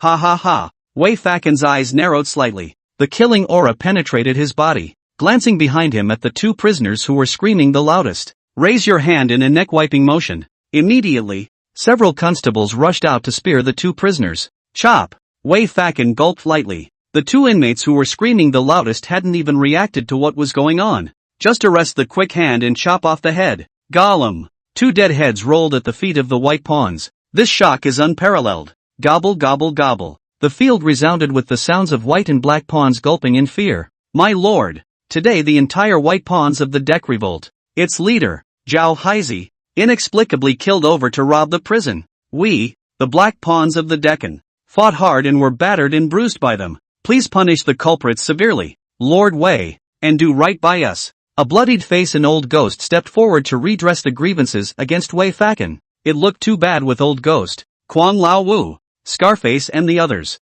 head full of blood. On the contrary, some of the white pawns such as Tang Yuan were even holding sticks and looked like assailants. Aha! Lord Wei coldly looked at head Zhao and the others. The killing aura condensed. In this situation, Zhao Tu and the others were at a loss for words. Chapter 48. A game within a game to determine the white pawn. A set within a set to insidiously determine the black pawn. Wielding a sharp weapon. Mobbing and shouting. Going AWOL. Disregarding his officers. And entering the black prison area without orders. Every single one of them violates the law of the Jingue Sea. Is it possible that you want to rebel? Do all of you Deccan white pawns want to end up like these two in front of you? Wei Fakin was a powerful trickster cultivator. Standing in front of the crowd at the moment, his aura was released like a killing god. He spoke coldly, his eyes roaming over the faces of all the Zhao heads and white pawns. The look on his face was clear. One more step forward and he would be killed. Zhao looked at his son, who was close at hand but could not be taken away, shrinking in the middle of the cell very pitifully. Plus, he also figured out at this moment that his son had been put on the spot successively with the old ghost. This dog day and the old ghost no wonder just now even backed up and deliberately wiped the blood all over his face. It turned out that he had long ago sent someone to invite Lord Wei, whose purpose was to wipe out the white pawns of the decanter area. Good heart and old ghost. He was so eager to save his son that he didn't expect to step into the pit with the old ghost for the second time. Let him rush over with his brothers from the deck and violate the laws of the Town Guile Division. The Jingue Sea has always been clear about rewards and punishments, and has been decisive in life and death. There was never any leniency on the part of the men who violated the ban. I don't care if I get punished, I'll admit it, but his own son is still young. Once fell into the hands of an old ghosts that will be dead. There are also following themselves this is a dozen brothers. I am afraid that they are also dragged down by their own irrational behavior. They had violated the law of the Jingue Sea this time, and it was likely that they would be caught and sent to the black prison. It's a damn shame to be dragged to the black prison by your brothers. The more Zhao had thought about it, the more exasperated and angry he became, especially seeing the helpless, pleading eyes of his own son. The opposite side of the room and the old ghost and other black pawns were all conspiring to have a bad laugh. Zhao had regret, hard, remorse, anger. Many emotions all came to the forefront. The rapid fire attacked his heart, and he actually spat out a mouthful of blood and fainted. Zhao Head, what happened to you? The people came forward to support Zhao Tu and looked fiercely at the opposite side of the room and the old ghost and the others. Humph. Caught. Lord Wei snorted coldly and was about to wave his hand to have these rebellious white pawns arrested and imprisoned. Tang Yuan stepped forward and was about to theorize with Lord Wei. This kid is newborn and doesn't know how scary Lord Wei is. Tang Yuan was just about to head out when he was pulled behind him by a strong force. One man took a step forward, blocking Lord Wei and the white pawns. Lord Wei, we are not trying to rebel, but have come to ask for a statement. This person was tall, and her face, despite being pale and bloodless, was full of vigor, and she did not fear Wei Fakan on the opposite side of the room. Lin Sol, I remember you. Wei Fakan saw that the person who walked out was none other than the blind Lin Sol he knew. The murderous aura on his body receded slightly. That's when he stopped and wanted to hear what he had to say. Lord Wei, it seems that you have an old relationship with this white pawn boy, but my subordinate must remind you that even if you and the white pawn boy are old acquaintances, you cannot bend the law. The old ghost didn't expect the high and mighty Lord Wei to know a white pawn who was unknown. He was afraid that things might take an unexpected turn, which was why he had gone up to reiterate the laws of the Jingu AC, hoping that Lord Wei would not show favoritism. Slap. A figure suddenly appeared behind Lord Wei. A left hand grabbed an old ghost's head. The right hand slapped him a dozen times in succession. Daring. In front of Lord Wei. It's your turn as a mere black pawn. That person was previously invisible in the dark shadow behind Lord Wei. The crowd did not notice. At this moment, he suddenly appeared, like a ghost, to teach the following offenses in old ghost's a lesson. And the old ghost was only in the district martial artist realm. He was held down and immobilized by the dark shadow behind Lord Wei, who was clearly a trickster cultivator. The beating swelled high on both sides of his face. He was about to say something else, but the words escaped his lips and he swallowed. This official will deal with today's matter fairly and impartially, Lord Wei said slowly. Once this was said, an old ghost no longer dared to say anything. The dark figure retreated, hidden in the shadows behind Lord Wei. Lin Sol has met Lord Wei. Today we have made the mistake of coming here. We do have grievances to complain about. Lin Sol nodded the ground with his cane and said to Lord Wei in an unassuming manner. Lord Wei asked with a frown. Grievance, complaint? Tell me about it. If the reason is sufficient, this lord will no longer pursue your violation of the law. If the reason is not sufficient, don't blame this lord for pursuing you seriously. Perhaps it was because Lord Wei was more appreciative of Lin Sol's craftsmanship in collecting and sewing corpses. Lord Wei gave Lin Sol the opportunity to tell the situation. Lord Wei, the cause of the incident is. So Lin Sol repeated all the causes and consequences of the conflict between Zhao Tu and the old ghost on the martial arts practice field a few days ago. So this time we have reason to believe that Zhao Junshan's capture into the Black Prison was a personal vendetta with the old ghost, and that the scourge was on the White Pawn's family. The public is a private enemy and a scourge to his family. This is a felony, and if convicted then an old ghost will face heavy punishment. As Lord Wei listened, no emotion could be seen on his face. It's just your side of the story. And where is the old ghost? My lord, the little one is. And the old ghost stepped out and came before Wei Fakan. Wei Fakan stroked his chin and pointed across the room at the White Pawns and opened his mouth. White Pawn Senator, you and the old ghost communicate a personal vendetta and plagued innocent family members. Is this true? A cold smile surfaced on the old ghost's face when he heard Lord Wei's words. Tugging at his battered and swollen face, he looked comical. Sir Wei, this group of White Pawns are simply malicious and deliberately smearing my Lauhi. The arrest of the prisoner called Zhao Junshan was all in compliance with the law, with all the human and material evidence, all in accordance with the Dayu penal order without the slightest violation. After saying that, he turned to look at Lin Sol and the other White Pawns, an expression of eating you all up appearing on his face. Continuing, he said, Lord Wei, this case is ironclad. The thing is this. That Zhao Junshan obviously ate 2 bowls of noodles, but he had to say that he ate 1 bowl. When the shopkeeper asked him for his meal money, he not only refused to give it to him, but also beat the shopkeeper to death and smashed the store to pieces in a heartless manner. Such a villain must be severely punished. Could it be that just because he's the son of Zhao Haizi, he's above the great Yu penal order? The old ghost smiled grimly and looked coldly at Lin Sol. Gu Tianfu, who was on the opposite side of the room, heard this and thought to himself that it was bad. If this and the old ghost are intent on framing Zhao Junshan, he will definitely make this case an iron case. If it is really as an old ghost said, human evidence and material evidence, plus the passers-by at that time as witnesses. According to the Dayu penal order, Zhao Junshan's imprisonment in the Black Prison is not at all unjust. This one, and the old ghost, must have done the job flawlessly. Lord Wei, please read the witness statements. And the old ghost fetched a book of testimonies to present to Lord Wei. Lord Wei merely scanned it and gave it back to an old ghost. White Pawn Lin Sol, do you have anything else to say? If not, today you will all be punished and imprisoned. Lord Wei's aura was powerful as he coldly looked at the White Pawn crowd. Chapter 49, the Ghost Gate opens with entry but no exit, and hell buries the dead but no life. Bad. I forgot to ask Zhao Junshan what he had committed to get sent to the Black Prison. If it's really like what the old man said, then it would be rash to do this with all the evidence and material evidence. What to do? At the moment, Zhao had fainted in anger on the ground. Tang Yuan looked like a reckless man, and was held down by the other white pawns for fear that he would rush up and anger Lord Wei.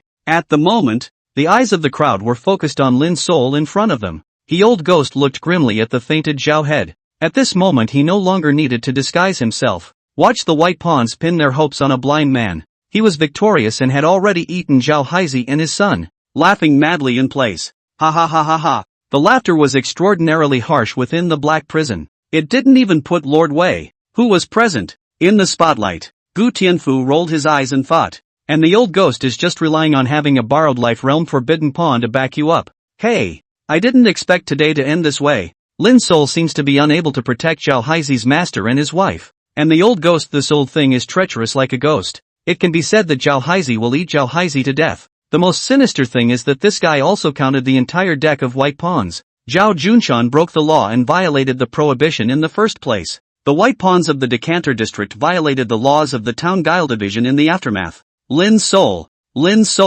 it's going to be hard to make this right today. Hey, there is no way I can only use that relationship to protect the forest soul. As for the other white pawns in the deck, I can't do anything about it. Despite the super grossness and old ghosts for people. But this moment has to be said, and the old ghost step by step to dig a hole. Pit Zhao head them. The old ghost laughed maniacally before stepping forward and pointing at the nose of Lin Sol who was blocking the way and asked, Hey, dead blind man, Zhao Haizi has fainted to death. I have ironclad evidence here. Zhao Junshan can't escape the punishment he deserves. He will surely rot to death in the Black Prison. And you white pawns of the Deccan who have violated the laws and orders of the Jinggu AC will also face punishment in the form of caning, fines, and imprisonment. I'd like to see what kind of waves you, a blind man, can still make. The depression of being beaten into a pig's head by the shadow guards behind Lord Wei just now was swept away. The old ghost looked at Lin Sol provocatively, and behind him, Kwang Lao Wu, Scarface, and the others deliberately put on an exaggerated sneering expression. Asterisk you, an old ghost, I'll kill you. Tang Yuan saw Zhao had fainted with anger. And Lin Sol, a disabled person, was humiliated in front of an old ghost. The youthful man could not tolerate such a thing, and he violently exerted himself to break free from the other white pawns. Asterisk you, shouted all with a yell and rushed out to kill with the old ghost. And the old ghost looked into the face of the enraged young Tang Yuan. A thick, grim smile appeared on his face, as if to say, that's all you've got. You'll fall for it when I light a fire. Kid, if you rush up, I will make you rot in the Black Prison just like Zhao Junshan. Moment of truth. A hand poked over from his side and gently rested on Tang Yuan's shoulder. All of Tang Yuan's strength was instantly deadened by this one hand. His entire body was held in place, unable to take a step forward. You, Lin Sol brother. Tang Yuan didn't expect the person who struck out to be Lin Sol. He then seemed to react to something as if looking at a ghost and looked at Lin Sol Dao.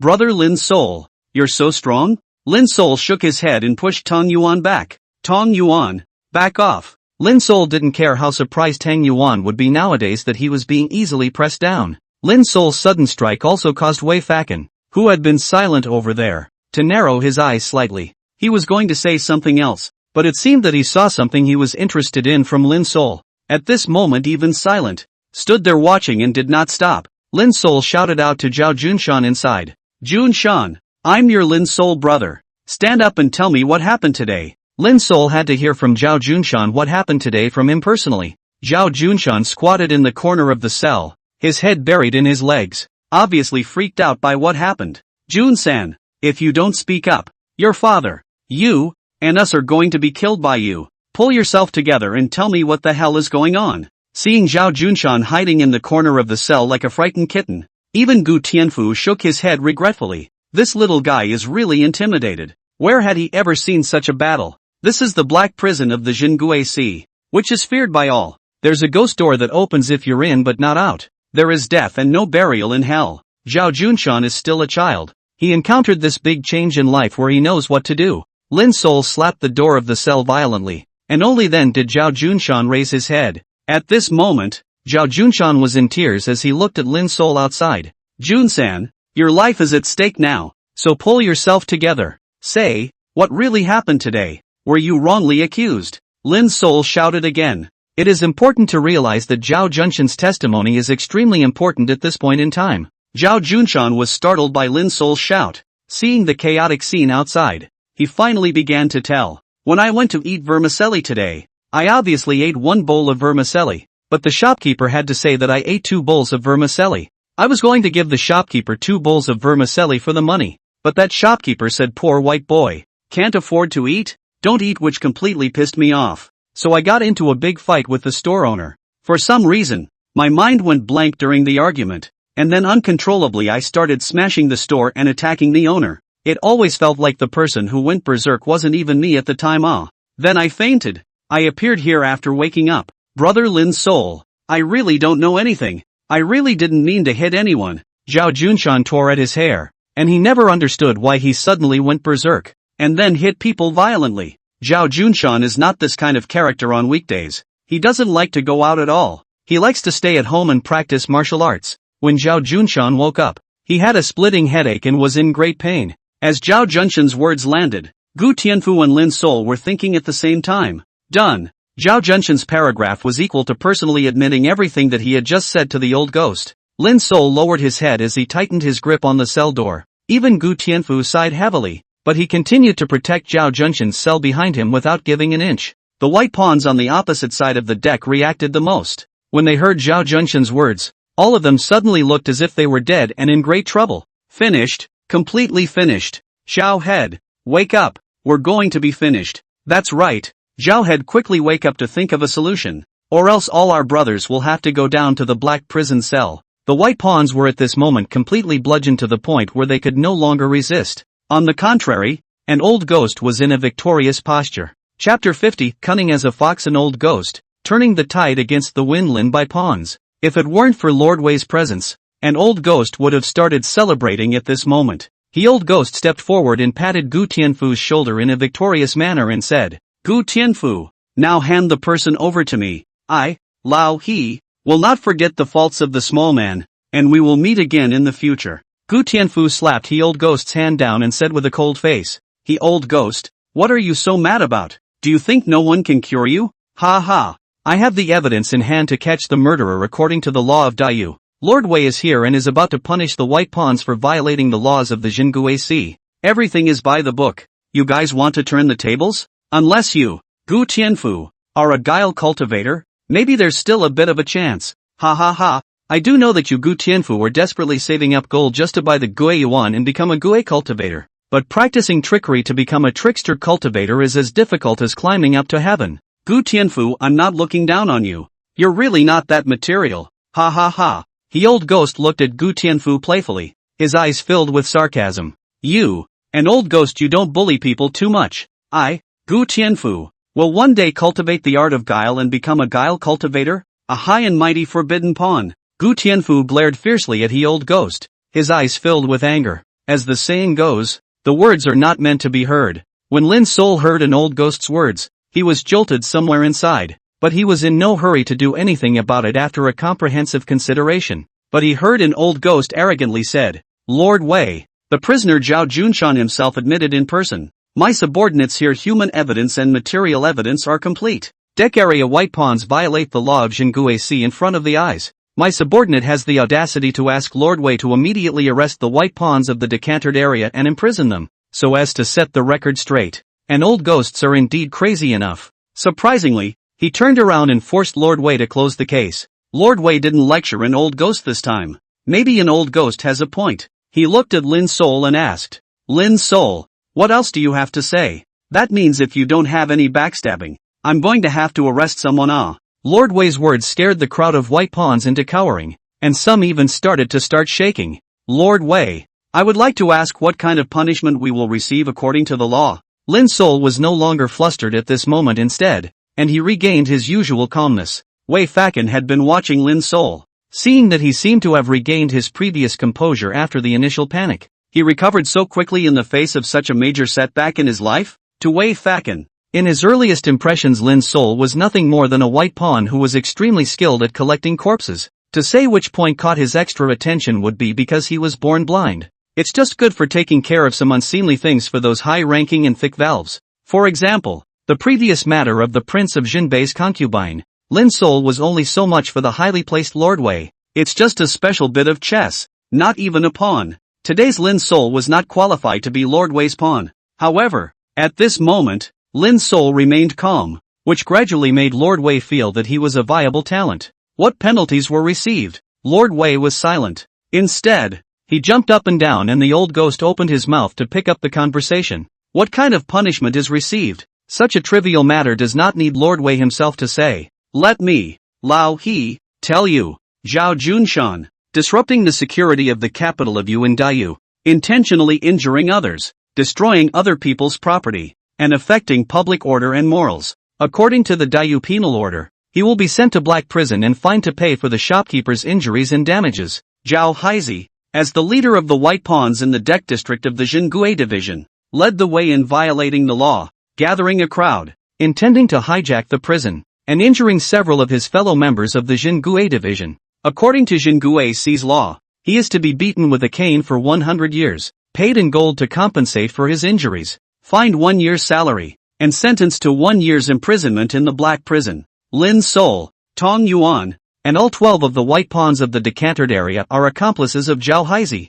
who knowingly violated the law, gathered a crowd, intended to rob the prison, and harmed several of their fellow members of the Jingui. According to Jingui's law, they are to be caned for 50, fined for half a year, and sent to the black prison for half a year. The witnesses and material evidence are all there, and the injuries we sustained from being deliberately injured and maliciously suppressed by Zhao Haizi and the others are all there. Ironclad evidence. There's no escape from the crime. Speaking extremely quickly with the old ghost, it seemed as if he had already had a start-to-finish roadshow on how to deal with Zhao Tu and the others. At this point in time, it's so justified that it's surprisingly impossible to refute it. Damn you, an old ghost. You're premeditating this in advance. Believe it or not, I'll you up. Tong Yuan was extremely angry, like an enraged lion always thinking of solving problems by force. If it wasn't for the other white pawns pulling him hard, he really could have rushed up and killed an old ghost. Zhao Tu vomited blood and fainted, and has yet to wake up at this moment. Zhao Junshan was shivering and curled up in his cell, having lost his mind long ago. The other white pawns heard that they were to face the punishment of 50 strokes of the cane, half a year's salary, and half a year in the black prison. One by one, cold sweat flowed in fear, and the two strands trembled and could not hold themselves. The sentence of 6 months in a black prison alone is tantamount to a death sentence for them. Once we fall into the hands of the old man, which one of us will make it out alive? He old ghost, don't bully people too much. Be a man and leave a thread, and we'll meet again in the future. Seeing that the situation was beyond redemption, Gu Tianfu pointed at an old ghost's nose and cursed. Ha ha ha, Gu Tianfu, if it weren't for the fear of the person behind you, I would definitely count you in today. You'd better fend for yourself. The old ghost and I believe in killing everyone, so how could we possibly leave a thread? He old ghost said with extreme arrogance. These words caused the white pawns to completely despair. Lin Sol, do something. Lin Sol, if we're put in the black prison we're dead. Yes, we are not afraid of anything in death, but according to an old ghost's mischief, the family that lost our protection will suffer. The white pawns of the deck area held down Tang Yuan and looked at Lin Sol like they were begging for help. In their eyes Lin Sol was able to speak to Lord Wei of the black prison, and he was the only one who had a slight chance of being able to save them. Gu Tianfu wanted to say something else, but he was held down by Lin Sol to signal him to stop being intentional. Now that it's over, it's up to you to find a way to save the group as best you can. After speaking with the old ghost about the results of the punishment, Lord Wei did not utter a word. From that point of view, what was said with the old ghost should be the final result. In this way, the white pawns of the Deccan are all finished. Lin Sol himself was finished, so now Lin Sol had to save himself. The more critical the moment, the more calm you must be. Ha ha, A stinking blind man. What waves can he make? A mere pariah white pawn is nothing but the lowest of the low. Unless you're a guile cultivator. Men, join me in apprehending all the white pawns of the deck. He and Old Ghost led the men forward and ordered that all of Lin Sol and the others be taken down. Wei Fakan saw that Lin Sol had no more backstops to deal with the critical situation in front of him. A heartfelt sigh. It is only a white pawn with excellent corpse collecting skills, and there is no way to face such a cunning person like he Old Ghost. Shaking his head slightly, he was about to leave the place. For those who have no value, are not even qualified as their own pawns. Kuang Lao was sneered and sprinted forward to twist Lin Sol's arm. Secretly, I'll use my yin energy to remove your Lin Sol's arm first. Ah, pust. The martial artist realm's Kuang Lao was easily thrown out by a force. The crowd rushed to look. Surprisingly, he realized that it was Lin Sol who single-handedly threw Kuang Lao away. Forest spirit? One should know that Kuang Lao was a martial artist realm, and he was just thrown out by Lin Sol with ease. Murphy? Gu Tianfu looked at Lin Sol like a ghost. Combined with the fact that he had just single-handedly suppressed the furious Tang Yuan, there was a hidden guess in the minds of the crowd. One could hear Lin Sol say slowly but firmly, "What if I said, I'm a trickster?" Wei Fakan, who was in the process of leaving, paused in his steps and slowly turned around to look at Lin Sol. A playful look filled his face, and the Old Ghost's face changed dramatically. Not waiting for the others to say more, he transformed into a residual shadow and pounced towards Lin Sol. It definitely didn't give Lin Sol the slightest chance to turn the tables. Chapter 51, The Spirit Fury of the Armor Cloak Technique. The Spirit Fury of the Liquid Killing Technique. How can you be a guile cultivator just by virtue of being a lowly white pawn? He and the Old Ghost sprinted to the scene, both peaks slamming into his ears, vowing to waste Lin Sol. Lin Sol's figure suddenly disappeared like a ghost. When he looked again, he had already appeared on an Old Ghost's side. The right hand seems to be light, but it is wonderful to grab an Old Ghost's face. An unshakable and powerful force pressed an Old Ghost to the ground in death. Then Lin Sol kicked and kicked at an Old Ghost. It's not true that I'm a cheap nationality, but I'm also a trickster cultivator. Lin Sol stomped an Old Ghost heavily with every word he said. Kick after kick. He kicked an Old Ghost to the point of breaking. Pust. The final kick sends an Old Ghost flying into the corner,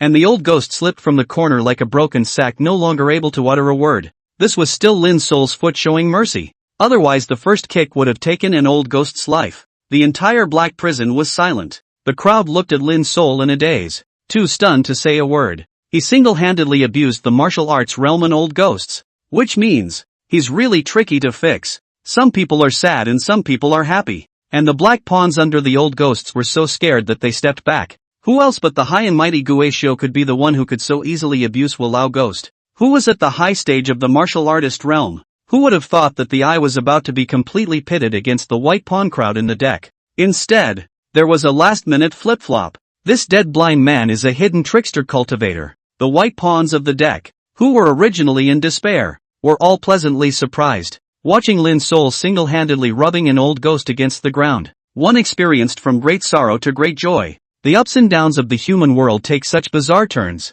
Lin Sol is a trickster cultivator. Saved. Especially Gu Tianfu's mouth was like a big duck egg stuffed in it. With his mouth wide open, he pointed at Lin Sol in astonishment, unable to say a word. Me. Gu Tianfu's ultimate goal was to get out of his pariah status, accumulate gold to buy a Gue source, and become a Gue cultivator to enter the Hall of Forbidden Pawns. Who would have thought that he himself hadn't succeeded? But instead, the always low-key and introverted Lin Sol had long since cultivated into a trickster cultivator. So you secretly practiced trickery behind my back. Gu Tianfu looked at Lin Sol's back. At this moment he felt that he could no longer see through this normally quiet blind man. Lord Wei, by chance, my subordinate accidentally obtained a Gue source and cultivated the Gue technique. Nowadays, I am a guile cultivator. My subordinate has the audacity to use the identity of the trickster cultivator to bail out the people of the white pawns in the deck as well as to bail out Zhao Junshan. I also ask Lord Wei to agree to my subordinate's request.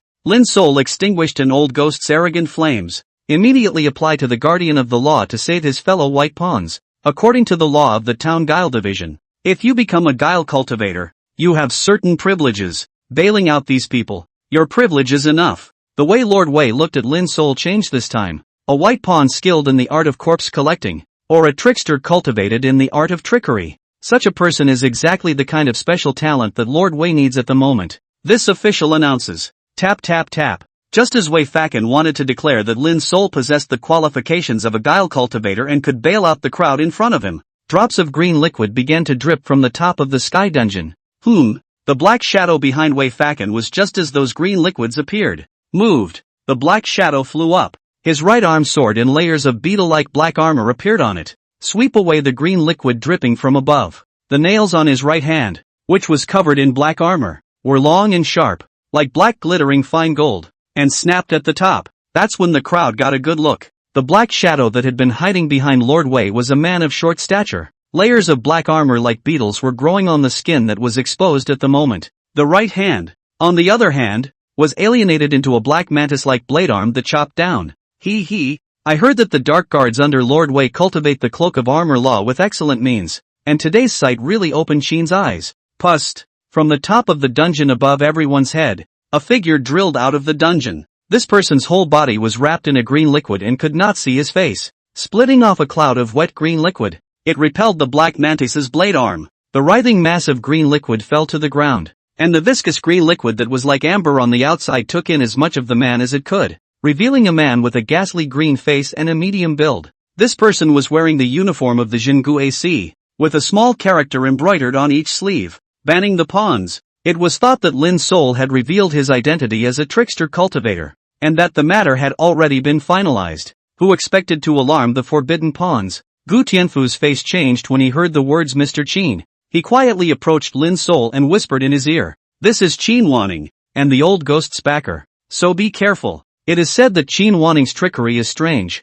and that he has a certain amount of power in the Forbidden Pawn Hall." Qin Wanning surprisingly came. He's an old ghost's backer, and it's not good for him to come. Earlier, Gu Tianfu had said that Qin Wanning should be at the early stage of the borrowed life realm. His strange trickery? Lin Sol remembered the layer of amber-like, sticky green liquid that Qin Wanning had wrapped around the outside of his body just now. Looks like that's his shenanigans. Prohibited soldier Qin Wanning. Meet Lord Wei. Qin Wanning arched his hand at Wei Fakan. Wei Fakan did not speak as he looked at Qin Wanning and coldly said, "What? Is it your turn to control the Black Prison now? When did the Black Prison fall to such a state that its doors are open for you to come and go as you please?" Wei Fakan's aura was as terrifying as ever. It pressed Gu Tianfu and the others to catch their breath. Aside from Lin Sol and the other trickster cultivators, all of them had a feeling like they were facing a great enemy. Hearing Lord Wei's words, the short dark guard with the black beetle shell presented all over his body turned his hands into praying mantis blade arms. Turning into a shadow, he leapt high up towards Qin Wanning and chopped away. Lord Wei. Wait. Someone from Qin is here on official business. Qin Wanning didn't expect Wei Fakan to give him the forbidden pawn any face at all. The dark guards under his command unexpectedly killed again with full force at the drop of a hat. It was just that Lord Wei simply ignored Qin Wanning's words, coldly watching the dark guards kill Qin Wanning. Lord Wei, you're trying to weigh and measure the strength of someone from Qin. Okay, let's settle this in one move. A slimy green shadow suddenly flew out from behind Qin Wanning. As soon as this shadow appeared, the already gloomy, wet black prison became even more eerie. Spirit Fury. Qin Wanning, no wonder you have some status in the Forbidden Pawn Hall. You actually cultivated the Spirit Fury that only the higher stages of the life-borrowing realm can have with the early stages of the life-borrowing realm. Good. Let a certain person learn how the rumored Spirit Fury of the liquid killing method is like. Lord Wei's dark guard spoke in a rare moment after seeing the shadow. He similarly shook his body, and from his body flew a shadow cloaked in black armor that resembled a large black-armored praying mantis. Lord Wei's dark guards really live up to their name. This is your cloak of armor law Spirit Fury. The Spirit Fury of the Trickster Art Liquid Killing Method versus the Spirit Fury of the Trickster Art Cloak and Armor Method. Bang bang bang. In a short period of time, hundreds of dueling voices were heard. Moments later the two shadows split back into their respective masters. The winner is already decided. Chapter 52 Spirit Fiend Ghost Killing. Compassionate Sacrifice Chopping with Full Strength. Wei Fakan's dark guard's body shook, and blood flowed from the corner of his mouth. Qin Wanning let out an equally miserable laugh and wiped away the blood flowing from the corner of his mouth with his hand. The dark guard saluted and returned to the shadows behind Lord Wei. The two did not move and seemed to be evenly divided in strength. Lord Wei's secret guards are really powerful. Mr. Qin has learned from them. Qin Wanning no longer had the arrogance he had earlier at this moment. He looked to the motionless Wei Fakan with a little more awe in his eyes. Wei Fakan lightly glanced at Qin Wanning before slowly speaking. Qin Wanning, you'd better have a justifiable reason, or else this official regardless of your status in the Forbidden Pawn Hall, will definitely punish you for trespassing into the black prison of the heavenly jail. Wei Fakan didn't even put up a fight, and one of his dark guards beat Qin Wanning to the point of spitting blood. This kind of strength, of course, easily shocked Qin Wanning. How about you? What about you, Qin Wanning? Defakan. Don't buy it. To enter my black prison you must abide by the rules of my black prison. That's the bottom line for Defakan. Enforce the law impartially. No exceptions.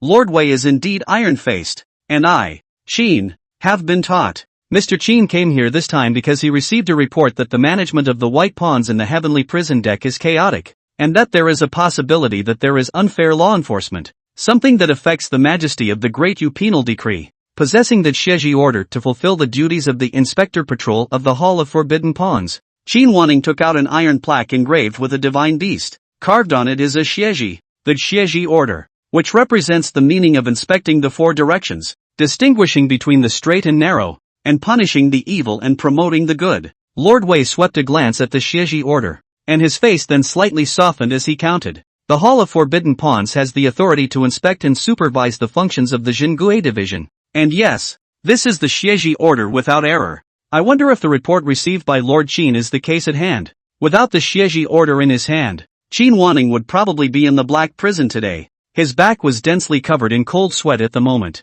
It is said that Wei Fakan is named as the second in command of the black prison, but is actually the first in command of the black prison. I didn't expect him to be so powerful that a mere dark guard who practiced the armor cloak law could fight him to a draw. He, Qin Wanning, used the early stage of the life-borrowing realm to cultivate the spirit fury that could only be cultivated at the high stage of the life-borrowing realm, and only then did he receive the appreciation of the higher-ups of the Hall of Forbidden Pawns. Today he was long in the tooth. A secret guard of the Black Prison Guards is also a person who has cultivated the spirit fury. Relying on the fact that things have been going smoothly lately, he himself trespassed into the Black Prison in a big way after receiving an old ghost's request for help. Now that he had been taught a lesson, all of Qin Wanning's arrogance had long since been thrown out of the sky, accompanied by a careful conversation with Wifican Public Affairs. Lord Wei, this is exactly the case. This case is simple enough because the white pawns in the deck named Lin Solman cultivated the art of guile and advanced to guile cultivation. In accordance with the Dayu criminal order and the Jingue Sea law,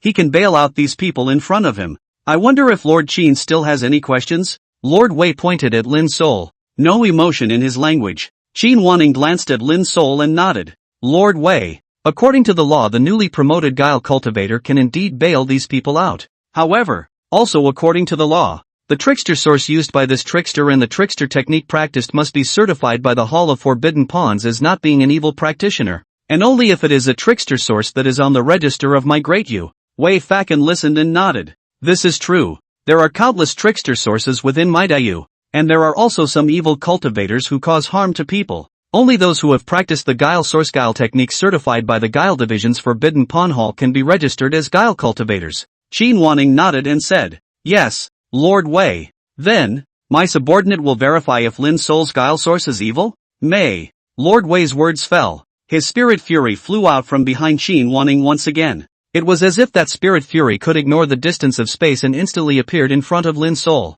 It was only when he got closer that Lin Sol saw it clearly. The shadow wrapped in the slime was a large electric eel. Instead, it favored the arms of a human and the body and head of an electric eel. A pair of bizarre eyes swept relentlessly at Lin Sol, and a long blade made of pure electric current chopped at Lin Sol. These eyes, despite their ruthlessness, but it gave Lin Sol a feeling of possessing wisdom. Could it be that the so-called spirit fury refers to an intelligent organism? Is this the spirit fury that can only be cultivated at the higher levels of the life-borrowing realm? So ugly. This Qin Wanning said with his mouth that he had come to test his guile source art, but surprisingly, it directly sent out its strongest spirit fiend, who was about to destroy Lin Sol with a single strike. Lin Sol had no choice but to go all out. Although in front of Lord Wei, Qin Wanning was not so bad as to kill Lin Sol, but there's no hiding it nowadays. Lin Sol instantly lifted the hidden realm of compulsion sacrifice. The body was like wind and electricity dodging towards behind Lord Wei. At the same time,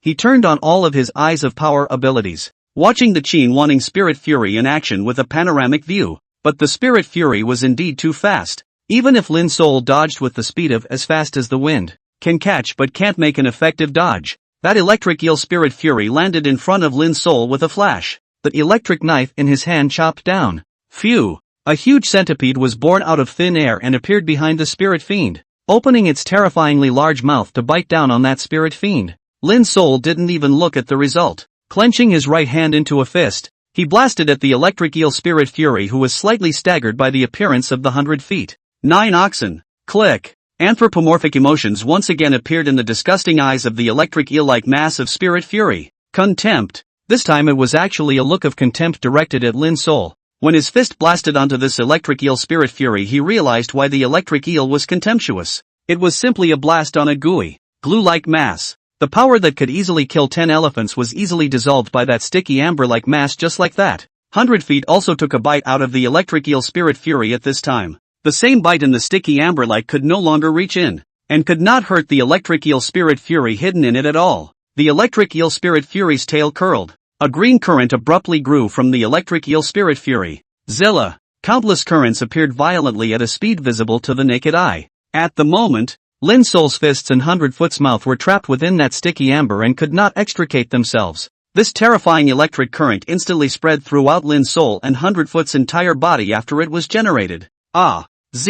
Lin Sol and 100 Feet were directly bounced out by this powerful current. The ebony centipede couldn't support itself and disappeared into thin air. Lin Sol, on the other hand, was barely able to climb up by bracing himself against the wall. His right fist and right half of his body were blackened, and he was clearly out of the fight. The electric eel spirit fiend's extremely ugly face once again displayed an expression of contempt. The tail curls. It turned into a current and appeared behind Lin Sol. The electric knife in his right hand stabbed towards Lin Sol's neck. The electric eel spirit fury was like a ghost, once again backstabbing Lin Sol with speed. The trickster cultivators were too quick to do anything to each other. These exchanges happened in a flash of lightning. By the time Tung Yuan and the others got a good look, Lin Sol had already been bounced off. But Lord Wei and the dark guards behind him saw it clearly. "Help, my lord?" The dark guard's inquiry came to Defikin's ears. He shook his head and passed the word. "Lin Sol, it shouldn't be just this much. Just watch. There might be a surprise."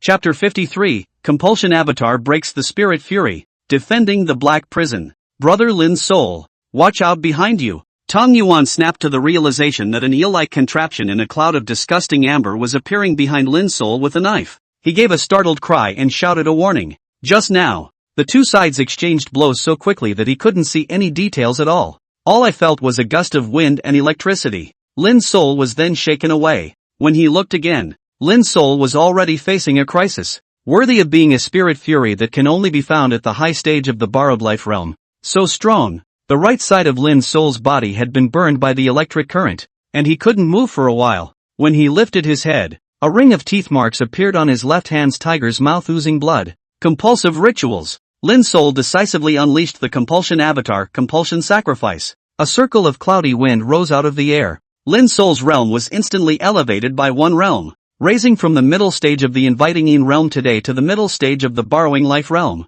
Once the realm is broken, injury force reduction. A huge stream of bizarre chi coiled and rose in Lin Sol's dantian, instantly banishing the electric current that the electric eel spirit fury had applied to him. Bracing his hands on the ground, he unleashed his as fast as the wind ability and twisted his body into a strange angle. With a whoosh, he disappeared before the electric eel spirit fury's electric blade, narrowly avoiding this surefire blade. Ha! The first eek came from Wei Fakan, who could tell at a glance that Lin Sol had surprisingly pulled up a realm in a raw manner with his special ability. This eek came from his own correct judgment of Lin Sol. He hadn't been wrong. This kid was really hiding something. The second eek came from Qin Wanning, who had never expected Lin Sol to have escaped this killing blow from his spirit fury. Lin Sol had raised his realm to the middle stage of the life-borrowing realm with the help of the compulsion-sacrificed divine ability. The strength was even higher than Qin Wanning, who was at the early stage of the borrowed life realm. But for some reason, Lin Sol felt that even so he was no match for Qin Wanning. It's a metaphysical feeling. Could it be because of that electric eel spirit fury of Qin Wanning's? It was only now that he had advanced to the middle stage of the borrowed life realm that he felt this way about Qin Wanning before him. This Qin Wanning is dangerous. It seemed that this was why he would raise a spirit fury that could only be found in the higher stages of the borrower realm at the beginning stage of the borrower realm. That electric eel spirit fury followed behind the fleeing Lin Sol like a ghost. Even if Lin Sol was a person with sound eyes, at this moment, it would be difficult to discover the silent electric eel spirit fury behind him. Not to mention Lin's soul being a blind man, that electric eel spirit fiend didn't know if it was too cheap. And once again a look of contempt surfaced. An electric knife appeared in his right hand and plunged silently into the back of Lin's soul's heart. Lin's soul's eyes of extreme power ability can see behind him in 360 degrees with the help of the eyes of the Night Lord. A blind man, on the contrary, sees farther, wider and finer than a sighted man. The vision saw clearly that the mass of electric eel spirit fury had unexpectedly reappeared behind himself after a missed blow. What kind of speed is that? Silent and fleeting. It was faster than his own, it's swift as the wind. Is this what the spirit fury can do? At this time of life and death, Lin's soul violently emptied all the guile chi in his dantian into his right fist. The right fist fought with the force of 1,000 pounds. The body transformed into a ghostly form. Eyes of polarity. Spot the enemy. It's as fast as the wind and reverses position. The power tripod 9 bulls blasted out. The 3 major abilities, almost simultaneously, were unleashed. Lin's soul suddenly appeared right above the electric eel spirit fury's head. A punch slammed down. No tricks. Just a simple punch. Buzz. This punch brought up a biting wind sound that shook the black hell. Boom. Lin's soul's entire strength at the middle stage of the borrowed life realm was embodied in this punch. The electric eel spirit fury looked up in shock, not expecting Lin's soul to find it. And even more so, not expecting Lin's soul to build up his strength in advance just to launch the strike. One hit to determine the high and the low. The electric knife meets the iron fist. The pair clashed together. Put. Humph. Qin Wanning, who was at the early stage of the borrowed life realm, shook his body and opened his mouth to spit out a mouthful of blood. That electric eel spirit break can no longer support. Like 100 feet disappeared back to the master to recuperate. Lin's soul grunted as he landed on the ground. His face flushed red and white. He stared deathly at Qin Wanning and asked coldly with a hoarse voice, Lord Qin, what was the outcome of your so-called need to certify the Guile cultivator to the Hall of Forbidden Pawns? The result of this battle really greatly shocked the crowd. Originally, when he saw that Lin's soul was losing the battle, he saw that he was about to be sneak attacked by that electric eel. Suddenly, Lin's soul knocked back the electric eel and spat out Qin Wanning's blood, and Lin's soul was merely mute. This turn of events stunned the crowd of white and black pawns, and even the awakened Zhao Tuan and the old ghost were watching in shock. He and the old ghost were as if they had lost their lives. Looking at the injured Qin Wanning, his eyes were full of great hatred. Who would have thought that a blind white pawn of lowly nationality could injure Lord Qin? Xiao Head, on the other hand, was overjoyed, and the joy in his heart was about to burst. Ha ha, it's still the forest spirit. It must have been the beggar he met as a child who gave him the trickster source. This kid has long since cultivated into a trickster cultivator, and has kept us in the dark. Other white pawns are Jedi, dead or alive. Faced with a big surprise at the peak, they had hugged each other happily, celebrating that Lin's soul had saved them and their whole family. Qin Wanning was no less surprised than the white and black pawns. He wiped away the blood from the corner of his mouth and looked deeply at Lin's soul. It's amazing how this blind man hides his clumsiness. Today, I, Qin Wanning, have already formed an undying bond with him. I'm going to kill him for good before he grows up. In addition to the spirit fury, Qin Wanning actually had an absolute killing aptitude. Just as he was planning to perform that act of extermination, he realized that Wei Fakan had taken a step to block in front of him and Lin's soul. Lin's soul has been personally verified by Qin Wanning that there was no blood bane on the evil cultivator when he performed the trickery. Qin Wanning, Lin's soul's cultivation of trickery has come from the right place. I'll bring him to the Forbidden Pawn Hall to register him later. This is done for today, so you can go back to your duties. Saying that, he didn't care how Qin Wanning's attitude was. His body shook as his terrifying aura locked onto Qin Wanning. As long as Qin Wanning dared to do harm, Wei Fakan would be the first to strike and kill Qin Wanning. Qin Wanning sighed in his heart, knowing that it was absolutely impossible for him to kill Lin's soul today after Wei Fakan stepped in. He nodded and smiled. Verified by this official. The White Pawn Forest Souls. The cultivation of trickery not seen blood fury non-evil cultivator. The specifics of what guile source you have practiced. When you go to the Hall of Forbidden Pawns to be registered in the registry. Lord Wei, I believe that you, as the Black Prison's canonical historian, will definitely use your power fairly and will not suppress your subordinates because of today's matter. With today's matter settled, I will return to the Hall of Forbidden Pawns and record today's matter in detail. He swept a glance at the commissioned and old ghost over there. After clasping his fists at Wei Fakan, he was about to leave. Stop, Qin Wanning, this official has said that this place, Black Prison, is this official's territory? And it's not your turn to tell this official how to govern his subordinates. You just crossed the line again with that comment. You deserve a beating. A gray silhouette flashed by. The crowd only heard a bang and saw Qin Wanning being kicked off. Wei. You. Ah. Poof. Qin Wanning didn't expect Wei Fakan to make a move when he said he would. He didn't even see clearly how Wei Fakan struck. He was then kicked off by Wei Fakan, and was once again seriously injured. The most terrifying thing was that he was shocked to realize that the divine ability he had just tried to unleash on Lin's soul had been broken by Wei Fakan's kick as well. That strong? This Wei Fakan not only saw through his own thoughts, but also broke his last crushing divine ability in a flash. Qin Wanning felt like his soul was going to fly. Immediately, he hurriedly left to return to the Hall of Forbidden Pawns. Black prison water is so deep. What is the realm of Wei Fakan? The historian? Half-corpse realm? Ghost envoy realm? Soul skin realm? Qin Wanning no longer dared to think more. Chapter 54, The laws of Jinguei Sea are like a mountain, and those who violate them will be executed even though they are far away. Launching the compulsion sacrifice and forcibly raising one's level will result in a terrifying backlash. At the moment, Lin's soul was holding on strongly. The strength of the middle stage of the borrowed life realm receded like a tidal wave. Borrowed things must always be returned. The price to pay back is going to be double. Infinite pain appeared in Lin's soul's body. There seemed to be hundreds of millions of tiny ants in the bones gnawing away at his marrow. The blood was crawling with an unknown insectoid like a fine needle. The heart beats faster. Even the feeling of the soul flying away. The eyelids were full of blood, and blood began to gush out of the 7 orifices. He braced himself to keep from fainting and looked up at Wei Fakan, and Withakan likewise turned to look at him. He seemed to see through what was going on in Lin's soul's mind and opened his mouth. Don't worry, these white pawns are guaranteed by this official. As long as you, Lin's soul, live, they will be effectively protected by this official. The district forbidden pawn Qin Wanning. This official has not put in his eyes. Lord Wei just wanted to order Lin's soul to go down and rest, but the brick head snapped and his face changed suddenly. But it was too late. The shaken Lin's soul opened his mouth and sprayed out a mouthful of blood. Forcibly summoned the 100-foot. 100 feet had just been seriously injured by the electric eel spirit fury at this moment and was forcefully summoned out again looking a bit depressed. But that's enough. 100 feet suddenly appeared behind Kazu Old Ghost who had lost his backing and was paralyzed with fear. Not waiting for the dark guards to strike. The steel torrent like large centipede with 100 feet bit off and swallowed an old ghost's head in one gulp. Click click click. He also bit, chewed and ate the head of the old ghost which finally disappeared. Anger tumbled across Lord Wei's face. He didn't expect Lin's soul to be so ruthless in his actions. Without permission he actually killed an old ghost in front of his face. Ah, the head is gone. Scarface and Kwang Lao Wu, who were with the old ghost, were splattered by the blood that spewed out from the headless corpse, looking on in horror and the old ghost corpse in the end.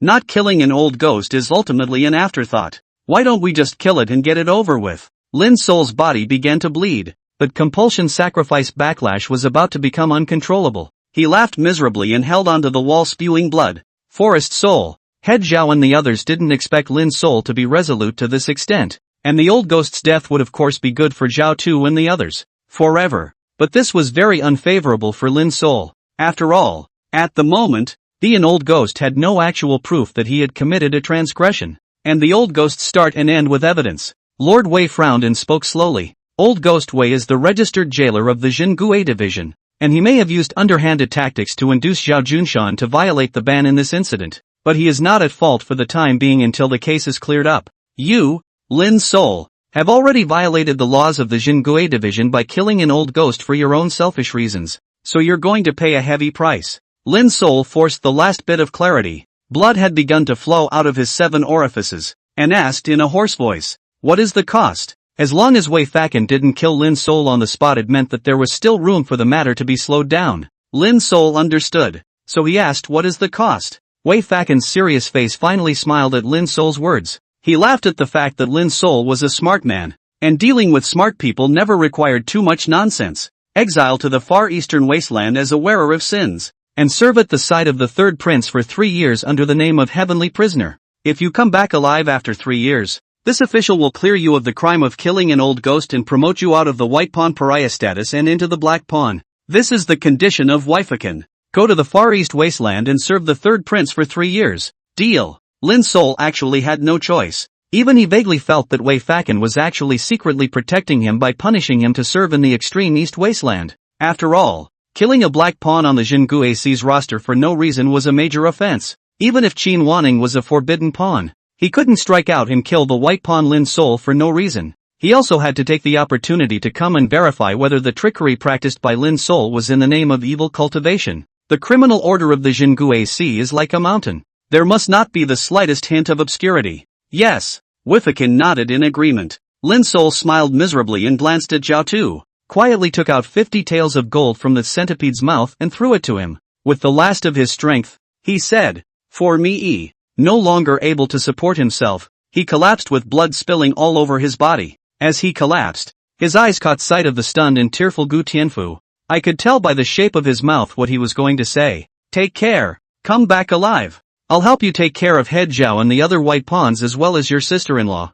I'm Nima. Mia needs you to take care of her? Go to hell." Lin Sol naturally knew that this kid did not mean what he thought. No more regrets. Completely fainted. From Yudu to the wasteland. You have to pass through the Sea of the Far East. The sea in the Far East is called a sea, but it is actually a desert. Large swaths of yellow sand swirl with the nostalgia of passers-by. The yellow sand rolls in and gets into your boots, your hat, and your shirt collar. More than that, it will make your hair faggy and keep your mouth in a constant state of upper and lower teeth biting sand. Rambling yellow sand. Like a mirror without end. A group of people from the DU military department walked on top of the yellow sand. The sand march was expected to be loose, but standing high in the sand and looking backward revealed marching in military orders. The vast procession passed through the sea of the extreme east like a long winding dragon, flanked by fully armored cavalrymen escorting the march on either side. Only these cavalrymen were riding fat camel-like horse-like mounts. Tansa camel horse. This was a kind of mount unique to the Great Yu Kingdom,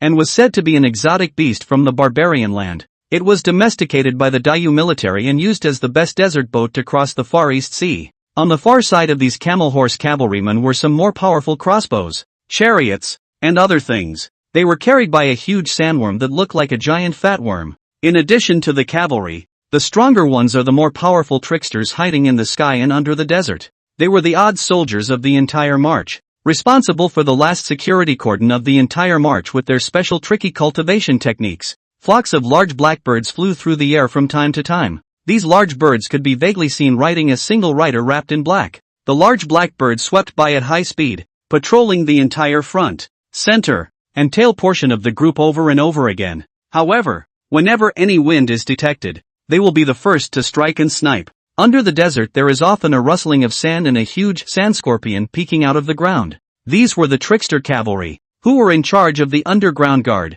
and rode through the desert on the terrifying sand scorpions. Nip in the butt any suspicious presence in the way. In the midst of the whole group, on the other hand, was a large group of drooping commoners, wearing prison uniforms, barefoot and meandering. 100,000 death row inmates. These people were clearly death row inmates who had committed the Dayu penal decree one by one. They were escorted by cavalry and tricksters into the wasteland of the Far East. The land in the extreme east is called Wasteland, and the barbarian land on the other side of the country is on the opposite side of the country. Across the sea of the Far East, visible wilderness of the Far East. This line of people was precisely the line sent by the Dayu dynasty to the wasteland, sent by the Ministry of War to support the third prince stationed in the Far East wasteland. The burning lawn guards high in the sky looked at the surrounding area of 100 miles with vigilance. With the help of a special trick, the lawn guards and the huge black lawn they sit on can share their vision. Suddenly, the lawn guards let out a shrill alarm. 100 miles ahead of the army, the Daleks have been spotted.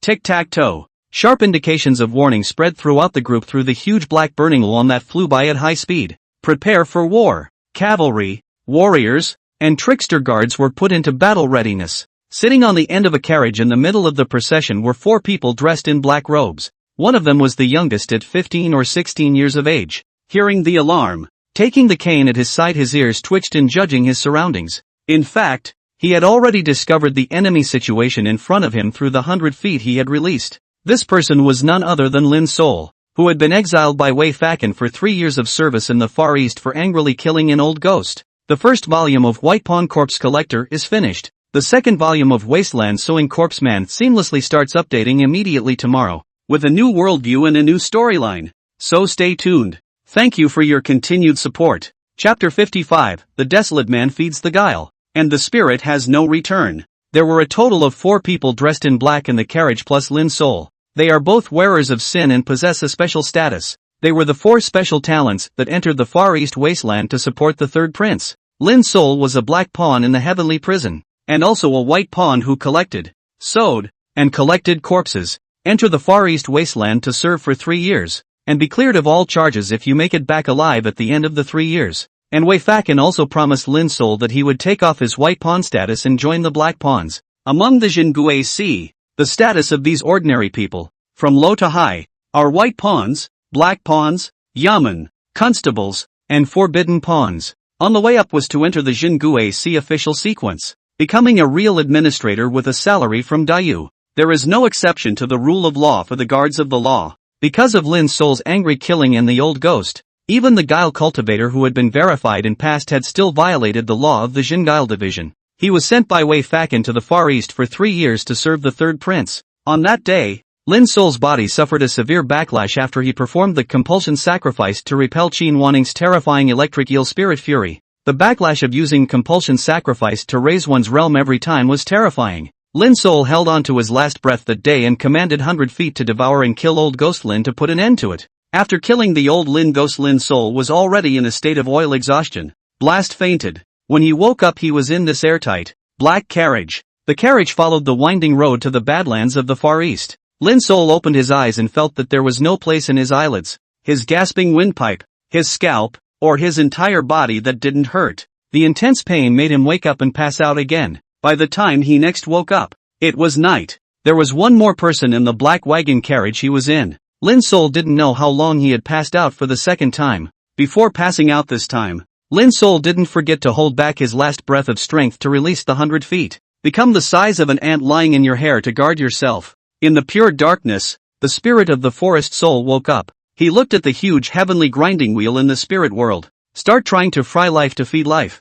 A strand of 7-colored lifespan entered the heavenly grinder. That millstone began to rotate, emitting a terrifying heaven and earth chirping sound. Feasible. Even in a coma you can still practice. Lin Sol immediately came into the spirit of feeding 10 years of lifespan feedback, 7 drops of green divine liquid to feed back and cultivate himself. You have to practice every day. You can't be idle. When he woke up again 3 days later, his body had basically recovered from the backlash of unleashing that compulsion sacrifice to raise his realm. The pain in his body subsided. Also just a little giddy in the head. There was one more person in the carriage dressed like him. The man had boarded the wagon 2 days ago, and had huddled in a corner when he got in. He looked very scared and kept his head buried between his legs at all times. Even his whole body was shivering and he was chanting something under his breath. Lin Sol's hearing was superb, and he heard it from that person's mouth. It's over. I'm going to be eaten. I'm going to be eaten. The barbarians are savage and eat human flesh in the raw. The barbarians feed the creeps, ghosts, and their souls have no return.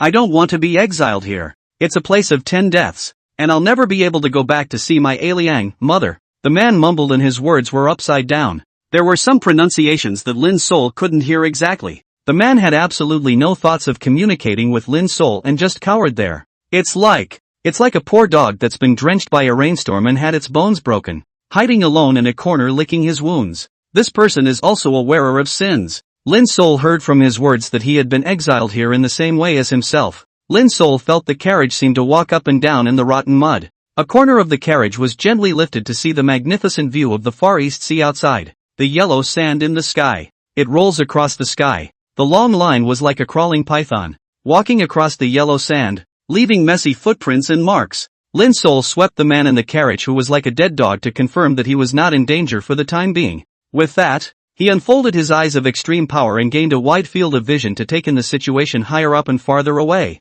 He saw the big black bird responsible for policing the air, and the huge sand scorpion responsible for policing the underground. There are even riding in the Tongsha camel horse cavalry array in the side, patrolling around, armor bright, killing the internal collection, lead but not hair. There were even 100,000 death row inmates who followed the procession with lifeless faces, and from time to time, some death row inmates who were physically exhausted would fall to the ground. There were also a large number of chariots, crossbows, and other siege and defense sharpshooters slowly moving forward under the pull of the giant beasts. The team is of course accompanied by a logistical supply team. These people were tightly protected by a large number of trickster cultivators and cavalry. Lin Sol's own carriage was in the center, surrounded by powerful trickster cultivators who were vaguely in charge of vigilance. It seemed that he should have a special mission for entering the land of the extreme east as a sinner this time. Otherwise, they wouldn't have been treated differently, sitting on the carriage, and there were also special guishio responsible for guarding,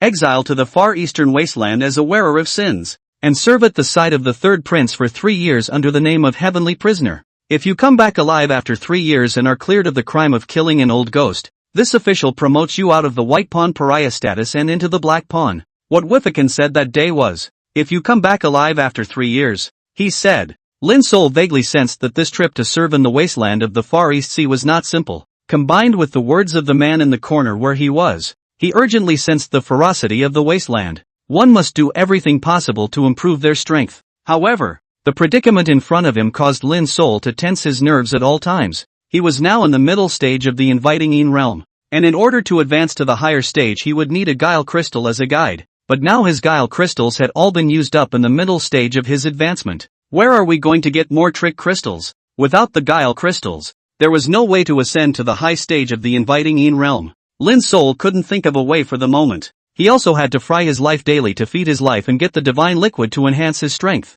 Cultivate the guile chi again to provide it to your body's meridians and polish your body to become stronger. By laying all the foundations first, if there was a chance to obtain a guile crystal, one could advance to the high stage of the Yin inviting realm the fastest. There was also a question as to what this spirit fury was that I had seen that day. Qin Wanning had used the early stage of the life-borrowing realm to cultivate the spirit fury that could only be found in the high stage of the life-borrowing realm, which could be said to have been very astonishing on that day. Despite that electric eel spirit fiend's appalling and ugly looks, it was fully strong, but it can be equal to Wei Faken's armored mantis spirit fury. He also forced Lin Sol to use all of his tricks, exposing in front of everyone the secret that he possessed the compulsion sacrifice that could briefly raise a great realm. If he couldn't resist that electric eel spirit fury, Lin Sol had to use his last kill in order to survive. Feeding life expectancy, pleasing Huangquan old man now. The yellow spring old man's strength was mysterious and unpredictable, and Lin Sol was vaguely afraid of facing him.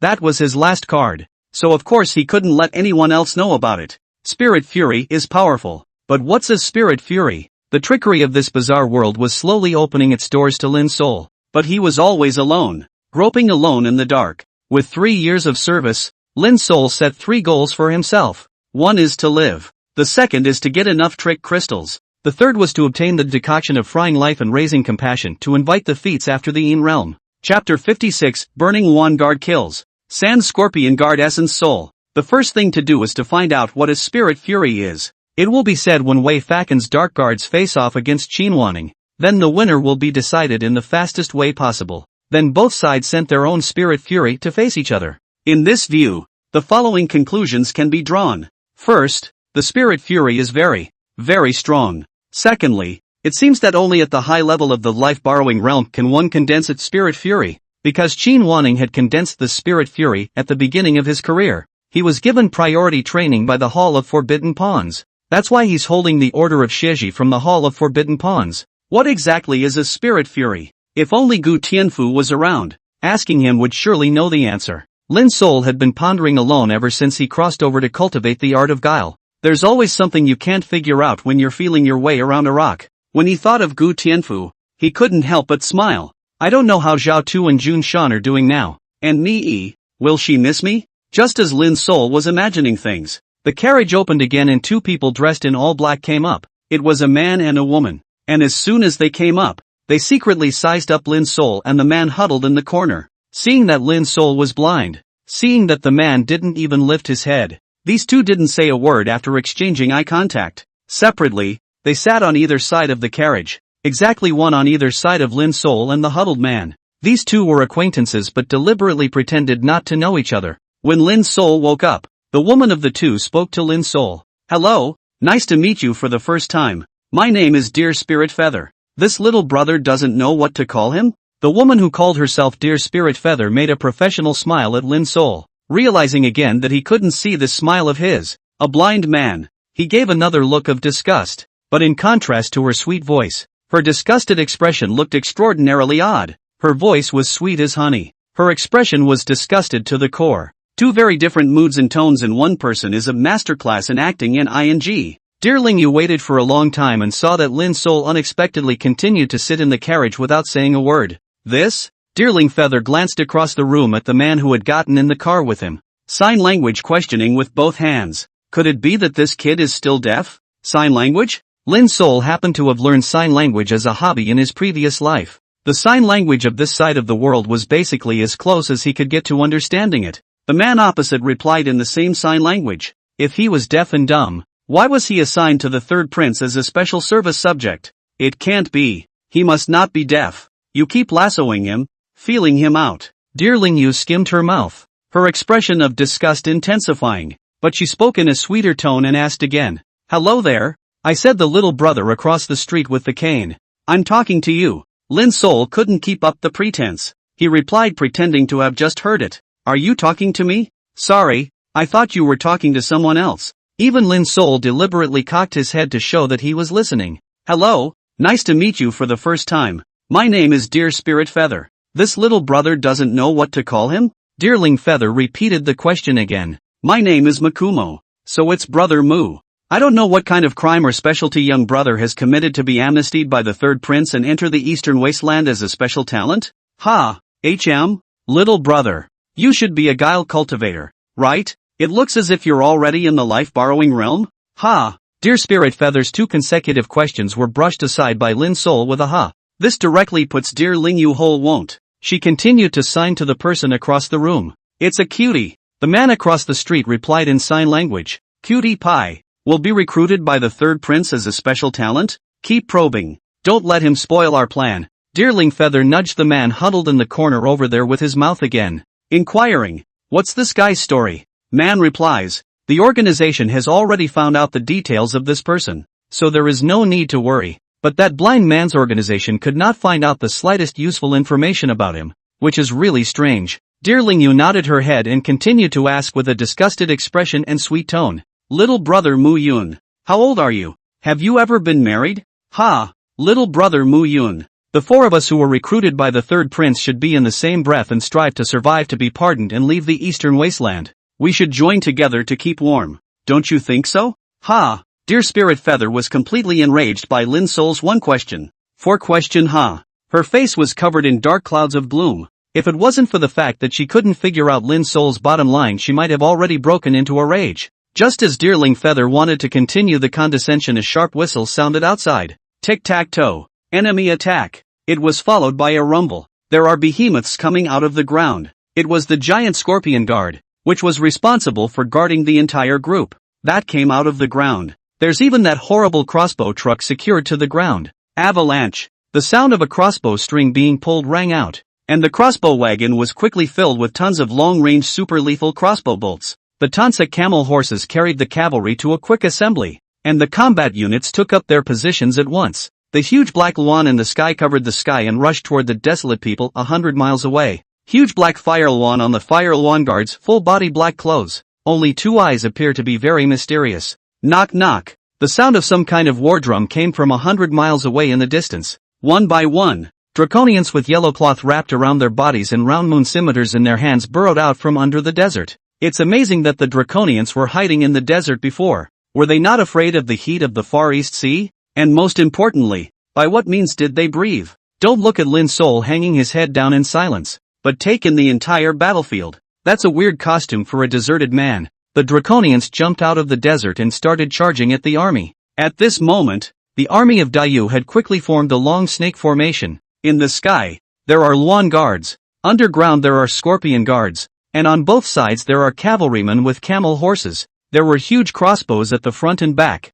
ready to deliver deadly long-range attacks. The long snake formation connected the head and tail, protecting the 100,000 death row prisoners in the group as well as special people like Lin Sol. Knock, knock, knock. The drumming in the direction of the draconians grew denser and more urgent. The speed of the burning lawn guards in the front was extremely fast, and at this moment, they were about to connect with the leading troops of the Arakanese who were rushing at the front. The lawn guards in the air took a large bow from their backs in a single motion. He also took out a large number of arrows from somewhere and started shooting at the draconians in the air. The target of the lawn guards is very specific. Specialize in finding those draconians with feathers on their heads to shoot from the draconian vanguard. Lin Sol could see clearly that these desolate people were honored by the feathers on their heads. The more feathers, the higher the status. Whoosh! The lawn guards are all divine archers, taking advantage of the high altitude to snipe point to point at those who have feathers on the heads of the barbarians. Soon dozens of draconians died under the arrows of the burning lawn guards. At the same time, the burning lawn guards had also arrived in the hinterland of the desolate people. Knock, knock, knock. Suddenly the drums change. Claptrap. A large black cloud rose into the air, and the situation in the arena changed abruptly. Chapter 57, Desolate Guile, Desolate Poisonous Bee. Immortal Shrine, Right Immortal Monarch. A huge yellow curtain was jerked open. Buzz. The overwhelming sound spread across the battlefield. Hidden under the curtain were tens of thousands of poisonous bees instantly rising into the air to rush at the 100 or so huge black burning lawn. This is the legendary twin-tailed desolate poison bee. Ambushed. How come there are so many twin-tailed desolate venomous bees? The burning lawn guards saw so many twin-tailed desolate poisonous wasps rushing towards the black burning lawn in a frantic rush. Only then did he realize that he had just rushed too hard and gone too deep into the enemy's hinterland. Fell for the Draconians' plan. They covered the swarm of tens of thousands of two-tailed stinger bees with a huge yellow curtain the color of sand, luring the enemy in at the cost of hundreds of dead upper-class Draconians. Then released the two-tailed desert bee. Even the 100 of barbarians with feathers on their heads who were just shot by the lawn guards were also fakes. At this moment, seeing the double-tailed desert bee rising into the air, some people in the vanguard of the desert people took out feathers from their arms and put them on their heads. Now that's a true high-level Draconian. The ones that were shot just now were just low-level Draconians. This is an ambush against our burning lawn guards. All burning lawn guards, fight freely, with surviving to go back as the first goal. The leader of the burning lawn guards shouted angrily, which spread to the ears of more than 100 burning lawn guards. The huge black burning lawn was expensive and more difficult to domesticate on weekdays, and was the most valuable heir-to-heir mount for the Ministry of War. Even the death of a huge black burning lawn would be a great loss for the military department. The double-tailed desolate venomous bee of the Arakanese is the nemesis of the black flaming lawn. This thing wins in numbers, with two terrifyingly poisonous needles. One poison needle draws blood, the other injects toxins. What's scary is that this thing is hermaphroditic. After absorbing the other party's blood, it could quickly fuse the parasitic eggs in its body into its blood. Then another poison needle injected the toxin, and at the same time injected the mature parasitic egg of the twin-tailed desolate poison bee, which had fused with the breath of the other party's blood and was encapsulated in the blood, into the other party's body. After completing these actions, the two-tailed poisonous wasp will die immediately. But there are tens of thousands of mature two-tailed poisonous wasp eggs in that parasitic egg. Once hatched in the host, tens of thousands of larvae of the two-tailed poisonous wasp will immediately fly out. This stuff is extremely vital and has a very short maturation period. After 3 days the larvae mature and then proceed to the next round of parasitism and destruction. The two-tailed poisonous wasp is so lethal and destructive that it once ate a human city in 3 days. It caused the Great U, which was escorting the entire Far East wasteland, to suffer heavy losses. Later, 10 powerful trickster masters in the Yudutown Trickster Division joined forces after paying a heavy price. Cursed and killed all the two-tailed poisonous wasps that ravaged the Far East wasteland. Who would have thought that today? Once again see this, let a person talk about the two-tailed barren poisonous bee. At this moment, the twin-tailed desolate poisonous bee had already started to attack the black burning lawn in the air with all its might. Twin-tailed desolate venomous wasps, the two poisonous tail needles vibrated and a black swarm of them swooped down on the black burning lawn. Tang Yen, the leader of the burning lawn guards, did not panic in the face of the sudden appearance of the dead two-tailed poisonous wasps. Seeing that the double-tailed desolate poisonous wasp was coming aggressively and too fast, it was impossible for the huge black lawn to turn around and fly faster than the poisonous wasp. Make a decision on the spot. Fill it with life. Hold it by fire. He immediately issued a command, ordering the 30 huge black fire lawn that flew the furthest forward to release the Tang flame. The 30 huge burning lawn let out a mournful cry in unison. Chirp! Immediately afterward, infinite black flames bloomed from the fire sac inside the huge black burning lawn. The flames instantly engulfed the black lawn and its lawn guards. A huge flame like a mushroom cloud burned all the two-tailed poisonous wasps that rushed up into ashes. High temperature instant release, burning a wall of fire. Even those two-tailed poisonous wasps behind them that had discovered the terrifying heat wanted to turn around and fly away. But it was already too late. Scorched to ashes by the tumbling flames and the terrifying heat, the rear group becomes the front group. The remaining 72 riders of the Flame Lawn Guards immediately detach from the battlefield and return to the larger group. The deputy chief is temporarily acting as the head of the Burning Lawn Guards, and will quickly report to Lord Heavenly Evil of the Jingue Division, who is stationed here. The twin-tailed desolate poison bee has once again appeared in this place. Brothers, I'll see you again in the afterlife. Burning Wan is here. Burning Wan Wei is here. If the Wan dies, the Wan Wei dies, including the Burning Wan Guard's leader, including the 30 Burning Wan Guards and Mount Burning Wan together with calmly to death. These people could all be trickster cultivators trained by Great Yu. That's how he died in the first contact battle. Chief, retreat quickly. The chief, the brothers, and 30 Burning Wan fought for our retreat with their own lives. The twin-tailed desolate poison bee must be purged. Quickly report back to the Immortal Shrine, right, Immortal Lord of the Jingui Division stationed here. The deputy chief immediately took over the remaining 72 horsemen of the Luan Guards. Turn around and return to the main body quickly. Tic-tac-toe. The Luan Guards blow their wind whistles to report the enemy situation ahead to the rear of the army. The Black Luan burned Tang Hua at the cost of his life, forming a wall of fire in the air, blocking the path of tens of thousands of two-tailed poisonous bees. Worthy of being a battle-hardened leader of the Luan Guards, it was a very appropriate judgment in the nick of time. At the cost of the lives of 30 Luan Guards and 30 giant Black Luan whose lives were bound together, they fought for the chance of survival for their colleagues. The remaining Luan Guards returned quickly with tears in their eyes. One of the co-captains immediately jumped off the back of the Black Burning Luan as soon as he returned to his corps camp. It landed with a thud in front of a wagon at the front of the line. The wagon was very special. One might even say it looked so otherworldly in the whole march. The tall wagons were not made of the usual Tansa camel horses used in the procession. Instead, it was drawn by 4 date red steeds, and the carriage was covered with red veil and fluttered with red tassels. From the outside, there was a vague, half-recumbent figure inside. Even in the face of the attack of the desolate people's army, the entire team was now on high alert. The people in this compartment remained motionless in a semi-recumbent position. Burning Luan Wei, the deputy chief said respectfully as he knelt on the ground and addressed the wagon carriage. Report, Lord Right Immortal Sovereign. The twin-tailed desolate poison bee has once again appeared among the desolate people ahead. The leader of the Burning Luan Guards and 30 of his fellow soldiers were killed in battle. I ask Lord Sheasiming to take action to eliminate the twin-tailed desolate poisonous bee that may slaughter the city and pose a great danger.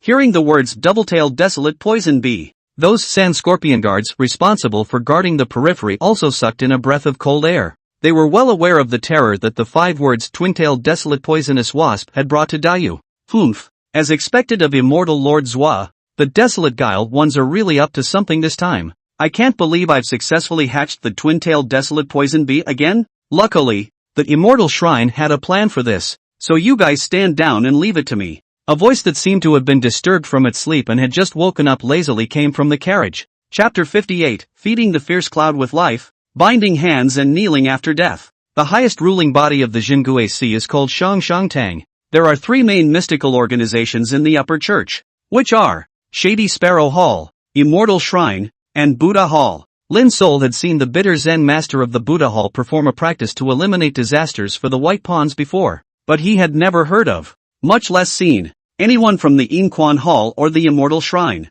He ordered 100-foot to stay away from the army in ambush in the sand to eavesdrop on the words of the men on these 4 date red steeds. This person is from the Immortal Shrine. Lin Sol immediately pricked up his ears and listened carefully. One was curiosity, and the other was the fear that the Draconians were too strong to run away quickly if things didn't work out. From the carriage pulled by the 4 stallions slowly rose a man. The man seemed to have taken a long nap, and stood up and stretched first. The great dream who first realized it. I know it in my ordinary life. A mere bugbear. No matter how many times you hatch, my great you Immortal Shrine will be able to exterminate you. A silhouette lifted the pink flying veil tent and walked out. This man is not too tall or too short, not too ugly or too beautiful, not too good or too bad in temperament, not too old or not too young. No matter which way you look at it, this person always gives you a feeling of just right. This is the right immortal monarch of the Gui Sea Immortal Shrine in the town of Dayu. This time we come on behalf of the Town Guile Division. The right immortal monarch first glanced at the black wall of flames that had been created in the air in the extreme distance because of the Tang flame. Shaking his head, he said, "It's a pity that these black burning Luan and those burning Luan guards that the military department has managed to cultivate with great difficulty. You shouldn't have acted so rashly to enter the desolate people's hinterland. The Arabs can't do anything else, but they're really good at playing these schemes. Where are the burning Luan guards?" The just right immortal monarch's aura changed, instantly becoming immortal. Subordinate, escort 10,000 death row inmates here immediately. Yes, Lord Right Immortal. The deputy chief of the burning Luan guard's eyes were filled with joy. He knew that the right immortal lord of the Jingue Sea Immortal Shrine was going to kill the damned dreadful twin-tailed desolate poison bee. Even Lin's soul over there stared wide-eyed with the help of 100 Foot's vision. This is the first time I've seen someone from the Immortal Shrine perform a trick, so I'm sure I'll be able to see clearly how the right immortal, who seems to be just right, performs his spells. Avalanche. Whoosh. At this moment, the crossbows had already fired their crossbows, inflicting great kills on the front line of the Draconians, and those huge and terrifying Sand Scorpion Guards also joined the battlefield. The Scorpion Guard is good at attacking and defending, and specializes in melee combat. Just as soon as they joined the battlefield, they inflicted huge kills on the Draconians. Those Draconians wrapped in yellow cloth were killed and wounded by the terrifying Sand Scorpions. Soon there were 10,000 death row inmates being escorted by the Luan Guards. On your knees. The right immortal monarch looked at the 10,000 death row inmates and sighed slightly. Ugh. The right immortal monarch pulled out a green-colored mask from his arms and put it on his face. This green-colored mask was very ordinary, just like the feeling that the right immortal monarch gave to others. The mask is also just right. The carving style is simple, as if it were a plain book. The gods are neutral and lifelike. When the right immortal monarch put on this mask, his entire aura changed. Lonely, cold silence. It's like an exiled fairy from the 9 heavens. Another example is the ancient god of clear cold. He slowly rose into the air, and his flowing green clothes floated like an immortal. It's no longer just right as it was a moment ago. Rather, it was like a true immortal descending to the world. Lingering. This right immortal monarch in front of him was actually able to fly through the air in his physical body without the aid of any external force. But are there fairies in this world? Lin's soul silently wondered. He really didn't know if there were fairies in this weird world. There is an immortal shrine in Dayu Town, and the name of this person is Right Immortal Monarch. There was even the existence of the left immortal monarch that he himself had just mentioned. Immediately, you could see the end of it from the right immortal monarch's spellcasting. He only saw that right immortal sovereign seemed like a different person after putting on the mask, flying through the air to come over the 10,000 death row inmates kneeling on the ground in front of him. The right immortal monarch pointed at the location of the desolate man in front of him and let out some sort of odd syllables from his mouth. The syllables are some sort of lost ancient language. It sounds like chanting, but it's self-talk. It looks like a high song, but it is a sad song. There's a pale, ancient charm to it. There's more of a bizarre sadness to it. How is he going to exterminate the small but potentially large number of two-tailed wasps hatched by the Arakanese? It is impossible for the desolate people to hatch the 10,000 two-tailed desolate poisonous bees that were just burned and roasted to death by the burning Luan guards. Since the twin-tailed desert bee was so terrifying, the desert people would surely spare no effort in breeding more of them as a terrifying biological weapon for defense. So how is the right immortal lord of the Immortal Shrine, who travels the eastern wasteland on behalf of the Jingue Sea, going to solve this hidden problem? Anticipation began to rise in Lin's soul's heart. One could only see the right immortal monarch with a green-colored mask looking at the extreme distance with distant eyes. Some of the kneeling death row inmates below raised their heads to look at the right immortal sovereign. The right fairy was waiting. After a little while, the familiar buzzing is once again overwhelmingly loud. One by one, the double-tailed desolate poison bee flapped its wings and flew from the positions of the desolate people to the army of Dayu. This time, this immortal sovereign has come on behalf of the Jingue division, and one of its important purposes is to guard against the evil Gue techniques of these disgusting desolate people. Back then, the Jingue division spent a huge amount of money to finally exterminate the twin-tailed desolate poison bee that had brutalized countless living beings in Dayu. During these years, the Great Yu Immortal Shrine has never stopped researching the twin-tailed desolate poison bee. Today, this immortal sovereign with the research results of the Immortal Shrine should be able to exterminate the twin-tailed desolate poison bee without any trouble. After the right immortal monarch finished speaking, the green-colored mask on his face began to emit a glowing green light. Green light bloomed. A flash of light. That green light swept out and formed a green-colored cloud over the right immortal monarch. This green-colored cloud was not too big and not too small, enveloping the right immortal monarch a foot square. Could it be that this green-colored mask is the result of the Immortal Shrine's research to eliminate the double-tailed desolate poison bee that immortal sovereign right said? 100 feet lay on his back in the sand, paying close attention through the gaps between the grains. Lin's soul opened his eyes of extreme power and took in everything on the battlefield. The next moment, death swept in. The immortal right immortal ruler with a 1-foot square green cloud above his head, the void lingering. One step forward. At his feet knelt tens of thousands of death row inmates. Each of these death row inmates was convicted of the crime of certainty of death, and was judged to be decapitated by the Jingue Sea. or a poor and vicious man, or the barbarian wastelander's spies, or an evil cult fanatic. Originally exiled to the wasteland did not have many waves, and even some death row inmates secretly thought that it would be a good thing to create an opportunity to escape from the heavenly prison of Jinguesi. But what happened next completely shocked both the enemy and us. One could only see the right immortal sovereign flying through the air, coming over a death row inmate with each step, toe pointing. Death comes. Put. The heads of the death row inmates, whose hands were tied behind their backs at their feet, suddenly burst open. The yellowish white stuff splattered over the other death row inmates around them. The right immortal kept on his feet. 1 step, 2 steps, 3 or 4.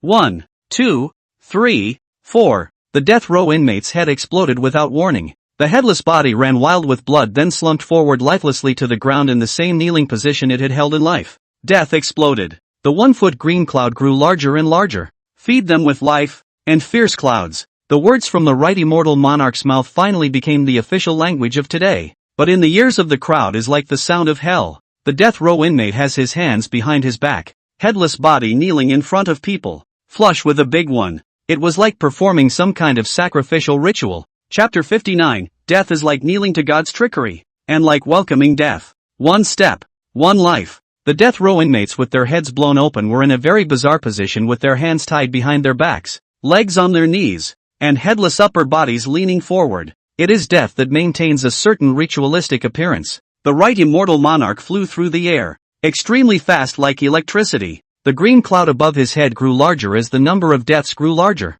It was as if this green-colored cloud was absorbing the lives and souls of death row inmates to strengthen itself. After the right immortal monarch had killed the first death row inmate on point, he turned on top speed, almost swept away. The green mask was emotionless and carried a foot of green cloud above his head. That's how you harvest life. Put. In the blink of an eye, those tens of thousands of death row inmates' heads exploded and died. All the death row inmates stayed in that weird position on their knees, row by row, a column, hands behind his back, head exploding in front of his eyes. Death is like kneeling to God's trickery, and it is like welcoming death. The scene was extremely shocking. The cavalry and infantry of the Dayu military were all too shocked to make a sound as they watched the scene. Especially the remaining 90,000 death row inmates were shrinking into a ball of fear. 10,000 death row inmates died instantly. The 1-foot green cloud above the right immortal monarch's head then completely transformed into a 10-foot-sized mass of green clouds. In the midst of this cloud, Herb heard some sort of death chewing. Click, click, click. The sound traveled through the congregation, ringing not in the ears but in the heart. It just seems to be relentlessly creepy, gnawing at the head of the living in the dark of night. It was a voice that gave a soul-shuddering terror to the ears. Lord Green Guile, is the sacrifice satisfactory? The right immortal monarch surprisingly asked politely at the 10-foot-sized green-colored cloud. Click, click, click. The sound of chewing came from the green cloud. Lord Green Guile, the twin-tailed desolate poison bee that my town Guile division asked you to step in and eat the bloodline 100 years ago has appeared again. I also hope that Lord Chingue will once again make a move to completely consume all the bloodline adults and larvae of this insectoid. The right immortal monarch stood in the air above the 10,000 headless death row inmates below. Death row inmates had their hands bound behind their backs, were kneeling on the floor, and fell on their fronts, kneeling in a terrifying position to worship that 10-foot mass of green clouds. Some kind of terrifying being in the green cloud known as Lord Greenguile was eating something. Click, click, click. Hearing the right immortal monarch's words, the mass of green clouds didn't seem to want to move. After waiting a while, there was still no movement. The right immortal monarch's face changed instantly, from respectful to cold. The right immortal monarch seemed to have anticipated this as he gently took the green-colored mask off in his hand. The right immortal monarch who took off his green-colored mask lost the cool, lonely immortal-like appearance from earlier. He changed back to the just right immortal. He glanced at the green-colored mask in his hand with some reluctance. Bite through your right thumb. The blood of his right thumb on the left eye of the green mask. The left eye of the green-colored mask instantly absorbed the blood of the right immortal monarch. Click. A crack appeared at the left eye of the green mask. With the cracks, a bone-chilling coldness came from the mask. Immediately after that, a fiery red chain like a giant python unexpectedly flew out quickly from the shattered left eye of the green mask. That end of this fiery red chain seemed to be connected to the void. Infinitely long chains kept flying out. The chains went straight for the 10-foot wide green cloud in the air. Stabbing. Came a sound like a fire poker piercing into flesh and blood. An agonizing hiss came from the 10-foot green cloud. The fiery red chain stabbed into the body of Lord Qinggui in the 10-foot green cloud. Green guile. After sacrificing 99 guile cultivators 100 years ago, it took my immortal shrine to research the sacrificial guile technique in you. So how could I not keep a handful of expulsion command spells? If you are polite and cooperate with my immortal shrine, then I will honor you with the name Lord Qinggui. If you dare to eat the sacrifice and not work, then I will have to banish you there with chains. Damned green guile. Execute this immortal lord's order immediately. Eat all existing adults and eggs of the two-tailed draconic wasp, so that there will be no more two-tailed draconic wasps in this world by name. The right immortal monarch's hands violently yanked on that green-colored mask. The fiery red chains made a loud sound of piercing la-la. The fiery red chains connected to a huge, terrifying being in a green cloud called Green Guile. This fiery red chain tugged at Green Guile's skin and flesh, and a smell of roasted meat swirled in the air. Roar! And the hiss of Lord Green Guile in severe pain. Inside the black wagon, Lin's soul sat there pretending to see nothing. The man who was like an old dog with a broken spine had nothing to do with whatever was going on out there. Curled up in the corner, his whole body trembling with no idea what was coming out of his mouth. Because of the shouting and killing outside, this person was even more afraid. The other pair in the black wagon were nervously following the battle outside. There were also occasional exchanges of sign language. What realm is Right Immortal Monarch at now? Flying through the air is an ability only available at the half-corpse realm. The three immortal monarchs of the immortal shrine are, from highest to lowest, the left immortal monarch, the middle immortal monarch, and the right immortal monarch. And the right immortal monarch should be between the half-corpse realm or the soul-skin realm. Lin's soul took in the small movements of these two people. They had thought that Lin's soul was blind and couldn't see, so they stopped putting up defenses in their mutual sign language exchanges. What was said also involved some secrets known only to the two of them and their organizations. Of course, this information was also exactly what Lin's soul wanted to know. Lin's soul didn't move and continued to observe. The green-colored mask in Right Immortal Sovereign's hand should be the most prestigious trick tool that the Immortal Shrine has researched in the past 100 years, right? It is none other than the Guile tool. It is said to be one of the secret weapons developed by the Immortal Ancestral Shrine for Great Yu, and is one of Great Yu's bottom cards. What's the difference between this trick tool and the Yin Fury or Spirit Fury? The Yin Fiend and Spirit Fiend, respectively, are the true aptitudes of the Guile cultivator condensed by one's own Guile source after entering the inviting Yin realm high stage and borrowing Destiny realm high stage, and they are immortal and indestructible. This Guile tool, on the other hand, is disposable and completely dissipates if one dies in battle. Humph! If the Great Yu Immortal Ancestral Shrine researched such a terrifying trick tool, wouldn't it be able to sweep the 9 great trick lands? It's not that simple. The development of the Guile tool requires a large amount of rare resources, and a large number of Guile cultivators must be sacrificed in order for it to be successful. According to the organization's intelligence, the entire Dayu dynasty had spent the entire country's efforts to possess only 9 pieces of trick tools, which were named after the colors of blue, red, and green. The green Guile is merely one of the weaker Guile tools. This damned Right Immortal Monarch has brought the trick tool with him, and it's going to be even harder for us to accomplish our mission. Don't panic, take one step and see what happens. Let's first see how strong this green Guile is. As the saying goes, the mantis catches the cicada and the yellow bird is behind it. Anyone who is as cunning as a ghost also did not expect the forest soul actually will be their words in the eyes of the whole. All useful information. Firstly, we have figured out what the Yin Fury and the Spirit Fury are. Secondly, I accidentally found out that there are 9 pieces of weird tools developed by the Immortal Shrine of Jinguesi, which are named after colors. Third, the half-corpse realm could fly in the air. Fourthly, there are still 9 great weird places in the Dayu dynasty. Chapter 60, Born to Refine Tiger Demons into Green Guile,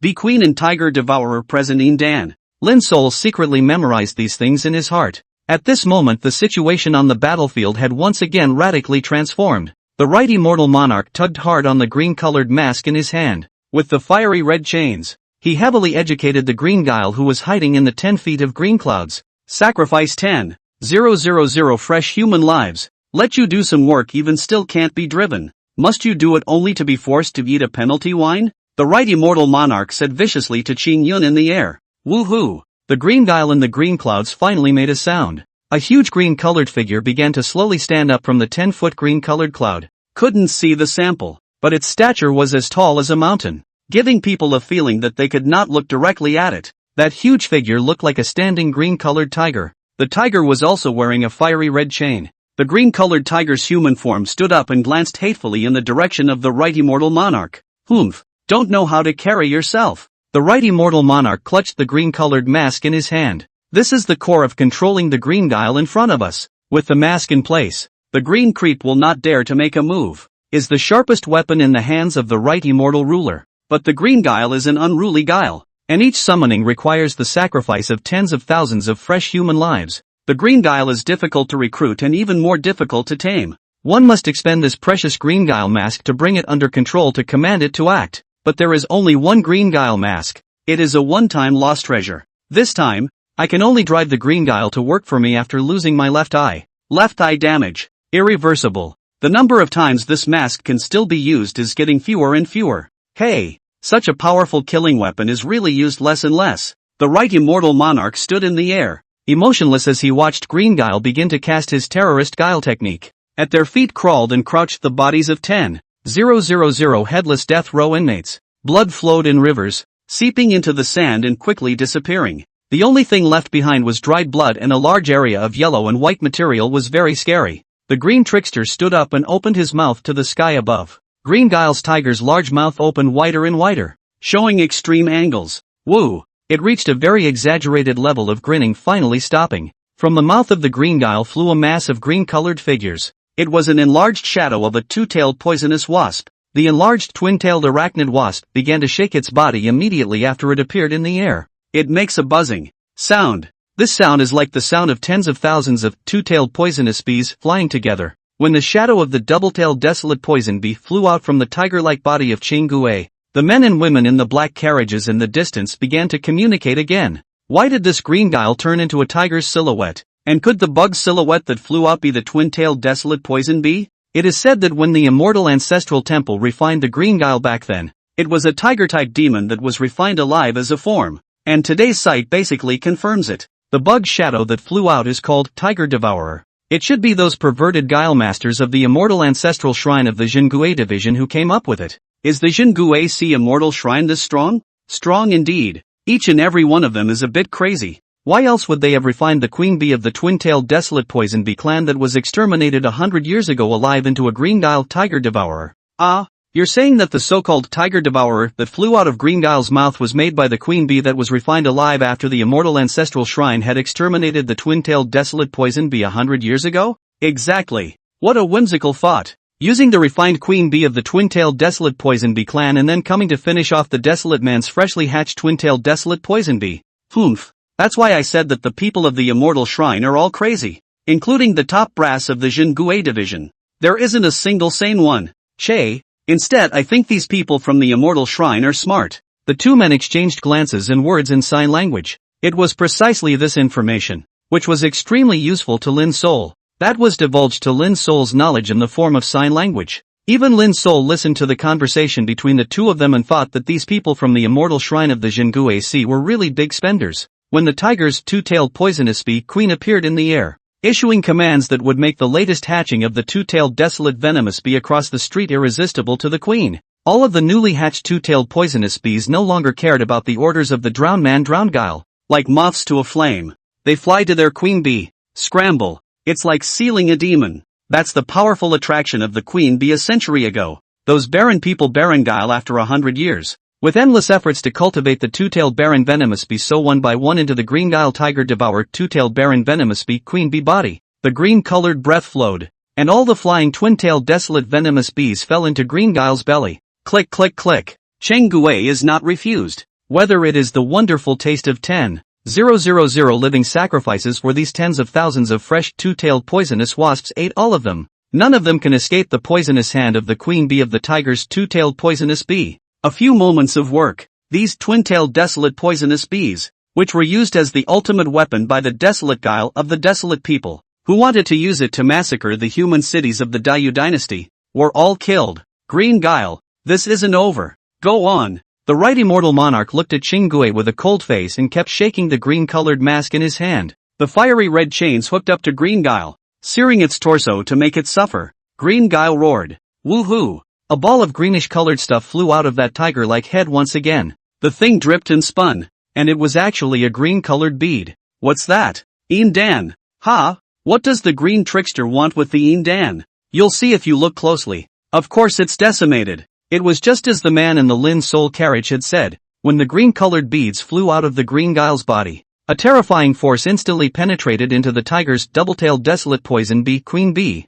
The queen of the tiger devouring that two-tailed poisonous wasp vibrated her wings violently and made some kind of dense sound. Rustle. The voice seemed to carry a unique penetrating power. Most people hear it as nothing more than a burst of noise. However, it made those desolate tricksters who practice trickery amongst the draconians panic. Panic spreads and becomes substantial. The first draconic guile began to blow himself up, his head exploding and his headless body falling to his knees. It was followed by a second and a third. 18th. There are 18 Arakanese guile in charge of hatching and controlling the two-tailed Arakanese bee. It was precisely these 18 desolate guile that blew themselves up on the spot. As long as there is a connection with the two-tailed poisonous wasp, all the desolate weirdness are strangely dead. An irresistible spread of death. The two-tailed poisonous wasp is dead. The 18 arachnids who were able to hatch, train, and control the two-tailed arachnid bee died out. There are no more two-tailed poisonous bees in this world that can harm living beings. Chapter 61. The soul of the desolate man is immortal.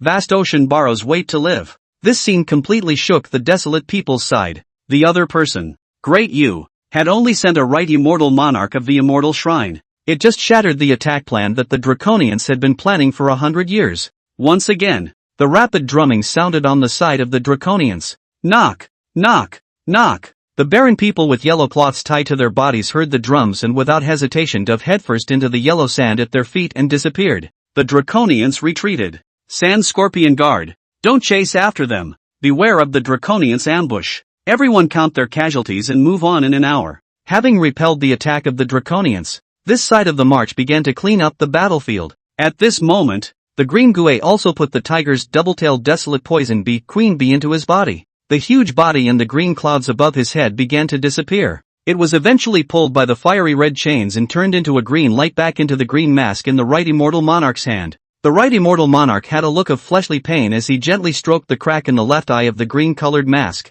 With that, he flipped his one hand, and the green-colored mask disappeared. He glanced in the air at the distant location of the retreating draconians. Another look back at his own marching troops. With that, he flew back to his pink-veiled carriage pulled by 4 date red stallions. Spring sleep is enough in the hayloft, and the sun is late in the window. Chanting a casual phrase, the right immortal went on to sleep in a semi-recumbent position. The draconians just retreated? Of course it has to be retreated. The double-tailed desolate poison bee that the desolate people spent a lot of resources to cultivate was originally their killer weapon. I didn't expect it to be easily broken by the right immortal monarch of the immortal shrine. Do you think they should retreat? Didn't Desolate Guile say it was strong? Why did it show such a poor standard this time? The draconians have a strict hierarchy, and there are 3, 6, 9 classes in their clan. Among them, those who can cultivate the art of guile are called Desolate Guile and have the highest rank. Desolate Guile was indeed very strong, but this time the Great Yu Immortal Shrine was clearly stronger and well prepared.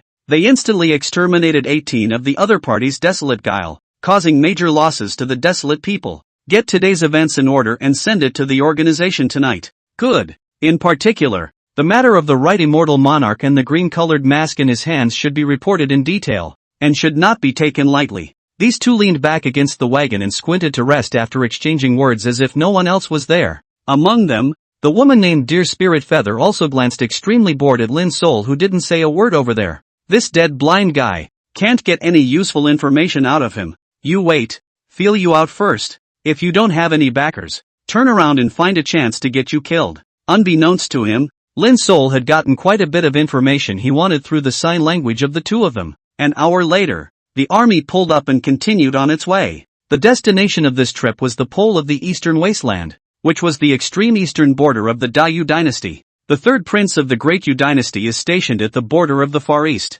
This line of people had come to support the third prince. The remaining 72 Luan guards patrol the air. There are also a large number of dreaded sand scorpion guards hiding underground and roaming around. There were even horrible sandworms pulling huge crossbows and chariots slowly forward. The cavalrymen on the Tongsha camel horses looked around vigilantly while escorting the remaining 90,000 death row prisoners forward. There were even more than 100,000 riffraff and other logisticians following the hordes closely. At the very front was a pink carriage pulled by 4 date red horses. and one of the people inside was the right immortal monarch of the immortal shrine of the Jingui Sea. Just now, the right immortal monarch silenced everyone by crushing the incoming desolate man with his own strength. At this moment the headless corpses of the 10,000 death row inmates are still on the side of the road in their unchanged kneeling position. A vulture hovers in the air, waiting for the hordes to pass so they can feast. Unbeknownst to him, there were some creatures from the Far East Sea that had climbed up and feasted on the corpses underneath the sand. 10,000 corpses with their hands tied behind their backs. Heads exploded and corpses knelt. The hordes passed by these corpses, and no one dared to look at them more than once. Death row inmates are the private property of the Dayu dynasty, have lost their personal freedom and rights. The 90,000 death row inmates who were still alive passed by one in grief, and no one dared to say a word. The army is like a serpent, winding its way forward, moving forward to the location where the Draconians had just ambushed them. The place was a mess. The deserted people's provisions, weapons, etc., were scattered all over the place. Strangely enough, not a single Draconian body was in sight. Inside the black carriage, Dearling Yu saw that he couldn't see a single Draconian corpse outside, and started signing again to ask the man across from him, "Where are the bodies of the Draconians? The Draconians dress so strangely, and I'd like to see up close if the Draconians are the same species as us. The Draconians have odd living, sacrificial rituals, and it is said that the Draconians believe in the immortal soul, borrowed to live again set. Every dead Draconian is buried in the Draconian's homeland so that the Draconian soul will come back to life. Ha! These remote fallen lands really do have some odd habits." The Draconians fought with Dayu, who grew stronger but never wiped out the Draconians. It was only then that he had no choice but to establish Hanhai City in the eastern wasteland of the Far East Sea to block the Wastelanders. So you should not underestimate the Wastelanders. It's said that the existence that the desolate people believe in really does have a special relationship with the desolate people's ancestors. The Arabs believe in the Murphy ones, the guile of the unspeakable being. Shoo, don't even think about those bits in your head, much less say them out loud or in sign language. Dearling Yu was so frightened by the man across the street that he no longer dared to sign. Shrinking his neck, he glanced hatefully at the blind Lin soul next to him, except that she was no longer interested in trying to trap the forest spirit. She just lifted the corner of the black wagon and looked out. The rest of the journey to the desert never dared to show their heads again. 10 days later,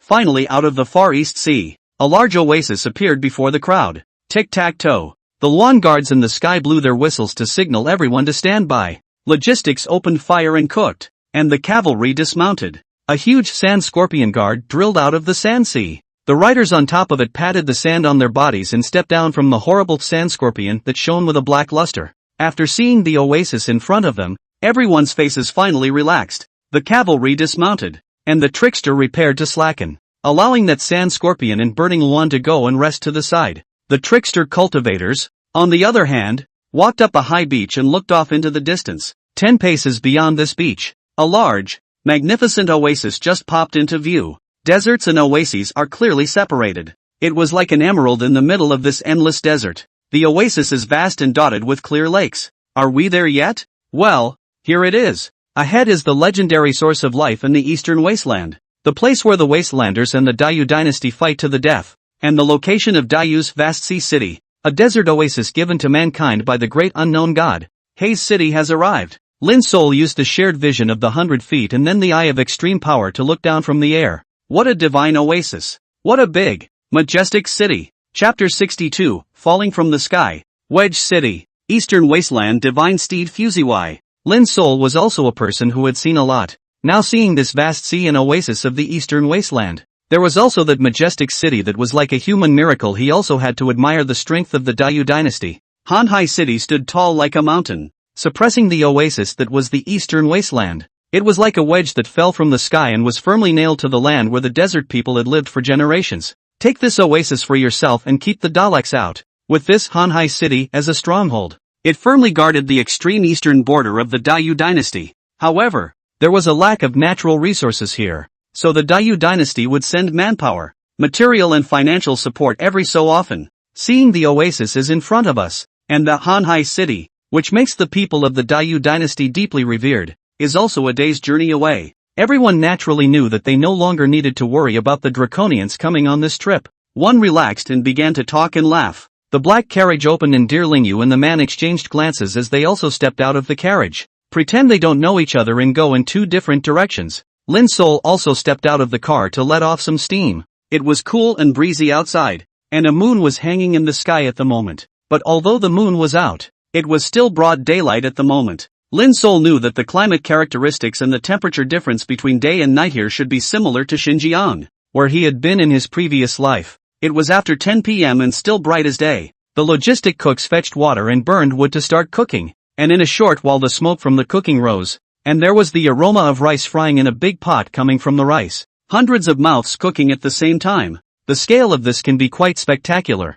Lin Sol fetched a bowl of cauldron rice and 3 white flour buns and went to that high mound of sand, letting the cool wind blow on his face. He felt the Serbian flavor of this eastern wasteland. Rough texture. Lin Sol was slowly eating today's dinner. However, he closely observed the man who remained in the black carriage, huddled in a corner. Through the 100 feet that remained in the black carriage, at the moment he was the only one left in the carriage wagon. If there is any conspiracy or if it was all pretend before, then it should show its true colors at this moment. But the result was a bit of a surprise. The man was still cowering in the corner of the wagon, shivering as before. Hands on legs, head buried deep between legs. The mouth kept repeating what had been said before. The man was like this all the way through. Either that, or they really were, and were afraid of being exiled to the eastern wasteland to serve the third prince. Either that or they are extremely tolerant people who pretend to be this way all the way through. The 2 men and women who claimed to be some organization and pretended not to know each other were in turn less interesting to Lin Sol than this man. Look, this is the rumored lonely smoke in the desert. One of the top 10 famous scenery in Dayu. Someone shouted. The crowd turned to look at the scene in the sea of the Far East that they would never forget, only to see that not far away in the sky, where the seemingly endless sea of sand stretching out at the foot of the place intersected with the dome of the sky, where the sandy sky meets the sky, there is a red sun. The Tong sun hangs like a shy beauty in the sky, radiating a warming orange-red color. This red color is gentle as the wind and does not have the blazing heat of the sun at all. At a glance, it's as if what's hanging in the sky isn't the sun going down but the thoughts that once hung in the back window of our youth. Under the illumination of this Tong sun, it even produced the mirage of a mirage in the sandy sea. A lone smoke formed by geothermal heat emanated from the underground sea of sand. Those lone cigarettes are like straight hurricanes. Hovering from the middle of the sea of sand, it went straight up into the sky. The number is extremely high, about several 100,000 shares. On the other hand, these lone cigarettes circling up from the sea of sand were like stars circling around that red sun. The curved, straight, wispy, lone smoke lines the sky straight up, and Nyan Tongri accepted the prostrations of his ministers like a great emperor sitting on the throne of the 9 and 5. You see, the real spectacle of the desert has begun. The crowd's eyes widened as they began to watch this rare spectacle of the sandy sea, only to see the lone smoke that flew up begin to disintegrate when it was almost close to the Tongji. It is transformed into a variety of strange images of light and weirdness. Look, some of that lone smoke is forming the legendary wonder of the Immortal Palace. Only dozens of lone smokes were seen slowly disintegrating, just like an ink painting beginning to render. A huge immortal palace formed in the air, and from it flew out countless flying fairies, fairy cranes and divine chariots, yellow scarf warriors, and golden god generals, flying through the air like it's real. There is a full body wrapped in golden light of the immortals, and the misty past seems to go to catch that once in 1,000 years of the Peach Festival. There were even countless thunderbolts, divine lights, immortal dews, and yowing sprinkled in the immortal palace. 4 heavenly gates stand in 4 directions. Those are the 4 great heavenly gates of east, west, south, north and south. There are gods and goddesses guarding the gates of heaven who are one and the same. Ah, we are blessed today. Look over there. Surprisingly, it's the battlefield scene of the legendary Battle of the First Trickster. The Immortal Palace was no stranger to Lin Sol. It seemed that the Immortal Palace of this bizarre world was also similar to what he had once known in his previous life. But what about the battlefield at the Battle of the First Creep? Lin Sol really saw a scene that he would never forget in his entire life through the eyes of extreme power. Hundreds of lone smokes dispersed, and the dispersed smoke was like a pile of ink. After approaching the Tongji, it began to render a piece of the sky as if it had been commanded to do so. The scenery rendered is the legendary Battle of the Beginning. The first thing that appeared was the 99 terrifying and terrifyingly powerful weirdnesses. They are the original, earliest, true owners of this world. These are spookier, like Doomsday can travel through time at will, in and out of the future and the past, or a collection of all the horrors of death, viruses, and curses all in one, in the form of a horrible black water polluting a large part of the sky. Under the spread of the black water, human beings and all life were reduced to dry bones, Or the main body was a jellyfish that looked like a jellyfish enlarged billions of times, floating in the sky and dropping countless strips of fleshy vines to absorb the humans below. Those are the legendary initial 99 gods of this world Guile. They rule this world, and humans are their food. Someone covered their mouth and blurted out. It seemed that even saying the name of the first 99 gods was a blasphemy against the terrible existence of the world that still existed. Hastily covering his mouth, he dared not say any more. The first 99 gods are like the creator gods in this world. Think of weak humans as food to be eaten at will. Human beings were like ants under these godly Guile, living in humiliation without any resistance. Finally, one day, some sort of great war actually broke out between the initial 99 divine Guile. The god creepy battle. Magnificent and ineffable. Mysterious and eerie and difficult to understand. The horrible power rippled through the human race. And even more so, the human race was on the verge of extinction.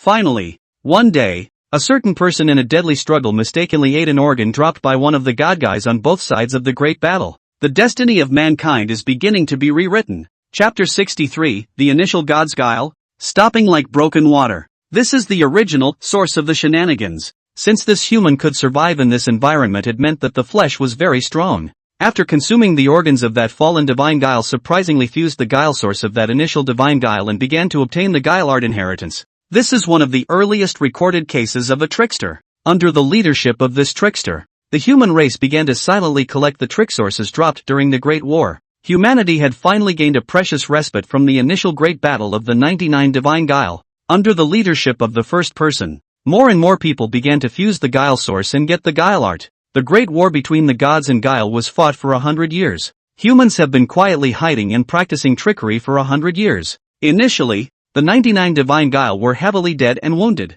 with only 30-odd divine Guile remaining. Finally, when the final battle to the death broke out between the gods and Guile, just as the gods and Guile were dying and wounded amongst themselves, at each other's necks for the final showdown, suddenly tens of thousands of humans joined the fray, and right off the bat, they beat up the already scarred initial god Guile in a way that he couldn't fight. The 36 remaining god Guile were killed by the tens of thousands of ghost cultivator humans who had been building up their momentum for a long time, killing more than 24 of them. However, these godly tricksters unleashed horrifying trickery before they died, leaving tens of thousands of human trickster cultivators dead or injured by as much as 90%. Both sides paid a heavy price. The remaining 9 divine Guile were tired of fighting and were also battered and bruised. But if one respects the remnants of the divine trickster spelling out the last of his overwhelming aptitude before he dies, it is possible to easily exterminate the entire human race. The divine Guile took the initiative to contact the human powerhouses and asked for a truce to negotiate peace with each other.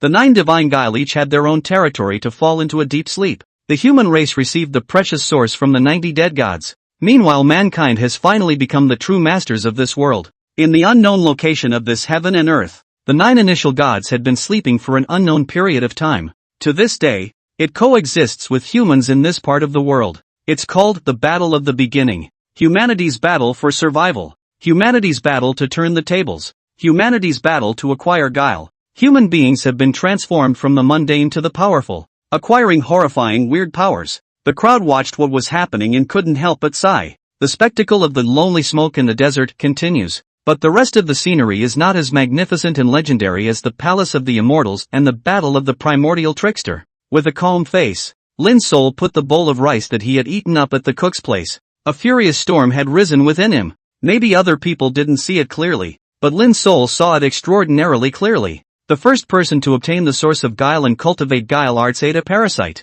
and the ancestor of the human Guile cultivator used compulsion when he fought against the divine Guile. Even in the end, that human ancestor of Guile cultivation was actually able to drive a huge ancient dragon and a divine Guile into battle at the same time. Even though Lin Sol only had the martial artist realm and inviting in realms viewing diagrams and techniques for the decrypted longevity nurturing compassion technique. However, he could feel the breath of the compulsion from the imaginary scene of the interpretation of the lonely smoke in the desert. This decoction of life nurturing compassion law that he had accidentally obtained was truly extraordinary. Lin Sol secretly perceived this. Now Lin Sol was already in the middle stage of the inviting realm, and in the process of constantly frying his life and feeding his life every day. The foundation of the middle stage of the inviting realm had been firmly established and polished to become more and more complete. Perhaps in less than a month, Lin Sol would have cultivated to the middle stage of the inviting realm to perfection and would be able to impact the high stage.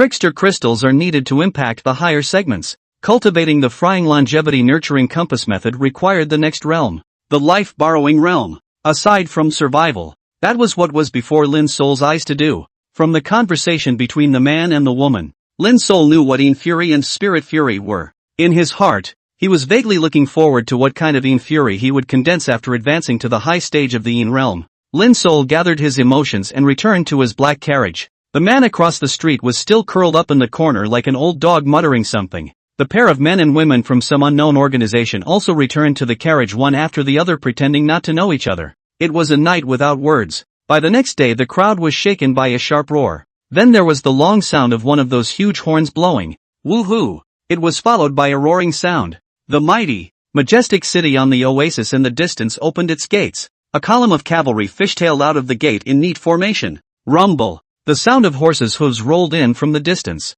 On the contrary, the group led by the right immortal monarch was dismounted by cavalrymen and dismounted by trickster cultivators. The sand scorpion guards and burning lawn guards set up in neat formation, waiting to the side with their mounts at their side. The infantrymen straightened their armor and stood in unison. A solemn aura rose from the ranks. They were waiting for the cavalry to come out from the city called Haze. These cavalrymen were loud, but they were extremely fast. In the twinkling of an eye they galloped up to the pink carriage drawn by 4 steely date red horses before this column. A half-recumbent figure could be vaguely seen in the pink compartment seemingly huffing and puffing. As the cavalry galloped up to the front of the line, the entire column stopped immediately, neatly organized and breathtaking. It comes like a landslide. Stopping seems like breaking water. It's amazing that such a fast forward motion can be done in such a way that it stops when it says it will and stops in exactly one motion. This look is the cavalry of the Iron 100 Battles. Grand Commander Wei Guang of the Fui Guards. Welcome the right immortal lord of the immortal shrine of the Jingui division.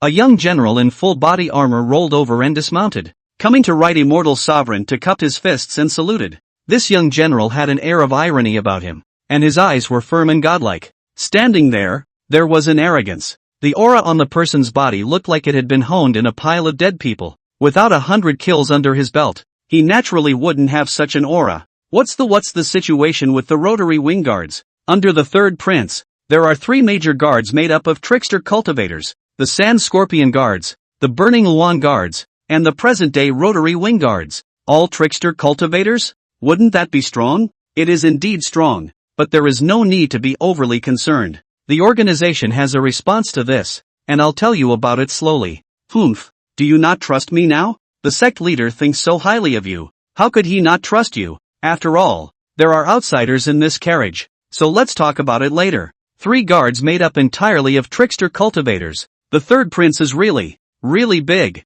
Bishop? Lin Sol got another new message from this man and woman signing like no one else. However, the right immortal monarch over there woke up leisurely after hearing the words of Wei Guang, the grand commander of the rotary wing guards. He stood on the carriage and stretched, arching his hand at Wei Guang. Chancellor Wei, you and I were still teenagers when we parted ways in the past. Now 20 years have passed in the blink of an eye, and when we see each other again, we have already become the famous Flyway Grand Commander. Life is like a dream. It's not like a yellow sorghum. The right immortal monarch rolled over and landed on the ground, patting Wei Guang who was standing straight as a javelin. Wei Guang said with a rare smile on his face, right immortal monarch. After 20 years of separation, Wei Guang was merely fighting in the bloody sands and sharing his country's worries. Right immortal monarch, on the other hand, has been elevated to the 3 adults in the immortal shrine. And yesterday, he even used his own power to eliminate the double-tailed desert poisonous bee, sending a big surprise to the millions of soldiers and people in the eastern wasteland.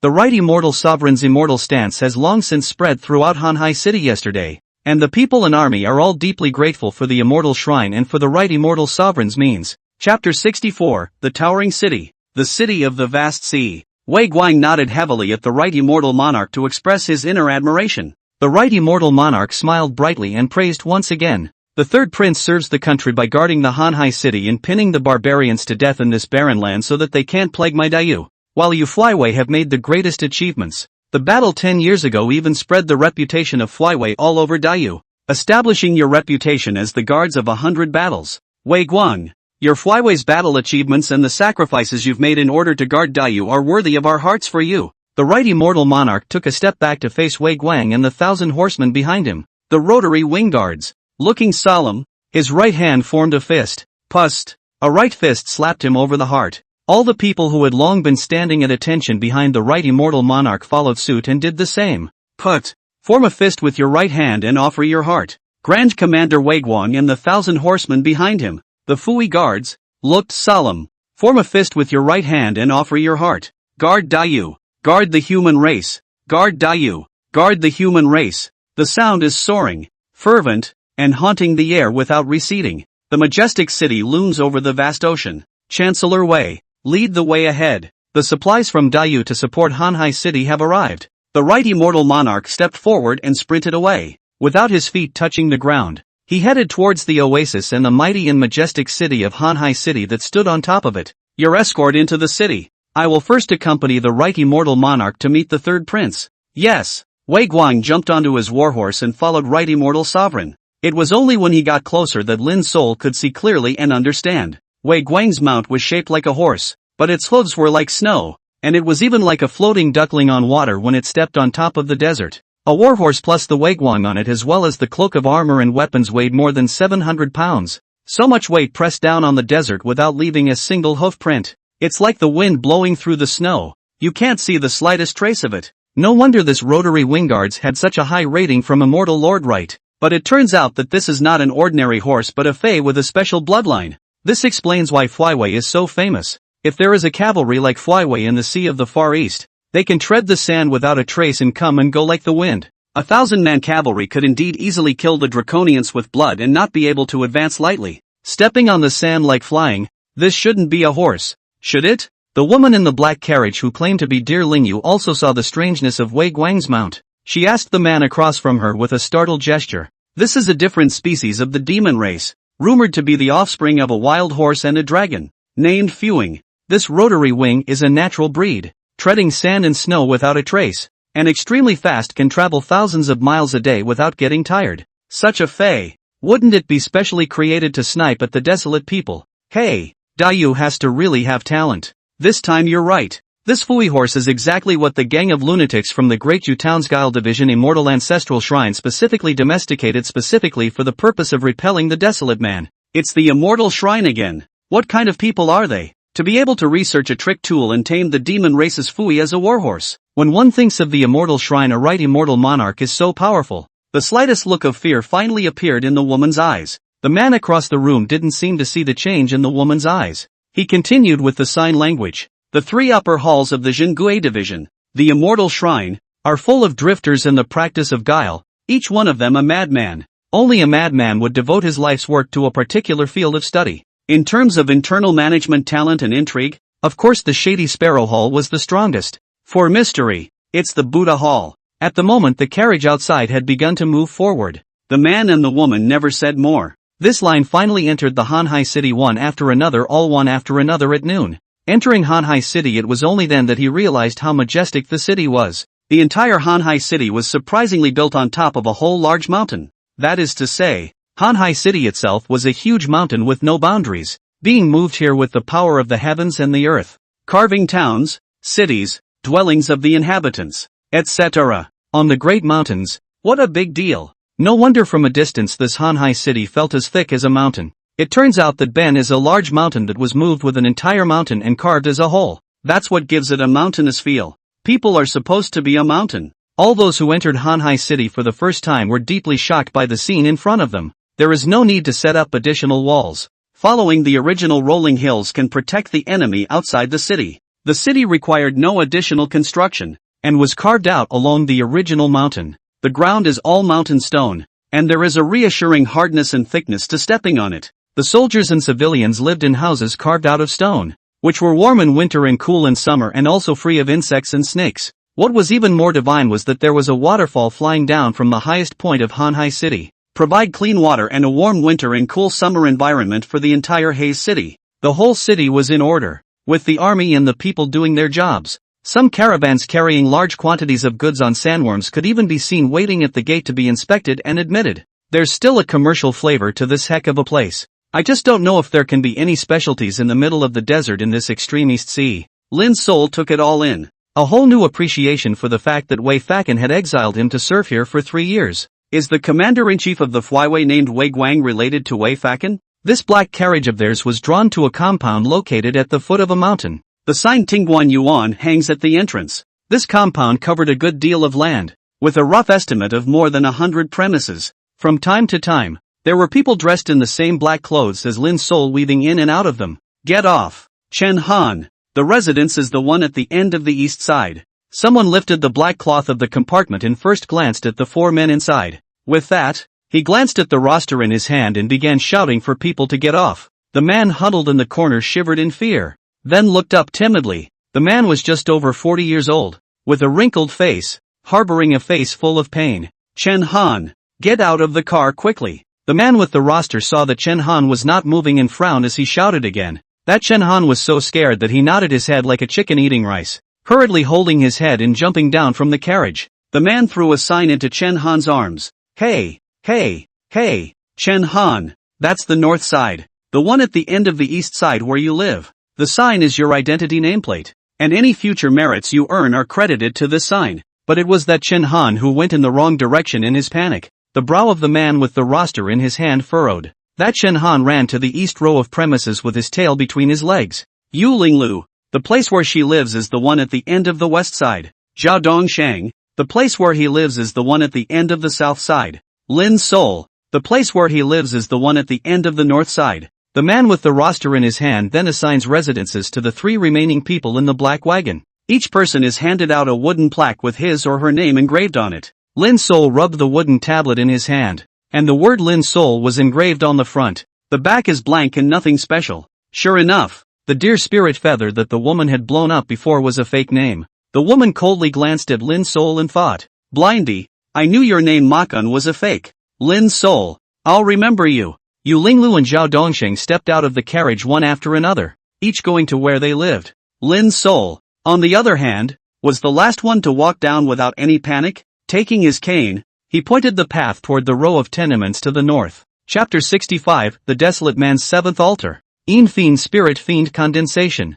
Ta-da-da-da. The point of Forest Sol's cane rattled on the sheer stone pavement. The man with the roster in his hand glanced at Lin Sol before striding up to him. This way. There are 4 rows of courtyards in our Tingguan courtyard. East, west, south, north, and south, with about 30 rooms in each row. You are the last to come and reside in the last room. The court official's courtyard was set up to specifically serve the 3rd prince in Hanhai City, and this provides 3 meals a day for free. The man spoke as he led Lin Sol forward. Speak out so that Lin Sol, who was blind, would know which direction to go. Here it is. Get in. The key to the premises is on the door, and the iron is rung in the courtyard at mealtimes. The man took Lin Sol's hand and placed it on the door where the key hung. With that, he shook his head and turned away. Thank you, my lord. Lin Sol arched his hand at the man to express his gratitude. My name is Yuan Lu, and I live in the 3rd room of the east row. So if you need anything, come find me. I'm no lord, just a wearer of sins like you. The man waved his hand and walked away. Lin Sol memorized the name Yuan Lu and his residence. Remove the key from the door and enter this room at the end of your own north row. The door to the room was made of wood, and inside it was homely, with only a stone bed to sleep on. There were 2 windows in the back, which were made of glazing and had light cast in. Lin Sol backhanded the pins on the door of the room, removed the heavy cloth bag he was carrying on his body and placed it on the stone bed, sitting on the edge of the bed in silence. The cloth bag is loaded with all the white pawn corpse collector, the whole cowhide sewing corpse clothes, gloves, gauze, sewing needle, coffin ointment, incense, corpse talisman and so on. Although these could be put into the left hand's centipede mouth, Lin Sol could not do so. It's what the body collector eats, and it has to be carried around for others to see to make it more real. Finally, we've reached the eastern wasteland. This way, although there is no danger, but also some inner apprehension, do not know what kind of environment this east wasteland in the end.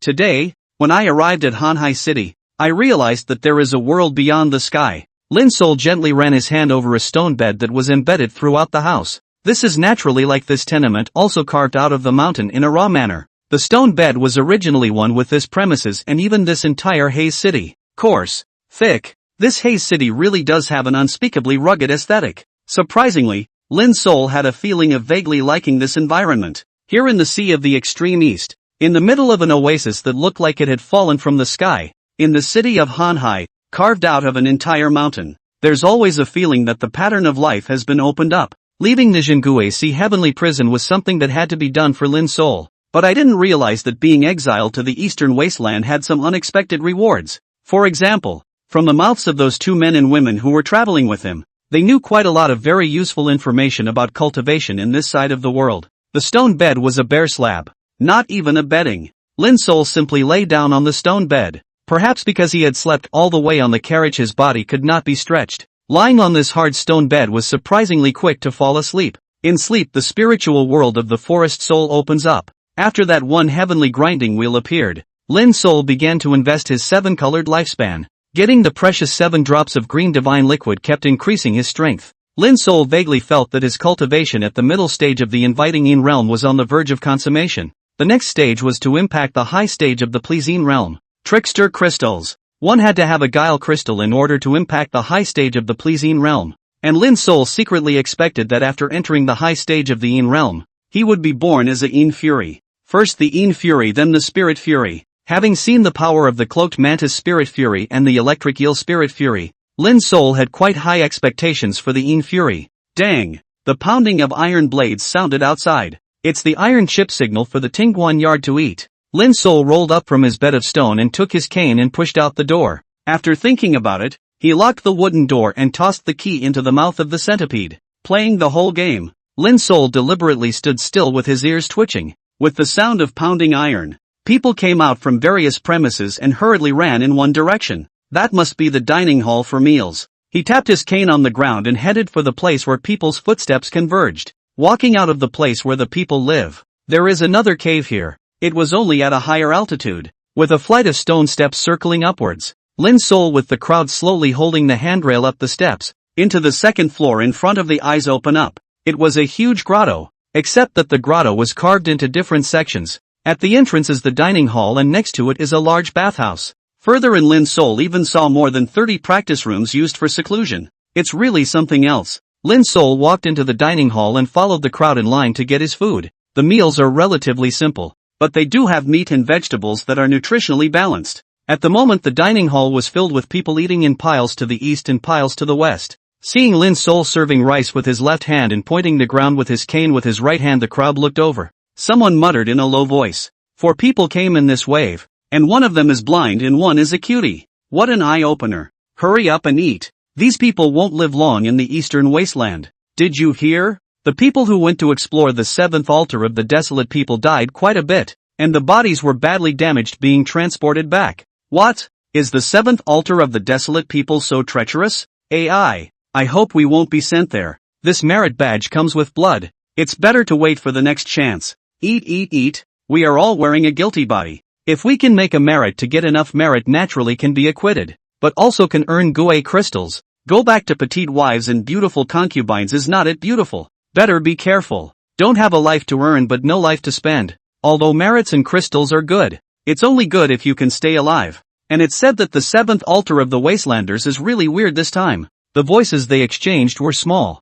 but they were all caught in Lin Sol's ears. Then sift through it and attribute useful information for your own use. He deliberately took his time exploring to find a table in the most marginal, out-of-the-way corner. The table had probably not been used for a long time, and a thick layer of dust covered the top and stools. Lin Sol pretended not to see it and wanted to sit down to eat, only to be pulled back by the appearance of a familiar figure on the side. The man was hunched over, his head lowered, and he muttered under his breath, "Dirty, etc. Wipe."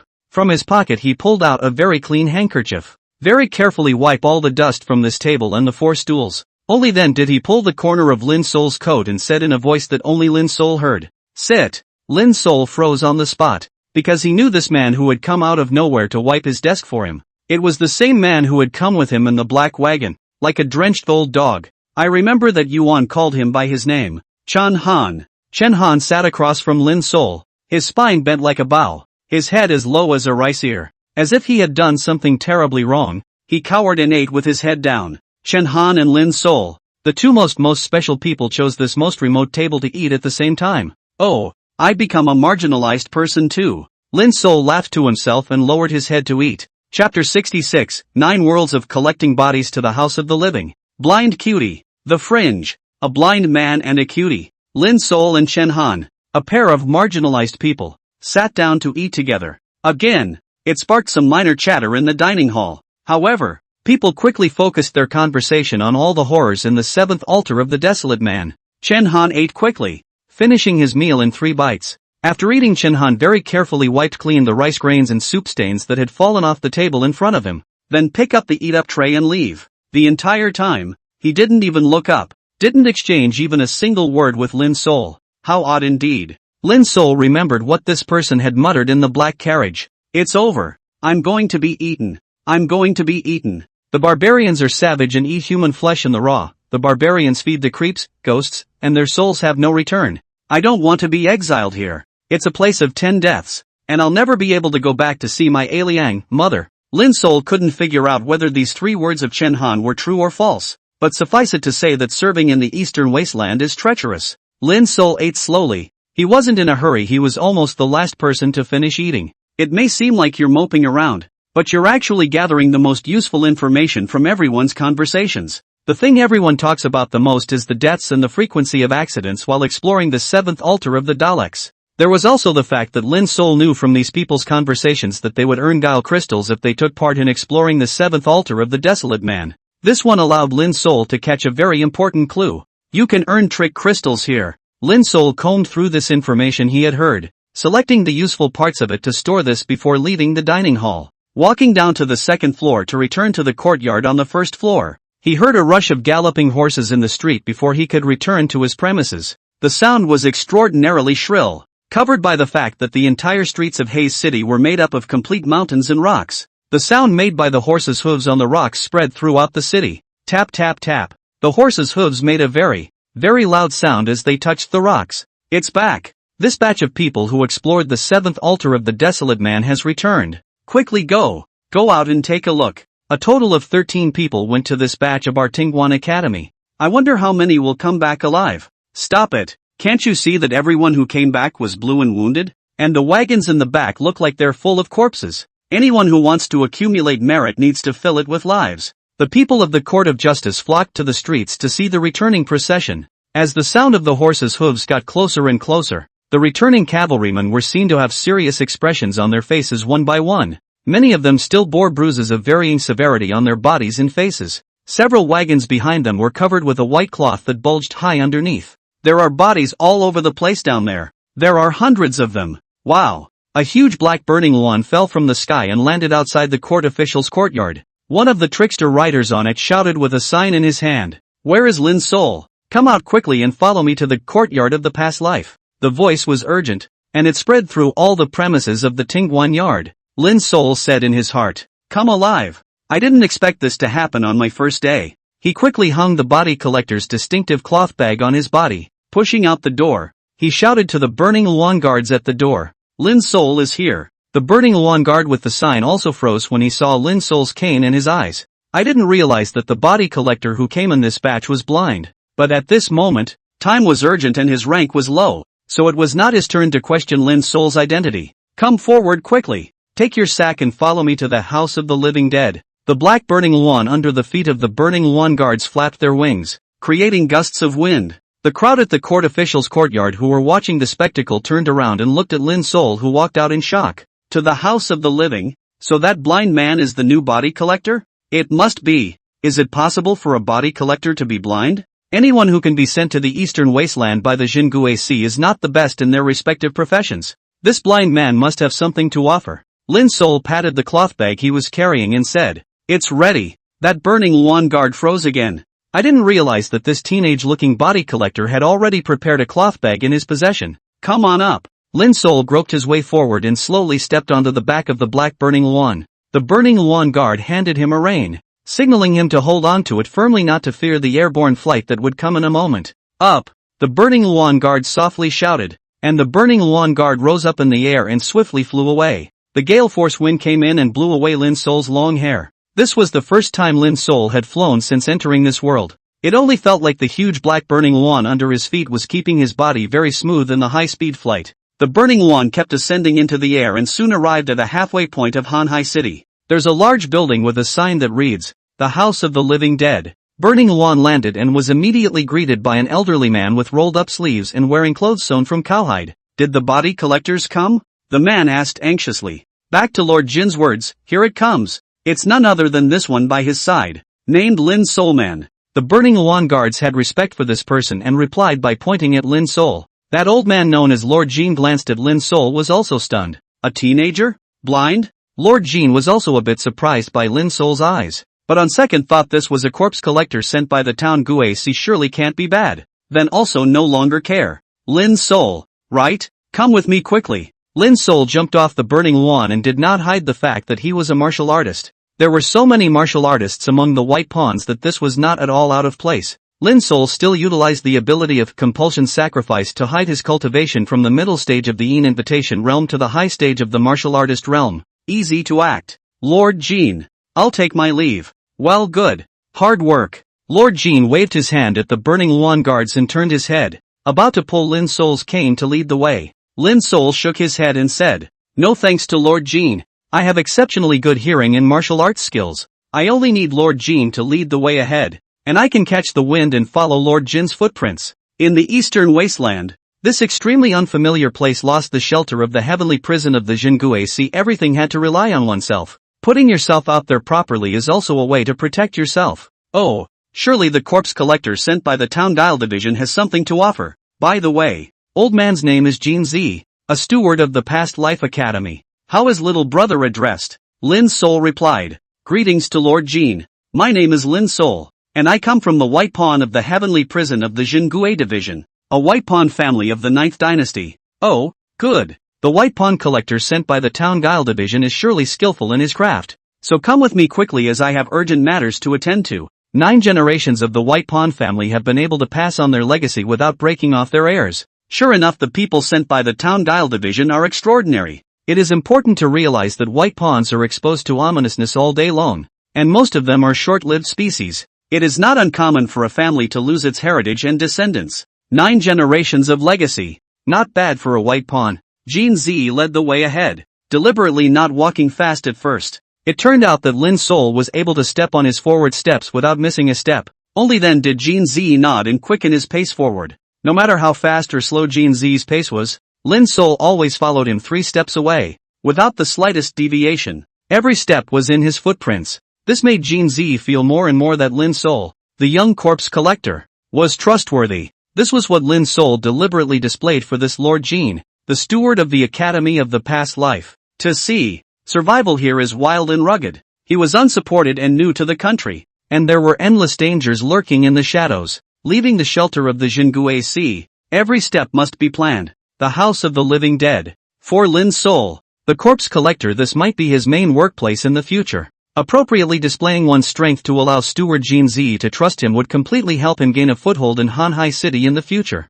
Chapter 67, Sighing Before Speaking, White Pawn Sowing Corpse and Encountering Sneaky Cultivators. Jin Z led the way ahead, and it was clear that he was in a great hurry. Leading Lin Sol through the outer courtyard of the Past Life Courtyard, he entered a secluded room inside. People come and go at a trot in the House of the Dead. A carriage covered with a white cloth was pulled into the courtyard. The smell of corpses emanated from the yard of the dead. Lin Sol followed Jin Z to a rooming house. All the windows of the premises were nailed shut, leaving no space or light to enter. A dozen or so talismans were affixed to the door, all of which were evil-repelling talismans made by the Talisman Hall of the Jingue Sea. Jin Z stopped at the door and turned to look at Lin Sol. Hey, sigh before you open your mouth. Jin Z stared at Lin Sol's face and said very solemnly, Lin Sol, you were recommended by the Jingue Division. Your background must be clean and reliable. Today's matter must be kept highly confidential. When you get into the house, you just have to do your job. When you come out,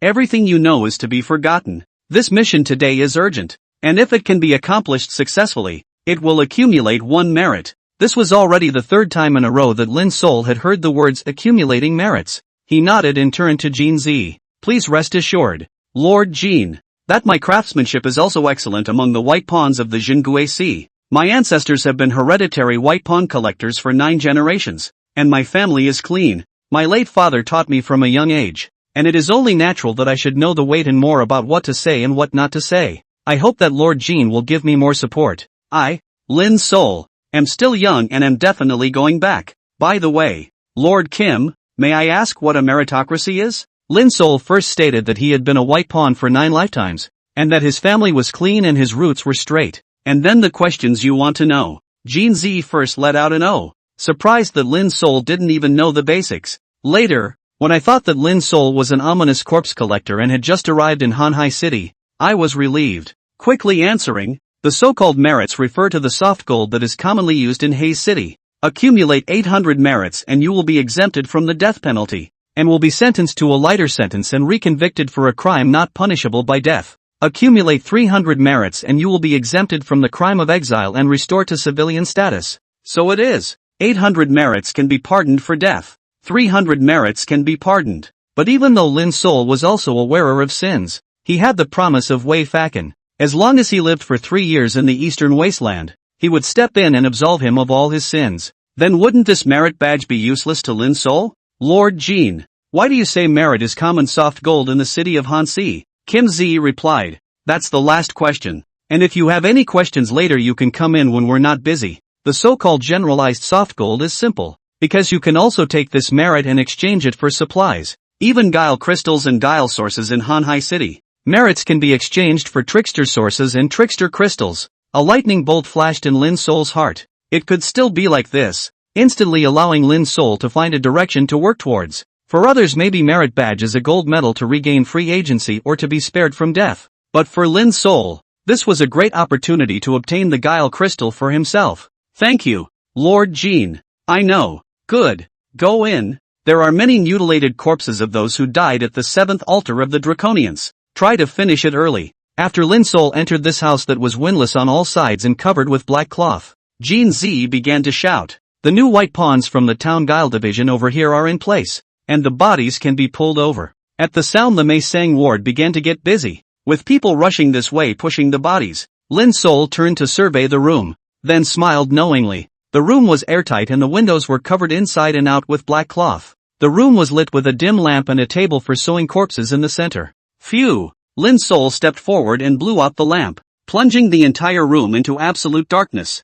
The Night Lord's eyes are more capable of utilizing their power eyes in pure blackness. This way the house and even everything that happens outside can be seen. It looks like blindness, the actual panorama. Soon the first body was brought over, and Jean Z ran a stool to sit at Lin Sol's door to keep watch. A hookah was lit in his hand, and he smoked it while directing his men to work. Hurry up! The third prince has given orders. All generals who have died for the country must be given the grandest burials possible. Hurry up, all of you, and keep me on guard out there. When the white pawns finish one, you guys have to seamlessly send in the next one. 3 days later, the bodies of this group of generals who died for their country will be transported back to Dayu. Lin Sol's heart was also secretly guessing when he heard Jean Z's words. This 3 emperor in the end, what is the person? From other people's mouth to get the news synthesized view he should be a love people like a son of the emperor. Lin Sol, the first one is here. Let me describe the corpse symptoms for you, Kim Z said as she knocked on the door outside. Lord Jean, but say what you will. Jean Z took a sharp drag on his hookah, the smoke wrapping itself around his entire body. He lifted the body on the stretcher, pushed over to look at it and spoke. Heart ripped out, great fear before death, bleeding from all 7 orifices. This corpse needs to be sewn up, mended and restrained. Since Jean Z was able to become the steward of the Past Life Academy, he naturally had ample experience on how to work with the white pawns. By finishing the overview of the corpse, he saved Lin Sol the effort of fumbling around again, and could greatly improve efficiency. Lin Sol naturally took everything in stride. He nodded and said, Lord Jean, Lin Sol knows. Let's begin. The body was wheeled in. Lin Sol unlocked the door and carried the body up to the sewing table. It was a trickster cultivator in a sand scorpion guard uniform. As Kim Z said, there was a large bloody hole in his heart and his heart was ripped out. Before his death, he experienced a great horror, bleeding from the 7 orifices, and it was horrible. Lin Sol followed the rules and took out 3 incense sticks from the cloth bag and lit them in the southeast corner, where clothes sewn from cowhide gloves and a special sarong while waiting. Taking out the evil exorcism talisman that Gu Tianfu had given him earlier, he pasted it on his body. After the 3 incense sticks burned in unison, Lin Sol folded his hands and muttered to the corpse, there's nothing wrong with it, and you can't help it if you want to make a living. Touch the honored body. Don't blame me. Don't blame me. God bless. I'll be happy soon. Then he took out the corpse sewing needle and began to concentrate on sewing up the corpse. Outside, Jin Z waited quietly with his men. Jin Z looked up to that location at the highest point of Hanhai City. That was the residence of the third prince, the owner of Hanhai City, who was said to be gathering his staff at the moment to study a second expedition to make sure to take down the seventh altar of the desolate people. There was no sound from the house across the street. Outside, Lord Jin and the others didn't say a word. The atmosphere was oppressive to the core. Finally, one of Jin Z's subordinates couldn't help but ask in a low voice, "My lord, is it okay for a blind man who can't see and can only rely on his hands to touch to sew and collect the corpse? You should know that the third prince has high requirements for the remains of those who died in the service of the country. If that blind white pawn sews poorly, we'll be chastised along with him." Jin Z rolled her eyes, taking a sharp, smoky drag from the hookah in his hand. "Fade. You're good. You're on?" Chapter 68, Life is bitter. Life and death go back and forth, so don't ask for a way back today. Hearing Jin Z's words, that man of his immediately took a few steps back in fear. Shaking his hand in panic, he said, "Lord Jin, you insulted me. I'm just a handyman. How can I know how to sew and collect corpses? A skill that needs to be passed down through generations. Oh, now that you know that sewing and collecting corpses is a highly skillful skill that requires several generations to pass down, then why don't you trust the forest spirit inside? Just because he's blind? Blind people are, at times, more reliable than sighted people. People are blind in their eyes and not in their hearts. And some people are blind in their eyes and not in their hearts." Jin Z grunted heavily. For this henchman who didn't know his priorities, he scolded nonchalantly. "You're a man with a handyman salary. How did you manage to up my stewardship of the House of the Living Dead? It's so incredibly stupid. 9 generations of white pawns can't beat 1 generation of your handyman? Yes, my lord, it is the little one who has overstepped his bounds." That handyman was shamed by Jin Z's unceremonious burst of counting. To be honest, despite Jin Z cursing that handyman a dog's blood, but inwardly there was still some vague uneasiness. Let's hope that the white pawns sent by the Town Guile Division are as high caliber as ever. This time there was an unprecedented challenge in breaching the 7th altar of the Daleks. Deaths and injuries are also rare in abundance. The most important thing was the strange disappearance of the old white pawn camel master who was previously based in Hanhai City. This is what commissioned the Town Guile Division to send a new white pawn, Barbara. Jin Z smoked a water cigarette, and in his mind, remembering the camel old man's abnormal behavior before his disappearance, he couldn't help but feel a burst of hair at the back of his head. It is said that white pawns work with corpses all the time, and sooner or later they will eventually become ominous. I had thought that was just an excuse for people wanting to get away from the white pawns. I was not aware of the fact that I actually saw the ominousness of what really happened in the humpbacked old man. Master Hunchback had been living in the House of the Living Dead before and was right next door to Jin Z. Both of them liked to smoke water pipe. Plus the camel old man claimed to be 45 years old as the white pawns in the long life. So with Jin Z there was less constraint between the upper and lower levels. On weekdays when the two weren't busy they would get together to smoke a bag of hookahs and talk about Haze City. So camel old man on the later occurrence of all kinds of ominous strange things Jin Z are in the eyes. Knowing that Master Camel is strangely missing. This has not been brought to a conclusion to this day. He turned his head to look at a house to his right with the same windows and door all sealed up with black cloth. That's the tenement where Master Camel lives. When I think of the weird and unidentifiable things inside that make people's backs shiver, even the knowledgeable Jin Z felt fearful. Master Camel's premises are locked to this day. Jin Z turned her head again to look at the premises where Lin Sol was. Even though he supported Lin Sol with his mouth, he was vaguely worried in his heart.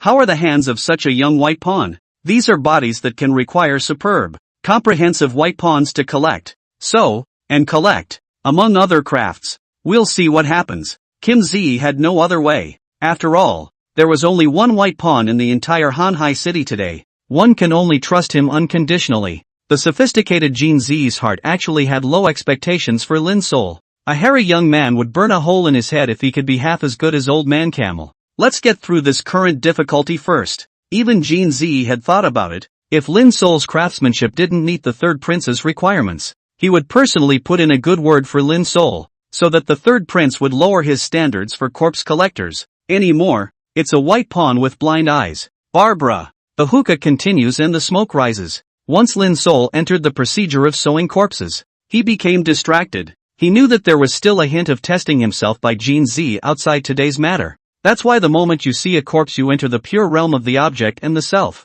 Looking at the corpse of this sand scorpion guard in front of him, it looked like it should have been something that had made his soul extremely shaken by what he had seen before he died. But none of this had anything to do with Lin Sol. He's just a body collector. Lin Sol first used a corpse-suppressing talisman and very carefully pasted it on the forehead of the corpse. A metal box was taken out of the cloth bag and opened with dozens of compartments inside. From one of the compartments came a lump of something like white clay. Rub your hands together gently to mold it into the shape of a heart. Remove the body stitches again and begin to close the large hole in this corpse's heart. The bone-breaking needle breaks through the sternum and hooks the body stitches between each other's bones. Penetrating needles travel through the fascia, making a large hole those that had been severed raw continuous. The heart is then placed in the chest cavity. Flesh sewing needles traveled the flesh over the threads and sewed up the hole in this corpse's heart raw. A stitch in time. The mystery reveals itself. Lin Sol's hands are steady and sure. Lin Sol's heart was very, very slow. The whole atmosphere of the house was stuffy and boring.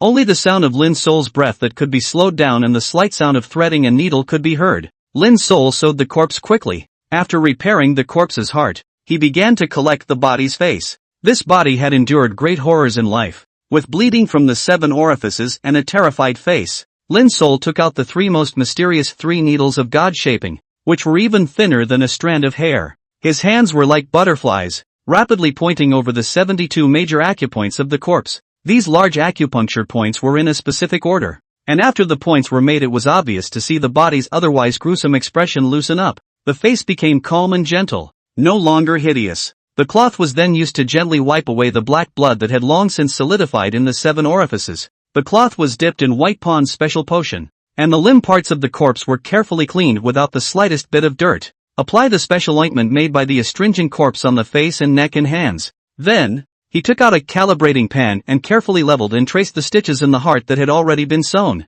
After going through Lin Sol techniques near doctrine skills of sewing corpses and collecting corpses underneath, what had been a broken, mutilated, dirty body was now new.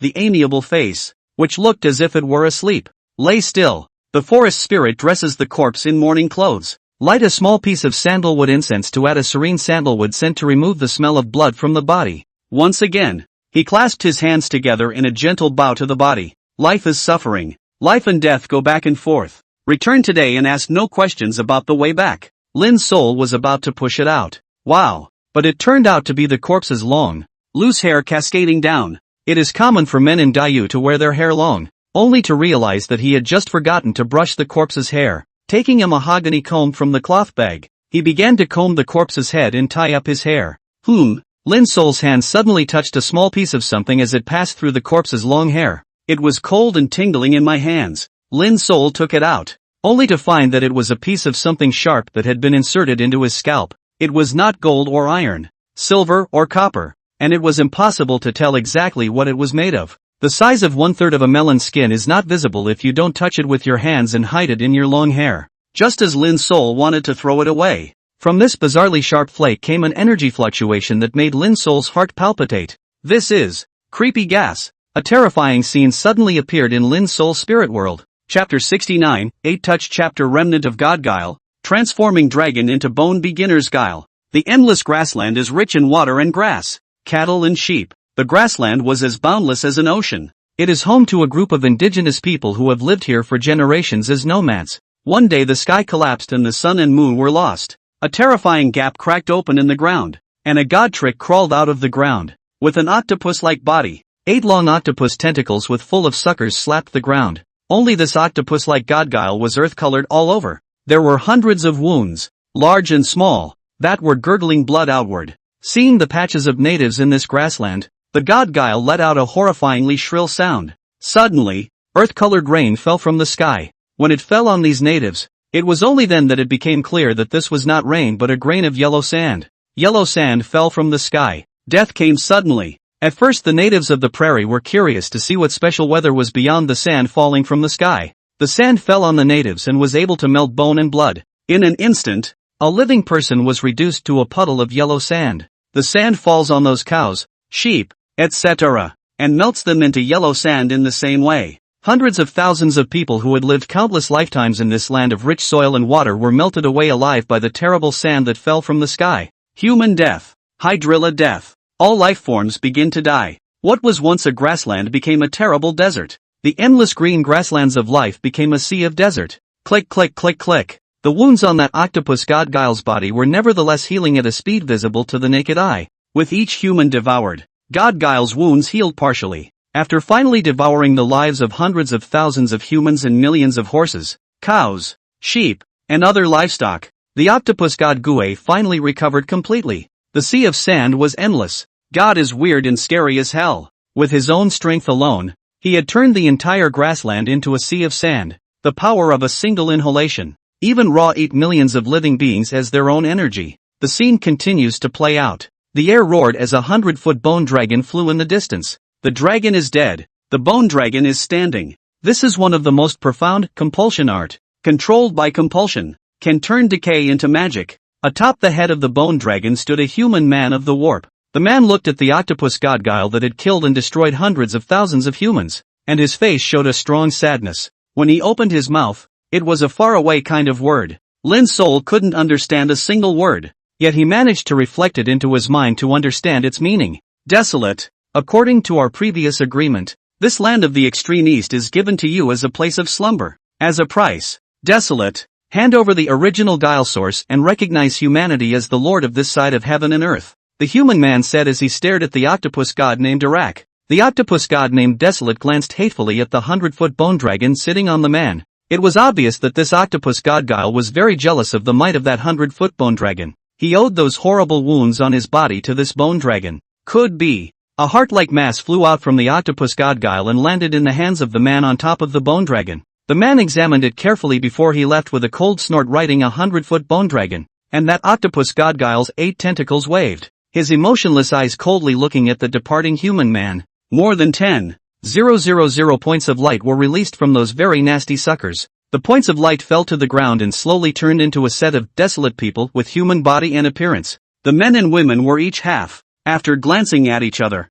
these 10,000 or so draconians started mating like crazy right where they were. That octopus god Guile's 8 tentacles wiggled, slowly raising an altar from the midst of this roiling yellow sand. It was hard to see the number and it always felt very weird. After doing all this, that octopus god Guile as a whole sank into the sea of sand and disappeared. All that was left was an endless sea of sand and the desolate people who were thriving on it. Why am I being pulled into this scene? Is that man riding a 100-foot bone dragon the rumored ancestor of the human Guile cultivator? He called that octopus Desolate. Could it be the rumored 9 unknowable god tricksters that survived after the Great War? Just as Lin's soul was standing there thinking, when he muttered the name Guile Desolate, a terrifying aura of death emanated from the illusory sea of desert in front of him. A terrifying gaze penetrated from the bottom of 100 feet deep into the sandy sea, staring straight into the depths of Lin's soul's soul. Only whisper your name. It was so close to having that terrible light penetrate his soul. Ah! Lin's soul felt that his body and soul were about to change just because he had been looked at by that terrifying god called Desolation. Starting with his feet first, flesh and blood quickly turned into yellow sand. Just at this fateful moment, that heavenly grinding wheel in Lin's soul's spiritual world once again turned on its own. The upper and lower mills rotate. It made some kind of distant sound. The sound was indescribable, like the ancient muddy sound of the unopened heaven and earth. The moment this voice came out, it was like a spring breeze blowing through Lin's soul's mind. The divine erosive power called Desolation hidden in the sea of sand instantly receded and disintegrated. Lin's soul's legs returned to flesh. With the help of the power of the heavenly grinder, Lin's soul quickly exited this illusory realm. Everything was caused by this sharp, slender object in his hand. The godly shenanigans of this world were all truly terrifying to the point of being impossible to look at. Even saying his name almost cost him his life and he was assimilated into the Arabs. Lin's soul had seen the scene just now and finally understood the Sea of the Far East and how the Desolate Man came to be. It was even more understandable that the original 7th altar of the desolate people that the 3rd prince had sent to explore and destroy turned out to be such a thing. Since this strange thing in his hand could pull Lin's soul into some sort of illusion, this was enough to show that this object was greatly connected to the altar and the Desolate Man. Lin's soul flipped his hand and put this sharp and slender thing into this centipede mouth. Checking that he was okay, he pushed the body out. The door to the room opened with a creak. Outside, Jean Z and the group of men behind him hurriedly probed and looked. They all wanted to know just how good Lin's soul's first strike level was. When Jean Z saw the corpse, his face instantly changed. First the shock, the awe, and then the relief of finally letting go. Barbara. The hookah took a few sharp puffs and he was finally relieved. Jean Z deliberately stepped aside to allow the handyman subordinates behind him to see clearly. Behind him, That talkative handyman henchman who had just been angrily criticized by Gene Z directly stared in disbelief. Mouth open, hands tearing at hair. He couldn't believe his eyes at all. This subordinate originally thought that Lin Sol, a blind man, plus the young white pawn corpse collector would definitely make a fool of himself. I thought that the body that Lin Sol rolled out should be frowning, grim-faced, and full of holes. In this way, he also counted on quietly pulling back a set from where he had just contradicted Gene Z. But the moment he saw the body, the corpse's appearance made him doubt his life. It's not a trick anymore. It's skill close to the path. Chapter 70 Zhen Gui sees power shakes Dayu. Lin Bai Pan's skill amazes the troop. The corpse of the sand scorpion guard that was rolled out was as if it was asleep at the moment. The face was flushed and the breath was gentle. The exposed skin is all wiped clean and shiny. Even his hair was combed to perfection. There wasn't the slightest smell of blood, and there was a faint sandalwood scent. The whole man no longer had the same hideousness, resignation, and horror that he had felt when he had pushed on before. What was presented in front of Gene Z and his men at the moment was definitely a carefully disposed corpse. This craft, it's no better than Master Camel. Elder Camel had more than 30 years of experience compared to this teenage little brother in front of him. This little brother called Lin Sol is surprisingly skilled in such a craft. Not bad for a 9th-generation hereditary white pawn collector. That underling handyman of Gene Z's who had previously been unconvinced and wanted to see Lin Sol make a fool of himself was deeply convinced at this moment. He looked at Lin Sol and almost offered his knees. He's blind. A blind man does his job so well. And you don't even trust him? Gene Z's heart was also very shocked. It had been thought that Lin Sol could just get the body mostly right. Just finish the most urgent task at hand first. Unbeknownst to him, when he saw the first body that Lin Sol stitched up, he immediately knew that he had picked up a treasure this time. This white pawn named Lin Sol was definitely a once-in-a-century talent. The experience and skills and techniques accumulated by the 9 white pawns. This is absolutely shocking level. Sure enough, the town trickster never disappoints. The recommended blind teenager, Lin Sol, possesses a ghostly skill. Lord Gene, please examine, Lin Sol said softly as he stood in the shadows of the house. Gene Z took a sharp drag on his hookah. Pop, slapped his thighs violently. Yes, this skill is a white pawn craft that I have never seen before. You truly possess a pair of amazing hands. We, the Academy of the Past Life, have always believed in serving the dead as we serve the living, and it is a natural partnership with the white pawn corpse collectors of the Jingui division. Elder brother Lin Sol, such craftsmanship is truly a blessing for me, Gene Z, and the entire Academy of the Living World. Come on people, put this hero who died for his country into an ice coffin and deposit it in the pure ice morgue waiting to be sent back to Dayu together. Kim Z is too excited. Getting a white pawn talent like Lin Sol would make his future work in the house of the living god better. It's not too late to get on with it, Lin Sol said. Gene Z had expected Lin Sol to ask for a slight break. I didn't expect him to ask directly to continue sewing up the body. Good, quick, get the second body in. Like the first one, this one has had its heart ripped out, is bleeding from its 7 orifices, has a hideous face, and has experienced great horrors in life. Gene Z continued to introduce the corpse's appearance to Lin Sol. Got it. Lin Sol pulls the body in and continues his white pawn sewing of the corpse. This body is almost identical to the first one, and it looks like it died from the same cause. This corpse was also a sand scorpion guard in life. The look of it should be some kind of presence that killed it with a single blow, removing the heart. And I think I had seen something else extremely scary before I died, and the expression on my face was very grim. Death is not an option. When the 3 incense sticks were lit, Lin Sol confessed a sin to the corpse. There was no rush to sew up the body. Instead he came to the front of the body and searched through the long hair with his hands. Sure enough, once again, a thin, sharp piece was found on the head, the same as the one the corpse before it got.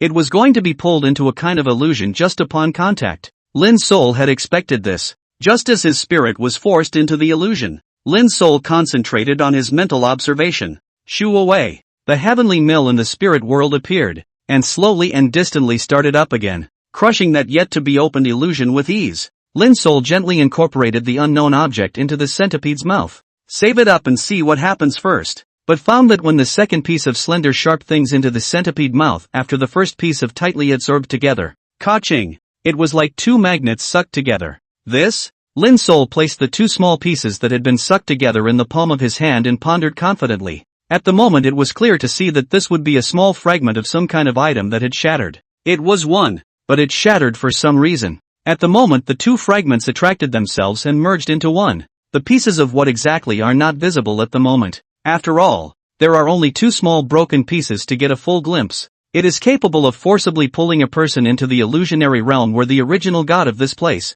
the Guile Desert, came from. This thing must not be simple. Even Lin Sol vaguely guessed that the heavy deaths and injuries from this vast ocean city's exploration of the desolate man's seventh altar might have something to do with this thing. Lin Sol took the two broken pieces into the mouth of the centipede. A quick start to today's body stitching. Light 3 incense sticks and put on a corpse-suppressing talisman. The body stitches went back and forth up and down as if they were flying, sewing up shattered wounds, shaping replacement hearts, smoothing out hideous faces. Special ointments give a rosy look and sandalwood incense is lit to remove the scent of blood from the body. Tie your hair, curb your face, and dress. Lin Sol did this familiarly, and when he was done, he once again confessed his sins to the corpse. With that, he pushed it out. Jean Z and the others waiting outside the door were also startled when they heard the room door open. Did you finish the second one that fast? You're not fooling around, are you? After seeing that the second corpse that passed through Lin Sol's hands maintained the same level as the first,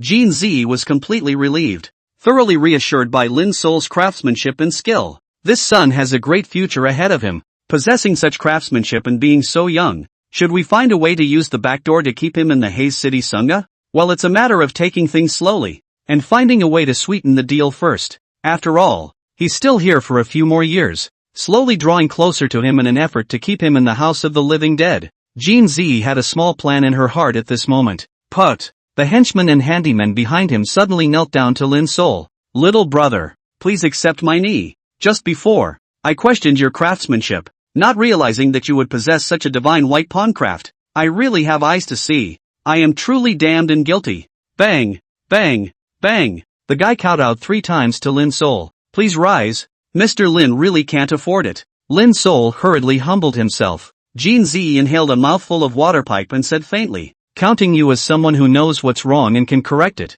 Little brother Lin Sol's talent is definitely at the level of a master. Don't forget, Lin Sol is a white pawn sent by the Jingue Sea. The town trickster never lets us down. Go quickly and put it in an ice coffin and send it to the morgue. Jean Z waved his hand to signal the handyman to get up and work. Yes, my lord. The handyman climbed up and cast a deep look at Lin Sol, took his men to work. Go on. Lin Sol opened his mouth. He was looking forward to what the slender shards hidden in the corpse's hair would eventually synthesize into. And how could this object work at the 7th altar of the desolate man? Chapter 71, Sewing up the body of a life-borrowing realm sneaky cultivator. Fusey expert died in a strange condition. As the corpses were brought in one after another, Lin Sol turned on rush work mode. Find the pieces first, then sew the body. Under the skill of his hands that can turn decay into magic, a mangled body advances. A complete body that looked like it was asleep pushed out. The first 9 corpses were all of the Sand Scorpion Guard, and their deaths were almost identical. Slender objects were found in all of their hair, and were taken away one by Lin Sol, fused together, slowly piecing together its complete original form. Today there are too few fragments to see what the original is yet. It was already time for dinner when Lin Sol pushed out the 9th corpse. Jean Z ordered the meals to be delivered to this place and said to Lin Sol, let's eat and rest first. Lin Sol nodded. Good. Quicklime was then removed from the cloth bag to sterilize it, then washed his hands back and forth about 24 times before he started eating. He ate in silence, not saying a word. Around them, on the other hand, were still dozens of mangled corpses parked. Lin Sol ate very lightly, completely unaffected. Lin Sol's appetite was extremely good, perhaps due to the fact that he had expended too much physical energy in the morning. He ate very sweetly, taking big bites of his food. Seeing Lin Sol eating calmly surrounded by dozens of corpses made Jean Z and the others in the Past Life Academy who often dealt with corpses feel their scalps tingle. One of the handymen poked the person next to him and whispered, can you even get down in this environment? The other replied, could it be because he can't see those corpses around him? Jean Z swept a glance at them, scaring the 2 talkative handymen into shutting up. Lin Sol ate his fill and drank a pot of prepared hot tea, also took the time to go to the restroom and stretch. Turning to Jean Z, he said, Lord Jean, go on. After all, there are still 33 corpses waiting for me in the courtyard. Jean Z was again moved by Lin Sol's dedication at this moment. How can you be so young and have so many good qualities? Could it be that everyone who comes out of the Jingue Sea is this good? As expected, the Jingue Sea had never let tie you down. The right immortal monarch who had seen the Jingue Sea immortal shrine all the way before. With his own strength, he destroyed the twin-tailed desolate poisonous bee that almost caused Hanhai City to flee the city. A common white pond forest spirit today has such craftsmanship and such a positive attitude. Good. Then I'll work hard for elder brother Lin. It's nothing. Start. Lin's soul turned around and went into the house. He became more and more interested in the next corpse instead. The first few corpses all had a thin, sharp piece of something in their hair, and the 9 fragments pieced themselves together for the time being to see exactly what the original object was. The 10th body advances. Kim Zi said, "This one is a body that died in a slightly different manner than the first 9. Both eyeballs were chipped, the heart was removed, and both legs were missing below the knee. The corpse is highly mutilated. So please take care of it, old brother Lin's soul. This is my rotary wingguard's borrowed life realm trickster cultivator, with a peculiar death. Please pay more attention when Lin's soul old brother sews up the corpse."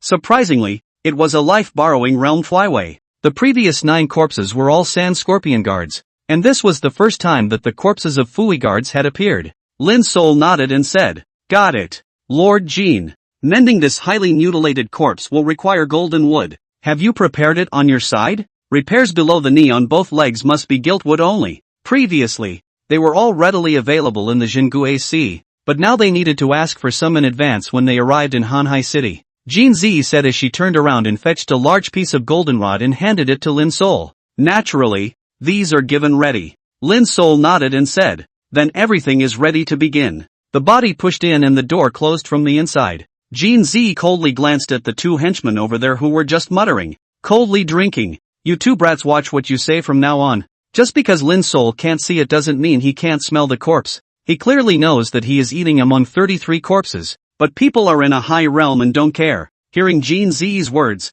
the 2 henchmen snapped out of it. Just now, Lin's soul was aware that he was sitting in a pile of corpses to eat, because he stood up and said precisely, "There are 33 more bodies. Oh, my God. Now that's a miracle of skill close to the path. Just because you're blind doesn't mean you can't smell the stench of a corpse." Sitting in the middle of 33 corpses and eating a big bowl full of rice. People simply knew from the start that there were bodies around. He knew. He was unafraid. He was calm. True God, compared to blind forest soul, we 2 are such good losers. Those 2 handymen had incredulity written all over their faces at the moment. Not bad for a white pawn. People are specialized in working with corpses. The white pawns of the 9th legacy can tell the basics of a corpse with a sniff. Not to mention that if he can't see with his eyes, his sense of smell and hearing must be beyond normal. Each and every one of you have stayed dumb in the past life academy. This time you finally know what it means to be outside of people. Jean Zi took a sharp drag on his hookah. The mind is even more determined to determine one thing. This little guy called Lin's soul. I must find a way to befriend him and make him stay. There was a maturity and stability and calmness about him that didn't match his age. Such a person has experienced great pain in early childhood. It must have a skill set and mindset that is hard to come by. A steady mind is a steady hand. Who says the blind are worse than normal? This Lin's soul was several blocks away from his own idiotic henchman. It's just that the more I see of these boys, the worse they get. Why don't you get to work? Every one of you just knows how to eat and talk nonsense. Roll on. Jean Zi cursed. Frightened, the 2 henchmen handymen ran off to work in a huff. Lin's soul looked at the highly mutilated corpse. Both eyeballs were chipped, the heart was removed, and both legs were missing below the knee. The Flyway borrowed life realm's guile cultivator. This should be the highest level of customer that Lin's soul buy has ever encountered in his career. The man appeared to be about 50 years old. He seemed to have been tortured before his death, but his expression was stoic and not shocked. More than anything else, his face was characterized by an indomitable spirit and a fierce irony. Lin's soul was faced with this kind of expert-stitched corpse. He instead had some excitement in his heart to leap into action. Light 3 incense sticks and burn them flush. The forest spirit said, "Excuse me," and recited the words passed down by the white pawn. And so begins this time of sewing up the body. First of all, from the hair of the corpse, I felt out the piece of sharp and slender things into the centipede mouth. The 10 fragments were attracted to each other, and at the moment, they could about see a little sign of the original's appearance. A statue? About as good as its original was a tiny statue. It's always weird when you can't see the face. There are still 32 bodies out there, and after the stitches are done they should be able to collect all the pieces. By then we'll know exactly what they are. Lin's soul first took out a wooden ruler from his cloth bag and carefully measured the length of the corpse's thighs above the knees. With his left hand, He pinched his fingers and figured out the height of the body when it was alive and the length of the missing calf part. A dozen more carving knives of various sizes were removed from the cloth bag. Chapter 72, The Dead Don't Dare to Resign. Carving knife and sewing needle setting pen. These carving knives are of different sizes and serve different purposes. Normally, it was very well maintained by Lin Sol, and it was incredibly sharp to use. This was all passed down from Lin Sol's ninth white pawn ancestor. There are three main roles. One is to carve the missing parts of the body and make prosthetics to repair the body intact. The second is the white pawn used for self-defense. Of course, Lin Sol, because the first time to obtain the force tripod 9 oxen, vigorously never used the dozen carving knife. Thirdly, it is used to cut off those solid parts of the body that make it easier to sew up the body. These carving knives have been passed down from generation to generation, and the traces of age can be clearly felt on them. Lin Sol didn't have time for these feelings. After all, he himself had traveled across the world and had just borrowed Lin Sol's physical body for a bit. He didn't have much of a sense of identification with his ninth ancestor. With skillful use of his carving knife, he began to cut the wood from the goldenrod. Goldenrod was a good thing in the previous world, but it was not uncommon in this world. After cutting the appropriate wood, another carving knife is used for carving. Carving, too, is a family craft for white pawns, so don't look at the white pawns as being despised, looked down upon, and called a short-lived species, but its family craftsmanship is anything but subtle. There are occasions to be looked down upon, such as in a place like the House of the Dead, where you are always working with corpses. They're obviously just a little more amenable to the white pawns. We all have similar professions after all, so we can be a little more understanding of each other. In no time,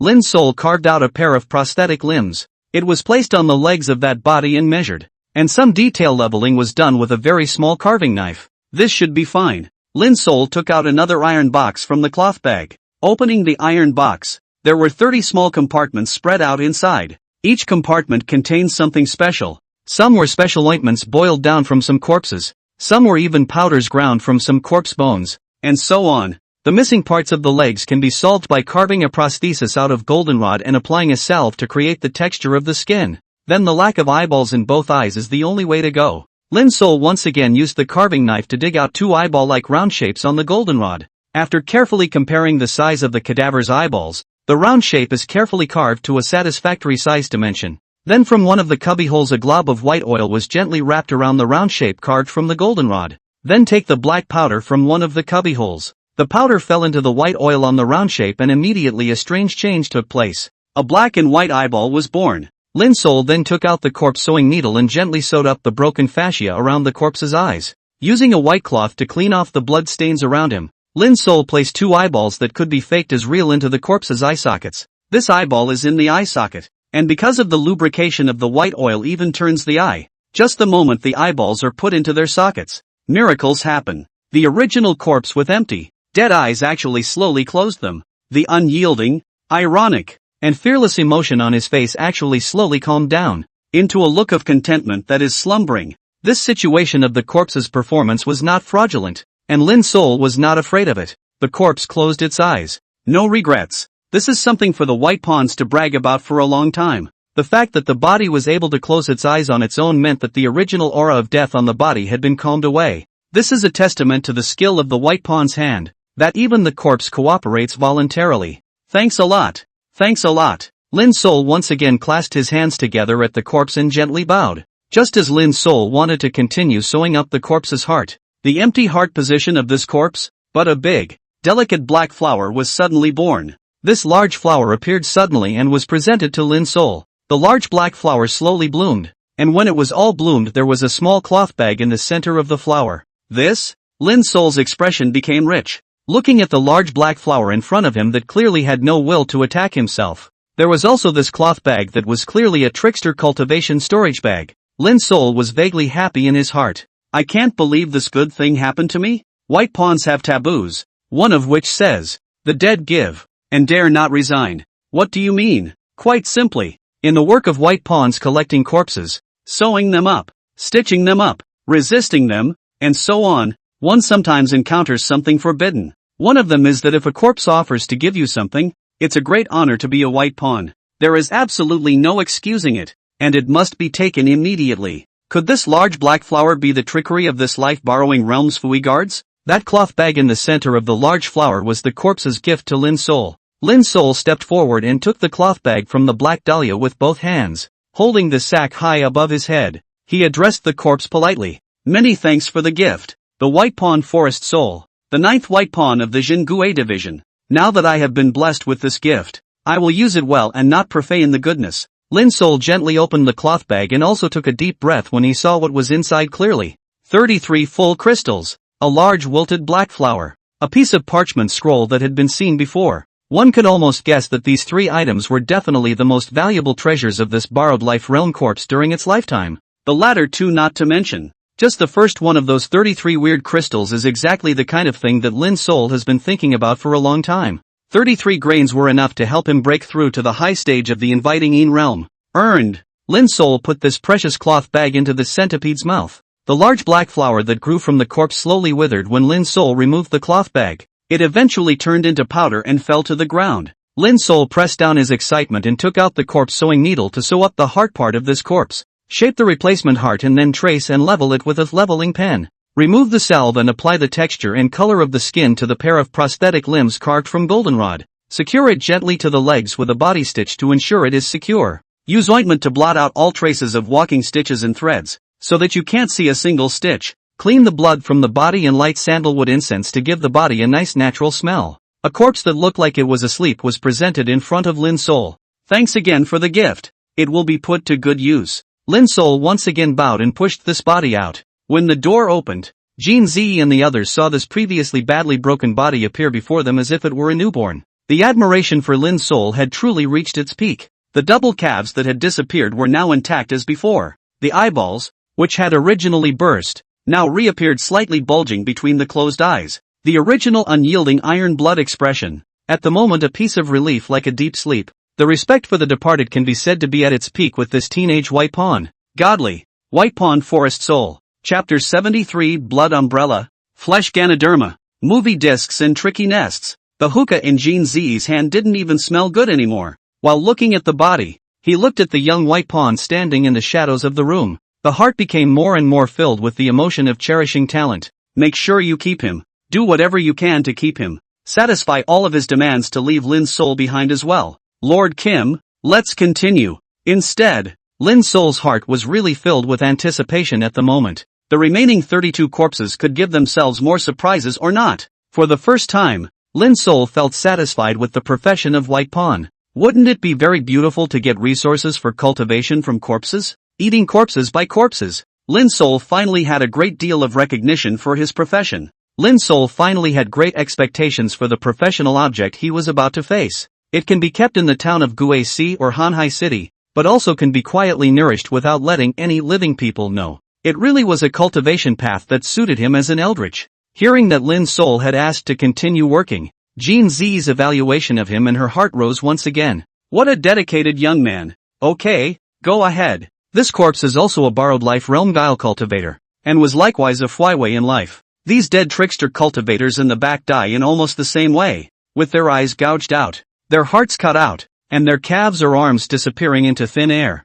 Lin Sol nodded his head to indicate that he knew. Lin Sol continued to continue sewing this body with the highest decorum and total dedication. It was just that this corpse didn't leave Lin Sol with any goodies except for that fragment in his hair. Lin Sol didn't let the fact that this corpse hadn't left anything behind slow him down in the slightest. As always, it will be fixed and perfected. While Lin Sol continued his work without sleep, the sky outside was getting dark. The eastern wasteland is also a different kind of flavor. After all, the sky is dark. It gives you the feeling of being in a wonderland. The city of haze is as hard as a mountain, and the waterfalls left on it bring a great deal of warm vapor and clean water to the city. The oasis outside the city and the springs on it are like pearls that have fallen to earth. Flavor. Mesmerizing. When Lin Sol opened the door to the room and pushed out the mended bodies, there were still a dozen or so mutilated bodies left in the yard. Lin Sol had been sleepless for the past 3 days, repeating the simple mechanical activities of eating and sewing a corpse. His dedication and professionalism had completely overwhelmed everyone from top to bottom of the Purabaya at the moment.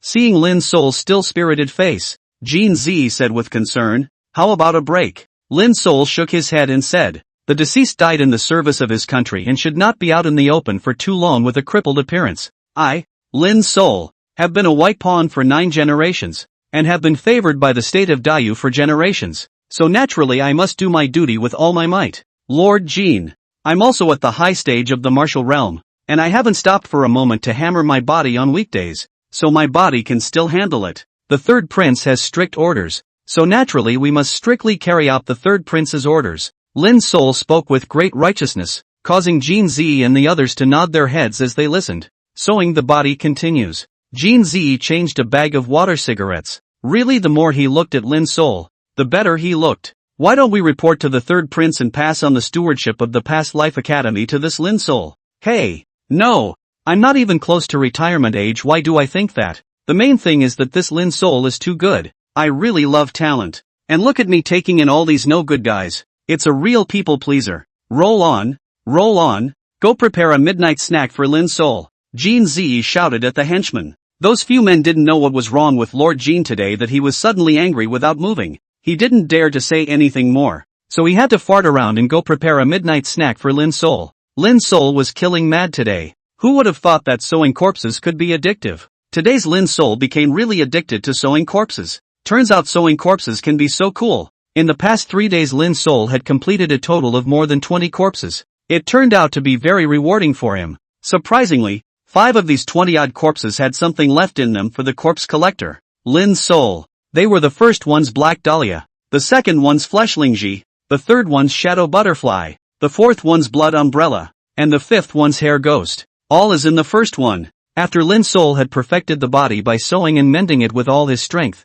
excellence and dedication for the deceased, one part of the corpse is triggered, and a large black flower, a piece of flesh rasher, a shadow butterfly, a bloody umbrella, and a mutilated hair trick appear. They all leave a cloth bag with different contents for the forest soul. In these 5 cloth bags Lin Sol obtained a total of 197 trickster crystals, 3 scrolls of parchment, and 3 special objects. Lin Sol could not wait to take a closer look, and joyfully put all the things into the centipede mouth. And the pieces obtained to combine into an object can already be seen to be indeed a statue. The statue's facial expression could not be seen clearly, but it could be seen as an evil godlike thing. It must have something to do with this trip to explore the 7th altar of the Desolate Man. For the time being, Lin Sol did not find anything wrong with the statue and continued to collect it. Another day and night passed. Lin Sol had finally finished sewing and collecting all of the remaining dozen or so corpses. Lin Sol obtained 2 more cloth bags from these corpses, which contained a total of 56 trickster crystals,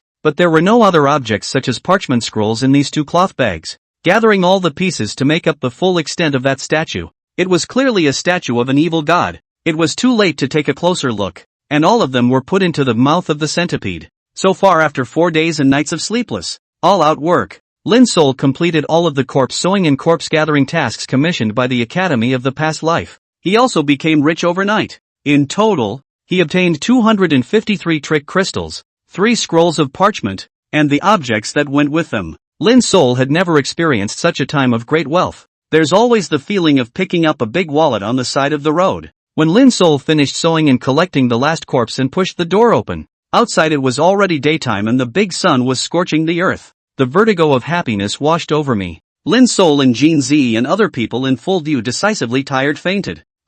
Quick! Lin Sol has been sewing and collecting corpses for 4 days and nights in a row, and has fainted with a huge deficit. Quickly send him to my room. Quickly go to the medical center and bring in the third prince's physician. Bastard! What are you waiting for? Go! Remember, hiring the third prince's physician is expensive. It's been reimbursed by the House of the Past Life. Jean Zi held the fainting Lin Sol in his arms and yelled at his men. He looked at Lin Sol's face that was pale from overworking for 4 days and nights in a row. It really hurts the more you look at it. Such a dedicated and good white pawn. Should I consider marrying my daughter to him?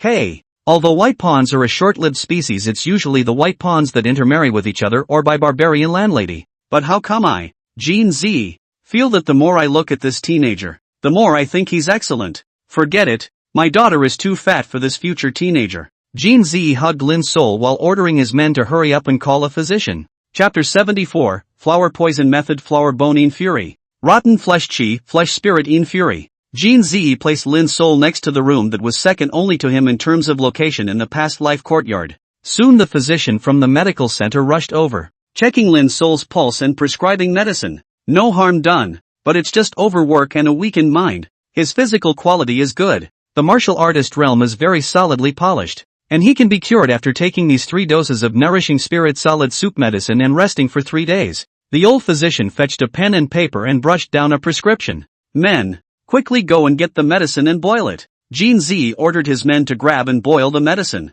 After sending away the old physician who asked for a high price for his visit, Jin Z personally stood guard in front of Lin Sol's bed. So dedicated. Surprisingly, he passed out from exhaustion after working for 4 days and 4 nights directly to fulfill the third prince's request. What a valuable quality. What a relatable white pawn. When her men brought the boiled soup and medicine, Jin Z couldn't be bothered to smoke the water cigarette to personally feed the medicine to Lin Sol. When the tonic went down, Lin Sol quickly woke up.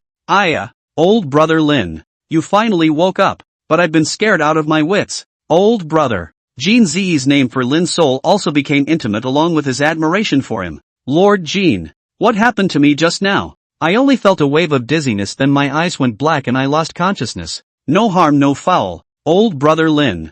You have fainted from overwork. The third prince's old physician personally diagnosed and treated you. You only need to take 3 doses of soup and rest for 3 days to be cured. Lord Jin. Thank you so much then. Ha ha, there's no need to thank me. I, Jin Z, and the entire Past Life Academy have to thank you. Ha ha ha. Jin Z let out a series of sincere heartfelt laughs. With this white pawn as a treasure, the future of the House of the Living God will be better. No more excessive worrying over the disappearance of the old body collector. Mr. Hump. Report. Lord Jin. The third prince is looking for you to come over. Someone outside came to report that the third prince had summoned Jin Z to go. Coming. Jin Z patted Lin Sol's shoulder with a smile. I'll report your performance and skill in the past few days to the third prince, and do my best to gain more merit for you. You rest well. I will order someone to bring you soup and 3 meals a day every day. You only need to follow the old physician's orders to rest. I'm off, ha. In 3 days expect you to stand up alive and well.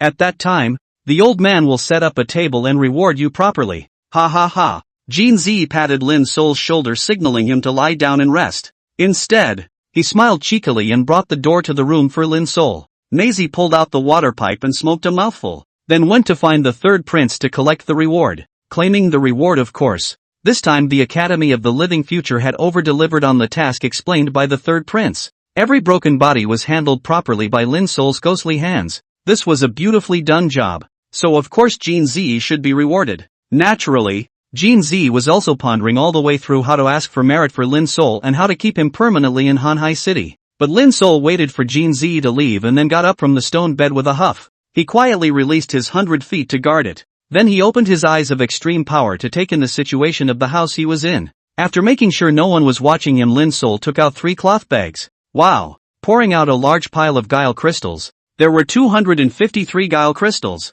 Lin Sol looked at the trick crystals and sat on the bed and laughed silently. Ha ha ha ha ha. It's really a step in the right direction. Who would have thought that a currency as precious as the guile crystals for the passage of Dayu would have been obtained by simply quietly doing his job as a white pawn collector? This time, there was no problem at all in advancing to the high stage of the inviting in realm. In addition to the trick crystals, there are 3 parchment scrolls and 3 matching objects. Lin Sol first put away the guile crystal before cautiously opening the first parchment scroll. The flower poison act. The tricky source of this method comes from the death earth poisonous trickster flower. And at the beginning of cultivation you need to water the withered buds of the death earth poisonous trickster flower with blood. After watering for 77 or 49 days, if the deathly poisonous guile flower can open delicately, it means that this person has been recognized by the deathly poisonous guile flower, then he or she can practice the flower poison method. If the withered bud continues to wither after watering, it means that the person has not been recognized by the death ground poison guile flower as not being able to cultivate this guile art.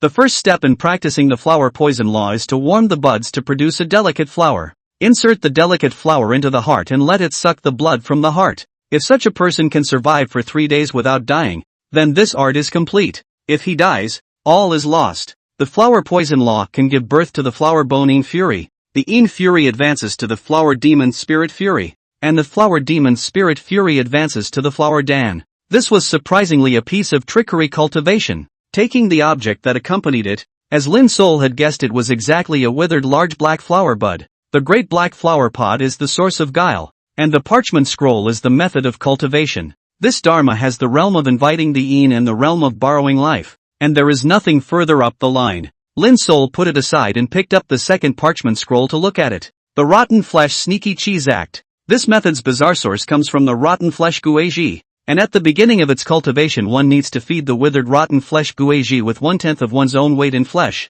After feeding 1/10 of one's own weight of meat to the withered rotten flesh guiji, if the rotten flesh guiji actively integrates into the person's body, then it means that the person has been recognized by the rotten flesh guiji as being able to practice the rotten flesh guiji method. If after feeding, that rotting flesh guiji is not integrated into the person's body, then they cannot cultivate this guiji. The first step in practicing the rotten flesh guilchi method allows the withered rotten flesh guilchi to recognize its owner, and the rotten flesh guilchi integrates into the body to eat 1/3 of the person's flesh and blood. If the person whose flesh and blood is eaten does not die, the trickery is first accomplished. If he dies, he will become the meat host of the rotten flesh chi, and the person will be eaten up by the rotten flesh chi. The rotten flesh tricky chi method can give birth to the fleshling Yin fury. The Yin fury advances to the rotten tricky chi spirit fury, and the rotten tricky chi spirit fury advances to the rotten flesh pill. Still a complete article of shenanigans. The nasty looking mess next to it was the trick source of this trick art, the withered and rotten flesh trick chi. Even though he didn't know what it was, deep down Lin's soul was resisting this thing. Feeling a little nauseous, tossing it aside, he moved on to the third parchment scroll, the hair trick law. The source of this method's guile comes from the hair breaking guile, which at the beginning of its cultivation requires one to cut off one's own head, throw the head and the hair on it into the nest of hair guile. If the head has not been eaten in the hair trickery nest, it means that the person has been recognized by the hair trickery nest to be able to cultivate the hair trickery method. If the head is eaten in the nest of hair and trickery, all is lost, and the person's head becomes a strand of hair in the nest of hair and trickery. Cultivating the hair trickery method can give birth to the tricky hair Yin fury. The Yin fury advances to the hair spirit fury, and the hair trickery spirit fury advances to the hair dan. Again, the third is still a complete piece of trickery. That massive hair-like stuff was the very source of the guile that cultivated this art. Hair trick nest. This one is even sicker. It's amazing that you need to cut off your own head. Chapter 75, Every trickster has a price.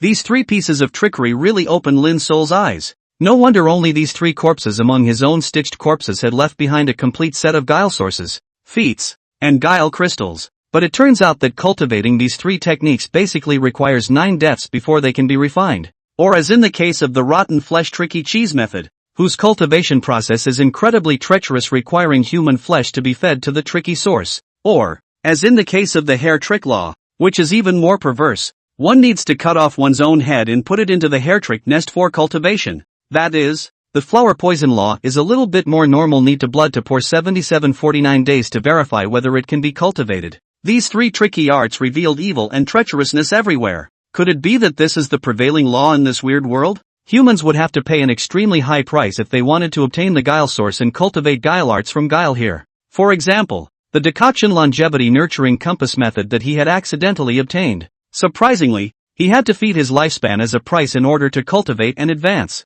Who else can cultivate it but himself? The one who lives forever? Lin Sol felt at the moment that the cruelty and terror of this world was quietly unveiling a corner to him. Through the 4 artifices that Lin Sol understood nowadays, it always gave him a certain feeling. What does it feel like? Anyone who practices trickery, all have a price. It didn't matter if it was the Lin Sol cultivation that required the dedication of a lifespan, or if it was these 3 doors that required the dedication of blood, flesh, and head respectively. All of them gave Lin Sol this feeling. Could this feeling be right? No wonder there were so few guile cultivators in this side of the world. If every trickster cultivation was so difficult to practice, it would be understandable that there were fewer trickster cultivations. Lin Sol swept a glance at these 3 tricky cultivation techniques, always felt his scalp go numb, especially the mess that was as disheveled as dry hair. That's the hair trick nest, the source of the hair trick method. Even more so, Lin Sol felt a chill in his neck. I thought it would be better to put it into the centipede mouth and deal with it later.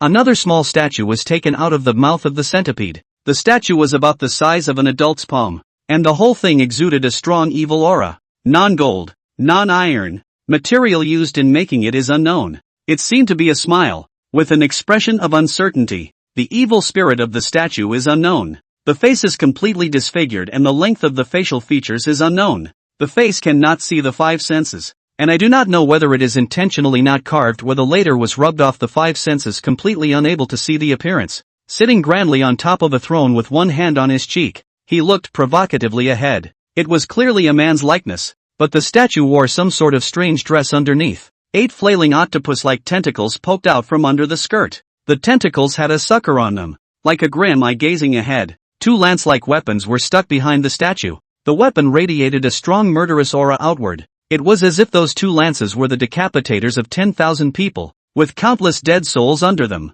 This statue is held in the hand, gives an irresistible evil. Even if you take one more look at it, you'll sink into it. This mental pressure that seemed ready to seize and strip the spirit reached right through the statue to the gazing brain. It is a great terror, a great pressure beyond words. This feeling had been sensed when Lin's soul had first touched its shards. Looking at the statue at the moment, he could already roughly guess what the statue was, although it is hard to see the facial features, but from the 8 octopus tentacles, we can tell that this statue is the original god of guile named Iraq. God Guile came here to the eastern wasteland after being severely injured by that human riding a bone dragon, turning miles of oases into deserts and devouring the humans and creatures that live there. A deal was struck with the human primordial trickster powers that desolation could survive here. At the same time, the first divine trickster named Wasteland handed over his trickster source to the first human trickster, and to recognize the mastery of mankind in this heaven and earth, promising to fall into a deep sleep for long years. The Eastern Wasteland,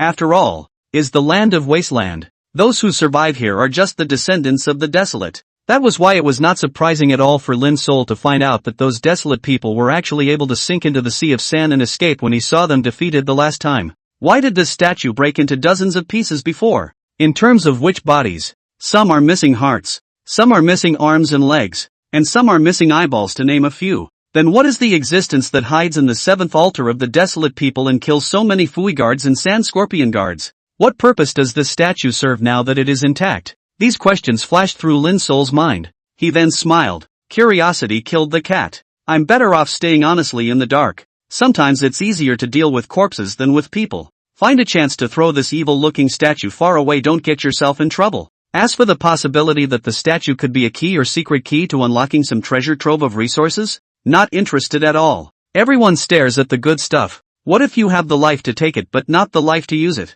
Nowadays, Lin's soul's realm was still low, and once he got too many treasures, perhaps he would be like a 3-year-old child holding gold and waving it around. At any moment there is a danger of death. What's more, this was not a world where humans practiced chi cultivation. This is a world that is still predominantly creepy after all. Humans practice trickery, which comes from trickery. Humans can't practice trickery without a tricky trickster source. Having seen the mirage of the lone smoke in the desert scene, we know that there are still a lot of scary existences in this world. Lin's soul was still weak today, and could be said to be unbeatable when encountering a strong person. Those who live forever should not fight, and hide in the heavenly prison to become one. Regardless of his spring, summer and fall, Lin's soul threw the evil statue into the corner of his centipede mouth. Take a sharp breath and hold down the joyous feelings of these 4 days and nights of great wealth and bounty. He closed his eyes and sank into his mental world. Even during the previous 4 days and nights of uninterrupted corpse sowing, Lin's soul had not stopped for a single day of frying life cultivation. Lin's soul knew clearly and firmly within himself. The identity of the white pawn was merely a shell for him to settle down in this world. What could really make him change his identity was his own strength. Continuously improving your realm is the fundamental thing. For example, today's Lin's soul already possessed enough guile crystals to be able to raise his realm to the high stage of the inviting in realm. Lin's soul was in no hurry. He wants to get his body back in the best shape possible. In the middle of his spirit world, Lin's soul silently looked at that heavenly grinding wheel. This heavenly grinder had saved him repeatedly before, rescuing him from bizarre mental illusion attacks. Originally, it was thought that this was just a false image of practicing the decoction of longevity nurturing compass method. That doesn't seem to be the case at all now. The wondrous and powerful nature of this heavenly grinding will far exceeded that of a cultivation false image. Look at the Tong Tian grinding wheel residing high in the supreme of the spiritual world. Like a god of creation, he absorbed Lin's soul's 7-colored lifespan and slowly rotated. Feedback 7 drops of green divine liquid into Lin's soul's body and spirit, increasing his Tao in cultivation. Lin's soul felt a wave of cosmic vastness more and more from that ancient vicissitudes and mysterious millstone. Tong Tian grinder. Unusual. Chapter 76, Black Bone Python. 2. Red pupil. When the heavenly grinder ate away Lin's soul's lifespan and fed him divine liquid into his body, Lin's soul's originally somewhat tired body quickly became refreshed. Originally, his fainting in Jin Zi's arms was an act. With his physical and mental strength that had been quenched by the divine liquid day and night, This mere 4 days and nights of sewing corpses was nothing at all. At this moment, Lin's soul adjusted his body to its best state. He also felt that today, his cultivation in the middle stage of the inviting realm had been completely consummated. It was time to impact the high stage of the pleasing realm. Lin's soul's left and right hands each held a trick crystal. The memory palace in his mind opened up the view and luck diagrams of the frying longevity nurturing compass method and began to cultivate away. Slap! The 2 grains of guile crystals were instantly crushed, and pure, oceanic amounts of guile chi swirled out of them. The weird chi wanted to detach and enter the outside world, but it was instantly controlled and incorporated into his body by Lin's soul running the luck diagram of the frying longevity nurturing compassion technique. The endless streams of bizarre chi that contained the origin of this world were snaked away by Lin's soul in the order labeled by the luck chart, passing through several important orifices of the body. It slowly converged within that cyclone in Lin's soul's chi si. The cyclone was already rotating slowly, but at this moment, it was suddenly guided by Lin's soul into a large amount of bizarre chi becoming violent. The newborn power was like a roaring wave injected within the cyclone. The cyclone rotated madly, and the rotating cyclone caused Lin's soul's originally perfect middle stage of the inviting realm to begin to change. Lin's soul's body began to chill. Lin's soul frowned slightly. I felt my body getting colder and colder, as if I had entered a tomb. This was not the case when he had previously impacted the early and middle stages of the pleasing realm. What's going on here? Lin's soul tightly guarded his heart and eliminated distracting thoughts, covering one's mind and spirit with the view of the mind. But his hands didn't stop. And after the old guile crystal turned into crumbs, Lin's soul once again took out a new guile crystal to continue absorbing the guile chi in it. This is a critical moment to break the boundary, and you can't stop. Lin's soul had a large amount of guile crystals at the moment, so he would naturally spare the guile crystals to continue the onslaught. As more and more weird chi entered the cyclone and the cyclone stirred Lin's soul's body, Lin's soul felt increasingly chilly. Even indoors there was a lingering chill spreading through the walls. Lin's soul was always fumbling alone on his way to cultivation. There is no master, no guide. In the face of this situation, he was still practicing today in strict accordance with the visualization and luck charts. Bite the bullet. Resist the gloom. After Lin's soul consumed the 26th trickster crystal, the gloomy aura on Lin's soul's body had reached its peak. A thick layer of black ice crystals wrapped around the outside of his body. Lin's soul was gritting his teeth as he continued to crush the guile crystal to cultivate. This was because his cultivation path was not wrong, and it strictly followed the observation and luck chart of the decoction of longevity-raising compassion method. With this bizarre situation in front of him, Lin's soul remained steady as a rock despite being confused. After reaching a certain peak, the chi cyclone in his body finally started to become calm from near insanity. Lin's soul's physical fitness completely carried this kind of coldness. He vaguely felt that this was entirely due to the feedback from the 7 drops of green divine liquid he received after sacrificing his 7-colored lifespan. 1 drop is poor, 3 drops are ordinary, and 7 drops are divine. The feedback Lin's soul received from practicing this method was feedback rated at the God level. Feedback day and night, hardened and washed day and night, grinding day and night. Lin's soul's physical and mental qualities could be said to far exceed those of other guile cultivators in the same realm. It could even be said that Lin's soul had obtained the 7 drops of divine liquid under the blessing of an infinite 7-colored lifespan. It is several times that of other ordinary people. That was why Lin's soul was still able to sit as if he was holding it after this gloomy aura had finally reached its peak. It was because Lin's soul knew deep down that there was nothing wrong with this cultivation method. The rest is persistence. The violent cyclone finally settled down. Lin's soul realized that there was a new change under the chi whirlpool in the Dantian at this moment. The cyclone was like a spinning hurricane with sharp corners, and at the moment, it was even dripping drops of liquid from that sharp corner below. A drop of liquid falls to the ground. Tick-tock. A small puddle slowly opened up in Lin's soul's Dantian. As the pure guile crystals were consumed grain by grain, that small puddle got bigger and gradually turned into a large puddle. Wow! The puddle was not known to be deep, but something crawled out of it. A pure skeletal python without match or flesh. The bone python climbed out and looked blankly at the cyclone above. After seeing the cyclone's appearance clearly, he unexpectedly catapulted up and climbed on top of that cyclone. The bone python had a huge body and snaked up the cyclone. Its body was surprisingly the same size as that cyclone. The bone python completely overlapped with the cyclone.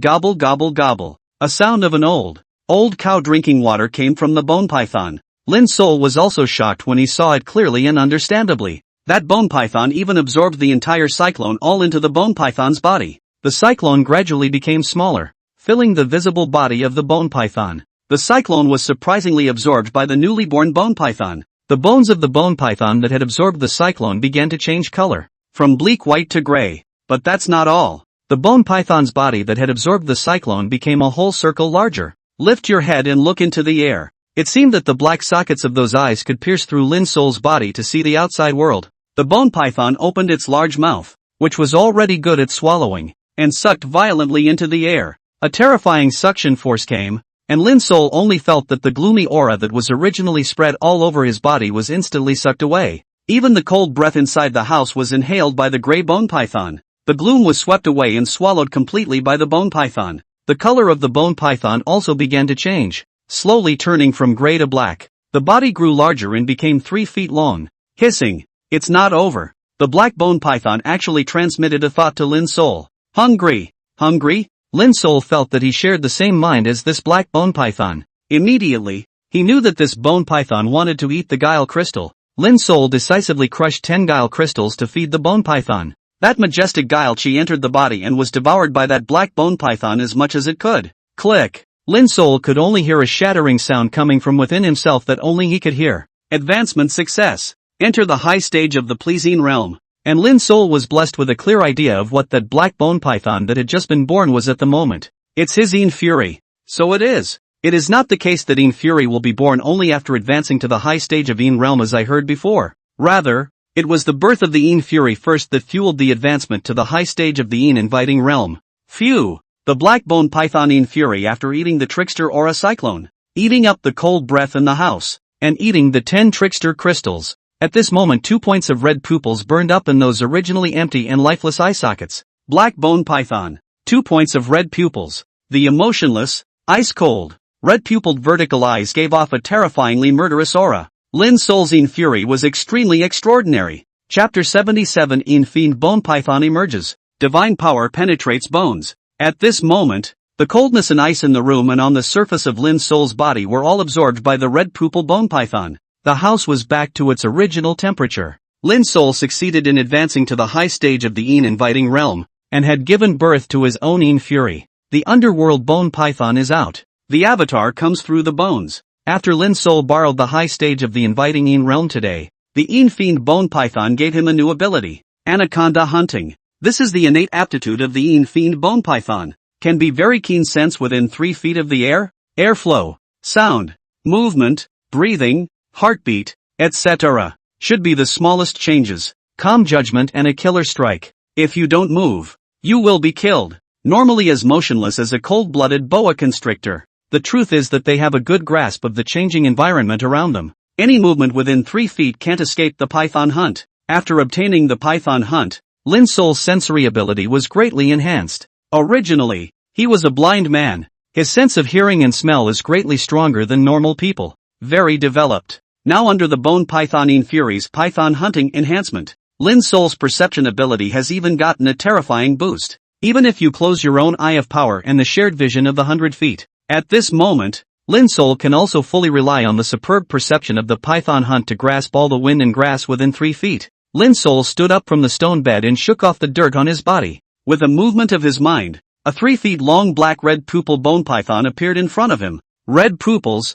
black body, all bone, no blood, no flesh. You are my Yin Fury. Lin Sol looked at the Yin Fury that belonged to him and transmitted a voice to it. That red pupil bone python snaked around and climbed onto Lin Sol's waist. Raising that huge python head, he nodded his head 3 times at Lin Sol. You are a Yin Fury. And without the spirit fury that you can only have when you have advanced to the borrowed life realm, it seems that you are not yet able to speak. In that case, how about I name you Red Pupil? Lin Sol once again transmitted his voice. He thought about the electric eel spirit fury and the cloaked mantis spirit fury he had seen back then. Those 2 spirit fiends had essence in their eyes, and even had human emotions in them. This is enough to show that the so-called spirit fury should be the Yin Fury advanced to give birth to spiritual consciousness. There is no spirit in the shades. That should be the difference between the two. The red pupil bone python didn't react to Lin Sol naming him. By instinct, he climbed up the smooth stone wall of the house and climbed back and forth through the house. It was amazing that such a huge body,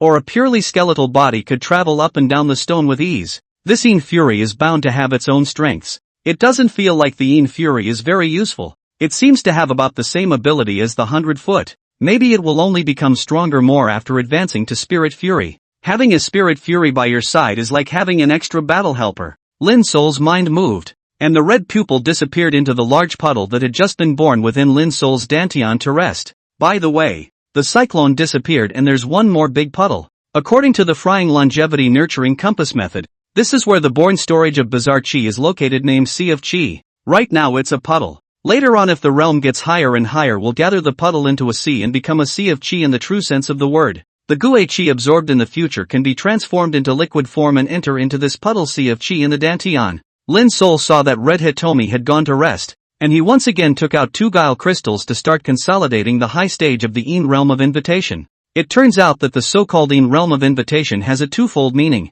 In the first stage, a new trickery was born, inviting the Een. Feed them with blood and invite the Een compass to help kill the enemy. The Een compass eroding body. 9/4 of the Yellow Spring 3-eyed Een compass invited by Lin Sol is incredibly powerful. Every time he invites this Een compass, who calls himself the Old Man of the Yellow Springs, Lin Sol feels a sense of powerlessness that he can't grasp. Facing the Een compass eroding body, 9/4 of the Yellow Spring, Lin Sol deeply sensed the pallor of his own low strength. The Een compulsion eroding body, 9/4 of the Yellow Springs, has also become Lin Sol's last killer weapon. Not until it is a matter of life and death. Will never expose the existence of the Yellow Springs ancestor in front of people. If he is exposed, he must kill anyone who sees the Yellow Springs ancestor. The second one, the birth of Een Fury. This Een Fury rests in the Sea of Chi on weekdays and can be called upon when in use. Only this Een Fury was not strong. It was a transitional stage. Only after entering the high stage of the borrowed life realm did the Een Fury advance to the Spirit Fury before it became a great killing weapon. Is it true that only you in the middle of the Een Invitation realm can have the Een Invitation amulet? But everyone has the Sinister? Lin Sol vaguely felt that this should be the case. Originally, practicing the decoction of life-nurturing compassion technique was simply a heaven-defying trick art that was impossible for anyone to practice. Only an existence like Lin Sol could have practiced it. Even when Lin Sol practiced that day, his method did not even mention the issue of Gue Yuan. You can practice as long as you feed your lifespan every day. It's a low entry point. But it's costly. May I ask who can practice it besides Lin Sol? The eternal life? It's impossible for anyone to practice. Even if someone's brain is in the water to practice this frying life nourishing compass method, it is estimated that frying life day and night to feed life for 10 days will end in the end of life. 10 days is 70 years. That's why when Lin Sol practiced to the middle stage of the Een inviting realm, the Een inviting talisman art appeared, and Lin Sol is the blood of the elders, fed with blood. Invited out of the Een compulsion is naturally the existence of destroying the sky and the earth. Lin Sol will slowly sort out the relationship between this. He also became clear inside. Everything is going well. The first 2 of the several goals he had set for himself by entering the Eastern Wasteland had already been realized. One is to get enough trick crystals. The second is to attack the high stage of the Een realm and get your own Een Fury. There are only 2 big goals left today. One is to serve 3 years and return alive to the Town Dial Division. The second was to get the successor technique to the decoction of longevity nurturing compassion technique. And if Hanhai City didn't have it, they also needed to get the relevant clues. The decocted longevity nurturing compass method that Lin Sol had accidentally obtained only had the conceptualization diagram, luck diagram, and technique for the martial artist realm and the Een inviting realm. In order to enter the next realm, the life borrowing realm, one must follow up with a new technique. It's already overbooked. Lin Sol expelled all distractions from his mind and continued to consolidate the high-stage realm of the Een realm of invitation. It wasn't until dawn the next day that there was a knock on the door. Lord Kim arranged to have 3 meals a day sent over. A handyman whispered outside the door. Okay, leave it outside the door. Lin Sol opened his mouth. The man at the door set the meal down then left. Lin Sol got up and moved his muscles, looking around the room without missing any clues before opening the door to eat. According to what the healer said, Lin Sol needed to rest for 3 days. So Lin Sol practiced almost without leaving his home in these 3 days except for going out for small and large explanations. 3 days later Lin Sol suppressed his realm to the high stage of the martial realm with a compulsion ritual. He gathered himself and pushed his way out. Outside stood a young handyman napping, seemingly specifically waiting for Lin Sol. A jolt woke him up when he heard the door open. Chapter 78 Anaconda Hunting, Cultists Foul Play. Seeing Lin Sol walk out with his cane, he immediately stepped forward and politely said, Mr. Lin, you're physically healed? Lin Sol nodded and said, after resting for a few days, I have already healed. I would like to go to the great bathhouse to wash the dust off my body and cleanse myself, so please lead the way. The handyman was prepared and fetched some clean towels and a change of clothes from behind him. The people of the Hall of the Living Dead certainly know that they must clean themselves after dealing with corpses. Previously, Lin Sol had been busy for 4 days and 4 nights in a row, and he had fainted at work at his post without coming to take a shower. Mr. Lin, please follow me. Lord Jean has gone out on the orders of the third prince, and he has arranged that I must serve Mr. Lin well. Sir, Lord Jean has already arranged to run you from the Tingguan Academy to our Past Life Academy, so you'll be living here from now on. My name is Takeshi. If you have any orders, sir, just call me directly. Xiao Wu had been instructed by Lord Jean to know that Lin Sol didn't need someone to hold his palm to follow the person walking forward with precision. Xiao Wu walked in front, and Lin Sol followed behind. Because of its special working relationship, MLC places special emphasis on cleaning oneself after work. The large bathhouse covers a wide area and is surprisingly constructed on a geothermal vent in the middle of an entire mountain. Takeshi said with great pride, Mr. Lin, there are only 2 places in the entire Hanhai city that have hot springs. One is at the highest place where the third prince resides, and one is right here in our Past Life Academy. This is third prince's affirmation and support for our Past Life Academy. Lin Sol nodded. There was nothing wrong with saying that. Sir, turn left as you enter and walk to the end where that one hot spring is available. Xiao Wu put clean towels and clothes into Lin Sol's hands. Lin Sol nodded and walked into the hot spring. There are a dozen or so hot springs here, large and small, and the innermost one is supposed to be the most honorable. Lin Sol entered it, and the 100 feet under his feet transformed into the size of ants to guard him. There was no one in the hot springs, and it seemed to have been reserved for him. Lin Sol took off his clothes and walked into the hot spring. The water is slightly piping hot, just the right temperature to bear. Lin Sol sank his body all the way into the hot spring and waited quietly for a long time until he couldn't hold his breath before getting up. There were round pebbles behind him that could be used as pillows, and Lin Sol lay there quietly feeling the happiness of being alive. I have to say, this hot spring in the house of the past is really soothing. Sink into it. A clean sweep of fatigue. Really don't want to leave. Half a day later, a refreshed Lin Sol stepped out of the hot springs of the Past Life Academy. Xiao Wu was waiting for him outside somewhat anxiously, and saw Lin Sol come out and said hurriedly, Sir, big deal. Hanhai City has discovered 2 spies who sneaked in, and they're hanging at the top of the city at the moment as a warning to others. What kind of person dares to hit our Hanhai City? Let's go and take a look. Xiao Wu was even younger than Lin Sol and was very interested in this hanging of a dead man at the top of the city. Lin Sol was in an excellent mood at the moment and laughed when he heard this. Go and take a look. He was new to the city, and he always needed to know the customs of Haze City. Takeshi happily walked ahead of him, afraid of missing any interesting bits. Lin Sol followed him, stepping accurately on each of his footprints. When I came to the head of the city, there were really a lot of people watching. 2 corpses, 1 male and 1 female, hang from the city walls, and a notice is posted on the wall. Xiao Wu first shrunk his neck when he saw the 2 bodies being hanged, then read the notice on the wall for Lin Sol. Today, 2 spies of the cult Original Sin Cult, Yu Linglu and Zhao Dongsheng, have infiltrated Hanhai City, and were detected and captured by the Fui guards. 10 days of violent corpses to serve as a warning to others. I hope that all those within Hanhai City will take this as a warning and not violate the king's authority. Xiao Wu looked at the 2 corpses, his eyes filled with disdain and said, Mr. Lin, nowadays those 2 spies of what's called the Original Sin Cult are being hanged on the city wall. Truly damned. Lin Sol's heart was also stunned when he heard the names Yu Linglu and Zhao Dongsheng. These 2 were captured by Hanhai City so soon? As soon as I think of Yu Linglu along the way to condescend himself did not succeed, instead because of the sign language to reveal their own secrets. Lin Sol wanted to laugh. 2 idiots who didn't even survive 10 days in Hanhai City. Xiao Wu, let's go. I'd like to ask, where in Hanhai City can I learn about trickery and trickster sources? Lin Sol wasn't interested in these 2 stupid thieves. With that kind of intelligence, they're spying for their godfather? It's just a joke. Takeshi watched the hilarity and didn't want to stay here much longer. Sir, the information about trickery and trick sources is of course in the miscellaneous affairs house. Go, I'll take you there. Just as Lin Sol turned around and wanted to follow Xiao Wu out of here, a wave of perception instantly surged into Lin Sol's heart. Python hunt. That powerful perception was instantly unleashed. The 3-foot range was just enough to bring the 2 hanging corpses inductively within range. The memory palace in Lin Sol's mind began to open. Various situations about the black carriage that these 2 people shared with Lin Sol along the way to Hanhai City surfaced one by one. A hint of the aura about these 2 people at that time surfaced in Lin Sol's mind. It's not right. It's very wrong. One of those two is a fake. The aura emanating from the corpse called Zhao Dongsheng that was hanging over the city at the moment was not the person who rode in the carriage with Lin Sol that day. Changing of the guards. The one called Yu Linglu who was yakking and trying to lasso Lin Sol was fine. It was indeed the right woman that day. The real Zhao Dongsheng. The golden one. The person on the city wall was not the real Zhao Dongsheng.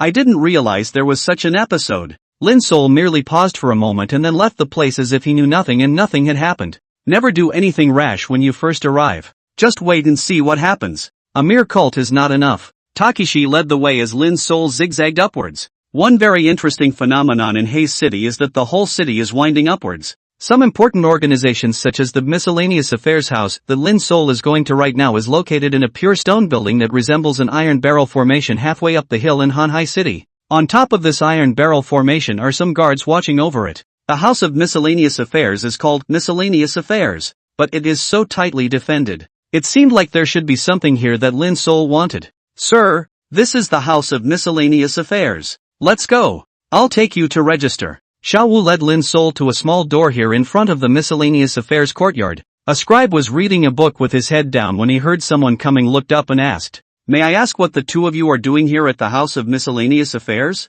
Lin Sol said, "I am Lin Sol, the White Pawn Corpse collector sent here by the Jinggue Division. And I have come today to try to find out more about the Gue Yuan Gue technique." When the scholar heard Lin Sol say that he was a White Pawn Corpse collector, he also looked at his eyes in shock and then recovered. "Please fetch your wooden identification tag for a test." That clerk was official and needed to verify his identity before he could do so. Lin Sol took over the plate with his name engraved on the front and a small 5 engraved on the back and handed it to the clerk. 5. Representing Lin Sol's merit value nowadays.